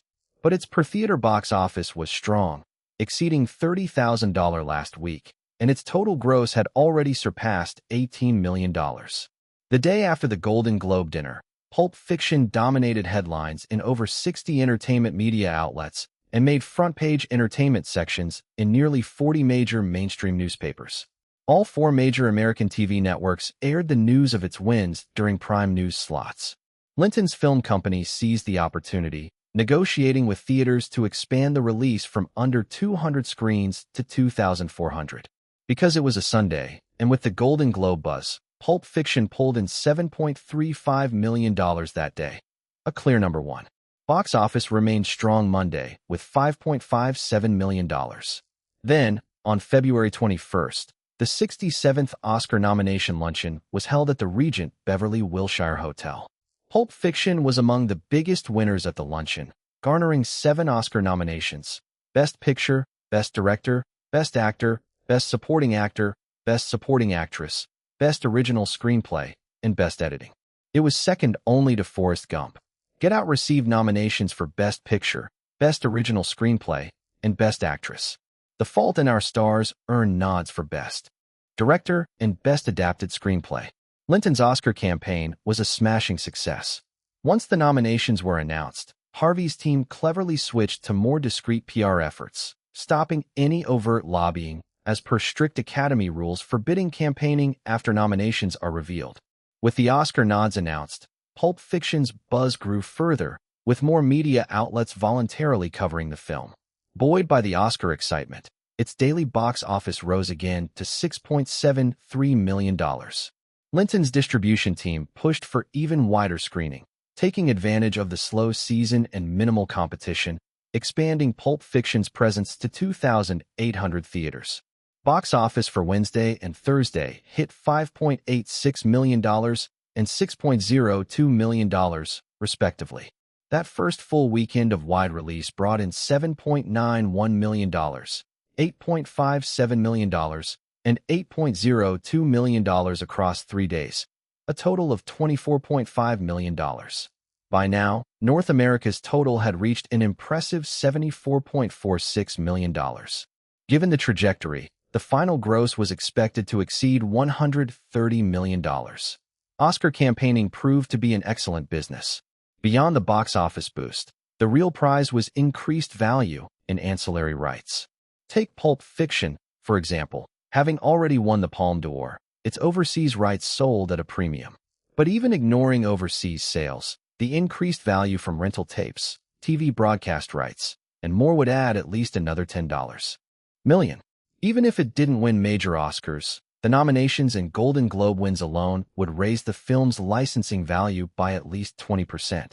Unexpectedly, the day after the Oscar nominations were announced, and Fletcher came to Linton's office and carefully closed and locked the door behind her. Today and looked stunning and seductive. Her fitted pencil skirt perfectly accentuated her figure, her legs clad in sheer black stockings complemented by classic black stilettos. Her makeup was elegant and understated, her golden hair falling over her shoulders, and her lips painted a sensuous red. Her appearance, already about 80% beautiful, now radiated a commanding, sophisticated allure. Upon seeing Linton, she threw her arms around him dramatically and planted a kiss on his lips. "Linton, thank you so much. I feel like I'm dreaming. I never expected to be nominated for Best Director at the Oscars. Keep up the hard work. I'm sure you'll win Best Director one day." Linton patted her back encouragingly. "Darling, I have to really thank you today. And, come on now, don't be like that. Please, darling, just give in to me already. I've wanted this for so long, and I finally mustered the courage today." And began making her move more actively. Well, within this forward, Linton had no choice but to fully cooperate. Sweet and joyous singing filled the air, and was still very skillful. With the halo of an Oscar nomination, her passion was fierce, and she mastered at least half the arts of seduction. Linton enjoyed a unique and thrilling experience. But, as a director, he sensed and star power paled in comparison to Kate Winslet. After all, Kate's only real claim to fame was starring in the "You Are Not Alone" music video. After 2 hours, and settled lightly like a kitten on top of Linton. "Darling, my dream of 3 years has finally come true. I can't believe how amazing you are." But in Linton's mind, and wasn't quite ready to join his inner circle of lovers. At most, she was an occasional intimate companion. "Is that so? So you planned this all along? But don't get too attached to me. Don't worry, I won't cling. But when I need you, you can't refuse." Chapter 358. More money than you could spend, new projects. After the release of The Man from Nowhere, the distribution department spent over 2 weeks settling accounts with theaters and related stores. The TV rights, VHS rights, and overseas rights were all sold at high prices. First, from the North American box office, the company received $133 million in revenue sharing from theaters. According to Linton Anderson's contract, as both director and lead actor, he was entitled to 15% of the North American box office, totaling $20 million in earnings. Second, the TV rights for 7 years were sold for $28 million, with UPN TV network paying $15 million for the wireless network rights. Following Linton's request, all future films produced by the studio were to have UPN acquire the TV broadcast rights at market prices. It wasn't like UPN was hurting for cash. But UPN wasn't losing out either. Their first airing of the movie brought in $8 million from commercial ads inserted during the opening, ending, and the middle of the film. Over the 7 years, the movie could be broadcast over 30 times. Even as the value of ads declined over time, it was still a solid profit. No wonder Hollywood later switched to auctioning off TV broadcast rights based on the number of airings. The pioneer was Mission Impossible, regardless of whether it was a cable TV network or a wireless TV network. The first broadcast price was $4 million. It was sold 8 times in the first year, with an average single broadcast price of $3 million. The revenue was several times higher than the traditional package sale of 7-year TV broadcast rights. Maybe Independence Day should try this approach next. A good negotiation with Universal could change things. Third, the VHS rental and sale rights for 7 years were sold to Blockbuster for a base fee of $29 million plus 30% of rental and sales revenue. Fourth, merchandise sales totaled $76 million with a 40% profit margin, netting the company approximately $30.4 million. Among this, sales of Linton Anderson's personal character figurines reached $50 million, bringing him $10 million from personal image royalties. Fifth, the overseas rights were acquired by Universal Studios for $120 million, at the highest rate of 47% of the North American box office. When selling the overseas rights, Linton also sold merchandise rights overseas based on the North American image royalty rates, earning another $10 million. Adding these up, after deducting Linton's box office share, the company made total revenue of $320.4 million, plus ongoing quarterly income from VHS rental and sales revenue sharing. It's worth noting that revenue from VHS rentals and sales in the later stages is a major chunk of income. Last year, from the second half alone, the VHS rental and sales revenue from The Rock brought in over $90 million jointly for Linton and Universal. As the hottest action movie, The Man from Nowhere's 1995 VHS revenue was expected to exceed $150 million. The movie's original soundtrack also performed well, with worldwide sales surpassing 3.5 million copies and continuing strong sales. It had not yet settled final payments with Universal Records, but the final revenue share was expected to exceed $20 million.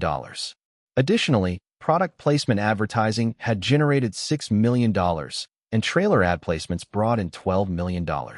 Truly a massive windfall, with enormous profits. To put this in perspective, apart from Universal, Disney, and Paramount, the other 4 major Hollywood studios didn't even make $500 million in annual profit last year. More than 60% of Universal's profits came from collaborations with Linton Studio.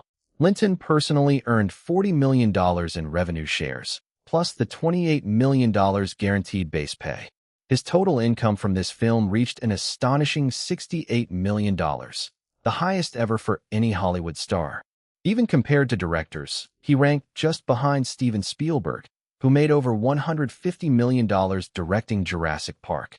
With the company's massive revenue influx, generous bonuses were distributed to key contributors, leaving nearly $600 million in cash on the books, far more money than they could spend. Having so much cash sitting idle was unacceptable. Linton instructed Mary, the finance manager, to transfer $250 million to Winnie, who was to convert it quickly into communications and computer stocks. At the time, the company only had Pulp Fiction in theaters. Good Will Hunting and Final Destination had finished post-production, with Independence Day still in post-production. Most of the production team was idle. Also, with tax season approaching, starting new projects became a necessity to minimize tax liabilities. Linton pulled out 5 scripts he had outlined and refined by the writing team. Mission Impossible, The Sixth Sense, As Good as It Gets, Scream, and The Long Kiss Goodnight.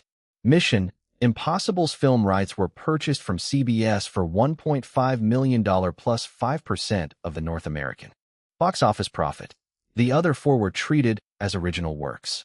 After a week of closed-door meetings with Robert, Bob, Harvey, Klinsman, Mary, and others, the studio officially greenlit these 5 films.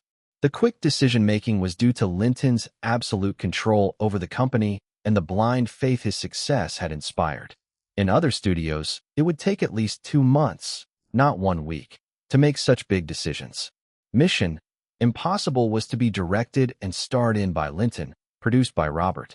Former assistant Bella, who had skillfully managed Linton's fan club, would be promoted to executive producer as a reward for her efforts. The film's preliminary budget was $90 million. Linton gave himself a $2 million script fee, a $10 million director's fee plus 10% of the North American box office, and $20 million plus 15% of the North American box office as lead actor. According to agreements with Universal, for investments over $50 million, the studio had no less than 30% priority investment rights. Regardless of whether Universal invested, it didn't matter much to Linton.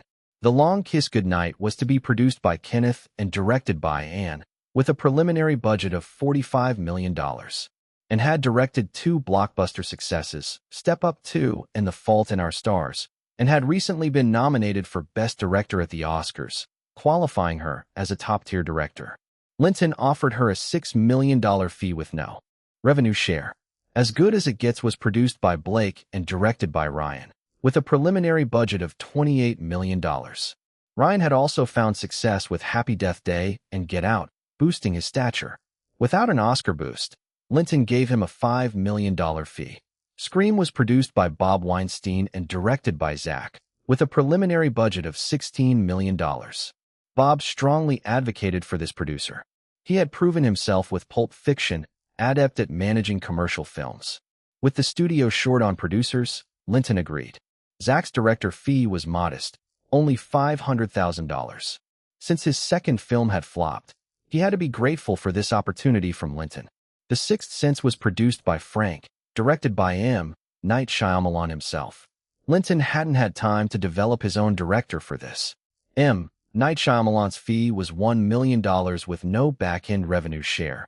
The preliminary budget was $45 million. Chapter 359, The Actress Arrangements. Casting for the 5 films, especially the female roles, gave Linton quite a headache. Although there were many characters, he had too many women around him. Besides Winnie, there were as many as 18 women in the entertainment industry by his side, not to mention Akina Nakamori was about to arrive in Los Angeles soon. He had to consider not only the fit between each actress and her role, but also balance each woman's circumstances to avoid unnecessary conflicts within his inner circle. That was definitely a happy problem for Linton. Every woman around him, except Winnie, was an important resource for his cultivation. Naturally, he had the responsibility to help them continuously increase their popularity and star power. Fortunately, Madonna, Naomi Watts, Cameron Diaz, Shania, and Heidi Klum were already top-tier stars in their own right. He didn't have to worry much about their resources. His main job was to continue feeding them his essence to help them maintain their youthful and beautiful appearances. That was the greatest support he could offer. Then there were Sophie Marceau and Winona Ryder, both on the cusp of A-list stardom, having scored Golden Globe wins and Oscar nominations recently. If either of them managed to snag an Oscar, there'd be no doubt they'd firmly enter the A-list circle, attracting even more top-level opportunities. So, for these women, Linton didn't have to worry much for now. Among the rest, after careful consideration, Linton finally made his decisions. First was Mission Impossible. Like The Man from Nowhere, it was a male-led film with most scenes centered on Linton himself.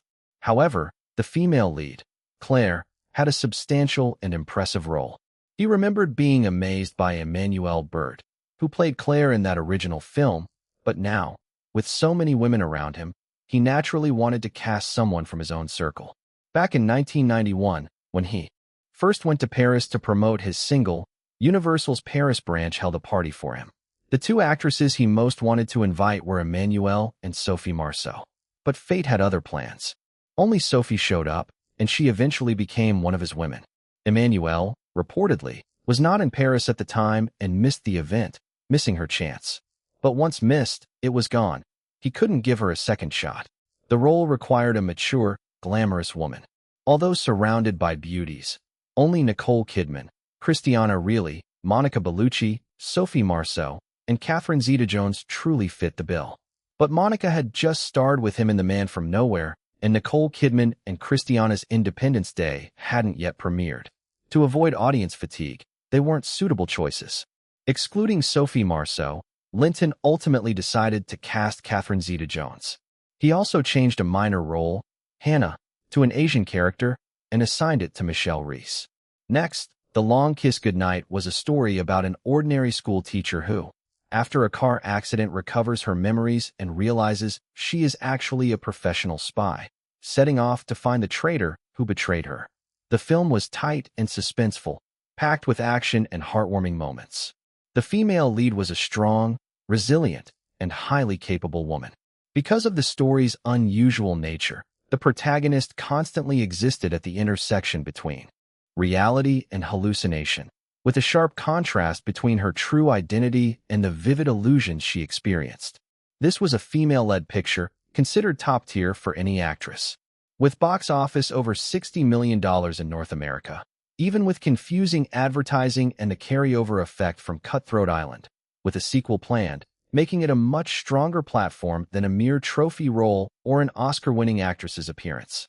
But the lead required a quality action performer, a mature, beautiful woman who could portray strength and resilience. Among his women, Nicole Kidman was the only one fitting all these criteria. There weren't many actresses who could pull off solid fight scenes. Charlize Theron and Cameron Diaz could, but Charlize was too young, and Cameron's image was more of a sweet and naive type. Then there was As Good as It Gets, a narrative about writer Melvin, whose encounters with neighbor Simon and waitress Carol Connolly gradually transformed him from a racist, sexist man into a charitable individual. This film was on par with Pulp Fiction not only in box office. It cleared over $150 million in North America, but also in artistic merit. It won multiple Oscar nominations and took home Best Actor and Best Actress awards. Resource-wise, this film's lead was almost equal to The Long Kiss Goodnight in value. Many actresses could potentially take this role: Christiana Ricci, Monica Bellucci, Sophie Marceau, Naomi Watts, and Winona Ryder. 5 ideal choices. However, Sophie, Winona, and Naomi were already solid A-list stars. He couldn't pile the best roles onto one woman.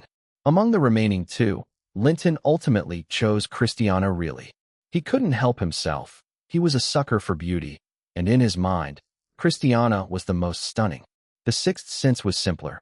The focus was on the male lead and the boy. The female lead mainly pushed the story forward and was more of a visual presence. He chose Monica Bellucci for this part and switched the character Kyra to be Asian, casting Noriko Sakai in the role. For Scream, the female lead was a beautiful high school girl, naturally going to Jennifer Connelly. Another character, Gail, was also changed to Asian and assigned to Akina Nakamori, who was about to arrive in Los Angeles. Back home, Linton informed all the women in his harem about the 5 films and the casting arrangements. Although some were happy and others worried, after Linton's explanations and reassurances, everyone understood and accepted the choices without any conflicts.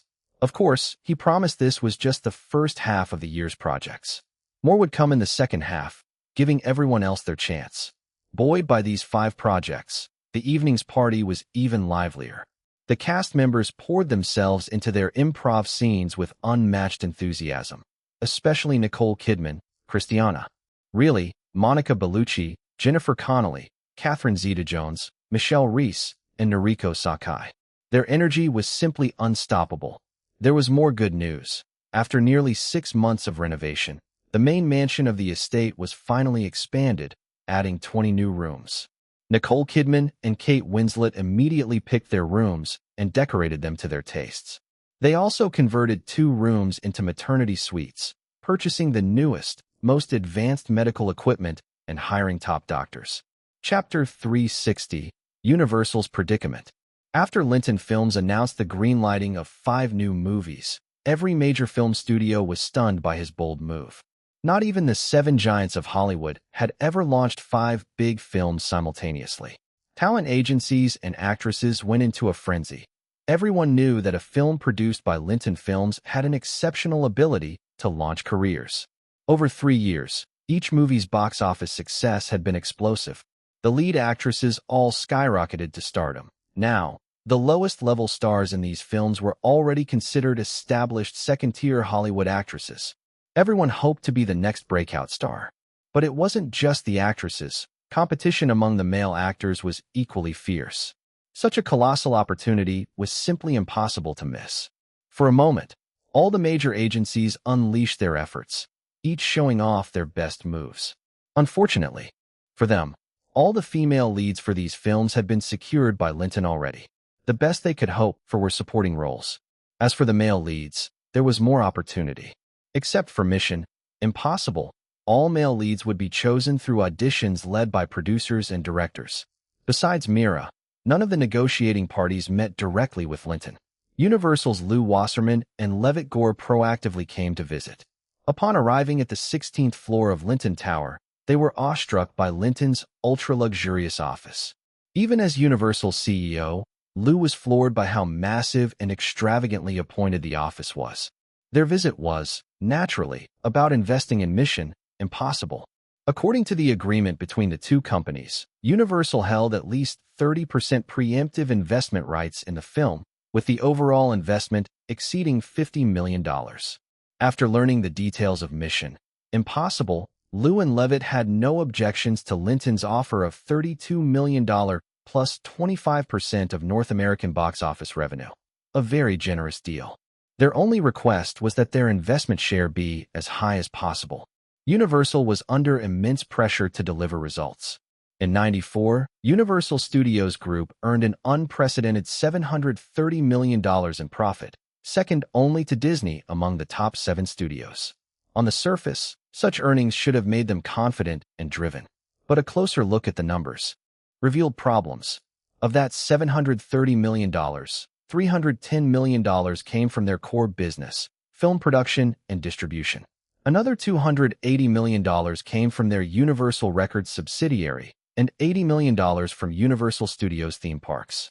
But the remaining revenue streams, from MCA Television Group, MCA Home Video and Pay TV, Putnam Publishing, Cineplex Odeon Theaters, Universal Theaters, USA Cable, and the management of Universal's vast film and TV rights library across over 50 subsidiaries, together barely made $60 million annually.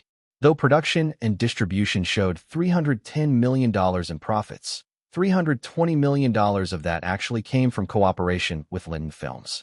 In other words, without Linton, Universal's core business was running at a loss last year. Universal's own investment in 10 films last year yielded only one decent performer, a live-action comedy called The Flintstones. The rest all lost money. The only bright spot was Universal Records, which not only had cultivated Linton as a massive moneymaker, but also developed a new generation of pop icons like Shania, along with rising stars like Izumi Sakai and Vivian Chow, with profits steadily climbing. Yet there were complications. Shania wasn't directly signed with Universal Records, but with Sunlight Records, an independent label with no equity stake, only a distribution partnership with Universal.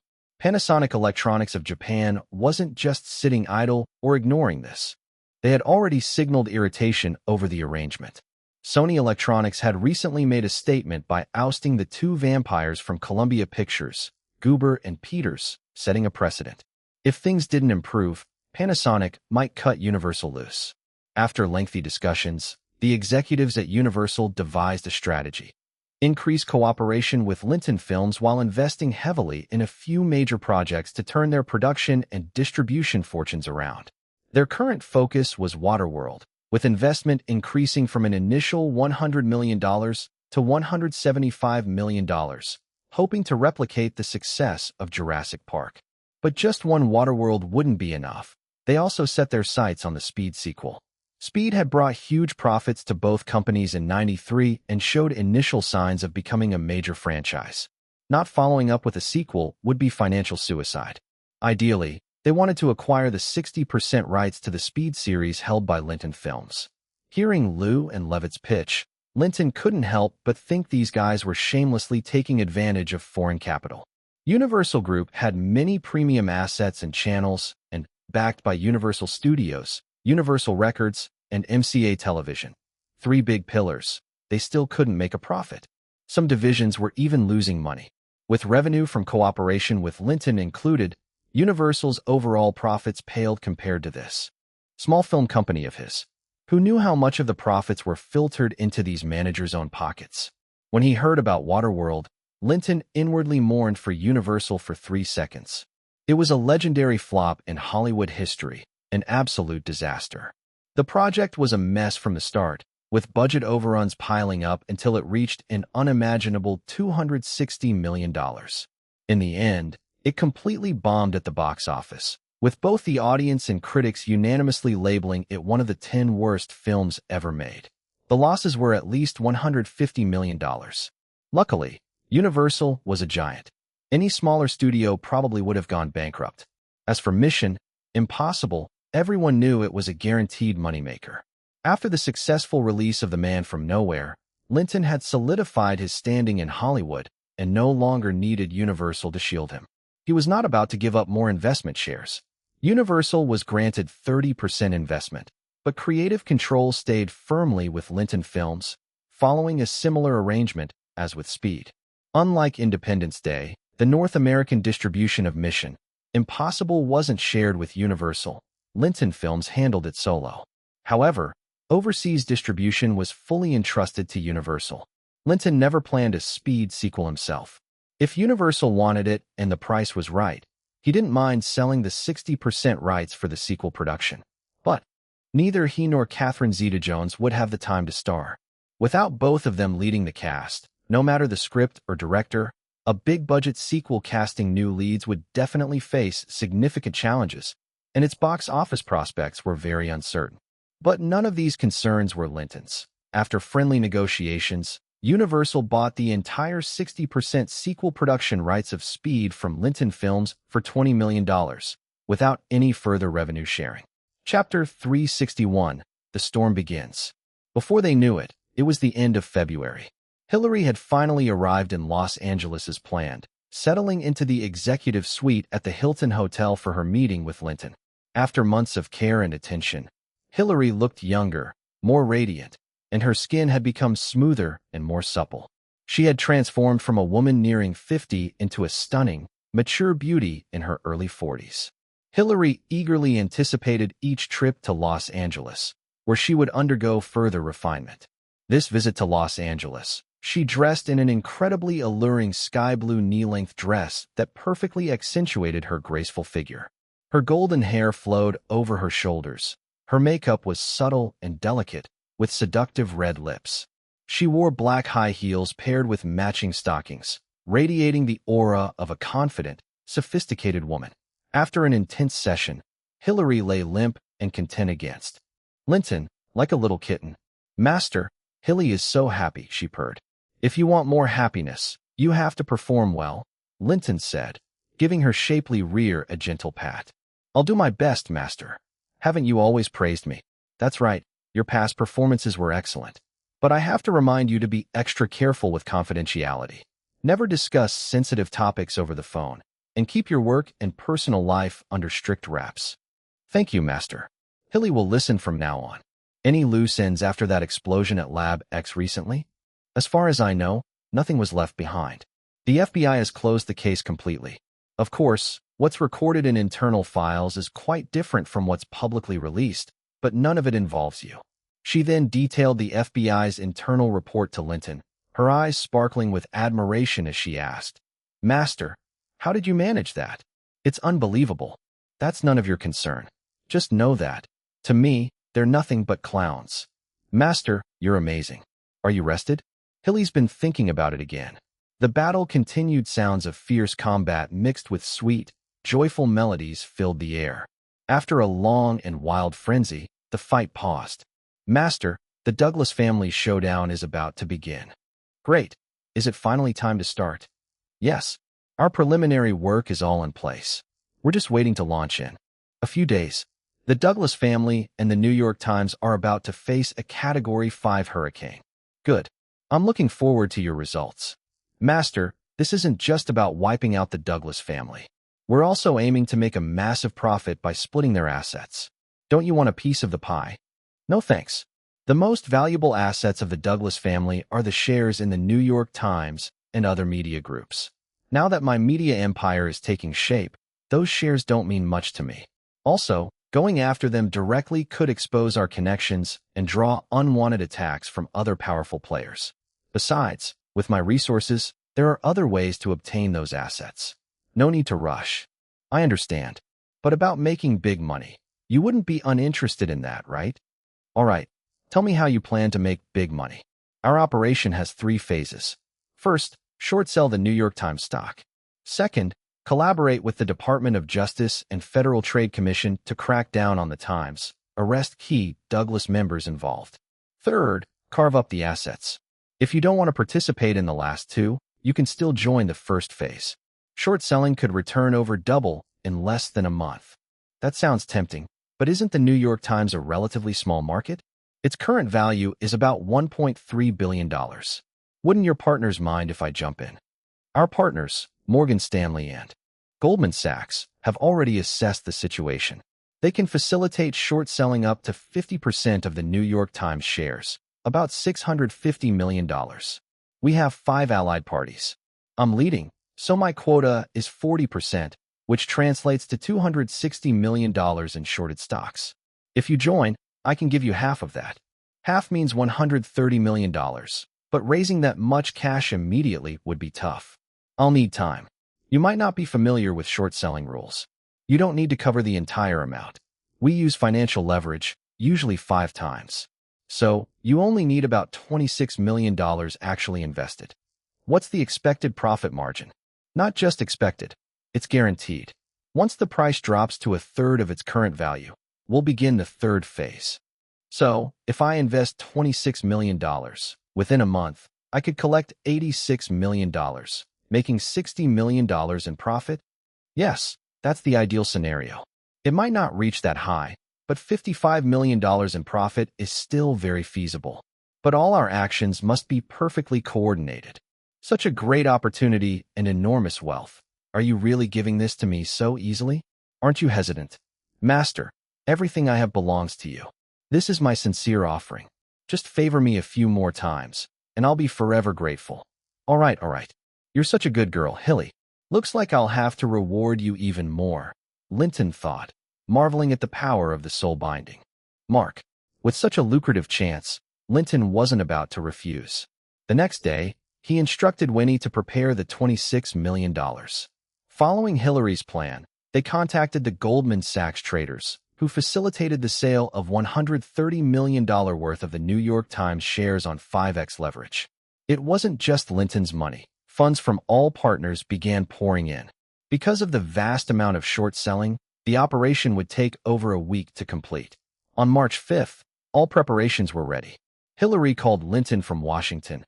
The operation is about to begin.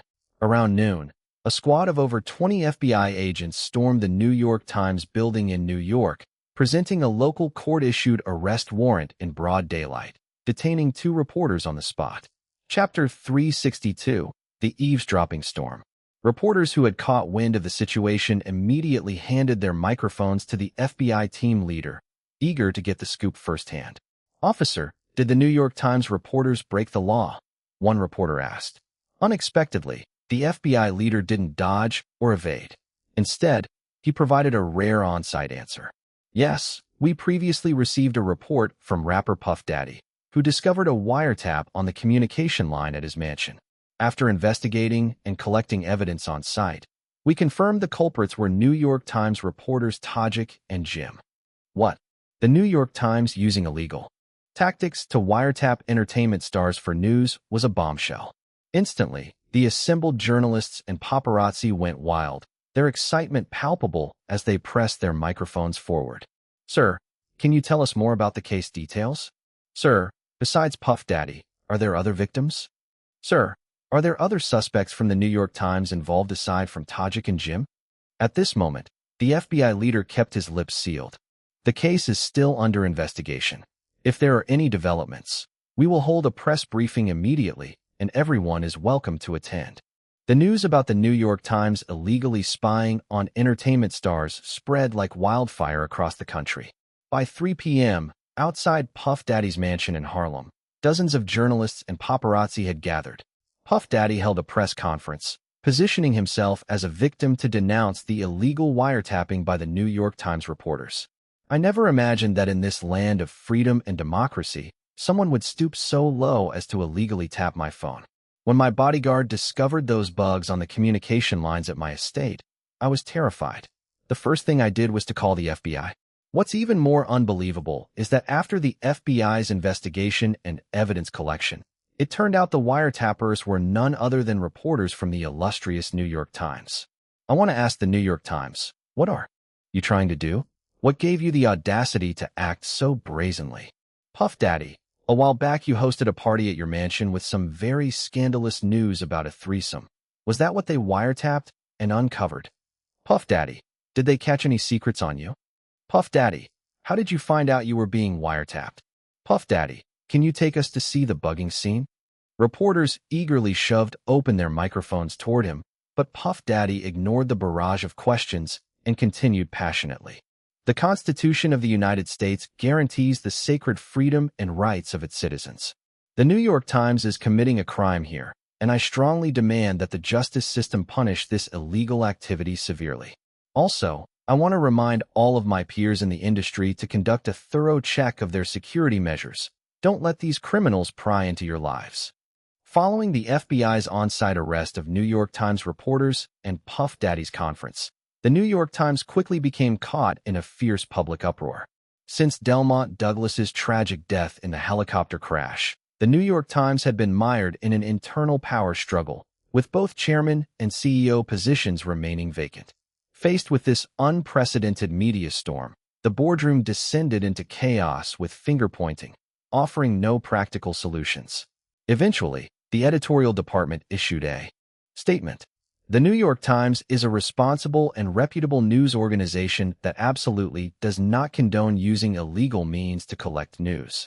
The wiretapping on Puff Daddy's phone was the personal action of Tajik and Jim and is unrelated to the newspaper. As a leader in the news industry, the New York Times' core mission is to verify facts, expose the truth, and provide the public with accurate and objective information to uphold the right to know. But this bland, insincere official statement had no effect. Both the public and industry insiders outright rejected it. The stock market responded with the most clarity. That day alone, the New York Times share price dropped 6%, falling from $8.80 to $8.27 per share. Worse yet, the very next day, the FBI received reports from more celebrities and social elites, complaints about wiretapping on their home communication lines. Among them were entertainment stars like diva Mariah Carey, sports stars, government officials, business moguls, even state legislators. On the third day, after further on-site investigations, the FBI cracked another wiretapping case, again involving two reporters from the New York Times. The FBI arrested them in broad daylight inside the newspaper's office building. Day after day, reporters from the New York Times were hauled away by the FBI. As more evidence and information surfaced, the number of victims filing reports with the FBI soared, nearing 20.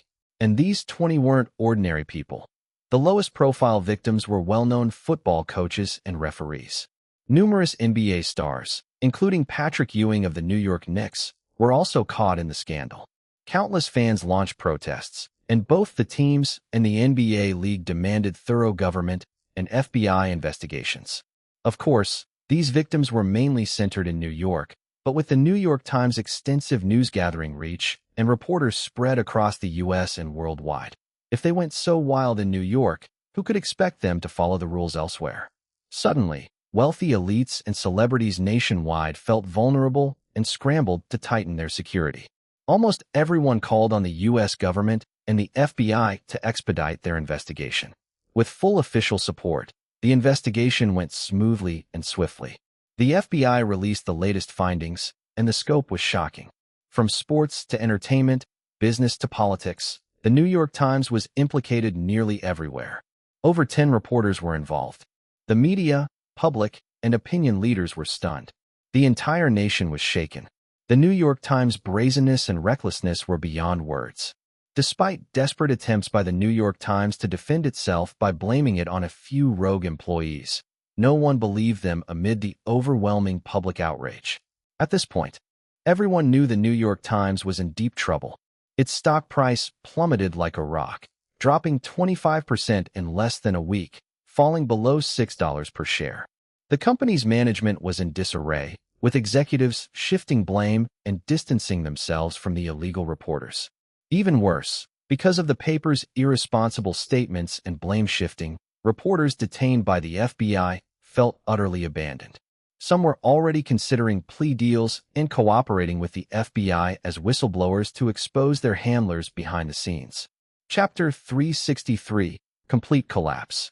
In the land of supposed ultimate freedom, America, such a scandalous event erupted, driven by powerful forces behind the scenes. The pressure on the New York Times was immense and unmistakable. Even President Clinton publicly declared from the White House that there would be a thorough investigation into the incident, promising a full explanation to all Americans. Aside from the FBI rushing to gather more evidence, they were also working hard to pressure and entice the arrested reporters. Finally, two journalists broke under the strain. Disillusioned completely with the New York Times and the Douglas family, they struck plea bargains with the FBI. They agreed to reveal the masterminds behind the scandal and to serve as key witnesses in court. In return, they secured immunity from prosecution and promises of new identities, residences, and jobs once the case concluded. Their testimonies pointed directly to the top executives at the New York Times linked to the Douglas family: Editor-in-Chief Pierce Douglas and head of the investigative department, Cadence Douglas. With concrete evidence in hand, the FBI summoned Pierce Douglas and Cadence Douglas in New York, arrested them, and denied bail. At this stage, aside from media affiliated with the New York Times, no outlet would let go of such explosive breaking news. Linton's UPN network and Hollywood Gossip Daily pulled out all the stops, amplifying every negative report about the New York Times. Other media giants weren't idle either. Viacom, Fox, Time Warner, The Washington Post, Los Angeles Times, MCA Universal, all raced to cover every new development in the wiretapping scandal engulfing the New York Times. Even the upcoming Academy Awards ceremony was overshadowed by the wiretapping story, drawing far less public attention than usual. What the public wanted to know most was no longer about Oscar frontrunners, but rather how the wiretapping investigation was progressing. On Wall Street, the New York Times stock continued its frantic plunge, dropping over 50% compared to its value before the scandal broke. It's down again. This is it. It's really tanking. A damn nightmare. Another nosedive. God help me. Why is it crashing like this? The Douglas family are a bunch of freaks. They've wrecked a once great paper. Poor stocks. It was a typical trading day on Wall Street, with many investors furiously watching the New York Times shares fall. They cursed their bad luck, venting their anger. Some savvy investors sensed the danger, deciding to cut their losses and sell off their shares immediately. Yet others still clung to grudging hope, unwilling to take the loss, though their frustration was boiling over. Some were not so fortunate. A few lost everything in this storm, reduced to penniless vagabonds, with one even tragically leaping from a rooftop. But out of public sight, in small conference rooms at Morgan Stanley and Goldman Sachs, some were toasting champagne joyfully. This is perfect. The New York Times stock took another big hit. Cheers. Linton received a congratulatory call from Hillary. After Linton's previous advice to her about confidentiality, she sounded more cautious this time. Mr. Anderson, you've seen the stock market reaction, right? Yes, thanks, it's impressive. There's more to come. Just wait for the good news. All right, I'll give you credit for this win. Can I stay a couple of extra days here in LA? Absolutely, you're welcome. Seeing the New York Times stock plummet as planned, Linton felt a surge of excitement over his gains. However, only a select few had reason to rejoice. Even if there was financial freedom, crucial information was tightly controlled, reserved only for a handful of insiders. Even if you caught wind of something, without connections, you were shut out. The shares available for short selling had all been snapped up long ago. Finding New York Times stock to sell was nearly impossible. This small group was the driving force behind the explosive wiretapping scandal, watching the New York Times stock plummet and seizing profit while pushing the paper further toward ruin. As the case progressed, two more senior executives at the New York Times were implicated by cooperating journalists, including COO Capone Douglas, who was also summoned and arrested by the FBI. At this point, all Douglas family executives tied to the New York Times were arrested without bail, losing all control over the paper. With solid evidence, the FBI launched a sweeping investigation into the New York Times. The newspaper's headquarters itself became an FBI and Justice Department staging ground. Normal operations were hit hard. The quality and appeal of the paper plummeted rapidly. Then came more devastating news. The Federal Trade Commission announced that based on solid evidence, the New York Times engaged in widespread unfair competition and fraudulent practices that severely damaged media credibility. The agency slapped a $1 billion fine on the paper. Following the FTC's announcement, New York Times stock spectacularly crashed again. Market value was halved once more, with shares falling below $2 and total valuation dropping under $300 million, less than a quarter of its value before the scandal. Traders at Morgan Stanley and Goldman Sachs began a slow, careful unwinding of their New York Times positions. In the fourth week, the New York District Court publicly tried the wiretapping case. 3 of the on-site reporters turned state's witnesses under FBI plea deals. They testified that Pierce Douglas, Cadence Douglas, and Capone Douglas orchestrated the wiretapping. Evidence was irrefutable, and public outrage grew fierce. The jury unanimously found all suspects guilty. The court sentenced all involved to varying prison terms. Cadence Douglas, head of investigations, received the harshest sentence, 8 years. Additionally, each of the 4 top executives was fined $300 million, totaling $900 million for the 3 Douglas family executives. The court also ordered the New York Times to pay $50 million in restitution to 20 victims. It was time to close the net. Chapter 364, Akina Nakamori. Just as the New York Times and the Douglas family were caught in turmoil, Linton's Mission Impossible crew also kicked into gear. This time, he hired 2 assistant directors, Anna Slater and Phil Doolin. Both were alumni of the University of Southern California School of Cinematic Arts. They had solid directing skills and had been working in music video and commercial direction for years, frustrated at their lack of opportunities to break into the big screen. After passing Linton's interview, they were naturally ecstatic to become his assistant directors. On the path to stardom, they both resolved to seize the opportunity with all their might. Under Linton's guidance, they threw themselves wholeheartedly into the film's preparation. On March 23rd, Akina Nakamori arrived in Los Angeles, accompanied by Izumi Sakai. Since Akina's commitment was still uncertain, Linton didn't have Izumi take her straight to the estate. Instead, he booked the presidential suite at the Hilton Hotel to welcome them. Linton had expected some awkwardness after over a year apart, but as soon as Akina and Izumi entered the room, Akina burst into his arms with overwhelming emotion. It even left Izumi trailing behind. "Linton, I've missed you so much." Holding her soft and beautiful figure, taking in her slightly slender yet still pure face, Linton hadn't even managed a word before Akina pressed a sweet kiss on his lips. Forget words. They resorted to action, and Linton eagerly returned her passionate kiss. Maybe it was the long time apart or Akina's legendary passionate nature, but she soon got lost in his embrace. "Linton, love me." Soon, sounds of intense passion mixed with the tone of joyous singing filled the room. After a satisfying round of romantic play, Akina and Izumi lay on Linton's sides, soft and relaxed.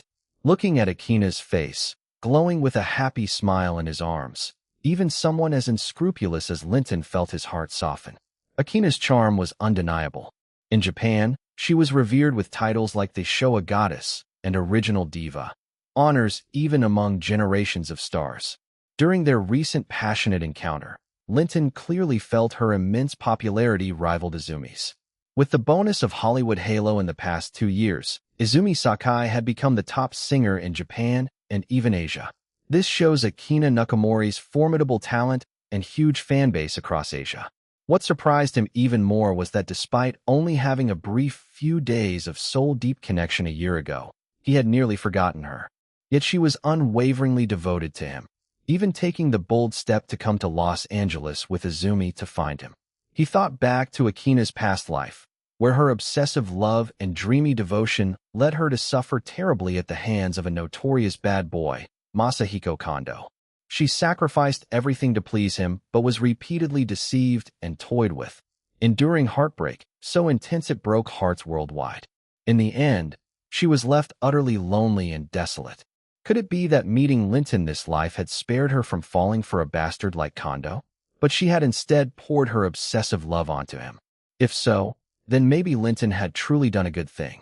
Though he wasn't perfect himself, Linton was honest about his faults. Except marriage, he could give her anything without hiding. Certainly nothing like the endless harm Kondo inflicted. Thinking this through, Linton gently tightened his right arm around her. Akina, are you sure about this? Darling, I'm sure. I just like you. Why? We only dated for a few days before. I don't know, but I like you. Every day for over a year, I've been thinking about you. I tried to forget, but I just couldn't. Do you know my situation? I do. You already have Izumi and Noriko Sakai, and the papers often mention your Hollywood celebrity friends. But I don't care, as long as you love me. Haven't Izumi told you everything? She hasn't said it all, but I can guess. All right, I'll be straightforward. If you can accept it, we keep going. If not, we can part amicably, okay? You say it. I'm ready. I don't have a few women. I have 19. Including you. That's 20. And I'm not getting married. My God, 19 girlfriends? How can you keep up? Akina was stunned despite her mental preparation. Don't worry about my health. I'm sure you noticed earlier. Izumi can vouch for me. Akina, I guarantee Linton's body is the finest in the world. Izumi chimed in supportively. Can you still accept that? Linton kissed Izumi lightly before turning back to Akina. You are so flighty. I want to say no, but I just can't leave you. What can I do? It was clear she was totally love-struck. Others followed Linton because of the supernatural benefits of his essence and career boost, but she hadn't enjoyed any of that. Just a few days of soul connection, and now she was hopelessly in love. That was what obsessive love looked like. On the other hand, that kind of devotion might be precious to Linton, making it worth cherishing. If you can't leave, then don't go anywhere from now on. Feeling reassured, Linton kissed her again and pulled her closer, his hands beginning to explore. Promise me, darling, you'll love me forever. Akina responded passionately. Joyful singing filled the air again. Another sleepless night ensued. The next morning, Linton brought Akina and Izumi back to the estate, arranging all their perks, rooms, bodyguards, cars, even home-buying benefits. He specially inquired about Akina's favorite pendant design and introduced her to the housekeeper, Amy. As for the rest of the harem, they were busy outside preparing for the upcoming Oscars, fittings for gowns, jewelry, shoes, and bags with designers and sponsors. Since it was Akina's first time at the estate, Linton took the day off to spend quality time with both of them. After sharing another memorable, passionate experience, Linton gave Izumi the song The Day You Went Away. Then he handed Akina the script of Scream and advised her to contact Universal Music back in Japan to transfer her recording contract as soon as possible to prepare for her launch into the Western music scene. What had happened today felt like a dream to Akina. The nourishing essence, the perks, the Hollywood film connections, and the hope of conquering the Western music market. It completely turned her world upside down. Being Linton's woman brought so many benefits. No wonder Izumi and Noriko Sakai had changed so much. No wonder so many Hollywood actresses circled around Linton. If only she had known all these perks earlier, she might have thrown caution to the wind and chased him to Los Angeles long ago. But now it wasn't too late. This only strengthened her belief that Linton was her destined one. By evening, when stars like Madonna, Nicole Kidman, and Sophie Marceau returned to the estate, Akina smoothly integrated into the harem family. With a new addition, the night's party and the skits became even more exciting. Chapter 365, Dividing the Spoils, Oscar's Gains. After the court verdict, as expected, the New York Times stock price began to dip slightly.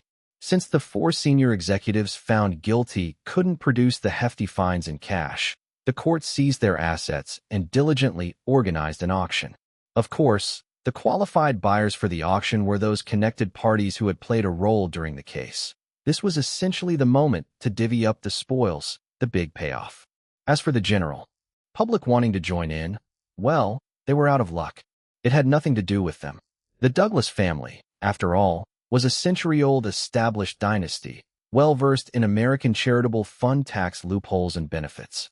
The family's major holdings, including 28% of the New York Times, 5% of the Wall Street Journal, 4.3% of ABC Network, 3.6% of NBC Network, and a lavish estate in Long Island, their family stronghold, were all placed under the Douglas Charity Foundation.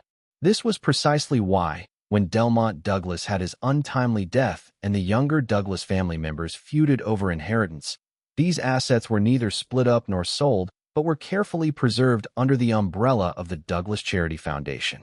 Since this was a court-ordered auction targeted at a special group, the prices were slashed again and again. Hillary's representative swept up the 28% stake in the New York Times for $50 million, although the newspaper's market value still hovered around $250 million. The Department of Justice's Kahn family's representative acquired 5% of the Wall Street Journal for $27 million. Considering the journal was worth over $900 million, that 5% stake was actually valued at over $45 million. The FBI Director Lawrence's representative similarly bought 4.3% of ABC at 60% of its market value, and another executive's 3% stake in the New York Times. The Federal Trade Commission Chair Cassio family's representative also bought NBC's 3.6% stake at 60% market value. Other notable buyers included the director of the FBI's New York office, the chief judge of the New York District Court. At the end, Hillary's representative also acquired the Long Island estate, a $50 million luxury property, for just $10 million. Thus, the once glorious Douglas family became history, a fading memory. On Wall Street, Morgan Stanley and Goldman Sachs had, over the course of more than 10 days, slowly unwound their short positions on the New York Times. Their timing had been perfect. Thanks to the ongoing media storm, the stock price never rebounded. After the auction, the divvying up party ended. The heads of Morgan Stanley and Goldman Sachs responsible for the Times case received new orders. It was time to close out their trades. Soon, they closed out their remaining shorts, then began buying shares at discounted prices, going long on the New York Times stock. Coincidentally, on the night of March 25th, the very same day the New York District Court held the auction, the 67th Academy Awards ceremony took place at the Shrine Auditorium in Los Angeles. Although Linton Anderson wasn't nominated for any Oscar that year, the Academy invited him once again to serve as a presenter. This time, he was tasked with presenting the Best Actress award. For movies produced by Linton Films, Pulp Fiction, Get Out, The Fault in Our Stars, and The Rock, all received Oscar nominations. The leading ladies from Linton's entourage were all dressed to the nines, shining on the red carpet. Only Nicole Kidman sighed sincerely, noting that compared to the frantic months of dieting and beauty prep in previous years, this year was surprisingly relaxed, and more importantly, she felt better and more flawless than ever before. It was worth mentioning that everyone wanted to walk the red carpet with Linton, but that was impossible. Finally, Linton thought. His Playboy reputation was already legendary in Hollywood, and his fans didn't mind. Plus, Madonna was now 5 months pregnant, and despite crazy media speculation, neither of them denied it. Most people already knew the child was his. He figured that even though he couldn't marry her, this public display would at least show he was responsible, owning up to the situation. As he escorted the obviously pregnant Madonna onto the red carpet, the crowd erupted. Reporters rushed to shove microphones toward him. "Mr. Anderson, are you going public with Madonna? Linton, are you going to marry Madonna? When's the wedding?" Protecting Madonna from the press onslaught, Linton answered offhandedly, "Madonna and I are very good friends, but marriage isn't in the cards for now. Tonight's about the Oscars. I'd appreciate it if you focus on congratulating the winners." Unsurprisingly, Forrest Gump won Best Picture, Best Adapted Screenplay, and Best Editing. Tom Hanks successfully repeated as Best Actor, becoming the night's biggest winner. Pulp Fiction also did well, scoring Best Original Screenplay, with Quentin Tarantino winning Best Director and Winona Ryder taking home Best Supporting Actress. The Get Out team saw Sophie Marceau winning Best Actress. The Rock clinched Best Sound Effects. After the ceremony, considering Madonna's condition, Linton and the women in his harem skipped the Oscar after-party and headed home early. Their butler, Amy, had prepared a sumptuous dinner. Though they hadn't done much preparation for the Oscars, going hungry beforehand was necessary. By the time they arrived home, everyone was starving. After a simple meal and taking turns admiring the Best Actress and Best Supporting Actress trophies, all eyes turned to Linton with burning anticipation. When Linton promised to find ways to secure Oscar opportunities for all of them in the future, The room erupted in excitement. Taking advantage of the moment, Madonna gathered the ladies upstairs to change for the party that was just getting started. Another sleepless night was sure to follow. The next day, the news of Linton escorting Madonna on the red carpet dominated most media front pages, completely overshadowing even the newly crowned Best Actor and Actress. Most media outlets speculated about when Linton and Madonna would wed, while many harshly criticized Linton as a total cad, since his statements from the night before didn't align with public expectations. With Forrest Gump and Get Out being summer blockbusters, only Pulp Fiction, which was still in theaters, stood to benefit from the Oscar bump at the box office. After expanding screenings for a month, Pulp Fiction's box office hit $115 million. However, daily earnings had plummeted to less than $1.5 million, with theaters reducing its presence to 400 cinemas and 600 screens.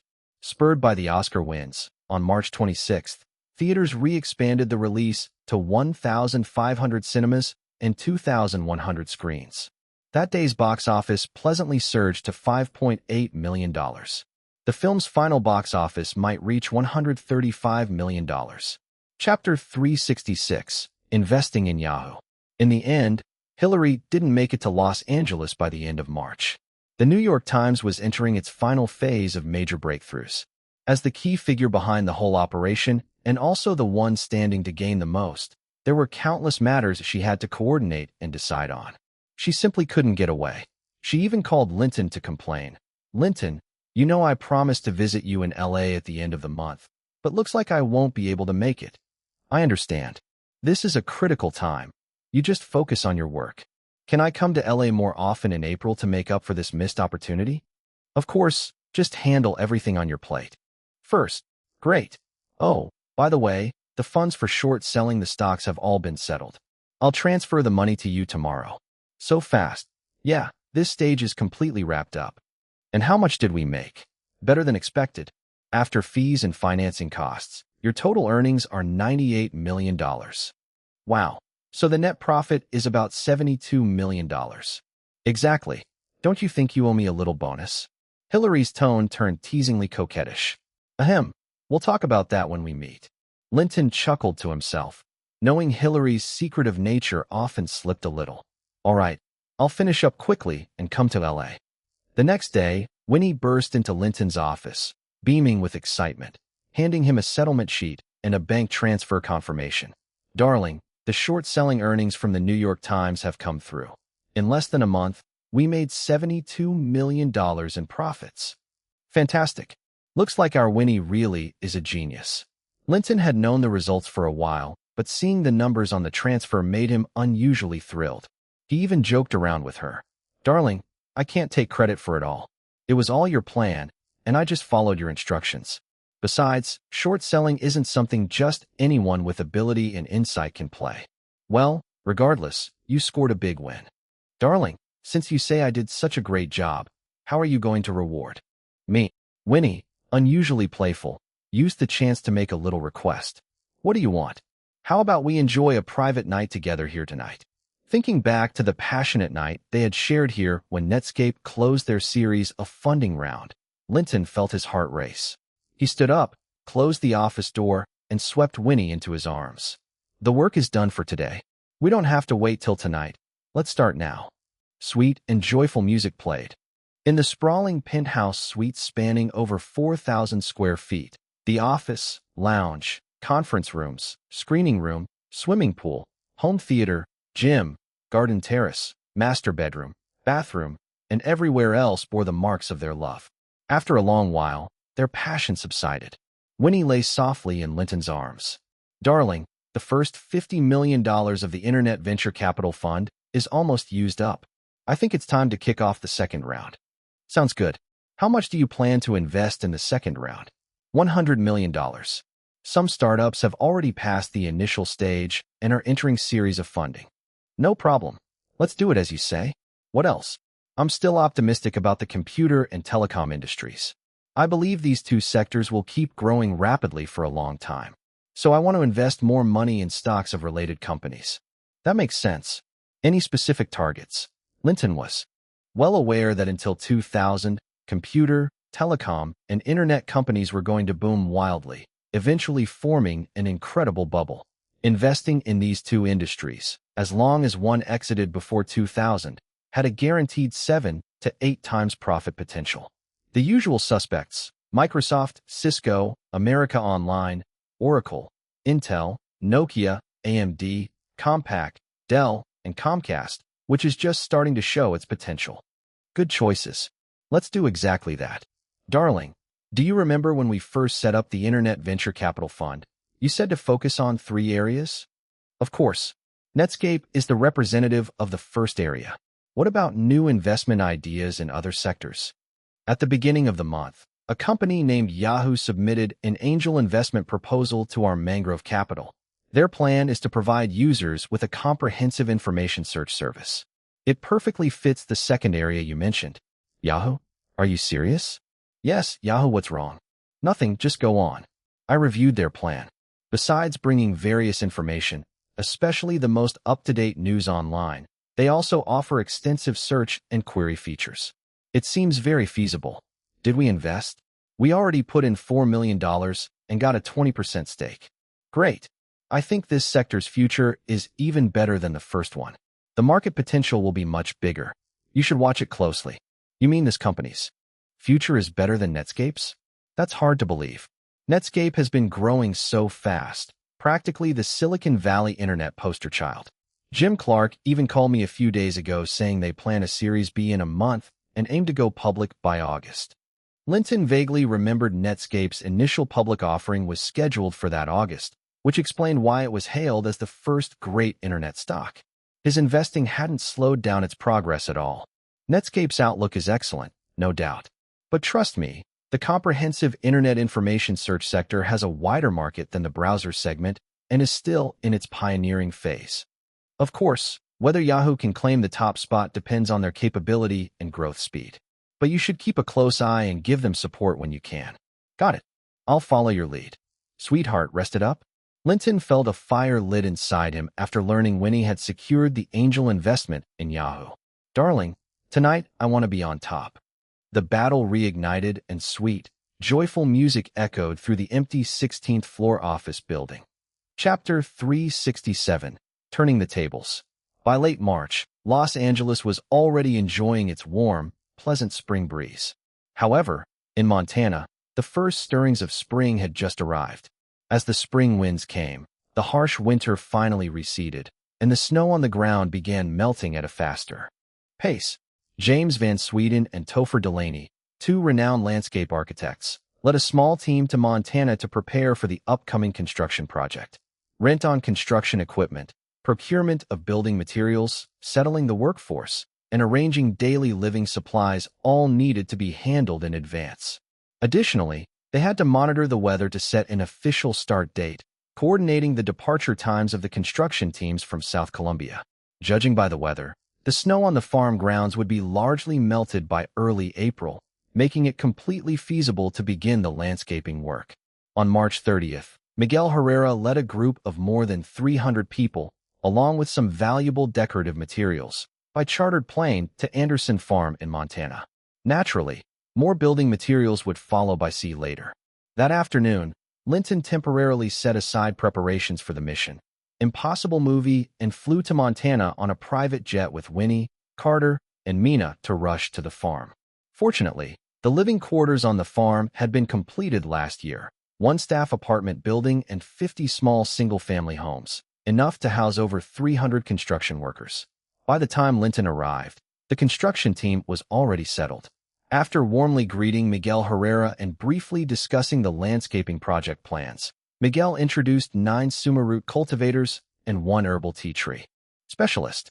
These cultivators were all around 30 years old, in their prime, and each had rich planting experience. Unlike the construction crew, these 10 would become Linton's permanent employees, responsible for the farm's sumaroot and tea crops.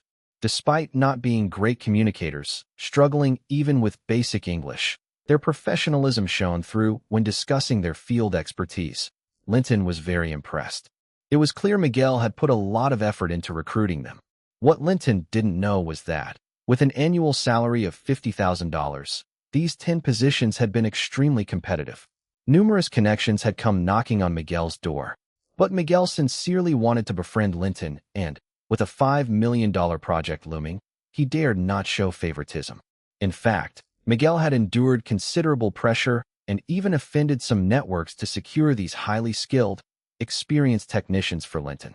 Unlike the construction workers, the cultivators each had their own one-bedroom apartment with a living room in the staff building. No need to squeeze in with others. The apartments were fully equipped, instantly giving them a strong sense of belonging and sparking a genuine determination to tend those suma root and tea plants well. The required suma root and tea seeds had already been approved by authorities in both the U.S. and Colombia before the new year, and this time came with the main team. That evening, Linton hosted a banquet for Miguel Herrera and his group at the farm's villa. After a few rounds of drinks and a variety of dishes, Miguel invited Linton to visit South Colombia for sightseeing and family visits when he had time this year. Linton, eager to find herbs necessary for crafting a milder version of his beauty elixir, readily agreed to try for a trip by late July. Before the night ended, Linton asked Miguel for another favor, recruiting 100 female service staff for his estate. Requirements were clear: women aged 17 to 22, high school graduates, attractive, between 5 feet 3 inches to 5 feet 9 inches in height, and above all, hardworking and kind. The contract would last 5 years, including room and board, with a $10,000 annual salary, one paid month-long vacation every year, and an annual raise of at least 5%. Ideally, recruitment should conclude by late July, so Linton could oversee and finalize selections during his trip. With landscaping done by late October, the staff would start work then. From August to October, there would be concentrated English and service etiquette training, with half pay during training. Miguel was stunned by Linton's grand plan. Hiring 100 young, beautiful women as service staff was a spectacle even royalty in ancient times would envy. Yet, after hearing Linton's terms, Miguel couldn't help but enthusiastically agree. Such an attractive package and the chance to work in America would draw countless candidates. This was a prime opportunity, sure to attract endless contacts once announced. Miguel figured all past tensions could be smoothed over with this grand gesture. The evening ended with everyone in high spirits. That night, far away from the city's noise, Linton and Winnie finally enjoyed a rare, sweet, and intimate moment together on the farm. The next day, Linton called the farm manager, Tucalanca, to introduce him to the suma root and tea technicians, instructing him to arrange for land preparation according to the tech's requirements. Afterward, Linton bid farewell to Miguel and headed back to Los Angeles with Winnie and assistant Mina. To ensure the project's quality, Linton left his personal bodyguard Carter behind as his representative on site, coordinating construction activities and supervising progress with the management company. On April 4th, Goldman Sachs and Morgan Stanley, who had been quietly buying New York Times stock at low prices, acquired nearly another 10% stake. Although the stock price was still hovering low, trading volume had almost dried up. Most available shares were now in their hands. Other stocks were held by major institutions, which had supplied the shares needed for their earlier short-selling arrangement. Everyone knew the New York Times's downward spiral couldn't last long, and no one was selling at this stage. According to their earlier agreement, those additional 10% stakes meant Hillary would receive 4%, adding to the 28% she'd already obtained from the Douglas family's auction. Her total stake in New York Times soared to a remarkable 32%. Other partners collectively held nearly 10%, with FBI Director Lawrence holding the largest portion at about 5%. With no trading volume left, Hillary's spokesperson and other partners called for a shareholders meeting. At the resulting New York Times shareholders meeting, a new board of directors was elected. Hillary secured 4 seats. A newly recruited professional manager, Robert Fink, former COO of the Washington Post, was elected chairman. In the board meeting that followed, Robert was named CEO of New York Times. The once struggling paper was completely transformed, firmly under Hillary's control. This marked a major media victory for the Democrats. Now, they finally had a heavyweight media platform completely under their influence. With the new leadership in place, FBI investigations were promptly withdrawn, operations resumed, and newspaper distribution returned to normal. Upon announcing the new board and management, the stock price surged. Soon after, Robert's management team submitted a compliance report addressing the Federal Trade Commission's charges. In a surprising turn, within just 3 days, the FTC dropped all accusations and penalties against the New York Times. Once the news broke, New York Times stock price skyrocketed, quickly climbing to $7 per share, about 80% of its pre-crisis value. Chapter 368, Destroyed. On April 11th, the New York Times aftermath handling was fully completed. Hillary eagerly flew to Los Angeles and checked into the Four Seasons Hotel. Not long after, Linton quietly moved into the room next door. Soon, a knock came at his door. When he opened it, a beautiful figure like a flash leapt into his arms, planting a fragrant kiss. "Master, Hilly missed you so much. You definitely owe me a big reward today." Hillary was especially radiant today. It seemed this battle hadn't made her anxious or worn down. Instead, the glorious victory had energized her spirit and vitality. Linton even sensed her aura had grown considerably stronger. Of course, Hillary's outfit was exceptionally sexy and stunning. A fiery red, tight-fitting evening gown sculpted her figure perfectly. Her face showed delicate, light makeup, golden hair cascading over her shoulders, and her bright red lips added a unique charm. Soon, their passionate encounter ignited fiercely. Sweet, joyful singing filled the air. After a full 3 hours, their intimacy paused. Hillary lay soft and content in Linton's arms like a kitten. "Master, you were amazing." As soon as she spoke, she realized her voice had become hoarse. "Don't be impatient. Get up and have some water first." Shyly, Hillary rose and poured Linton a glass of water, then drank a big one herself, soothing her dry throat and rehydrating. After that, she obediently nestled back into Linton's arms. "Master, we achieved an enormous victory this time. What exactly did we get? Tell me in detail." "First, we made over $350 million short-selling stocks." "I know. Didn't I also make $72 million? "Yes, I also earned $72 million, just like you. But what you don't know is what came after." "What came after? Go on." "Well, through legal and compliant procedures, our alliance carved up all core assets of the Douglas family. Do you know how many assets I got?" "How many?" "The Douglas family held 28% of the New York Times, plus a $50 million luxury estate on Long Island." "How much did you pay?" "Not a dime. Through this operation, I now own 32% of the New York Times shares, which means I essentially control the paper. Plus, I have the estate, and I still netted $13 million in cash." "So, you turned that $60 million from short selling into a massive stake in the New York Times." "Exactly. Now that the New York Times has resumed normal operations and its stock price is rising, do you want to know how much those shares are worth?" "How much?" "At today's market value, a whopping $330 million. As the company continues to recover smoothly, the stock is likely to climb further.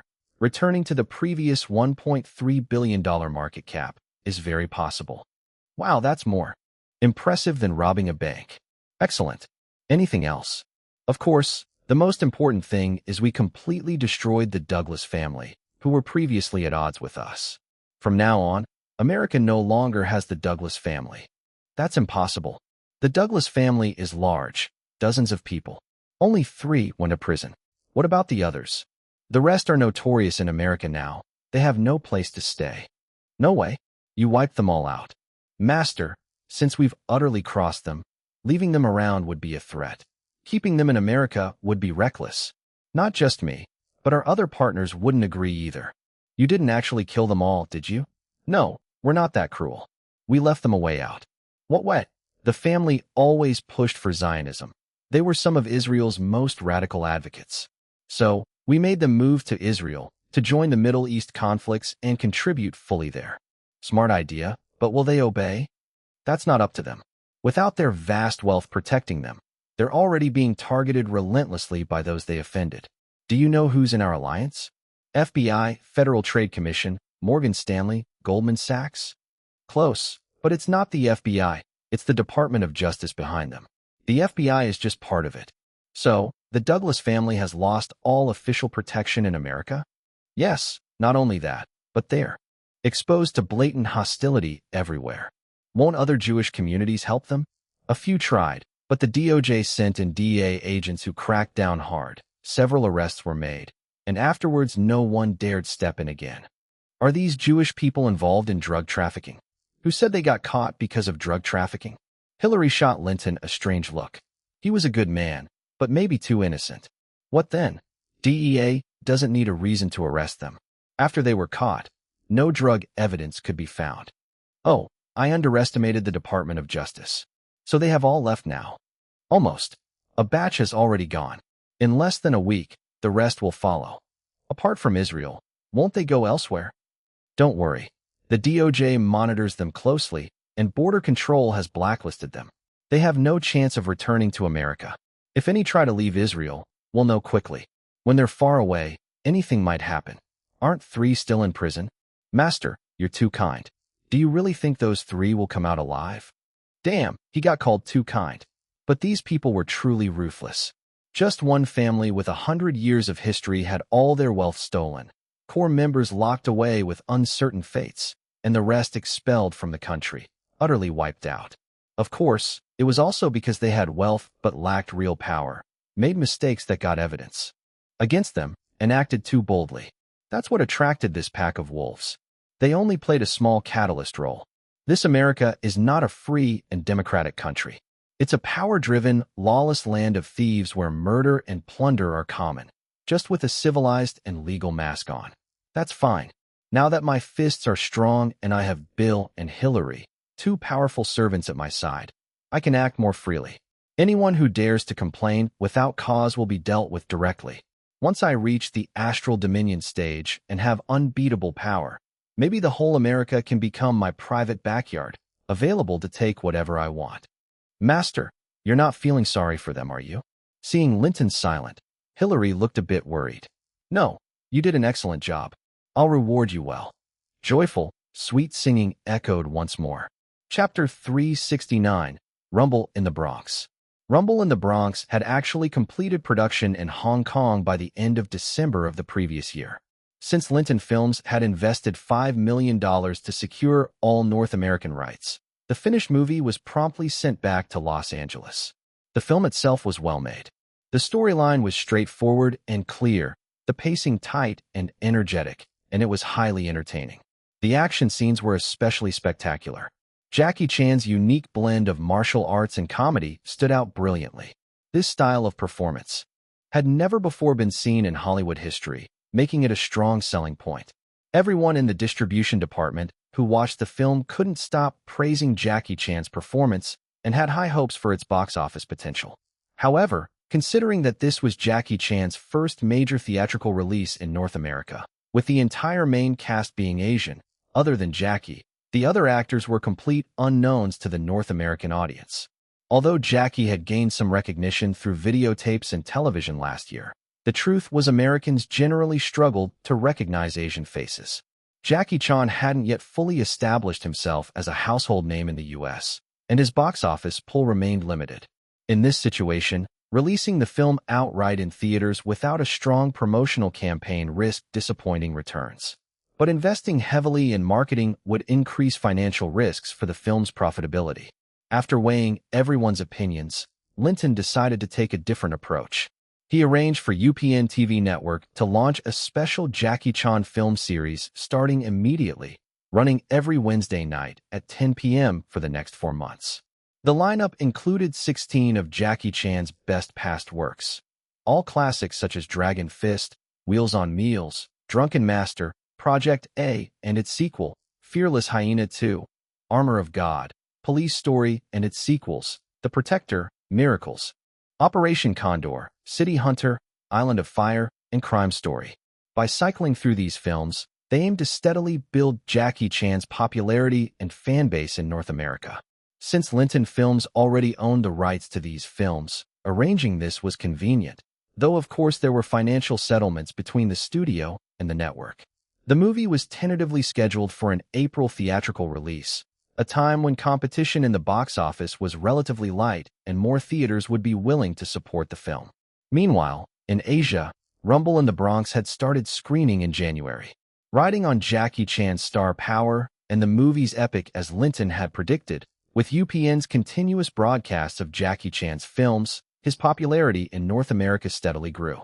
Viewership ratings rose, along with ad sponsorship fees for these broadcasts. At the end of March, the distribution team finalized the film's U.S. release date as April 14th.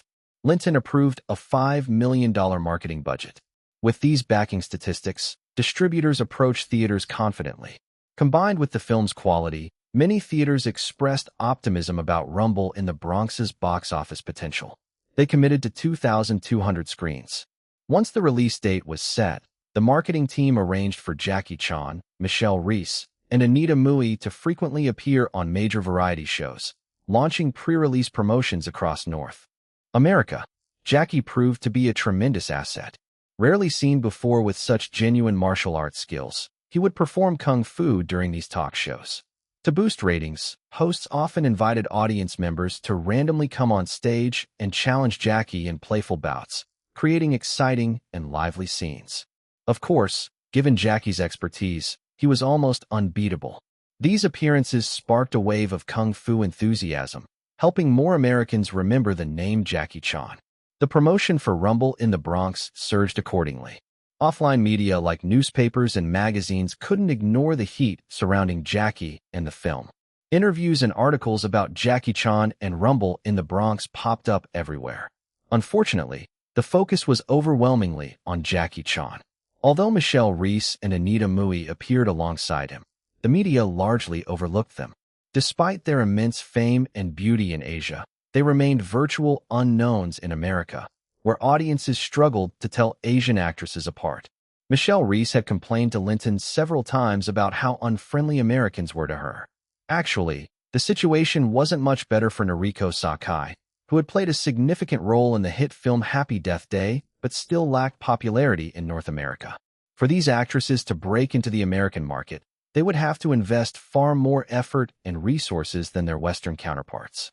Maybe, after starring in several blockbuster movies, American audiences would gradually accept them. In contrast, Izumi Sakai and Vivian Chow found it easier. Thanks to their exceptional vocal quality and singing skills, paired with Linton's top-notch songwriting, they had multiple singles cracking the Billboard Top 10. They already enjoyed considerable fame in North America, built up a substantial fan base, and even formed fan clubs with help from Bella Miller. One could barely call them second-tier singers anymore. Music seemed to have a lower barrier to cross borders and races. Rumble in the Bronx did not disappoint, earning $3.71 million on its opening Friday, followed by $4.17 million Saturday, and $3.85 million Sunday. The total for the first weekend was $11.73 million. Audience surveys gave the film a solid B rating. While it couldn't compare to other Linton Films productions, for a $10 million investment with an all-Asian leading cast, the result was impressive. The survey projected a total box office of no less than $45 million. The distribution department immediately organized a week-long promotional tour with Jackie Chan, Michelle Reese, and Anita Mui. On Monday, the film took in $2.54 million, with less than a 40% drop from the weekend.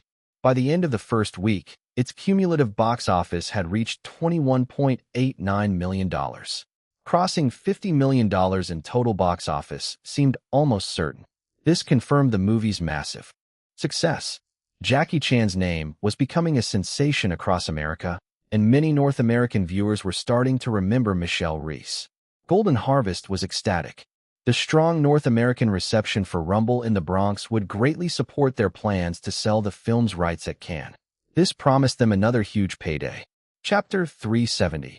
Golden Harvest's new project, Cousin's Choice. Rumble in the Bronx had a blockbuster run at the North American box office, much to Raymond Chow's delight.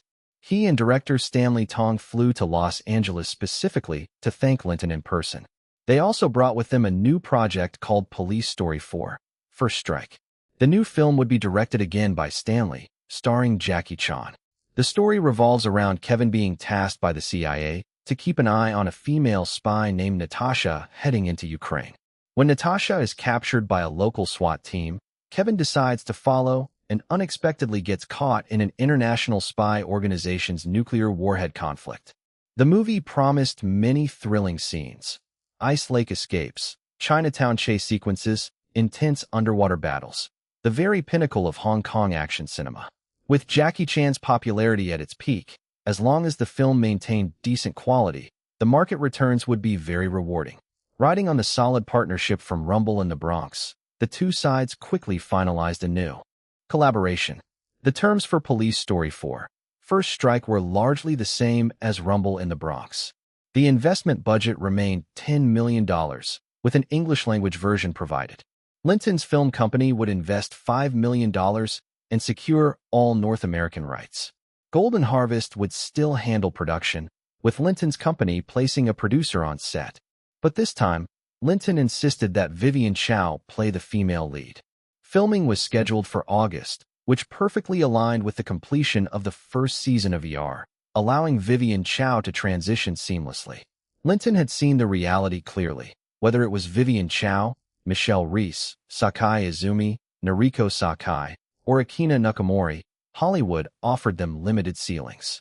Their main markets were still in Asia, but Hollywood's prestige could greatly accelerate their careers there. Most importantly, the Asian market was vast, with a huge population base easily generating immense star power, exactly what Linton needed to cultivate his abilities. Quality resources like Jackie Chan's movies were not to be missed. Raymond Chow was thrilled to see Linton agree so readily. In truth, the actual production cost was only about $6 million. By investing $5 million, Linton had effectively solved most of the financing. This meant Golden Harvest's real outlay was just $1 million, yet they retained all rights outside North America. A massive profit. Linton was an ideal partner. It was clear Vivian Chow and Michelle Reese held a special place in his heart, and they could expect preferential treatment going forward. Linton also recognized that First Strike's budget was a bit inflated compared to Rumble in the Bronx. But here's the thing. When Rumble in the Bronx wrapped, everyone in the production office was amazed the movie was made for just $10 million. If it had been made in Hollywood, it would have easily cost $20 million or more.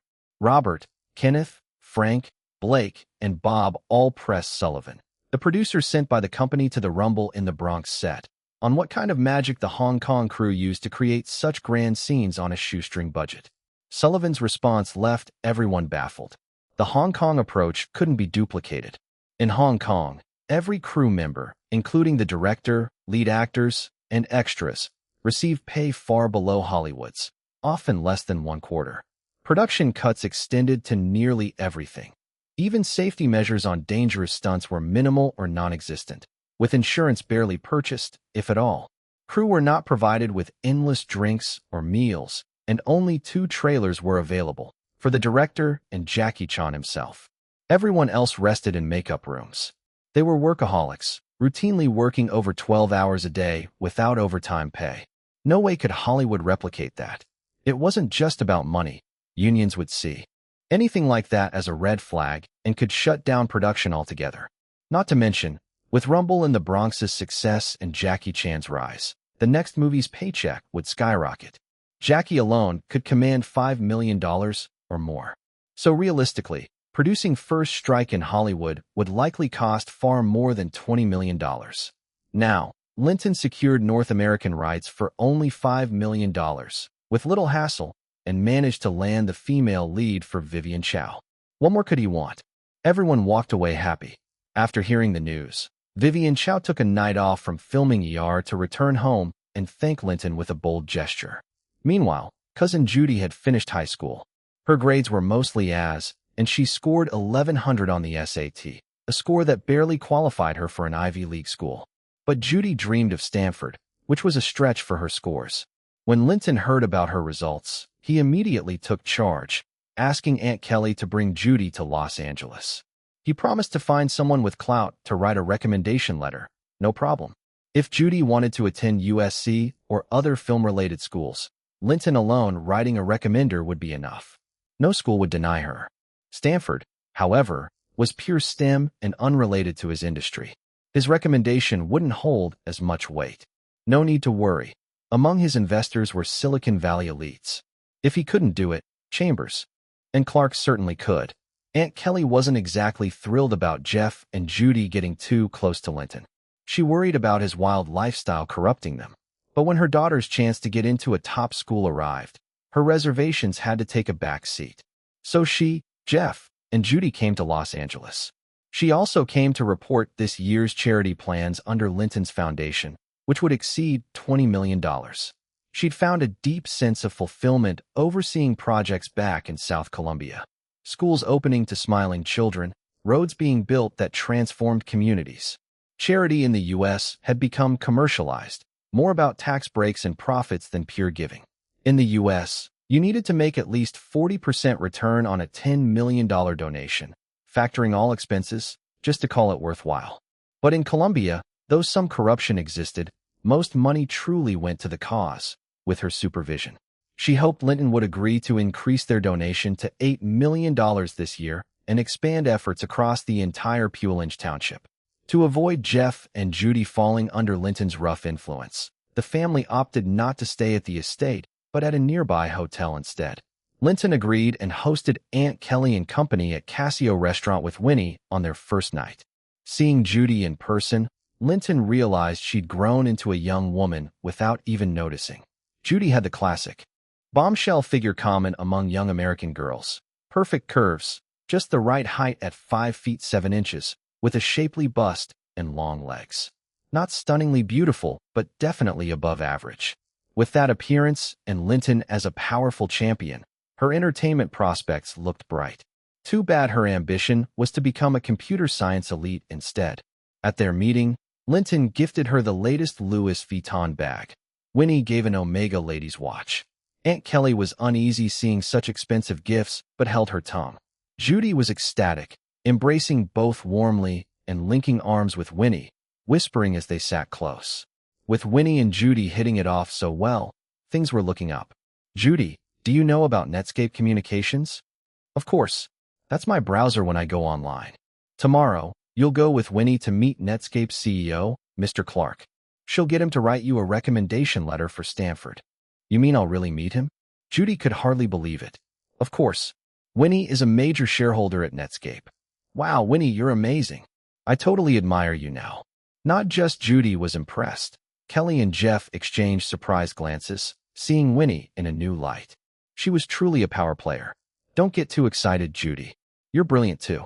After you get into Stanford, you'll have a great future, Winnie comforted as she gently patted Judy's arm.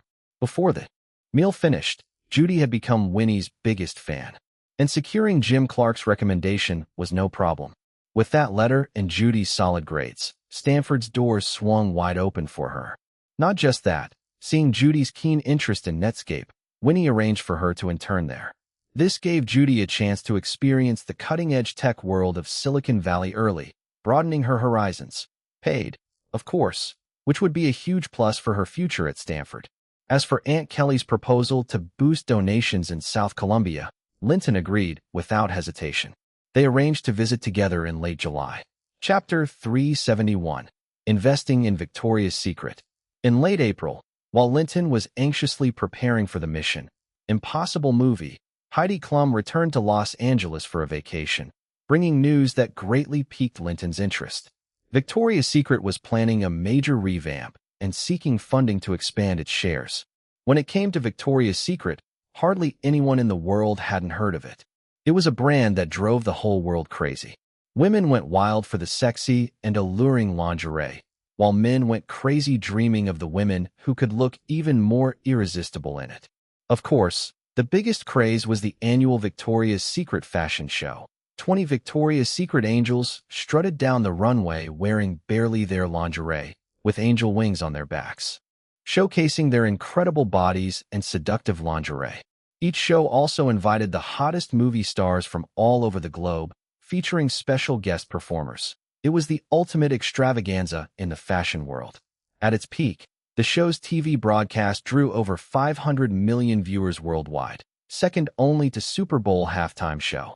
Every year, the fashion show sparked endless imagination among viewers, creating an aura of mystery and luxury around the product. Victoria's Secret gradually became synonymous with mystery, glamour, luxury, and indulgence. The brand led not just fashion, but a lifestyle. Victoria's Secret advocated the slogan, "Wear your lines, wear your charm, and wear your own secret sight." In every annual fashion show, a unique fantasy bra was unveiled, worn by the year's top angel supermodel. After the runway, the bra was auctioned off on the spot. In the 2000 Victoria's Secret show, when Gisele Bündchen closed the show wearing the fantasy bra, it was astonishingly auctioned for $15 million by a wealthy buyer. That solidified Victoria's Secret as a worldwide iconic brand. Models all over the world considered becoming a Victoria's Secret angel the ultimate honor. The criteria for angels were different from typical runway models in the European and American fashion circles. Unlike the skinny, almost skeletal, and often unusually featured runway models, Victoria's Secret angels were all voluptuous with long legs and curvy figures, matching the global standard of beauty. But this was the Victoria's Secret of the future. At that time, Victoria's Secret was just a widely recognized lingerie retailer in the US, known mainly for sexy lingerie, but not yet invested with any other cultural meanings. The brand was born in 1978 on a California beach, sparked by a misunderstanding between a woman named Grace and a young man observing her. Legend has it that Grace Nichols, a beautiful British woman on vacation, caught a young man named Raymond secretly sketching her. After days of covert observation, she confronted him, snatched the drawing, and saw detailed sketches of her figure. The misunderstanding unfolded. Raymond explained he was searching for lingerie store name inspiration, while Grace, wary of him, lied that her name was Victoria. Thus, from a beautiful misunderstanding, the brand Victoria's Secret was born. It referenced the Victorian era, when women's clothes were layered and tightly secured. The secrets beneath the skirt inspired curiosity and voyeuristic desire. Raymond wanted his store and products to reflect that Victorian boudoir scene. Following this idea, he designed lingerie that revealed the secret charms of Victorian women. Unexpectedly, the lingerie line became wildly popular among young women. However, the company's growth was slow and steady until 1991, when the visionary businessman Les Wexner acquired Victoria's Secret, becoming its new leader.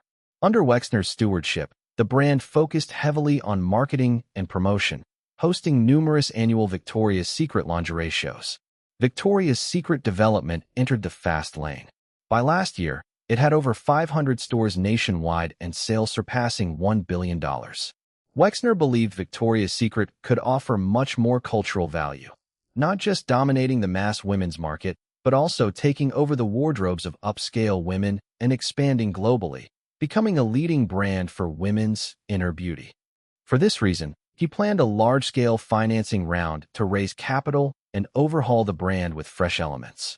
His primary targets for investment were those who could bring value to Victoria's Secret. Entertainment and fashion had long been intertwined, especially with Hollywood's global influence. As one of the top directors, movie stars, and music icons, Linton's works easily reached worldwide audiences, making him a major influencer in Hollywood. Naturally, Wexner's eyes turned to Linton as the perfect investor for Victoria's Secret's expansion. Heidi Klum, as a top supermodel, was already Victoria's Secret's close partner. And with Linton backing her, it was impossible for anyone with an agenda to miss the connection. So Wexner specially asked Heidi to pass along the news to Linton about the financing opportunity, hoping to spark his interest. After hearing Heidi's introduction and then being asked if he had any interest, Linton was silently laughing inside. Absolutely interested, more than interested. Help me reply to Wexner that I'm very keen and will arrange for someone to discuss detailed cooperation tomorrow. Victoria's Secret's development was beyond imagination. Its influence broke all boundaries, and its valuation soared. This was a surefire investment. Even just for the angels, it was totally worth it. Each Victoria's Secret angel was a stunning beauty. Becoming a major shareholder meant these top angels: Adriana Lima, Gisele Bündchen, Alessandra Ambrosio, Miranda Kerr, Irina Shayk, Bahati Prinsloo, Doutzen Kroos, Candice Swanepoel, Carly Kloss, and many more, would practically be under his wing. What about Leonardo DiCaprio? Sorry, buddy, you'll have to wait your turn. Thinking of this, he didn't hesitate and immediately informed Winnie and Goodman to represent him and head to Victoria's Secret's headquarters in Columbus, Ohio. to discuss investment matters with Wexner. Heidi saw Linton's decisiveness, thinking it was because of her, and was over the moon. She immediately threw herself into Linton's arms to plant a kiss on him. "Darling, you're too good to me. How can I ever thank you?" Sweet and joyful singing echoed through the building. The collaboration between Linton and Wexner was a perfect match of mutual desire. Soon, they finalized the investment deal. Victoria's Secret was valued at $800 million, with the financing round raising $200 million, boosting its total valuation to $1 billion. Linton invested $150 million to acquire 15% of Victoria's Secret, becoming the company's second-largest shareholder. To broaden the influence, Wexner flew to Los Angeles and, at the Hilton Hotel in Hollywood, signed the cooperation agreement with Linton in front of countless media. News quickly spread across America and even internationally that a top Hollywood director and superstar had invested in Victoria's Secret. This instantly added a halo to the brand and significantly boosted its popularity.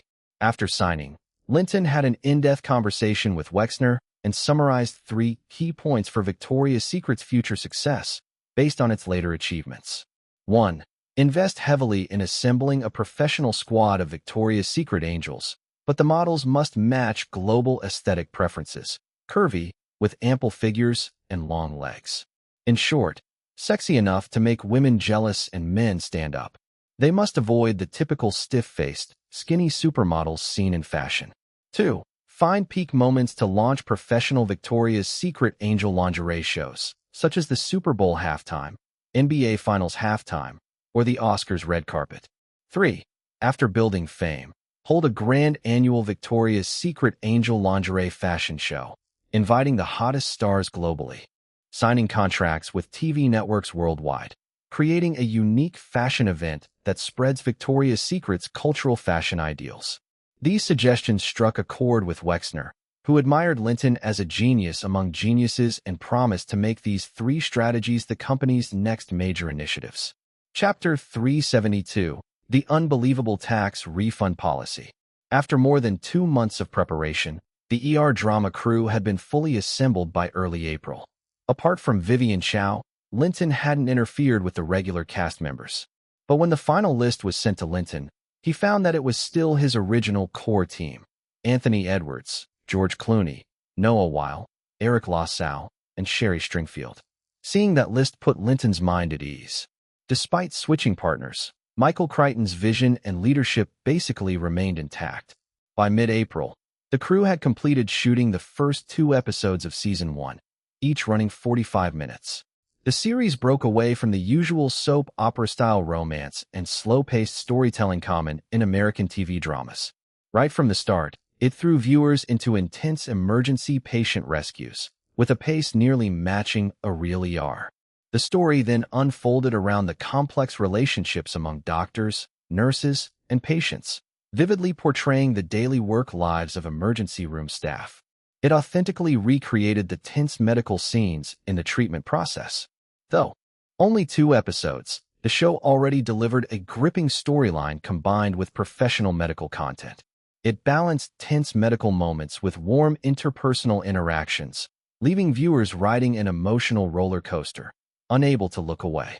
The production department and executives at the UPN TV network were very pleased after watching the episodes, but the final market response would depend on the audience reaction after the pilot aired. CEO Chris decided to schedule a 2-episode premiere on the 26th and 27th, Wednesday and Thursday, at the prime 9 p.m. slot. The crew was also tasked with cutting a 30-second promo video. UPN would start an intensive cross-channel promotional campaign 1 week in advance, including ads during the current hottest show, Who Wants to Be a Millionaire? Promotion of TV dramas and movies worked very differently. Unless it was a sequel to a big hit, new series got little investment in tour shows, posters, or variety interviews. Getting a network-wide trailer campaign was already considered very high level. By late April, preparations for Mission Impossible were progressing smoothly. All actors had been confirmed. Besides Linton replacing Tom Cruise himself, Catherine replacing Emmanuel, and Michelle Reese playing Hannah, other main roles were kept from the original lineup, including Jon Voight, Henry Czerny, Jean Reno, Ving Rhames, Kristen Scott Thomas, Vanessa Redgrave, Marcel Ures, and Jean Karamatru. Smaller roles and extras were still handled by the William Morris Agency as a package. Product placement in the film also went very well. Based on the plot, 5 products were integrated.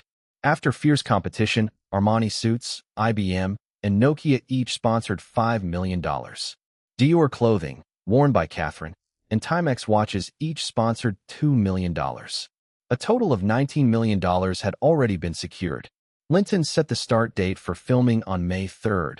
Preparations for the other 4 movies were also going smoothly, aiming to start filming around early May. However, The Long Kiss Goodnight would shoot in Wyoming, and The Sixth Sense in Philadelphia. The other films planned to shoot primarily in Los Angeles, mostly on studio sets. Robert excitedly approached Linton, who was reviewing Mission Impossible's preparations. "Boss, I got good news." "What good news?" Linton asked. "Last month, the German government revised their tax code to boost their film industry, attract foreign capital, encourage investment, and stimulate the economy. I heard the MPAA played a big role in lobbying for this. Their new tax refund policy is a huge advantage for our Hollywood blockbusters. We can now apply for a generous tax refund from Germany even before filming starts." "Wait, are there any strings attached? Like restrictions?" Linton was skeptical. Could Germans be so generous, handing out money to Hollywood productions before filming? Was this some sort of early-stage communism? "I don't know all the details yet. I just got a call from Roman, the head of Universal's production department. He and CEO Lou Wasserman invited us over to discuss applying for the Mission Impossible tax refund." "That's fantastic. Let's go right now." They drove to Universal, where CEO Lou Wasserman and producer Roman were already waiting in the conference room. After some brief greetings and coffee, Wasserman handed over a copy of the German tax code and flipped to the section on film tax refunds. As Wasserman explained, Linton finally grasped the unbelievable truth. Germany's domestic film industry had been completely overshadowed. Commercial films were crushed by Hollywood. Art house films couldn't compete with the French New Wave. But film wasn't just entertainment. It was a crucial platform for national propaganda and cultural influence.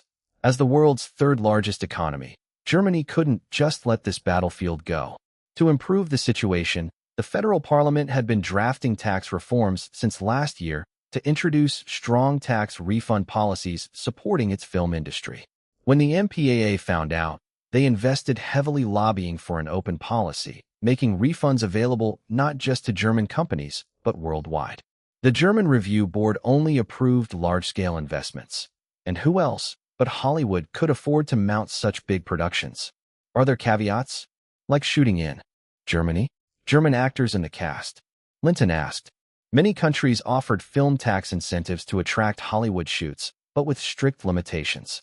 For example, during his work on The Shallows, Australia demanded films shoot 70% or more domestically for refunds. New Zealand and Canada had similar rules. Even the UK required at least 50% of scenes shot locally, and half the cast comprised of British actors, counting even extras. Nope, none of those rules. Then what's in it for them? Linton was baffled. This wasn't a small amount of money. When did the MPAA become this powerful? Actually, Universal played a significant role in this. That's how we're getting first-hand info, and we'll be among the first to apply. Oh, tell me more. You've seen our 1993 production Schindler's List, right? Yeah. Did that film influence the Germans? Exactly.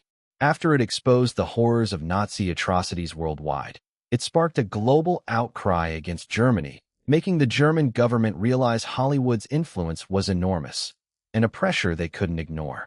In return, we agreed to certain conditions. They want Hollywood to stop tarnishing Germany's image in future films, at least for movies applying for the tax refund. Wow, so Spielberg's Schindler's List really shook them. It's like they're paying Hollywood protection money. Exactly. This policy benefits all of Hollywood, opening a whole new profit avenue. What are the specific rules? How much refund can we get? How does it work? Robert asked eagerly. Chapter 373, The Generous Germans. Last month, Germany's new tax law completed all its procedures and officially came into effect. At the beginning of this month, the German Ministry of Culture established a film project tax rebate approval committee, Lou Wasserman continued. And the German market has also set up a film company called TCG, specializing in handling tax rebate approvals. They can help us process the rebate quickly and get the funds approved, he added. That fast? How does it work? Linton asked. According to the new rebate policy, after the film project passes the committee's approval, investors can receive an advance tax rebate before shooting even starts. The law doesn't require the movie to be shot in Germany or to involve German filmmakers.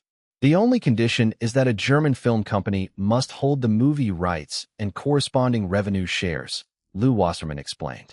Specifically, we sell the film rights to TCG, a German shell company, at the production cost price. Then, TCG leases all the film rights for 70 years, the copyright term in the US, back to us at the original price.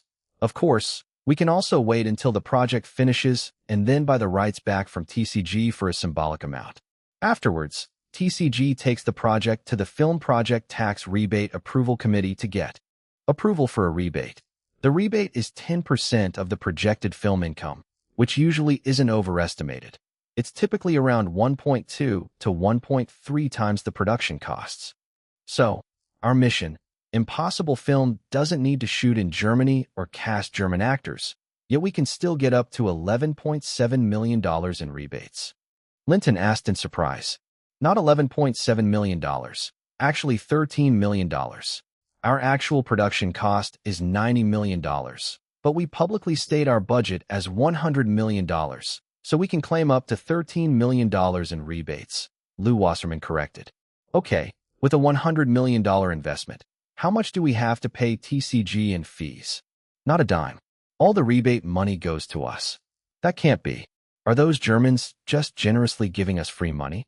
What about their costs? At the very least, they must have operational expenses, not to mention PR. Lou Wasserman's words once again blew Linton's mind. How could Germans be this good to Hollywood? No, they actually have an even better way to make money, and they earn more than us, he said. What do you mean? Is the German government giving them bonuses or something? Sort of, but it's technical. It's still part of the tax rebate policy. I thought all the taxes were rebated to us. Is there some extra rebate policy involved? Do you know the personal income tax rate in Germany for high earners? No idea. It can't be higher than America's, right? Actually, it is. Germany has very heavy taxes. For high earners making over 300,000 marks a year, about $250,000, the income tax rate is as high as 51%. Germany doesn't have charitable foundations like the US for major tax deductions. Although there are some legal means to reduce taxes, the amounts saved are minimal, Lou Wasserman explained. Wow, that's high? But what does that have to do with film rebates? It relates to this. Germany's new tax law also stipulates that if personal or some corporate income is invested in films, that income is exempt from taxes, while any returns from the investment are treated as normal post-tax income, which is tax-free. So, for instance, if a German earning $1 million a year would normally pay $510,000 in taxes and net $490,000, but if he invests that $1 million in films, he later receives $1 million as a tax-free return from the film company. My God, are the Germans crazy? Even Robert couldn't help but exclaim. Yeah, do you understand what this means? Lou Wasserman asked. What? It means TCG can raise huge sums from high-income Germans without spending a penny on funding. Plus, these funds cost zero capital, and they charge high fees for their services. Take Mission Impossible as an example. TCG can easily attract $100 million from private German investors and use that money to buy the film rights from us. Meanwhile, we sign an agreement to lease the film rights for 70 years at $100 million. We can also sign a memorandum to buy back all rights after the film's release for $10,000. TCG uses that $100 million investment capital to help investors save $50 million in taxes. Charging 15% to 20% as fees on that amount is no problem. It's far better than the 51% tax rate. That's at least $15 million profit for them. More importantly, TCG bears no investment risk in the film, and the process is fast. Even if their settlements with investors are slightly complex, it won't take more than 2 months. Save huge taxes in under 2 months. Would investors complain? We only have to cycle the project through Germany without affecting any shooting or production risks. In just a couple weeks, we grabbed $13 million in rebates. Damn, that's a genius tax policy. Our Hollywood company benefits, the German shell company profits, and the investors win. Everyone gains. Linton was stunned by the genius roundabout of this rebate process. What kind of mastermind could have designed such an amazing tax policy? Looks like the German government is truly generous, even nobler than the legendary Mr. Matsushita, definitely deserving of a little red badge. No wonder German films have faded from prominence. With policies like this, no matter how much the government invests, film companies can easily earn hefty fees without any risk. Who would bother to invest effort and take risks making real films? So, we have to act fast with Mission Impossible before shooting begins and cycle this project through Germany to claim those rebates. This is our first time doing it, so the process might be tricky, but once we pull it off, it will be huge for us in the future. Let Roman handle it on our side. Sounds good. Robert will also manage here and take full part. Hey, any limit on how many films apply for rebates? No limit, why? Our company has 4 other films starting this February. The Sixth Sense, As Good as It Gets, Scream, and The Long Kiss Goodnight, all with big investments. Can we try submitting all for rebates in Germany? Should be possible. Bring them all over to try. No losses if it doesn't work. Too bad our Waterworld didn't make the cutoff. Missed such a lucrative opportunity. As long as the movie is a big hit, this is just a small amount of money. Is Waterworld officially scheduled? Linton thought. Luckily that flop didn't get the first batch of rebates, or it might have tainted the reputation. Thanks for the good luck. It's set, June 9th for official release, premiere on June 7th. Be sure to come. I won't miss it, Linton promised. Chapter 374, premieres. On the evening of April 26th at 9 p.m., the highly anticipated pilot episode of officially premiered during prime time. Thanks to a full week of promotion across various channels and shows on the UPN TV network, viewers were already intrigued by the intense 30-second teaser, showcasing high-stakes medical rescue scenes. When the episode finally aired, a ton of people tuned in immediately. The show was incredibly gripping, portraying the daily lives of doctors and nurses in an emergency room, a setting everyone could relate to. The plot offered an authentic look into the fast-paced, tense moments of medical treatment. Once hooked, viewers just couldn't stop watching. The heartfelt stories kept their eyes glued to the screen. The next morning at work, CEO Chris hadn't even finished his coffee when Steve, the head of the program promotion department, burst into his office excitedly. "Boss, great news." "What is it? Why the rush?" Chris asked, half awake. "Last night's scored fantastic ratings." "How good?" "We averaged 3.2%, peaking at 3.5%. Steve handed over the detailed ratings report. The show started at 2.9% and steadily climbed until it hit 3.5%. Guess the audience really loves it. Once they start watching, they don't want to change the channel. That explains why the ratings keep going up. Chris's excitement grew as he examined the report. Exactly. We think the same. No need to wait for tonight's second episode trial results. We can already tell it's a hit. Go ahead and tell Grace to start filming the rest of the episodes immediately. Got it. I'll set up a meeting with everyone in 10 minutes. Right after Steve left, Chris called Linton to update him on the pilot's success. He advised that the show had huge blockbuster potential and recommended kicking off production without delay. Linton, of course, was confident this show would be a major hit and agreed with Chris's judgment. Soon after, the team received the pilot's ratings. Grace, UPN's program production head and primary producer for the series, went straight to the set and announced that all 25 episodes of the first season were greenlit for production. The crew erupted in cheers. It meant their jobs were secure. The 6 main cast members beamed with excitement. Finally, they had a real shot at becoming household names across America. Producer and writer Michael Crichton was especially thrilled. This success meant he would be earning millions of dollars from this series. Amid the celebration, filming officially kicked off. But the surprises didn't end there. Starting at 10 a.m., UPN service phone lines began ringing non-stop as viewers flooded in with requests to rebroadcast the pilot from the previous night. Some had missed the beginning, while others simply wanted to binge the episode again. Such a fan frenzy was unprecedented in UPN's history. This was clearly a blockbuster hit. Of course, the program promotion department had to respond. Since the afternoon lineup wasn't particularly strong and ratings were typically low, they quickly canceled the 3 p.m. show and replaced it with a rerun of ER's first episode, broadcasting the change across all channels. What happened next stunned everyone. By 8 p.m., the latest ratings for the afternoon rebroadcast came in. It managed to pull a 0.6% rating. To put that in perspective, UPN's evening dramas had rarely reached 0.8% before, and typical mid-afternoon shows hovered below 0.1%. That night at 9 p.m., the second episode aired, shattering records with a phenomenal 4.8% rating. Even the afternoon replay the next day kept strong at 0.65%. No doubt about it, ER was a major hit, and UPN had struck gold.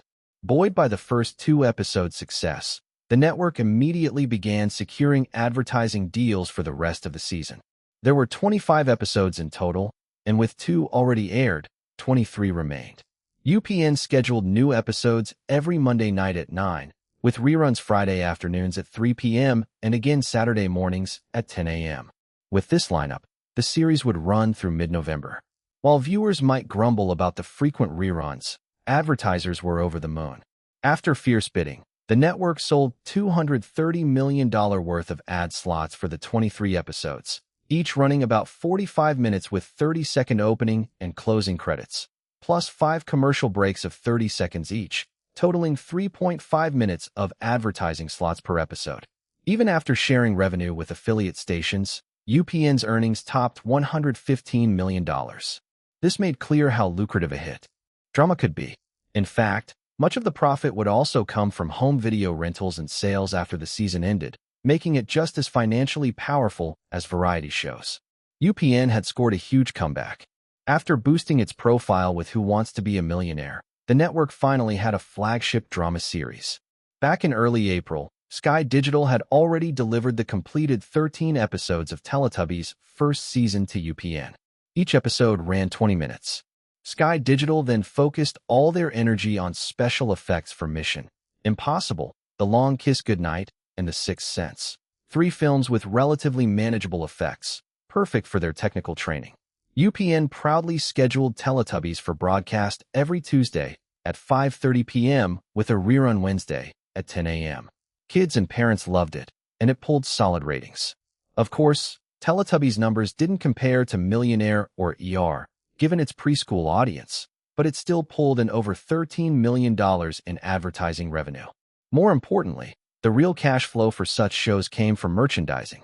As the animated series kept kids hooked, toy sales and related products would flow in, generating profits beyond what most dramas could dream of. In just over 6 months, variety shows, animation, and dramas all surged forward, and the number of participating affiliate stations steadily increased.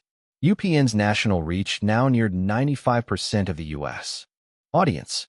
The network had undergone a transformation so significant that CEO Chris publicly declared their ambition to become North America's 5th largest TV network. The only lingering weakness was the news division. Improving news programming quality wasn't a quick fix. Due to news' timely nature, catching up to the Big Four networks required massive resource investments, setting up more news bureaus nationwide and globally to report breaking stories instantly and captivating viewers. It also meant purchasing more advanced equipment. Like when the X Research Lab explosion happened last time, the Big Four network's helicopters were first on the scene, broadcasting live updates to audiences. But with UPN's growing budget, these upgrades had already begun. Staffing, station setup, and equipment modernization were all underway. Soon, May arrived, the perfect season for planting trees and grass in Montana. Chapter 375, The Growing Overseas Military Power. Time quickly moved into May, the ideal season in Montana for planting trees and grass. On May 1st, Linton flew back to his own farm in a private jet, accompanied by Winnie and his assistant Mina. At the airport, Carter and David met them. On the way, Carter gave a brief update on the estate's development, summarizing in one sentence that everything was progressing smoothly. It was prime planting season on the farm, with workers bustling about, busy planting sugar beets and barley. It was also the season of lush greenery and springtime vitality. On the fields resting as part of crop rotation, vibrant green shoots sprung up, as if carpeting the earth in a fresh green blanket full of life. Arriving at the center of the farm, the scene was markedly different from the outer areas. The core 200-acre enclosed garden was surrounded by a high red brick wall crowned with tile, standing a solid 8 feet tall, shielding the sanctuary from any outside view. Inside, 2 landscaping experts, James Van Sweden and Topher Delaney, led over 300 workers busily building. Some constructed houses, others shaped artificial rock formations, still others worked on courtyards or dug lakes and canals. Meanwhile, the cultivation of suma root and tea plants was in full swing. Both required careful seedling preparation before transplantation. After nearly a month of meticulous nurturing, the seedling fields gleamed thick and green. The suma root sprouts had reached about 3 inches tall, and the tea plants were nearly 5 inches. According to the workers, the suma root would be ready for transplantation in 10 to 15 days, while the tea plants would be ready in roughly a month. Yesterday, Professors Stephen Cohen and Calvin Johnson from the University of California visited the farm along with representatives from the cultivation company. Preparations were underway for the 2,000-acre orchard and 1,000-acre vineyard areas, with workers busy as ever. Professor Stephen planned to cultivate over 60 different types of fruit trees in the orchard area. The most common varieties, apples, peaches, pears, and oranges, occupied about 200 acres. Secondary fruits such as dates, pomelos, plums, cherries, mulberries, bayberries, and persimmons covered 50 acres. Lesser-known fruits like kiwis, chestnuts, dragon fruits, loquats, and lemons each had about 10 acres. After evaluating the land, Professor Calvin recommended planting exclusively Merlot grapes in the vineyard. This Bordeaux variety suited Montana's climate perfectly, with thin skins and balanced acidity, tasting delicious fresh. The red wines produced were smooth, delicate, and had a pure flavor. Following the 2 professors' plan, Winnie had already signed a planting agreement with Miguel Herrera, investing $3.8 million.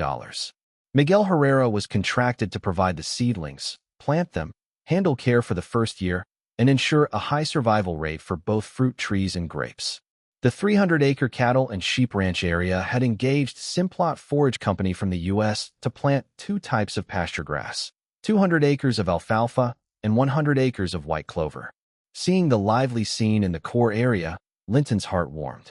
Holding Winnie close, he said, "Sweetheart, by the end of this year, this place will truly become a sanctuary, a permanent home for the Anderson family. From now on, we'll come here to live whenever we want. I can't wait to move in," Winnie replied with bright eyes, yearning for the future. "Come on, let's check out the airport construction," Linton said. Before the new year, Linton had invested $50 million to entrust Flystate Company with the airport's approval and construction. Flystate had proven itself a leader in airport projects with deep industry connections. They completed all approval procedures before year-end. By early April, a team of more than 150 workers had started construction of various buildings and communication towers. The site supervisor assured Linton that the project would be completed and inspected by the end of August, ready to integrate into the civil aviation network and officially open in September. That afternoon, Linton had Carter accompany Winnie on a site tour, while he went with David to inspect the Thunder base. Ever since setting up the overseas base in Danakil, Ethiopia, at the end of the 1993, the staff here had been maintained at around 40 people. Most were stationed at the Danakil base, with additional recruits hired overseas. Now, the armed forces there had grown beyond 150 personnel. Thanks to Linton's massive financial backing, the base was equipped with advanced weaponry, including many not on Pentagon-controlled lists. David also managed to procure several weapons on the black market. Among their arsenal were 4 M1A2 main battle tanks, 1 Apache attack helicopter, and 4 American M109A6 Potty 155mm 284 howitzers. Last year, there had been several conflicts with local rival forces. Relying on overwhelming firepower, they decisively crushed their enemies each time, expanding their territory steadily. After a year and a half of training and expansion, the Hurricane mercenaries had thoroughly established themselves as a dominant military presence locally, controlling a 100-mile radius around the base. By early this year, they even acted as mercenaries intervening in Sudan's civil war, serving the dual purpose of gaining combat experience and earning lucrative commissions. This rapidly developed the skills of their newly recruited soldiers. Linton's visit to the farm also brought critical news from David, who needed to report it personally. Last month, a copper deposit with promising reserves was discovered in the Danakil control zone. Preliminary surveys indicated over 500,000 tons of, or with a high-grade 20% copper content of Category 3 quality. This copper mine would not only support a new expansion of the Hurricane mercenaries, but also generate significant income for Linton, providing a handsome return on his prior investments. Understandably, the news attracted the envy of surrounding factions. Tribes sent delegations proposing joint development projects that were really just attempts to freeload.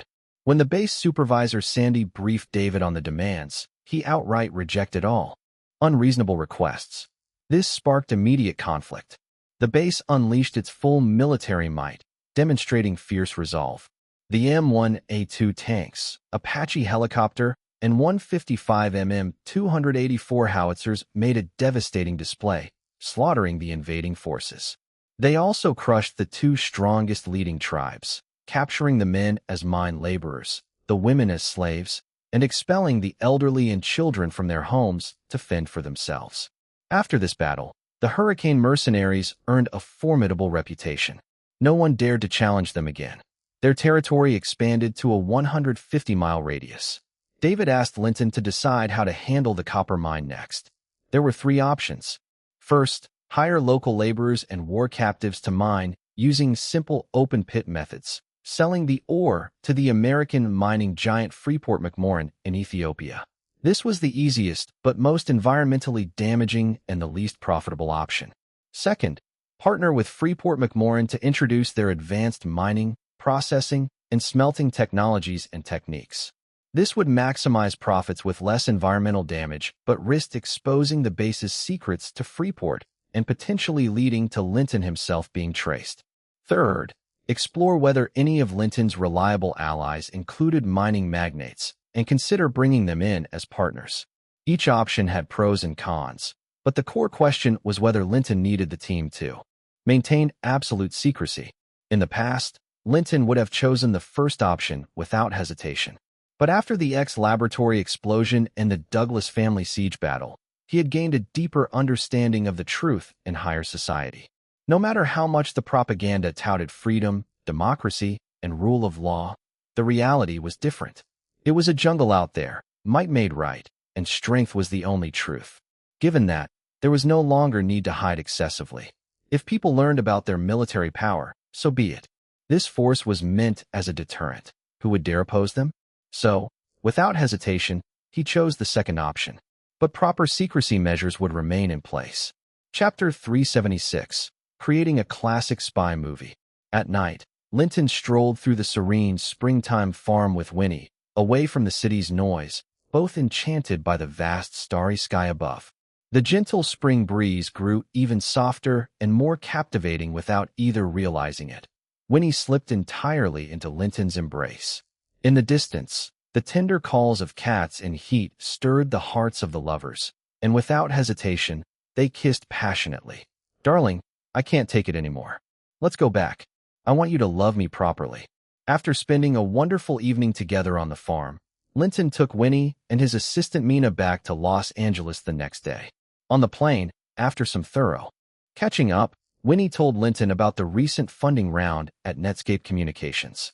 Just last week, Netscape had completed a $100 million Series B financing, led by Goldman Sachs with Sequoia Capital co-investing. The company's valuation reached $1 billion after this round. During the fundraising, Jim Clark refused an investment offer from Mangrove Capital, citing the need for Wall Street support to achieve an IPO. They had to allocate more shares to Goldman Sachs and Sequoia Capital.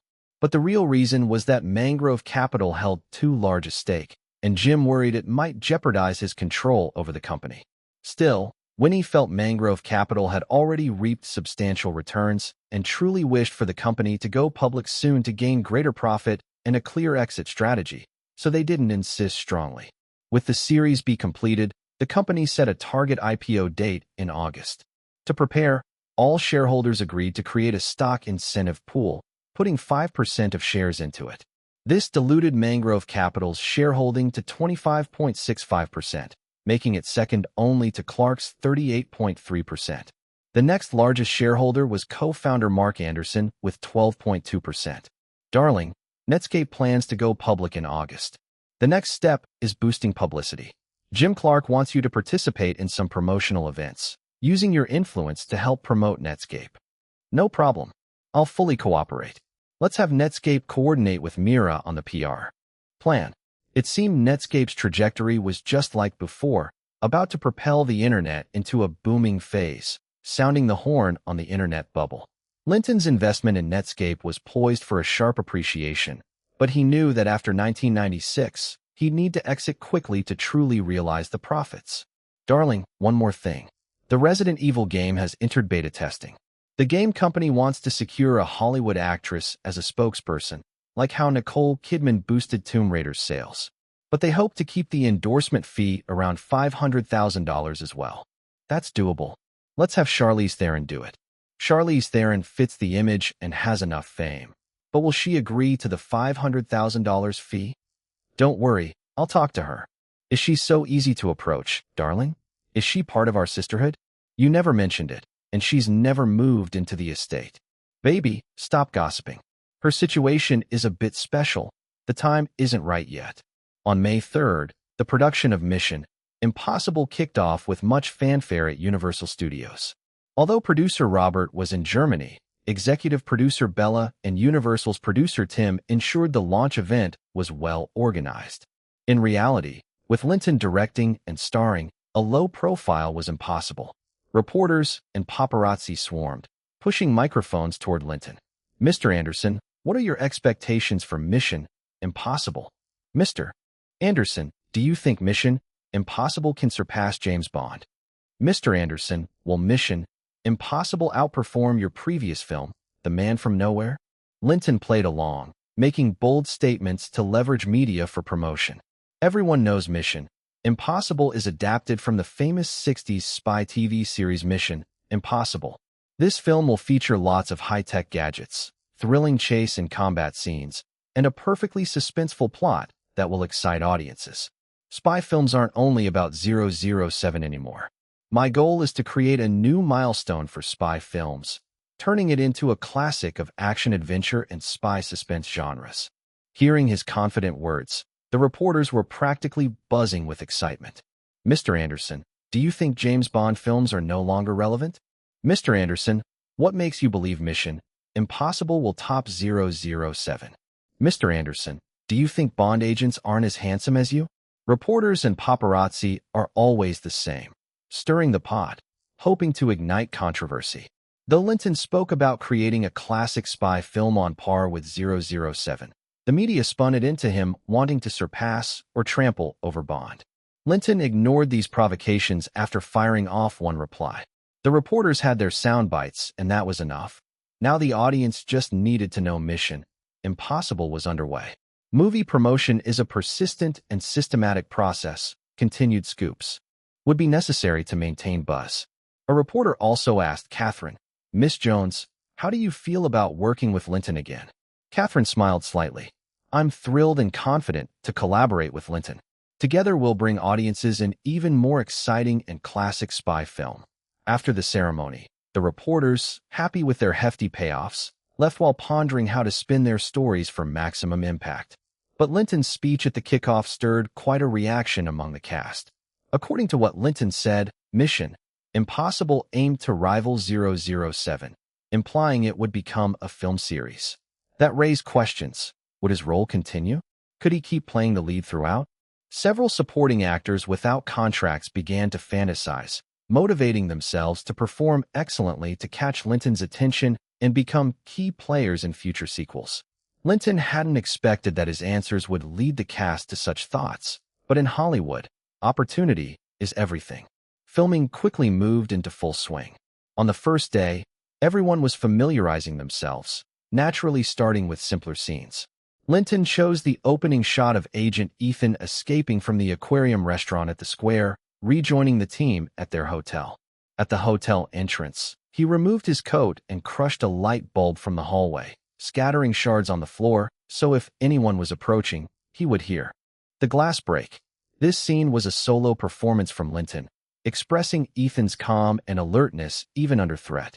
For Linton, it was an easy performance, just showing a man freshly escaped from danger, slightly disheveled but consciously controlled. Assistant director Phil Doolin took charge on set. Mission: Impossible, Scene 8, Take 3. Actors, get ready. Action. Linton, in full makeup, hurried down the stairs, quickly removing his jacket. The shoot went smoothly. Linton handled the scene effortlessly in one take.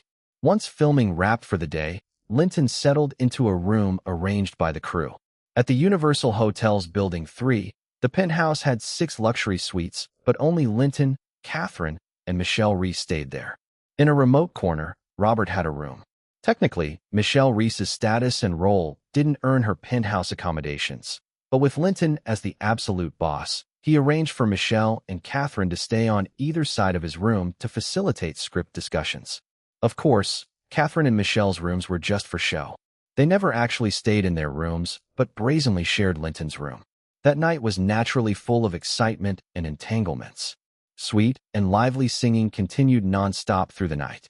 Chapter 377: Differences between Hollywood and Hong Kong film crews.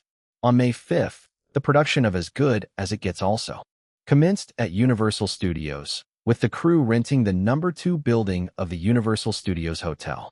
The female lead, Christiana, although assigned a luxurious suite on the top floor of Building 2, didn't actually move in.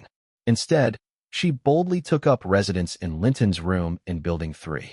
That night, the rivalry escalated into a 4-way competition, with the battle naturally becoming even more intense. And the singing grew even louder. The Scream crew was originally scheduled to start filming on May 9th. But when the big star Jennifer found out that Christiana, Catherine, and Michelle had all moved into Linton's room, she, together with Akina Nakamori, decided to join the production early and also stayed in Linton's room, pretending it was to discuss the script, but really to throw a uniquely extravagant party. "This is delicious, Jennifer, Michelle, come try some." Catherine spread strawberry cream onto Linton's. Hearing this, Jennifer and Michelle knelt down in front of Linton and joined Catherine in grabbing the treats. Meanwhile, Linton's hands were busy too, one arm wrapped around Christiana, the other around Akina Nakamori, enjoying a thoroughly pleasant time. All sorts of strange sounds mixed with sweet, joyful singing kept going non-stop through the night. Mission: Impossible was pure male lead territory. Why it became a classic and sparked a global surge in spy movies, even. Setting the foundation for the franchise format, Linton believed, came down to 2 main elements. First was the gripping storyline. Twists upon twists, yet never so complicated that it became confusing, a smart thriller anyone could follow. CIA agent Ethan Hunt's IMF team was betrayed during a mission to steal the agency's Noah's Ark agent list. All members were killed except Ethan, who was framed as a traitor. To clear his name, Ethan had to evade the organization's pursuit while hunting down the real mastermind. From the failed Prague mission, where Ethan watched his teammates die one by one, the sense of despair and helplessness truly resonated. When he became the organization's prime suspect and target, he didn't just give up. Instead, relying on his wit and courage, he embarked on a thrilling escape and investigation. Along the way, he outsmarted old nemesis and teamed up with other agents to complete nearly impossible tasks. Layered plot twists kept viewers on edge, unable to predict what would happen next. The climax involved Ethan infiltrating CIA headquarters to steal the real list, raising the tension to a peak. Using advanced gadgets, he carefully avoided multiple high-security systems where one wrong move could mean death. This tightly woven plot not only challenged the audience's intellect, but also made them feel immersed in a dangerous, conspiratorial spy world, sharing Ethan's trials. Of course, Ethan ultimately triumphed, clearing his name. The second key element was Tom Cruise's charisma and spectacular performance, cementing Ethan Hunt as one of cinema's most memorable spy characters. The rooftop train fight was iconic, fighting atop a speeding train that rocked wildly, every punch landing with visceral tension. The roaring wind, the train speeding through tunnels, every moment gripped the audience. Then there was the famous scene where Ethan rappelled from the ceiling in the CIA's main control room to steal the list, a quintessential moment in spy film history. Additionally, the skillful blend of tech and suspense, plus Emmanuel Bert's sultry presence, added great flavor. Linton believed that if he portrayed Ethan well, the whole film would come alive, and its box office would surely soar. He was confident his looks and popularity even surpassed the original Tom Cruise. As for the thrilling action sequences, relying on his celestial presence stage, he was sure no one could top him. Though Mission Impossible was an action movie, it differed from The Man from Nowhere. It didn't have too many close combat scenes. Instead, there were plenty of gunfights and daring stunts on trains and helicopters. Therefore, instead of hiring a Hong Kong martial arts choreographer, Linton employed the Norman team, Hollywood's top stunt coordinators. That day, they were filming the scene where Ethan infiltrates CIA headquarters and lowers himself from the ceiling by rope to steal the computer list. The ceiling was a full 15 meters above the floor. According to the script, Franz would be above, pulling the rope via a pulley to lower Linton and keep him balanced during the heist. But for filming, a rig was built, a mechanical gimbal, controlled by the Norman team to manage the ropes. Linton was actually harnessed to 3 ropes, since one could never keep him perfectly level and steady to operate the computer. Though with his cultivation, he could hold himself steady without any ropes. For filming's sake, it couldn't look too unrealistic. Still, his superb balance and body control amazed everyone on set. Actually, as long as he maintained balance, the scene was easy to shoot. The real fear was involuntary trembling, which would require multiple takes. The director initially planned 2 days to shoot the scene, but Linton reduced it to 1, putting huge pressure on the Norman team.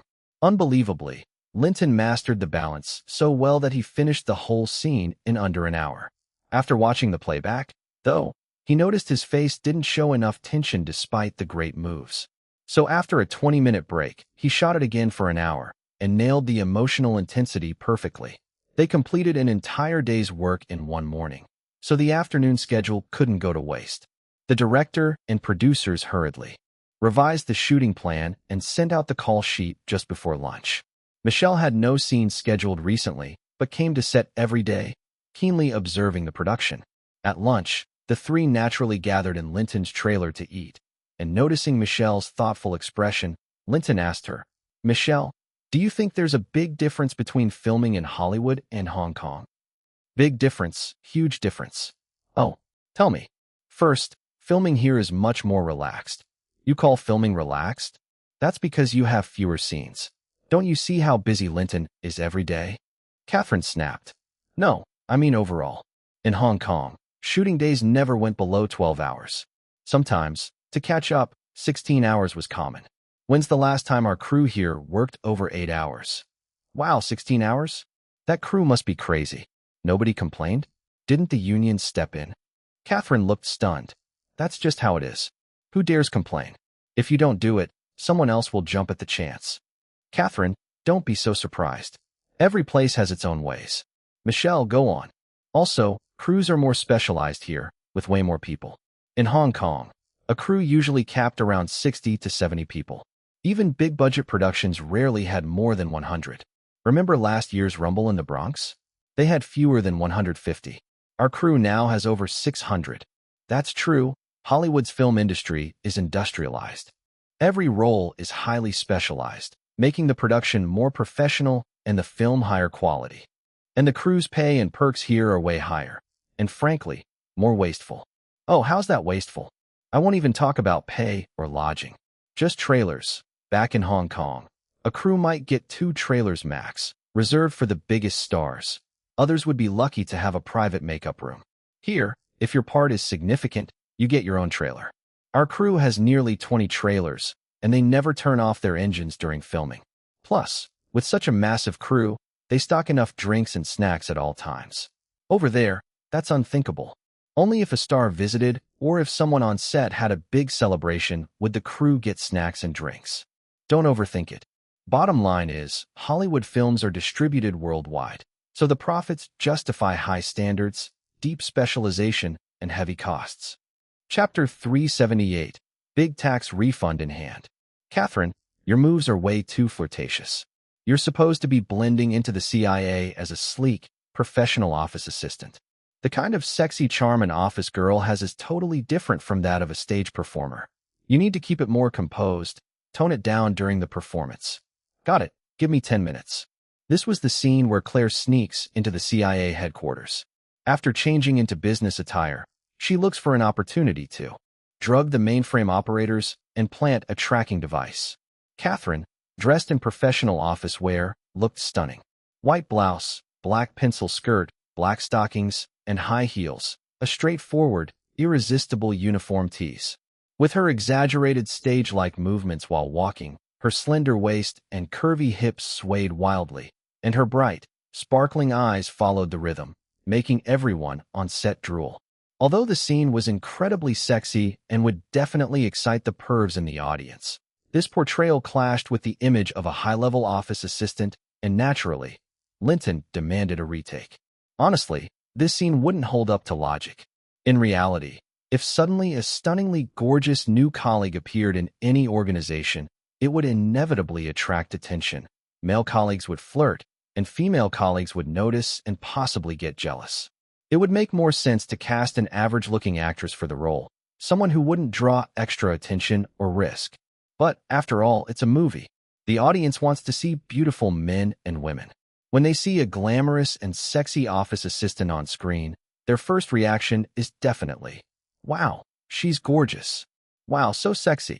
That might even drive repeat viewings or tape sales. Except for film critics, who dig into the plot holes. So sometimes a few minor flaws can be ignored for the audience's enjoyment during filming. At lunchtime, there was a knock at the trailer door. Michelle Reese opened it to find Robert beaming with joy outside. Boss, sorry to interrupt your meal. Robert, you're back. Come on in. Boss, great news. Robert couldn't wait and started sharing the good news the moment he got inside. Have a seat and join us for lunch. Thanks, boss, I won't say no. I'm starving. Robert glanced at Catherine and Michelle Reese sitting on either side of Linton, all fully dressed, hesitated a moment, then took a seat. So, tell me, how did it go? Boss, everything went smoothly. All 5 films have successfully received their tax rebates. For Mission Impossible, we reported a production cost of $100 million and got $13 million back. For The Long Kiss Goodnight, a $50 million production cost brought back $6.5 million. The Sixth Sense, with a $50 million production cost, also got $6.5 million. As Good as It Gets had a $30 million production cost with a $3.9 million refund. Scream had a $20 million production cost, and we got $2.6 million back. The $13 million refund for Mission Impossible has already been transferred to the studio's account, and the combined $19.5 million from the other 4 films has been fully transferred to the company's account. Oh, looks like we got the maximum 1.3x rebate rate. Yeah, mostly because all these movies star big-name actors. Boss, you know how it is. Catherine, Nicole Kidman, Christiana, Bruce Willis, Monica, Jennifer. They're household names in Germany. Naturally, the projected revenues matched 1.3 times the production costs. Nice. Has the process there been smoothed out? Yes, since this was the first time, the approval process had a few bumps and took about 2 weeks, but everything's settled now. Next time, it'll be even smoother.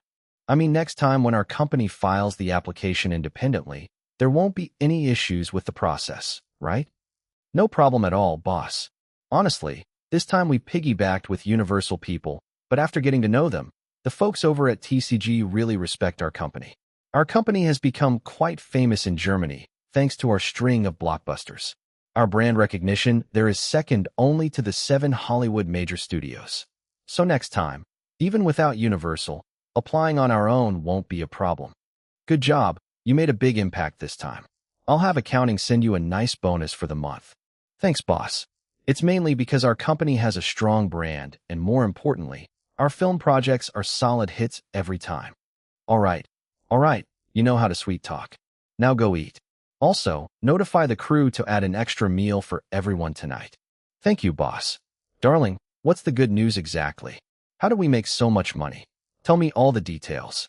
As Robert paused to eat, Catherine and Michelle Reese, bubbling with gossip, started to gently shake Linton's arms from both sides, their dazzling eyes making Robert on the other side feel parched. He quickly lowered his head and focused on his food.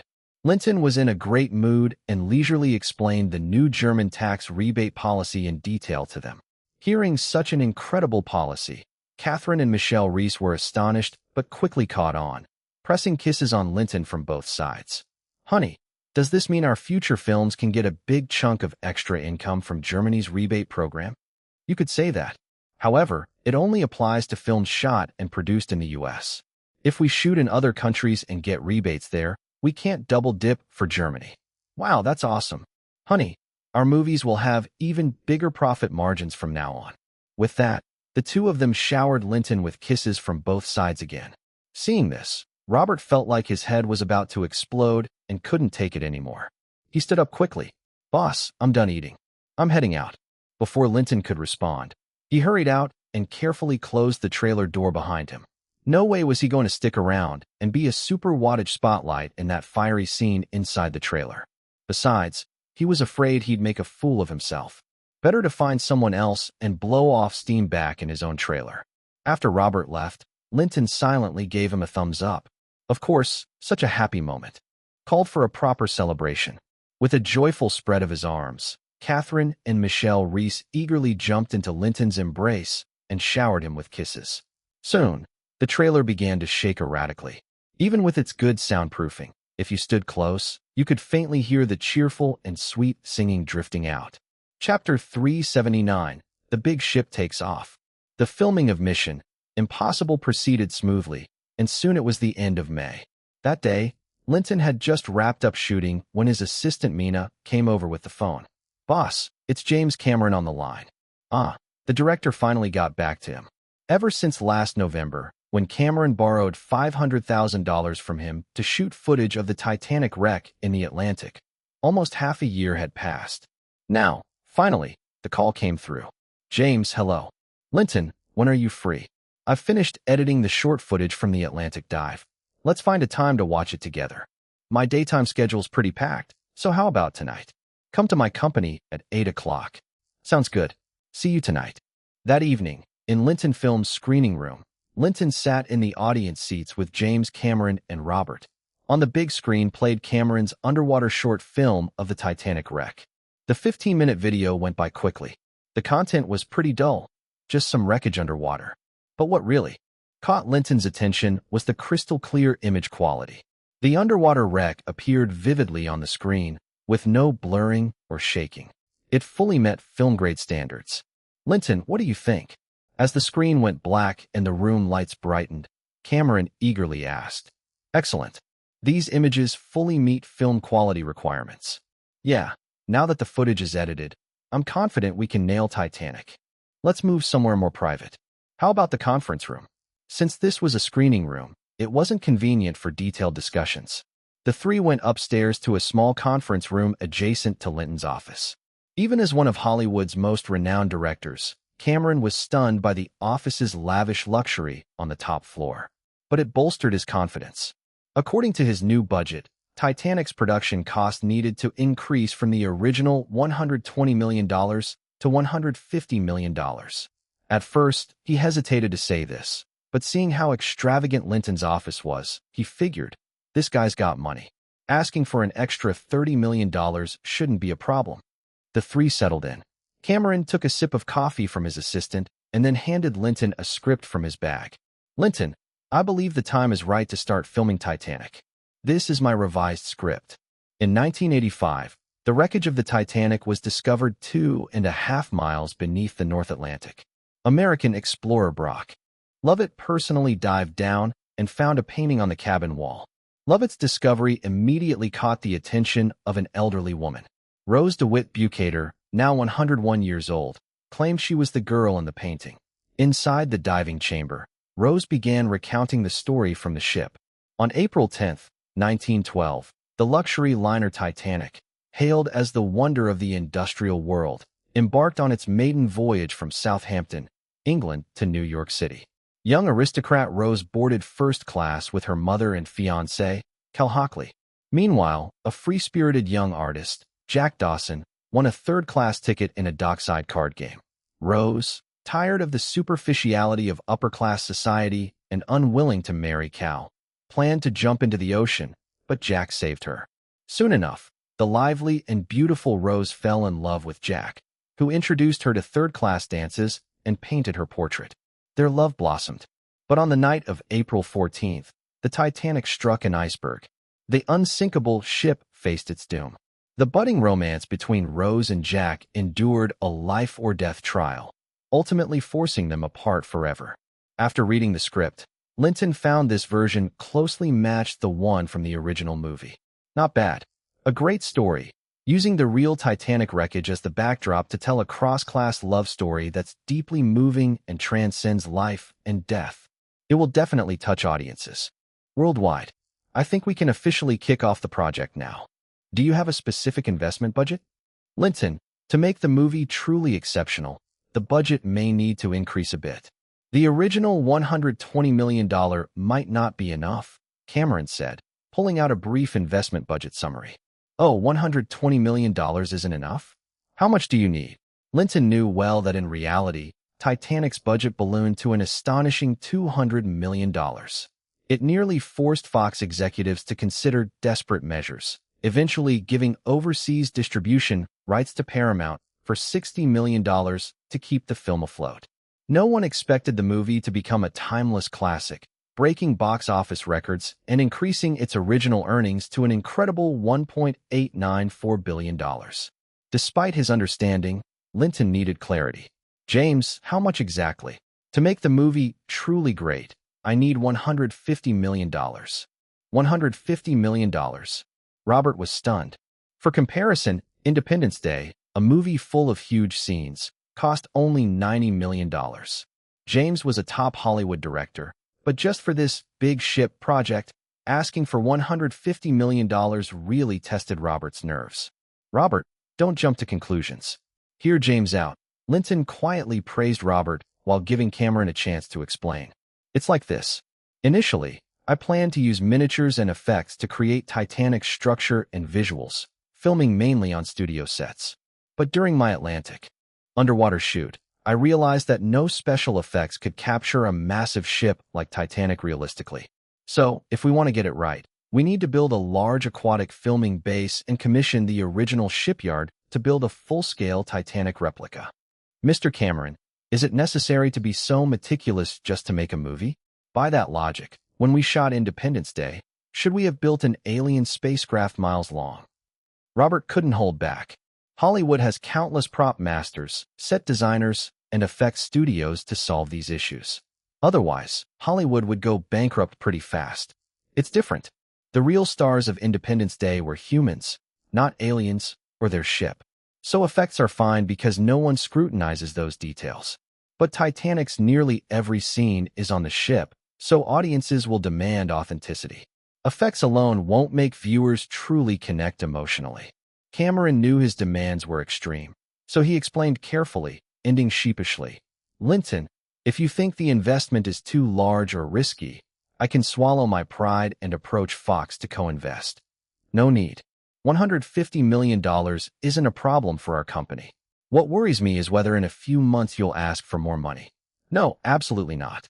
$150 million is enough. Your producers can oversee the budget. Good. That settles it. Our company will quickly form a project team to coordinate with you and discuss terms. Linton had been waiting for this moment. In reality, Titanic's budget kept swelling because Fox foolishly handed full control to Cameron, who ran wild. Now with a producer supervising, while the producer would still be under Cameron's authority as director, controlling the financials was the biggest win. Even if costs overran, it would be to a limit. There's one more thing I want to clarify. What's that? Go ahead. Chapter 380. Turmoil at CAA. I want you to take the lead role in the movie. I think you'd be perfect for the character of Jack, And with you starring, the box office is guaranteed to be stronger. The offer came. If I take the lead, your budget for my salary won't be enough. That $150 million you mentioned will likely be blown out immediately, Linton responded. Actually, when he last talked with James Cameron, Linton had already considered playing Jack. After all, nailing this role could boost his popularity in a way no other movie could.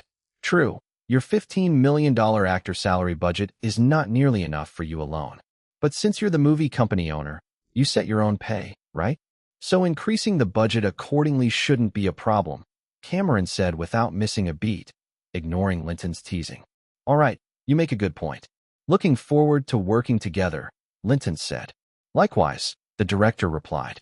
The next day, Linton put together a negotiation team with Robert, producer Nacho Misai, and Goodman. They sat down for detailed talks with James Cameron and his agent, Richie Paul, about Titanic. After a week of intense back and forth, both sides finally reached an agreement. Linton's film company invested $170 million to produce Titanic, with the additional $20 million mainly covering Linton's salary. Cameron took on the roles of screenwriter, director, and co-producer. The biggest sticking point had been his personal compensation.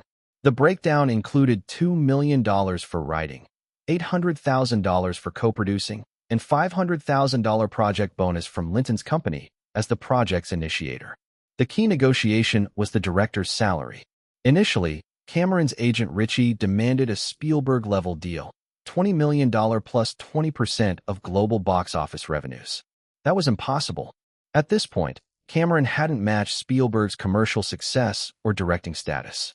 His previous film, True Lies, had underperformed, not turning profits for the studio.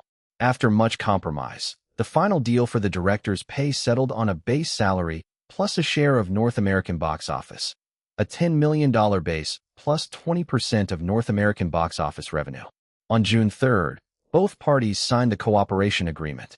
Soon after, Linton's film company officially launched Titanic, starting the 2-year production schedule. The news of the $170 million investment shocked the industry and media alike. However, given True Lies' performance, many insiders remained skeptical. Interestingly, Universal Studios had a right of first refusal for at least 30% co-investment, per their agreement with Linton's company. But after the production supervisor Roman reviewed Titanic's details, Universal decided not to participate, likely because the review board didn't approve. Linton wasn't bothered. Universal sitting out was fine. It meant more profits stayed with his company. Titanic was a sure moneymaker anyway. Titanic's project didn't impact the Mission Impossible shooting schedule. Michelle Reese had wrapped all her scenes but stayed on set. She said she wanted to take advantage of this rare chance to spend more time with Linton. Usually, they didn't get so much time together. Likewise, Catherine, Christiana, Jennifer, and Akina Nakamori all shared the same thought. No one wanted to fall behind. With so many beauties around, Linton felt pressured to give his all. Nightly parties in the luxurious Suite 602 of Building 3 were always lively and full of excitement. Filming for Mission Impossible went smoothly. The plan was to wrap shooting by the end of June. Independence Day had a release date of July 4th, so after June, Linton needed to fully dive into promoting the movie, which had a massive investment of $90 million behind it. With his tight control over the crew and Mission Impossible's relatively low complexity, no difficult animals or child actors, the schedule should be no problem. Not just him. Nicole Kidman and Christiana's scenes also had to wrap by late June. They had it easier, though, being the leads. Directors could adjust schedules if needed, grouping their scenes for efficient shooting. Starting late May, Universal and Linton's company already began ramping up marketing for Independence Day. Media was flooded with promotional content about alien invasions, Area 51 secrets, the White House being destroyed, and other sensational teasers designed to thrill audiences. MCA and UPN TV networks kept airing behind-the-scenes footage and star interviews. But the commercial at the Super Bowl earlier that year had blown the roof off, leaving a deep impression nationwide and igniting high anticipation for the film. Another piece of good news arrived amid the chaos. CAA, the agency most at odds with Linton's company, was entering a turbulent period. It all went back to earlier this year. Last year, Disney's The Lion King smashed box office records with $935 million worldwide, making it the highest-grossing animated film ever. This catapulted Disney's COO, Jeffrey Katzenberg, the architect of Disney Animation's golden era in the 80s and 90s, into the spotlight. Some shareholders proposed pushing Jeffrey further to become Disney's next CEO. He was confident and actively lobbied board members. But Disney's autocratic chairman and CEO Michael Eisner was furious. He feared losing his position to Jeffrey. A fierce power struggle erupted, resulting in Jeffrey's abrupt ousting despite his recent triumph. Though Michael Eisner came out on top, the bitter infighting left lingering wounds. Many board members grew resentful, eventually forcing Eisner to concede the CEO role. To maintain control, Eisner invited his childhood friend, CAA head Michael Ovitz, to become Disney's new CEO. Compared to CAA, the Disney CEO post was far more attractive. Once Eisner's invitation came, Ovitz began selling his 28% stake in CAA in preparation to assume the new position. Even before he officially stepped down, CAA plunged into deep chaos. For senior partners contested Ovitz's shares and presidency, forming rival factions. Ovitz was too focused on moving to Disney to mediate or suppress the turmoil. Both Eisner and Ovitz probably envisioned a partnership to advance old friendships and new careers. But reality was harsh. In the ruthless fight for power, former friendship shattered like thin paper.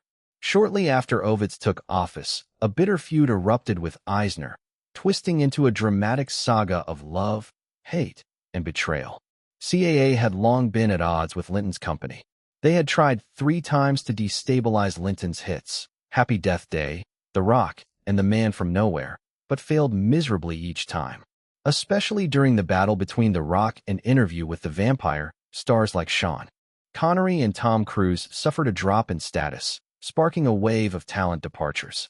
This severely weakened CAA's power and influence, reducing it from the undisputed leader to sharing top ranks with WMA. CAA's Hollywood clout had faded. Their once powerful bundled movie package services with their stars became increasingly difficult to push. Smaller studios still begrudgingly accepted these bundled deals to get their stars attached, but Hollywood powerhouses refused. Major studios preferred not to use CAA's stars than accept their packages, having seen the limits of CAA's influence. For example, Paramount's $70 million project Braveheart was initially set to be directed and led by CAA star Mel Gibson. Traditionally, this would have guaranteed a CAA package deal. But this time Paramount pushed back. If CAA insisted on bundling, they'd replace Gibson with another director and lead actor. Mel Gibson couldn't let the opportunity slip. He publicly threatened to sever ties with CAA if they interfered. Following a string of star departures from CAA, the agency unwillingly agreed to let Gibson star and direct Braveheart purely as an individual. The film's casting further embarrassed CAA.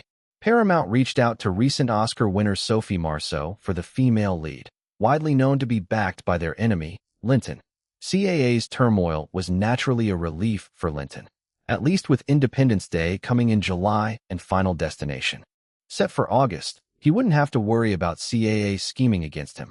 Chapter 381, DreamWorks' Dream, The Big-Mouthed Beauty. In early June, another big event shook Hollywood. A while back, Jeffrey Katzenberg, the mastermind behind Disney's most glorious era in the 1980s and 90s and the studio's number 2 man, had been ousted from Disney after threatening the position of chairman and CEO Michael Eisner. But Jeffrey Katzenberg was no ordinary man. After his quiet departure from Disney, he reached out to 2 friends, Steven Spielberg, then Hollywood's top-ranked director, and David Geffen, a legendary music producer and one of the richest men in America. Together, the 3 of them invested $30 million to start DreamWorks, launching 3 major divisions. Live-action films, led by Spielberg. Animated films, led by Katzenberg. Music, managed by David Geffen. The DreamWorks trio shouted out with ambition and passion, vowing to make DreamWorks Hollywood's new shining star, ready to challenge the old studio system and become a new Hollywood powerhouse. On the night of June 6th, they threw a lavish party at the Hilton Hotel, inviting elites from all corners of the industry to witness the birth of DreamWorks. As a studio head, acclaimed director, and megastar, Linton of course received an invitation. But Linton already knew that the higher DreamWorks flew, the harder the established Hollywood giants would try to crush it. The current Big Seven studios would never allow DreamWorks to rise unchecked. They'd slam it with pressure and sabotage in every possible resource channel. If things went as expected, DreamWorks would eventually be forced to fade out, becoming just another prize split among the Hollywood giants. That said, in a way, DreamWorks could also be considered an ally of Linton's company. At least it would draw some heat away from the 6 major studios aimed at him. Also, both Linton and Spielberg were members of the USC School of Cinematic Arts Alumni Association, a favor to keep up. After finishing his day's shooting, Linton headed to the Hilton to attend DreamWorks' grand launch party. The 3 DreamWorks moguls had an exceptionally deep network, and the party was packed with stars and industry leaders. Linton spotted Francis Ford Coppola, Martin Scorsese, George Lucas, James Cameron, Clint Eastwood, Arnold Schwarzenegger, Tom Hanks, Julia Roberts, and many other renowned directors and actors, along with many high-level executives from various studios. However, notably absent were any top executives from the 7 major studios. Even Universal Pictures, which often worked closely with Spielberg, only sent a distribution department director, Levitt. Spielberg immediately greeted Linton warmly. "Linton, I'm really glad you could make it. Steven, congratulations. I hope DreamWorks will have a spectacular run and the box office numbers soar." After introducing him to Jeffrey Katzenberg and David Geffen, Spielberg pulled Linton aside to a quiet room. "So, how's your Mission Impossible shooting going?" "Very smoothly. We should wrap it in June." "Steven, congrats again on kicking off your career's second act." "Yeah, I just realized recently that being a director, no matter how successful, you're still just a piece on someone else's chessboard, a tool for profit, especially after watching you and George Lucas set such examples." "You're giving me too much credit. You and George are my seniors. Don't be modest. Your company's strength is obvious. Last year, your studio's profits must have topped $500 million, right?" "About that. Actually, Linton's studio made over $800 million, but it wasn't public since they weren't publicly listed. Guessing was all outsiders could do. Linton certainly wouldn't spill the real numbers and attract needless envy. You know, Hollywood is dominated by the Big Seven studios. It's tough for a new company to break through, and the moment you do, the pressure from them is inevitable. I remember last year, your movie, The Man from Nowhere, got targeted by their combined efforts." "True, you're right. DreamWorks was founded to break that monopoly. Our 2 companies share the same goal and face the same enemies. We naturally have a basis for cooperation." "Cooperation? Yes. I think we should strengthen our collaboration." "How so?" "I was thinking we could start with film partnerships. Our 2 companies could mutually open investment opportunities. For example, DreamWorks' upcoming films could offer you investment slots, and your studio's projects could do the same for DreamWorks." This sly fox. After all that talk about shared goals and enemies, his real intention was trying to get a piece of Linton's success. DreamWorks only had their 3 investors and a splashy motto, with just $30 million in registered capital. What solid profits or projects did they actually have? Meanwhile, Linton's studio had produced 9 films since Step Up, all box office blockbusters with staggering returns. Numerous companies were eager to throw money into his projects. Spielberg was trying to bamboozle him with a few words. As if it were that easy. Did he think Linton was a kid?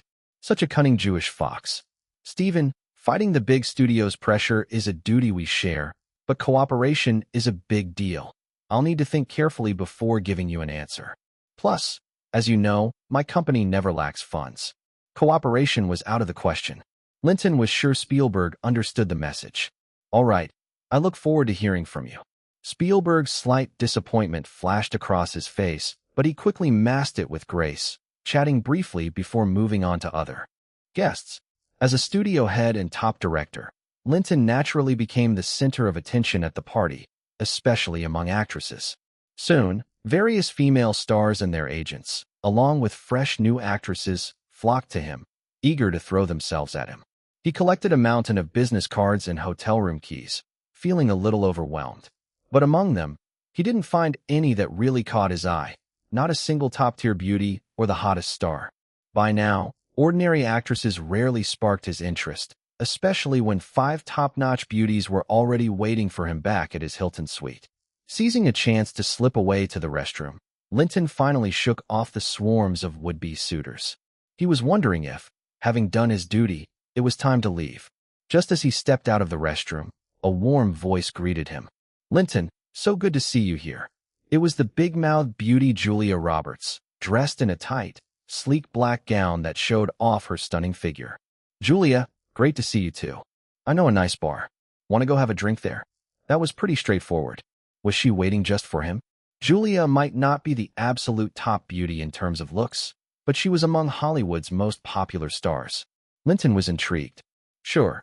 Hearing his answer, the big-mouthed beauty happily slipped her arm through his and headed toward the elevator. "Aren't we going to a bar?" "Yeah, but I've got a private bar set up in my room upstairs, and there's a fine bottle of wine waiting." As soon as they entered the room, Julia spun around and wrapped Linton in a passionate embrace, planting a kiss on him. "Weren't we just going to have a drink? We can drink later. I want to have you first." Sweet and lively music started playing. Julia truly lived up to her status as Hollywood's hottest star. Her popularity matched even Madonna's, and their night together, Linton felt his cultivation had made obvious progress. Of course, Julia's own assets, refined skills, and intense stamina gave Linton an unforgettable experience. Their passionate encounter lasted until dawn, with Julia lying softly in Linton's arms. "Darling, you're amazing." "Julia, you're incredible too. Get some rest. I'm heading out." After a tender kiss, Linton prepared to leave. "Don't you want to stay a little longer?" "No, I have to get back to the set. If I'm not there, the whole crew can't shoot." "All right then. Sweetheart, will you come back tonight?"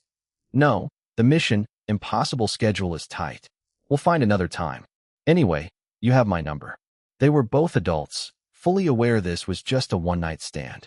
But considering how satisfied they both were, future encounters were highly probable. Chapter 382, Waterworld's Flop. On the afternoon of June 9th at 5 o'clock, Universal Pictures held a lavish premiere for Waterworld at the Los Angeles Dome Theater. At Lew Wasserman's cordial invitation, Linton Anderson attended the premiere with Christiana Ricci. He brought Christiana partly for Independence Day promotion. The closer Independence Day's release got, the more material the press and paparazzi wanted to work with. That decision had drawn some quiet complaints from fellow cast sisters Catherine and Michelle Reese. But once Linton made his strong case, neither of them had the energy to push back. Overall, Waterworld felt like a maritime version of the post-apocalyptic calling card that Mad Max had been. During the Cold War, Western cinema had been obsessed with nuclear apocalypse scenarios, which spawned many films imagining how humanity would survive in radically altered environments. The Mad Max series had catapulted Mel Gibson from Australia to Hollywood fame and demonstrated how popular that premise was in the West. Now there was no Soviet threat, but Universal had moved with the times and picked a new hot theme: global warming. The premise was polar ice melting and the world turning into oceans, then showing how people and ecosystems would adapt. The director and male lead was Kevin Costner, an Oscar winner for Best Actor and Best Director. He played a mutant who had developed gills behind his ears to survive the new world, a lone figure written like a sci-fi Western cowboy. After watching for a dozen minutes, Linton mostly saw endless ocean, shabby boats afloat on grimy seas, and squalid floating settlements. This was supposed to be a $175 million mega-production, right? Why does it feel like it can't hold a candle to Independence Day? Christiana whispered beside him. Indeed, $175 million had been spent, or at least that was the number being touted. Yet the screen showed such meager visuals. Where had the money gone? Keep watching. The good stuff might be later. Linton sounded skeptical. If a film didn't find its rhythm in the first 10 minutes, would audiences stay interested? "The leading lady is ugly," Christiana murmured close to his ear. The female lead, Jean Triplehorn, was actually attractive and shapely. Certainly no match for Christiana, but ugly wasn't accurate. For the film's survivalist logic, the director had deliberately made her sun-browned and rough at sea, drastically lowering her glamorous appeal to sell the wasteland reality. The sacrifice had cost her on-screen looks. Because it was a premiere, they sat through the whole thing quietly, trading occasional low-voiced quips. Overall, the 2-hour-plus story stayed reasonably tight and managed to keep viewers watching. It was a typical wasteland Western hero movie, a mid-range Hollywood spectacle, and nothing more. The problem was that this was supposedly a $175 million blockbuster. Mediocre but competent was exactly the problem. The film failed to pull audiences in emotionally through plot or character, and the visual effects sometimes looked coarse or unconvincing, so it didn't deliver thrills. Taken together, it came off as a bland, big-budget film. With his professional eye, Linton thought that if his company had produced it, $40 million would have handled it.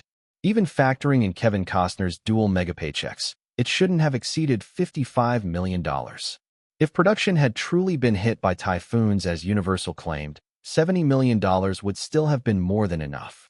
It looked like Universal Pictures executives had been creative in how they burned money. Were they counting on no one daring to challenge them? If they kept going like this, Panasonic and others might not be able to carry the burden forever. Do you think this movie will succeed? Christiana asked, staring at the end credits. Succeed? Linton didn't think so. Dreamland was where anything came true. With a $175 million production budget and another $60 million in marketing, total costs had ballooned to a staggering $235 million. Box office would need at least $500 million, plus merchandise and rights exploitation, just to break even. Linton didn't see this as a $500 million earner. I'm not hopeful. There is a good chance it would lose money. But since tonight was the premiere, whatever anyone asked, you had to find some way to praise it, he answered, practical and blunt. He reminded Christiana to be careful what she said. I know, but I honestly can't find anything to praise, Christiana fretted. Okay, if you're stuck, compliment the score. And praise the lead for her professionalism. How she sacrificed her looks for the role, Linton suggested when he saw her at a loss. Thanks, darling, Christiana said and impulsively kissed Linton. Unbeknownst to them, paparazzi who were always watching captured the moment. Tomorrow's tabloid fodder would have new material. On June 11th, Waterworld was officially released. As a $175 million tentpole with Universal's massive advertising and blandly flattering reviews from some critics, audiences turned out. Opening day grossed $9.37 million. For most Hollywood films, that would have been a solid start. But for a $175 million Waterworld, it sent chills through Universal's management. Third-party surveys rated audience reaction at only A/B-. Their forecast model put the North American gross at roughly $100 million. The real numbers were worse. Saturday took in $8.61 million. Sunday pulled $6.54 million. The opening weekend totaled only $24.52 million, less than Crimson Tide, which had been in theaters a week already. Within 3 days, receipts had started to collapse, and word of mouth fell apart. Monday fell to $4.08 million. Tuesday was $4.13 million. Wednesday, $3.95 million. This film was finished, Linton and Christiana agreed in the car on the way to record a segment for Independence Day on the UPN network that night. Does this mean Universal would pour more resources into Independence Day? Christiana's market instincts had sharpened after more than 2 years in Hollywood. You're right. With Waterworld failing and executives scrambling to pass blame, they'd be more focused on Independence Day's performance. This is good news for us. Waterworld's flop brought another consequence. Hollywood collectively soured on ocean-themed epics. Some insiders predicted a Titanic-level disaster for anyone else attempting a similar project, and Universal, bruised by Waterworld's blow, officially declined to invest in Titanic. Chapter 383, Tearing the Critics' Mask Off. By mid-June, both Universal and Linton's film company ramped up Independence Day promotion. TV, radio, newspapers, magazines, posters, and outdoor ads all fired on all cylinders. MCA and the UPN network began running Independence Day trailers during prime time. News about Linton, Christiana, Nicole Kidman, Bill Pullman, and Jeff Goldblum regularly hit the media. Nicole Kidman took time off from her set to return to Los Angeles. The 5 main stars used evening hours to appear on MCA and UPN variety shows. The tabloid Hollywood gossip rolled out rumors about Linton and Christiana, and his Playboy image was rekindled in a wave of publicity. At Linton's request, a print of the film had been sent ahead to the White House, and President Clinton and Mrs. Clinton were treated to a private screening. In return, the Clintons publicly praised Independence Day during a UPN interview. Universal and Linton's media outlets then promoted the presidential praise widely. After a theater screening for exhibitors, the trade response was positive. Conversations suggested opening could exceed expectations, possibly reaching a record 3,500 screens. In the pre-internet era, there wasn't much one couldn't do with promotion. The two companies alone budgeted $25 million for North American publicity. But Linton had vetoed the usual press strategy around critics. I know it's Hollywood routine to invite critics to early screenings and spend a lot on courting them for summer and holiday blockbusters. Studios pay critics big sums to get them to cheerlead and pull fans into theaters, he said. But has anyone ever built a concrete model showing how critic praise correlates with box office? No. Everyone's just guessing. You can't say there's no evidence that critic buzz influences ticket sales. We can't take chances with Independence Day, Levitt protested, apparently believing critics still moved box office. I'll give 3 examples. Remember Star Wars? Linton asked. Everyone laughed at the reminder. Star Wars had indeed been a cultural phenomenon at the time. Back then most critics hated it, and distributors weren't convinced. George Lucas nearly couldn't find a distributor, and Fox took it on under tough terms. That turned out to be lucky for Lucas. He retained many rights and merchandise deals and became enormously wealthy when the film exploded. Another example, last year's The Man from Nowhere. Linton continued once the laughter died down. Of course, what a heart-stopping sequence, someone chimed in. We spent $1.5 million courting critics before The Man from Nowhere opened. Most of those critics took the money and did nothing. Some even swung to other big studios and then savaged The Man from Nowhere. But you know the result.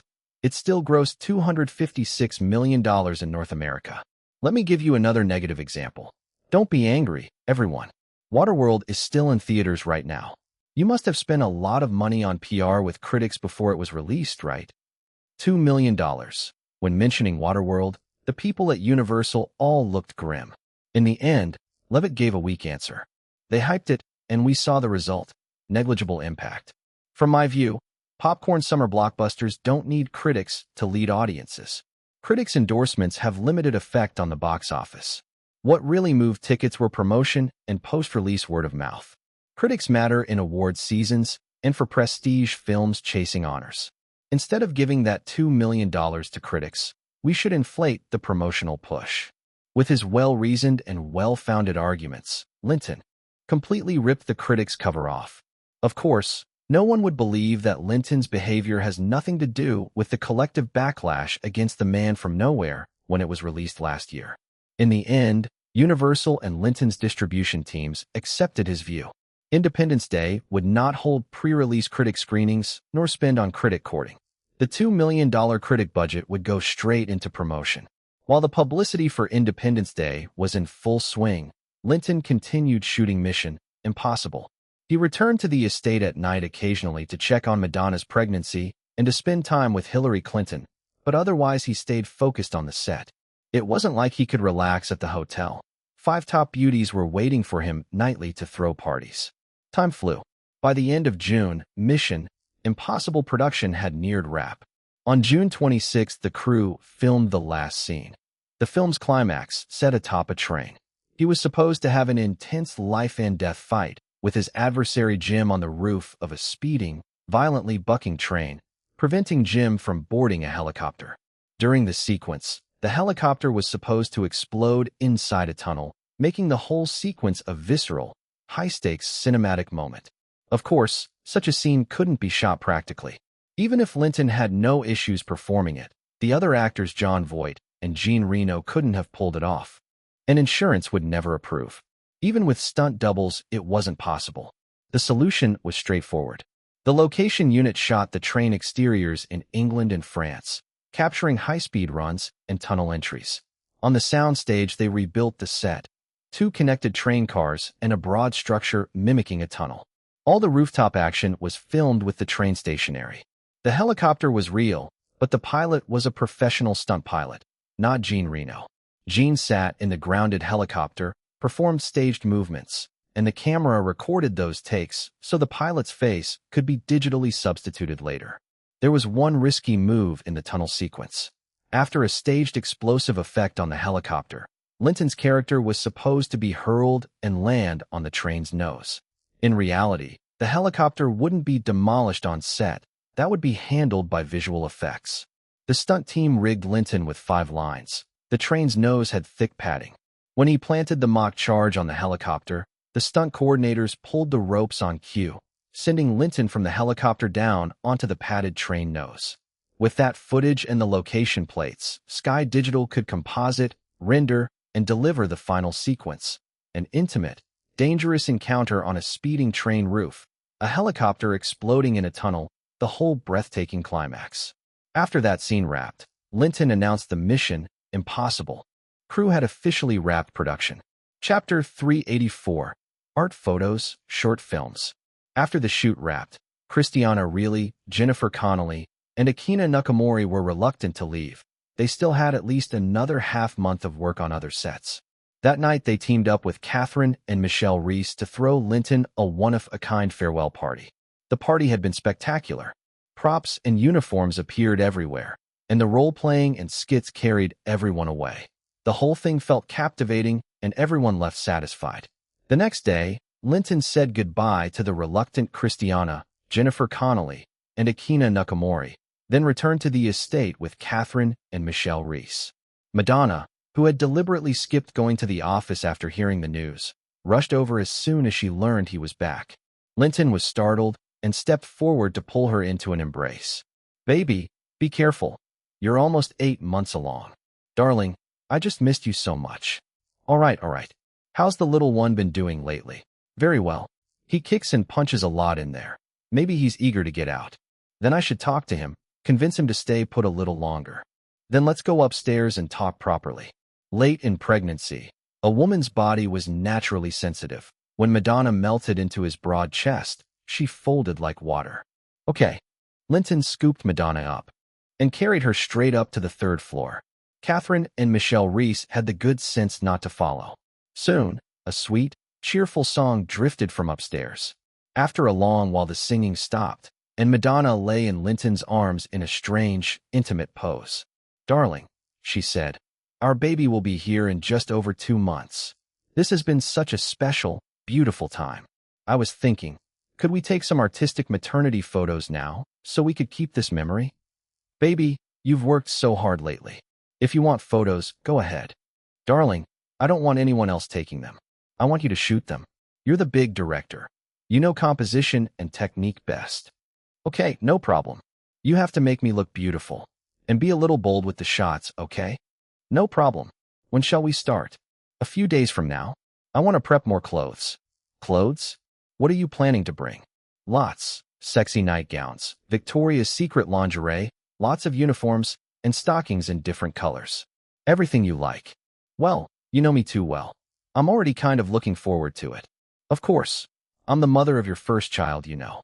Anyway, darling, I want you again." She trailed off and then crawled under the blanket. "You really are a glutton, huh?" He laughed, and the sounds of pleasure rose again. When the women in his harem heard Madonna wanted to do maternity portraits, they were all intrigued. Not only did Catherine and Michelle Reese, who were on vacation at the estate, come by, but Christiana Reilly, Jennifer, and Akina, who were shooting at Universal Studios, plus Vivian Chow, who was at another set, all returned to the estate in the evenings to offer advice and ideas. Heidi Klum even flew in from New York with boxes of Victoria's Secret sets in different colors and styles. Sisters working out of town called Madonna with suggestions. Housekeeper Amy, under Madonna's direction, began preparing the main house, focusing on the master bedroom, study, rooftop garden, and pool. 3 days later, everything was ready. Linton picked up the camera himself and started shooting Madonna's maternity art series. The first scene was the master bedroom, lingerie. Madonna had prepared 10 outfits, 5 sheer nightgowns in different colors and styles, 5 different Victoria's Secret lingerie sets, each paired with stockings in matching shades. Crucially, she struck bold, revealing poses. The temptation factor was off the charts. Even more provocative, After every outfit shoot, Madonna pulled Linton into an intimate couple shot. By the time they finished the 10 looks, neither could control themselves anymore. Catherine, Michelle, and Heidi, who had been watching, felt the same way. They all agreed to pause the shoot and play a game instead. Sweet, cheerful singing floated through the house. 2 hours later, the game ended. It was already noon. After lunch, they resumed shooting. The second scene was the study. Uniforms. Madonna brought dozens of uniforms. 3 styles and colors of flight attendant outfits. 3 styles of nurse uniforms. 3 styles of office professional looks. 3 variations of policewoman outfits. And 3 versions of female officer uniforms, paired with various stockings and high heels. Watching her in heels with a big belly, striking pose after pose, made Linton nervous. But Madonna had been nourished for a long time by his energy, and her physical condition was far beyond that of an ordinary woman, so it wasn't really a problem.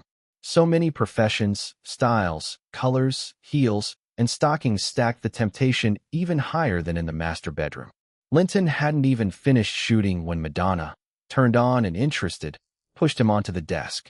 The two of them couldn't resist and made love. This time Linton had decided not to include Catherine, Michelle Reese, and Heidi. The study was too small for anyone else to move around comfortably. Afterward, Madonna's cheeks were flushed and her complexion more dewy. She looked even more captivating, and the photos turned out even more beautiful. Because so many outfits had been prepared and they had paused midway for sex, the afternoon ran out before they finished the study shots. After dinner, they continued, finally finishing at 9 that night. No sooner had Linton called the shoot done than Catherine, Michelle Reese, and Heidi dragged him up to the 3rd floor. Madonna, anxious, shouted, "Wait for me." A major sexual session was about to erupt and quickly ignited, accompanied by cheerful, sweet duets. The next day, the shoot resumed.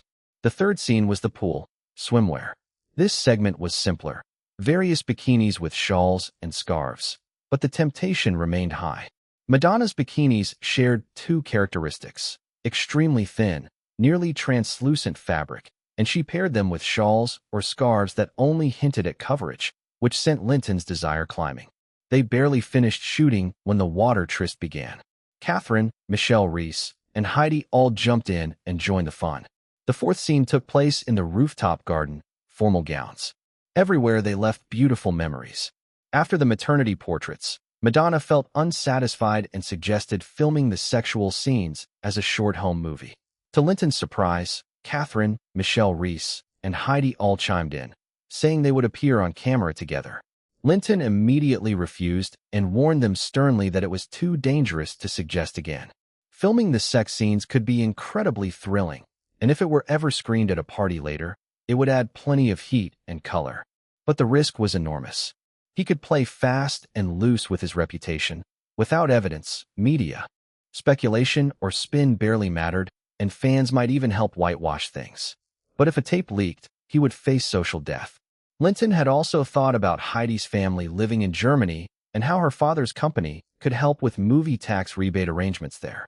Although she had become a top model in the U.S., in terms of income, she still couldn't compare to Hollywood actresses. She ranked with Michelle Reese, Vivian Chow, Izumi Sakai, Noriko Sakai, and Akina, mid-tier among the women in his circle. Helping her family set up a shell production company to tap German film tax rebates could be a transformative opportunity. He found a time to explain Germany's film rebate policy to Heidi in detail. "Heidi, go back to Germany and talk with your family. Ask if they would consider doing this film tax rebate business. Is it really that good?" Heidi asked, incredulous. "Yes. Earlier this month, 5 of my company's films successfully received German rebates. The process was coordinated by TCG over there. What are the key points to make this work? 3 things. First, build relationships with the German Review Committee. Second, gain the trust of wealthy German investors so they'd be willing to put that year's income into your projects. Third, get Hollywood production companies to cooperate with you. I can handle the 3rd point. My company invests in at least 6 films a year, and our annual commitment won't be less than $300 million. But the first 2 points you'll need to sort out yourselves. Evaluate whether you can make it happen. $300 million a year. With a modest 15% fee, that's over $45 million in annual revenue, and a shell company is cheap to run. Darling, thank you. You're giving my family a chance to move up in life.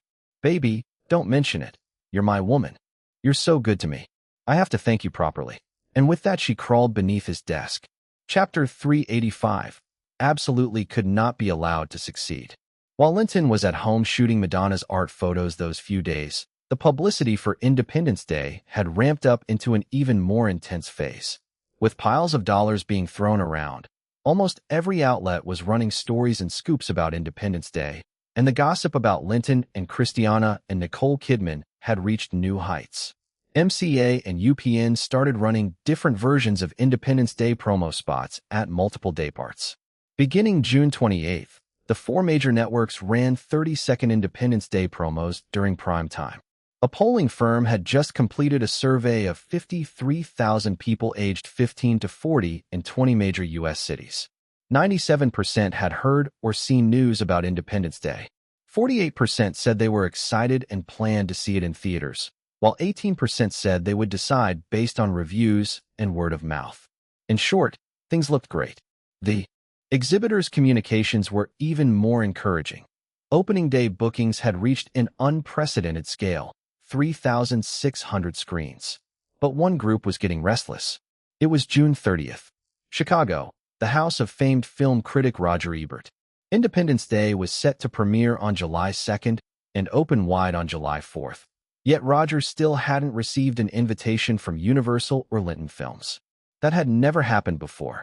Summer and holiday releases were the busy season for career film critics. Big studio pictures always needed them to cheerlead for publicity. That unwritten rule had been in place for more than a decade. For Hollywood's big-money spectacle films, PR budgets were huge and top critics were worth courting. Distributors sometimes allocated six-figure PR fees just for critics' outreach. As America's top film critic, Roger Ebert had never been ignored by a major studio release. He made well over $1 million each summer from such PR work. Last December, he had already received the studio release slate for the coming summer and had his eye on big-budget projects like Batman Forever, Waterworld, Independence Day, and Congo. By past practice, distributors would invite him to screenings and offer substantial PR checks. In fact, Warner's Batman Forever in May, Universal's Waterworld in June, and Congo in mid-July had each brought him checks of no less than $200,000. Getting paid to do the job was the basic principle of his trade. Roger prided himself on professional integrity. He had given high marks to Batman Forever and Waterworld, 2 strong thumbs-up reviews. Batman Forever's good buzz and box office seemed to vindicate his judgment and made him feel his reviews had helped the film's success. As for Waterworld, he had done his job. The film itself was just mediocre, and its flop wasn't his fault. The only time he had stepped out of line was last winter over The Man from Nowhere, the Linton Films picture. He had accepted $200,000 from Linton Films and had intended to write a favorable review. But when Linton had crossed the 6 major Hollywood players and triggered their coordinated campaign against him, could he in good conscience keep backing Linton? Besides, the 6 studios had paid him an extra $200,000 as consolation. A seasoned man knew when to change sides. He had accepted the other offer. Returned the PR money to Linton Films? No way. He had earned the money. He wasn't the only one who'd acted that way. Roger had seen the Independence Day Super Bowl ad and the 2 TV trailers. As he expected, the trailers were all cheap melodrama and endless explosions. By his judgment, the film looked like a guaranteed turkey. For him to give it a glowing score, praise it, and thumb it up would require a suitably satisfying check. So he waited for an invitation. He waited and waited until the end of June, and nothing had come. Could Linton be holding a grudge over the Man from Nowhere? Was Linton deliberately snubbing him for Independence Day promotion? That would have been a bold move. Did Linton not know he was North America's top critic? Sensing something wrong, Roger asked his agent to investigate. His agent Holes closed the door and went straight to Roger's study. Roger, sipping coffee, hurriedly asked, "How is it? Have you got to the bottom of it?" "Yes. I checked. For Independence Day's campaign, Universal and Linton Films didn't invite any critics," Holes reported. "What?" Roger stared at Holes in disbelief. Universal and Linton used every publicity method, fan events, media, and exhibitor screenings. but they held no critic screenings and didn't court any professional critics. Roger's expression grew serious. They didn't invite a single critic? How dare they? What were they trying to do? Could it be retaliation for the man from nowhere? Holmes suggested. No. If it were just Linton striking back, there were still a handful of critics who had stood by him last year. Why weren't those people invited either? Maybe the box office success of The Man from Nowhere convinced Linton that critics didn't matter to a film's grosses. Roger didn't want to believe it, but his instincts told him that might be the real reason. He thought quietly for a few minutes, and then realized a serious issue that could affect the entire critics community. If critics were sidelined and Independence Day still became a smash like The Man from Nowhere had, how would Hollywood regard critics in the future? Would it undermine critics' role and income when big studio pictures opened? This wasn't a small matter. It could impact more than just him. It could harm the interests of critics as a whole. No, he absolutely wouldn't allow that to happen. He absolutely could not let Independence Day succeed, because if it did, critics would lose their influence over big commercial pictures, and his good days would be gone for good. Oles, I want you to do 3 things, he said. Go ahead. First, contact CAA. I remember Linton had deep clashes with CAA. Ask if they'd be willing to run a campaign to discredit Independence Day, and how much they could pay for such work. Second, contact the distribution departments at Disney and Paramount. Disney's Pocahontas opened yesterday, and Paramount's Congo would open July 12th, right before and after Independence Day. Ask if they wanted to undercut Independence Day and how much they'd pay. Third, I'm calling a meeting of critics leaders. Contact David Denby in New York, Kenneth Turan in Los Angeles, Todd McCarthy at Variety, and Claude Hank at the National Film Registry. Tell them it's about matters vital to critics' future and that they must come to Chicago tomorrow to discuss. Chapter 386, Crazy Premiere. On July 2nd, 1995, the sci-fi action blockbuster Independence Day, which reportedly cost $100 million to make, premiered at the Shrine Auditorium in Los Angeles. Linton Anderson held Christiana Ricci on one side and Nicole Kidman on the other. Amid countless screams and shouts, and under the barrage of cameras and paparazzi flashes, the 3 of them walked the red carpet together. Christiana and Nicole had, with the director's full cooperation, both just wrapped their prior shoots. Christiana on As Good as It Gets and Nicole on The Long Kiss Goodnight on July 1st, so they were now free to throw themselves into promoting Independence Day. As the 3 of them walked the carpet arm in arm, the crowd clearly split into 3 camps. The biggest group was Linton's fan base. They had long since gotten used to Linton's Playboy antics, and they welcomed him strolling the carpet with 2 breathtaking beauties. Christiana's fans were different.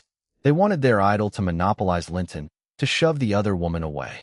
Nicole's fans were equally vocal, insisting Nicole stay by Linton's side, and asking Christiana get lost. Heated jeers between the 2 camps rose above the cheers, and paparazzi and reporters at the scene couldn't stop laughing. This was tabloid gold, a front-page story for the morning. No matter how the fans screamed or how crazy the scene became, the 3 of them were unfazed. They kept their close, practiced intimacy as they crossed the carpet and entered the interview area. Reporters from MCA and UPN, who were broadcasting the premiere live, rushed in. Since they were their own networks, the interviews were essentially elaborate promotional setups. Under the reporters' questions, Linton and the others took turns praising Independence Day from different angles. Director Linton, Independence Day is a story about defending the planet from a brutal alien invasion. As a writer, what inspired you? A UPN reporter asked as the interview was winding down. That question had been prearranged, and the sentimental, prepared answer had been rehearsed. Linton forced a smile and voiced the line, knowing how it would play. Humanity built a magnificent civilization on Earth. When our civilization faced the aliens' invasion and teetered on collapse, what should we do? I believe people around the world should set aside their fights, unite, and save our common fate. Just like in the trailer, America is the world's lone superpower, and it should shoulder responsibility and lead humanity's resistance. Everyone knew how that soundbite would land when UPN sent it into millions of living rooms. It would stir pride across North America and drive countless people to theaters to see Independence Day. After saying that, Linton waved at the cameras to play up the image of a patriotic, then turned and continued holding the two actresses as they moved toward the cast photo area. The premiere screening of Independence Day finally began.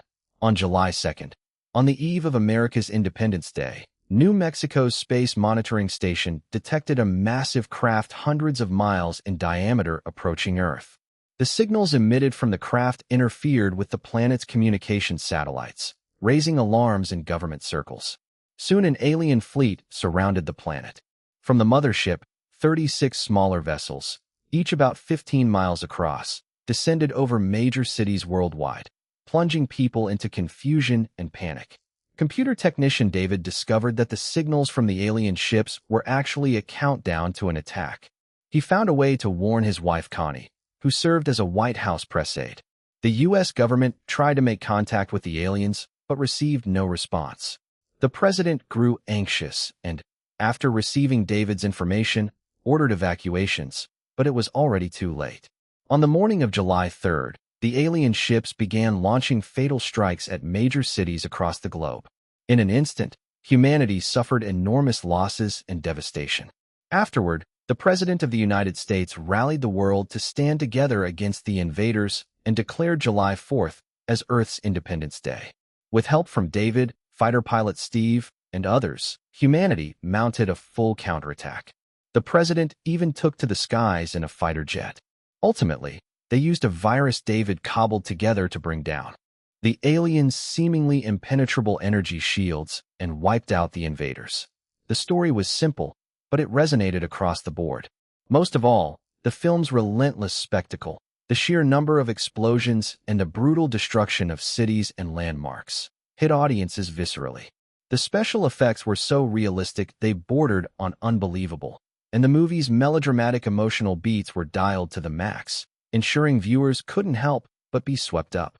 The unprecedented effects delivered an experience that could only be called staggering. Over New York, Los Angeles, Boston, Chicago, San Francisco, and other major cities, the alien ships revealed their true, menacing forms. The White House, the Empire State Building, the Capitol, the Washington Monument, the Statue of Liberty, Central Park, the Golden Gate Bridge, Hollywood. Countless iconic American landmarks were utterly destroyed, blown to dust by the aliens. Those meticulously crafted, never-before-seen effects were, for that era, a seismic blow to the film industry and its audiences. Everyone was left stunned and then driven wild.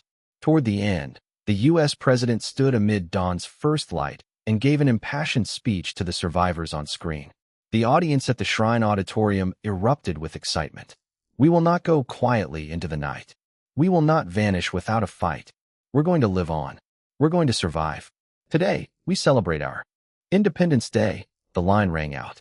Applause and cheers filled the theater, and the crowd at the premiere answered with even louder clapping, shouting, and screams. When the credits finished and the film's creators took the stage to bow repeatedly, the applause and screams slowly subsided. During the Q&A with media and fans, Michael Bay caught the infectious energy of the crowd and turned it up.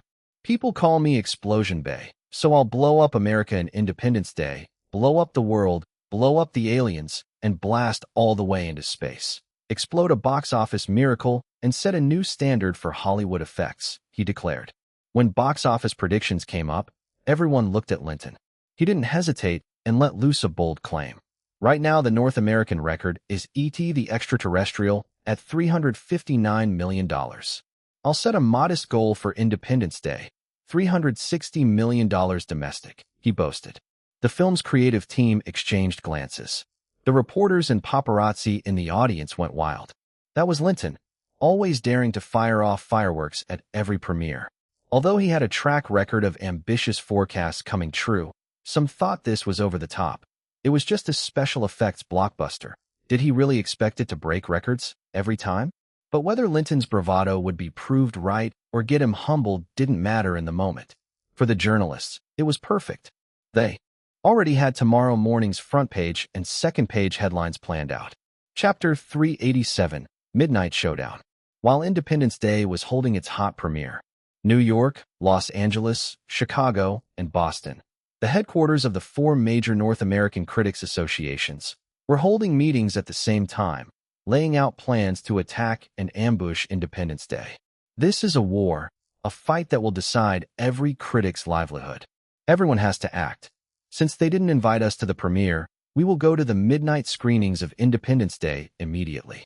We will publish our fiercest critiques first. We would tell audiences across America that Independence Day was a colossal piece of trash.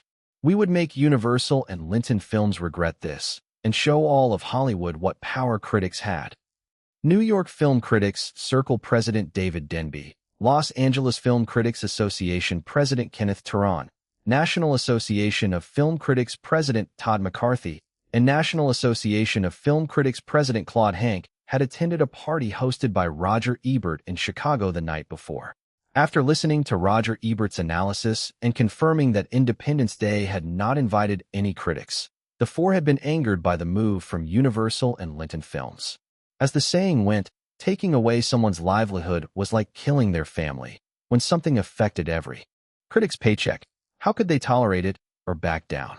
They had to rally all critics to launch the harshest assault on Independence Day and block its box office, so it would completely flop. Only then would Hollywood understand that the film industry couldn't do without critics' guidance, and that commercial movie publicity needed critics' flag-waving. Publicity money for critics had to be paid in full. Unfortunately, CAA had been too soft. At the moment, it was busy with internal fights, and none of the four senior partners wanted more trouble by angering Universal and Linton Films. They refused to step forward and join the coordinated action, and wouldn't even contribute sponsorship money. Bah, no wonder CA kept sliding downhill. Its voice was getting weaker, WMA was fast catching up. Fortunately, Disney and Paramount, concerned about their own releases, agreed, without writing a direct check, to have their media outlets fully cooperate with the critics' plans. Paramount even promised that CBS would air a Roger Ebert interview on Monday, broadcasting critics' sharpest criticisms of Independence Day to viewers nationwide. In the early hours of July 4th, Independence Day opened midnight screenings on a massive scale, 2,600 screens. Because of the film's explosive Super Bowl halftime ad and relentless promotion, plus theater managers' strong support, almost every multiplex scheduled 2 auditoriums, and some downtown theaters. Scheduled 3.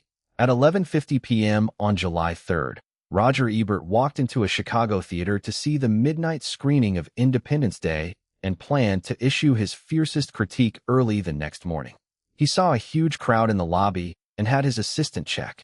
He felt a chill. Over 95% were there for the Independence Day midnight show. That made him even more eager to denounce the film. Roger didn't get in line to buy a ticket. By long-standing practice between studios and critics, showing a critic's card got complimentary admission, with the studio covering the cost. Because so many people were waiting, the lobby's benches weren't enough. Though Roger considered himself a renowned professional critic, few fans on site recognized him, and nobody offered him a seat. He had no choice but to stand in the noisy lobby with the other fans and wait for the midnight show, and he grew more resentful of Universal and Linton Films. Since he had risen to prominence more than a decade earlier, he couldn't remember when he'd last gone to a theater in person to watch a film like this. Previously, whenever a film reached general release, the distributor would send him a special print in advance even if they hadn't invited him to a screening or premiere, just so he might say something positive in his review. Because of time zones, the midnight screenings in New York began first. David Denby picked a seat in an auditorium that held nearly 300. And found it almost completely full. How did so many people get tricked by the distributor's ads? He thought. I have to expose Independence Day as a giant piece of trash before more viewers were fooled. A huge shadow swept across the moon.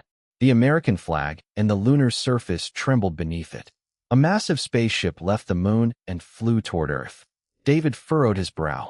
The film opened with special effects. Starting a movie that way felt off to him. He didn't object to effects per se, but he thought a movie shouldn't start like that. Couldn't it have unspooled more slowly? At the start, he wrote the negatives on his notes. But as the giant ship drew closer to Earth, the vivid, shocking effects provoked gasps and applause from the audience. It really was the ultimate effects movie, someone whispered, echoing what director Michael Bay had bragged it would be. Then the White House, the Empire State Building, the Capitol, the Washington Monument, the Statue of Liberty, Central Park, the Golden Gate Bridge, Hollywood. America's landmarks were all shadowed by the extraterrestrial vessels. David saw every person around him staring with wide eyes, as if they'd witnessed the impossible. Their expressions could be summarized in one word: awestruck. They gave repeated exclamations and cheers. "Oh my God, this is incredible. The special effects are insane." After Independence Day, how can any other effects movie compete? One person shouted. "Wow," just like Michael Bay said. "This is a world-destroying effects movie," another cried. "My God, I'll bet every other special effects-driven film this year is finished," someone else said. Ordinary moviegoers loved special effects. When they saw America's cities and landmarks destroyed on screen, the theater erupted in screams and cheers. At the same time, Kenneth Turan, president of the Los Angeles Critics Association, sat in the AMG Theater at Santa Monica Place watching the midnight show. Unlike ordinary fans, Kenneth's focus wasn't on the effects. As a critic who prided himself on a sophisticated, unique eye, he paid attention to structure, narrative, human concern, and actors' performances. To him, Independence Day was relentlessly crude and manipulative from start to finish. Its only selling point was hyper-realistic effects. Aside from that, it offered nothing, just explosions and tired old Hollywood cliches. In his view, it was a textbook megaflop. He sat with his arms crossed, staring coolly at the screen with a look meant to influence those around him. But contrary to his hopes, the audience spent the entire screening yelling and marveling. When the film ended, they rose and gave a prolonged, spontaneous standing ovation full of cheers and screams. Everyone except him applauded Independence Day. He couldn't take it. He said angrily, "Vulgar. Disgusting. How could a film like this deserve applause? Is such a rubbish worth applauding? Are all audiences nowadays degenerate? Vulgar? Disgusting? Rubbish? Degenerate?" A 20-something next to him took offense. He turned and stared at Kenneth. "Hey, what are you saying?" the young man demanded. "Jack, what's wrong?" his companion said, sensing trouble. "That old man is insulting Independence Day," Jack said loudly. The situation quickly drew attention. Jack said, "That old man not only insulted Independence Day, he called everyone who applauded it vulgar, disgusting, and degenerate."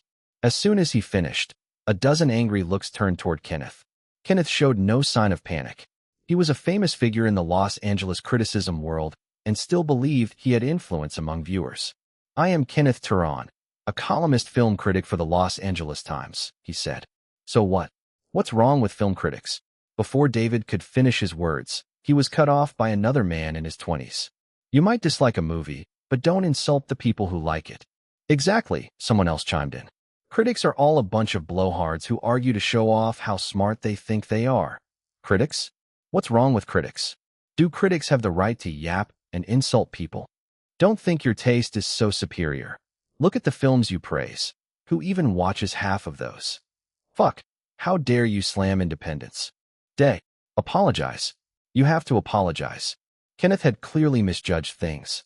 He had provoked the audience's ire and was surrounded by hundreds of angry fans venting their fury. Los Angeles, the media capital, teemed with tens of thousands of gossip sources. The moment a scene like this unfolded in a theater, several audience members slipped out and went straight for a payphone. "Chris, I have big news." A famous critic, Kenneth Turan, is surrounded by angry moviegoers in a theater. They're shouting at each other. "How much is that worth?" $50, exclusive. Deal. The address is AMG Theater, Santa Monica Place, Auditorium 2. Hurry. Chapter 388. Explosive audience feedback, terrible reviews. The destruction of New York, Washington, and Los Angeles was spectacular. The blazing fires, collapsing skyscrapers, overturned vehicles. The whole world was crushed in a sea of explosions, especially when the White House and the Empire State Building were blown to bits. It felt like the sky was falling. An employee from the third-party research firm Caesar was collecting first-hand feedback from late-night audiences at theaters across the country. The relentless alien invasion, the epic Earth counterattack. It was an unprecedented, fantastic sci-fi blockbuster. When the president personally flew a plane into the battlefield, I felt so proud to be American. I'm signing up for the military. Next month. The pacing was tight, the scale immense, and the special effects were so realistic. The concept of an energy shield was incredible. Nuclear bombs couldn't break through it. Using a computer virus to cripple the alien mothership was pure genius. Almost all on-site feedback was positive. Audiences gave the film high marks, especially praising the numerous massive explosions and the final showdown, which became the talk of countless movie fans. Though a few mentioned that the plot was too simple, or that, besides the special effects, there weren't many highlights, those comments accounted for less than 3% of the feedback. Overall ratings were nearly all A or A+, with only a tiny fraction of B scores and almost no other ratings. While the research company was busily compiling survey results from across the U.S., many viewers who had just seen the midnight screenings were still buzzing with excitement. Hamill from uptown New York had just come out of the theater with friends and immediately rushed to the box office to buy tickets for the next night's showing of Independence Day. He was far from alone. Charles in San Francisco had just said goodbye to his movie buddies and returned to his bachelor pad. Even after showering and lying in bed, sleep eluded him.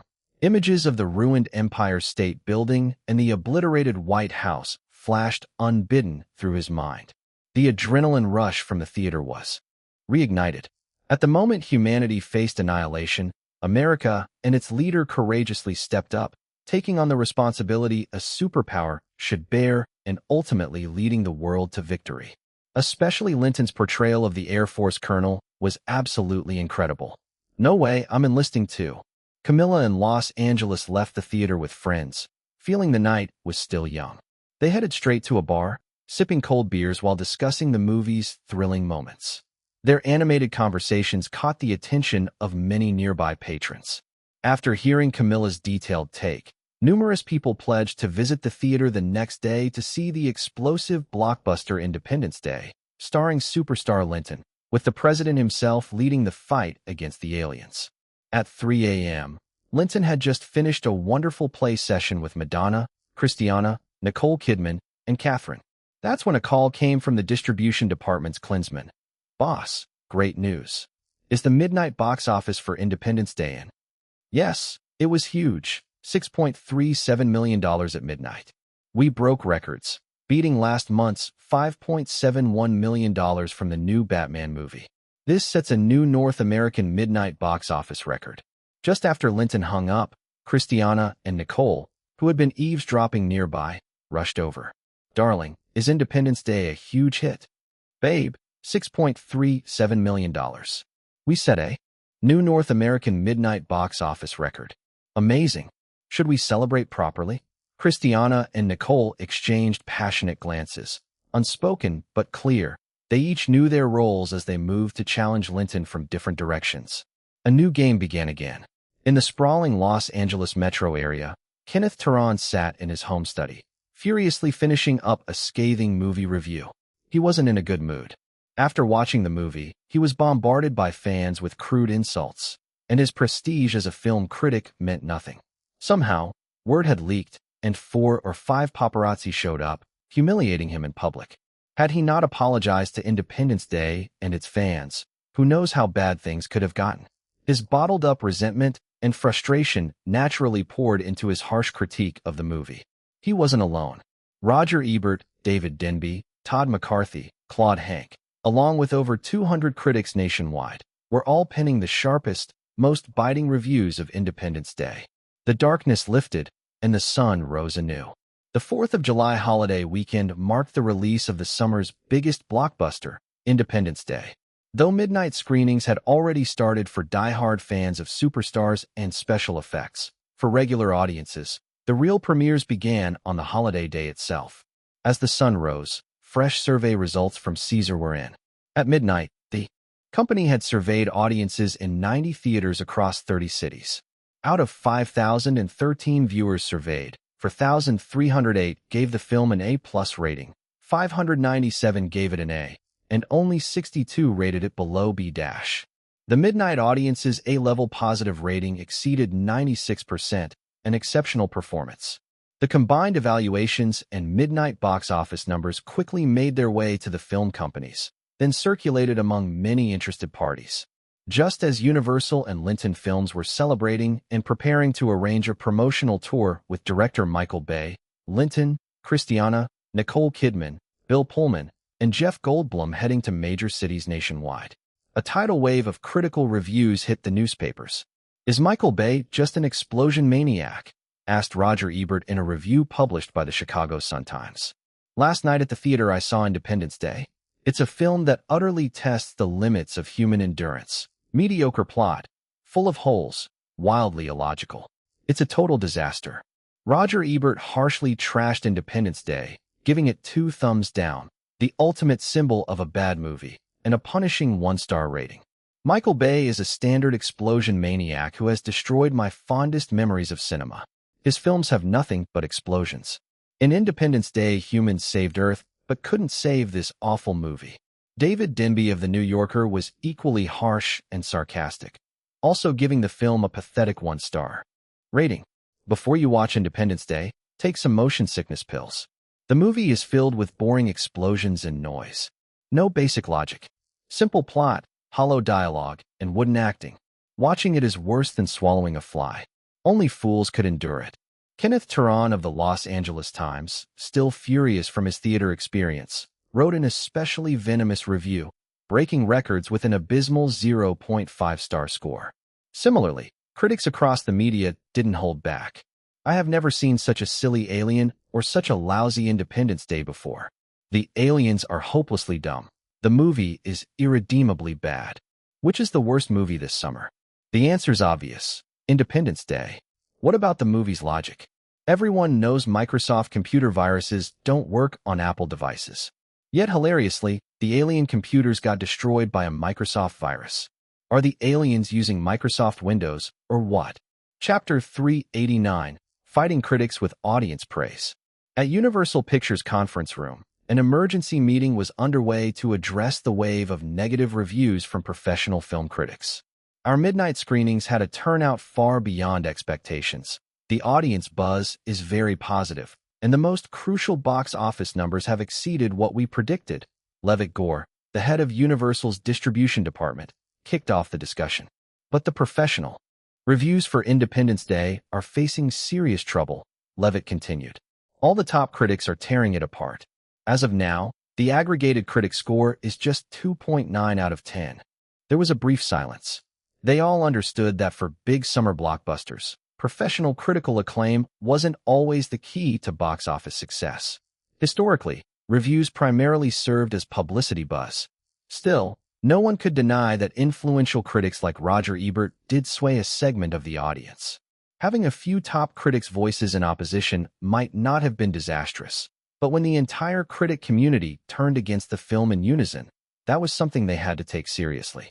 Our PR team needs to move fast. Legal should get involved and warn those critics.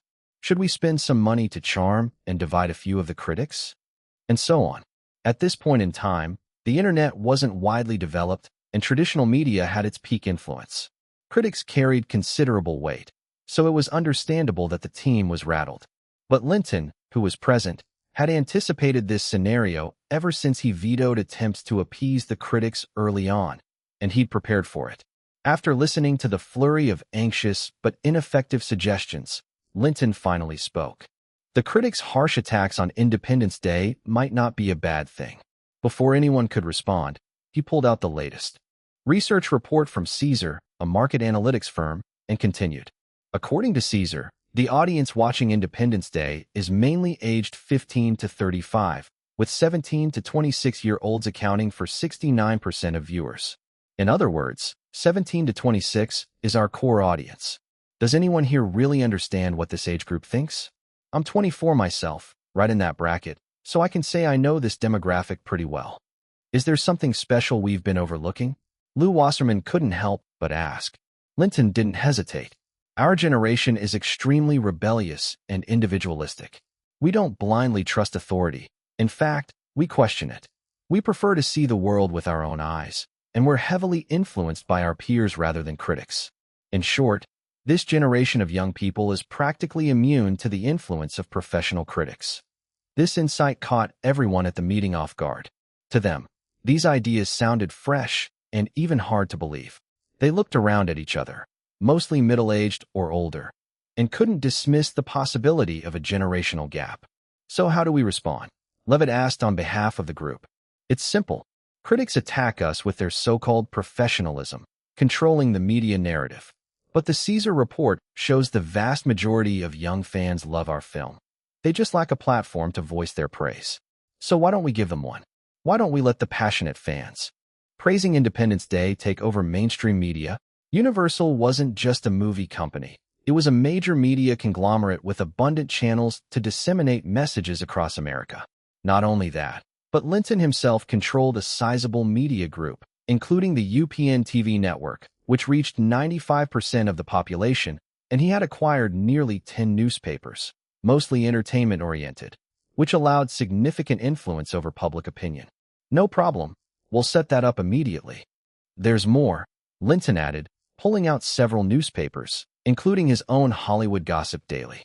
They reported on a curious incident at the AMG Theater in Santa Monica, LA. After the midnight Independence Day screening, Kenneth Turan, the film critic for the Los Angeles Times, who had harshly criticized the film, got into a heated verbal confrontation with over 100 fans in attendance. Faced with an angry crowd, Kenneth had to apologize and escape.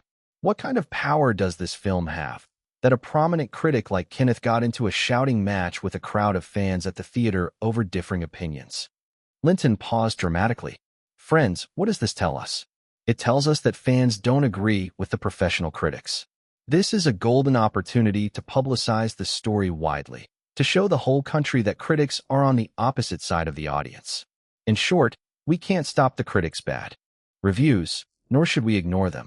Instead, let's turn this into a public battle of opinions between Independence Day and the critics. Let everyday fans influence other everyday fans. If we amplify the voices of the fans enough, it will be far more effective than those remote, condescending critics who look down on the audience. The meeting also decided that director Michael Bay would skip the publicity tour for now and stay in Los Angeles to openly take on the critics at the right moment, drawing more attention and enticing more people into theaters. At 10 a.m., Linton boarded his private plane with the 5 leads of Independence Day, flying straight to New York to kick off a 2-week promotional tour. Timing was everything, especially the media hype during a film's release, and there wasn't a moment to waste.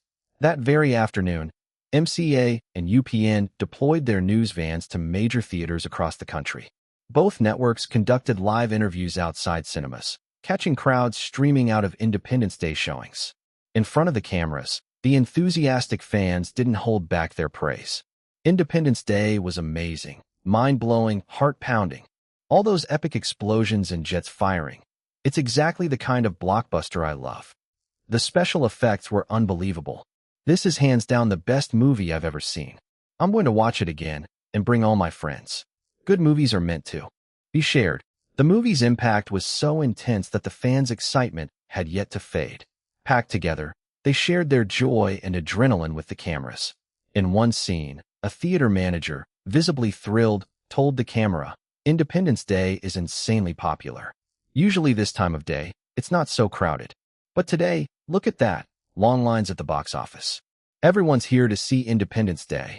These genuine insights from theaters and fans instantly broadcast to millions of homes nationwide via UPN and MCA. That evening's newspapers widely reprinted the story from the previous night.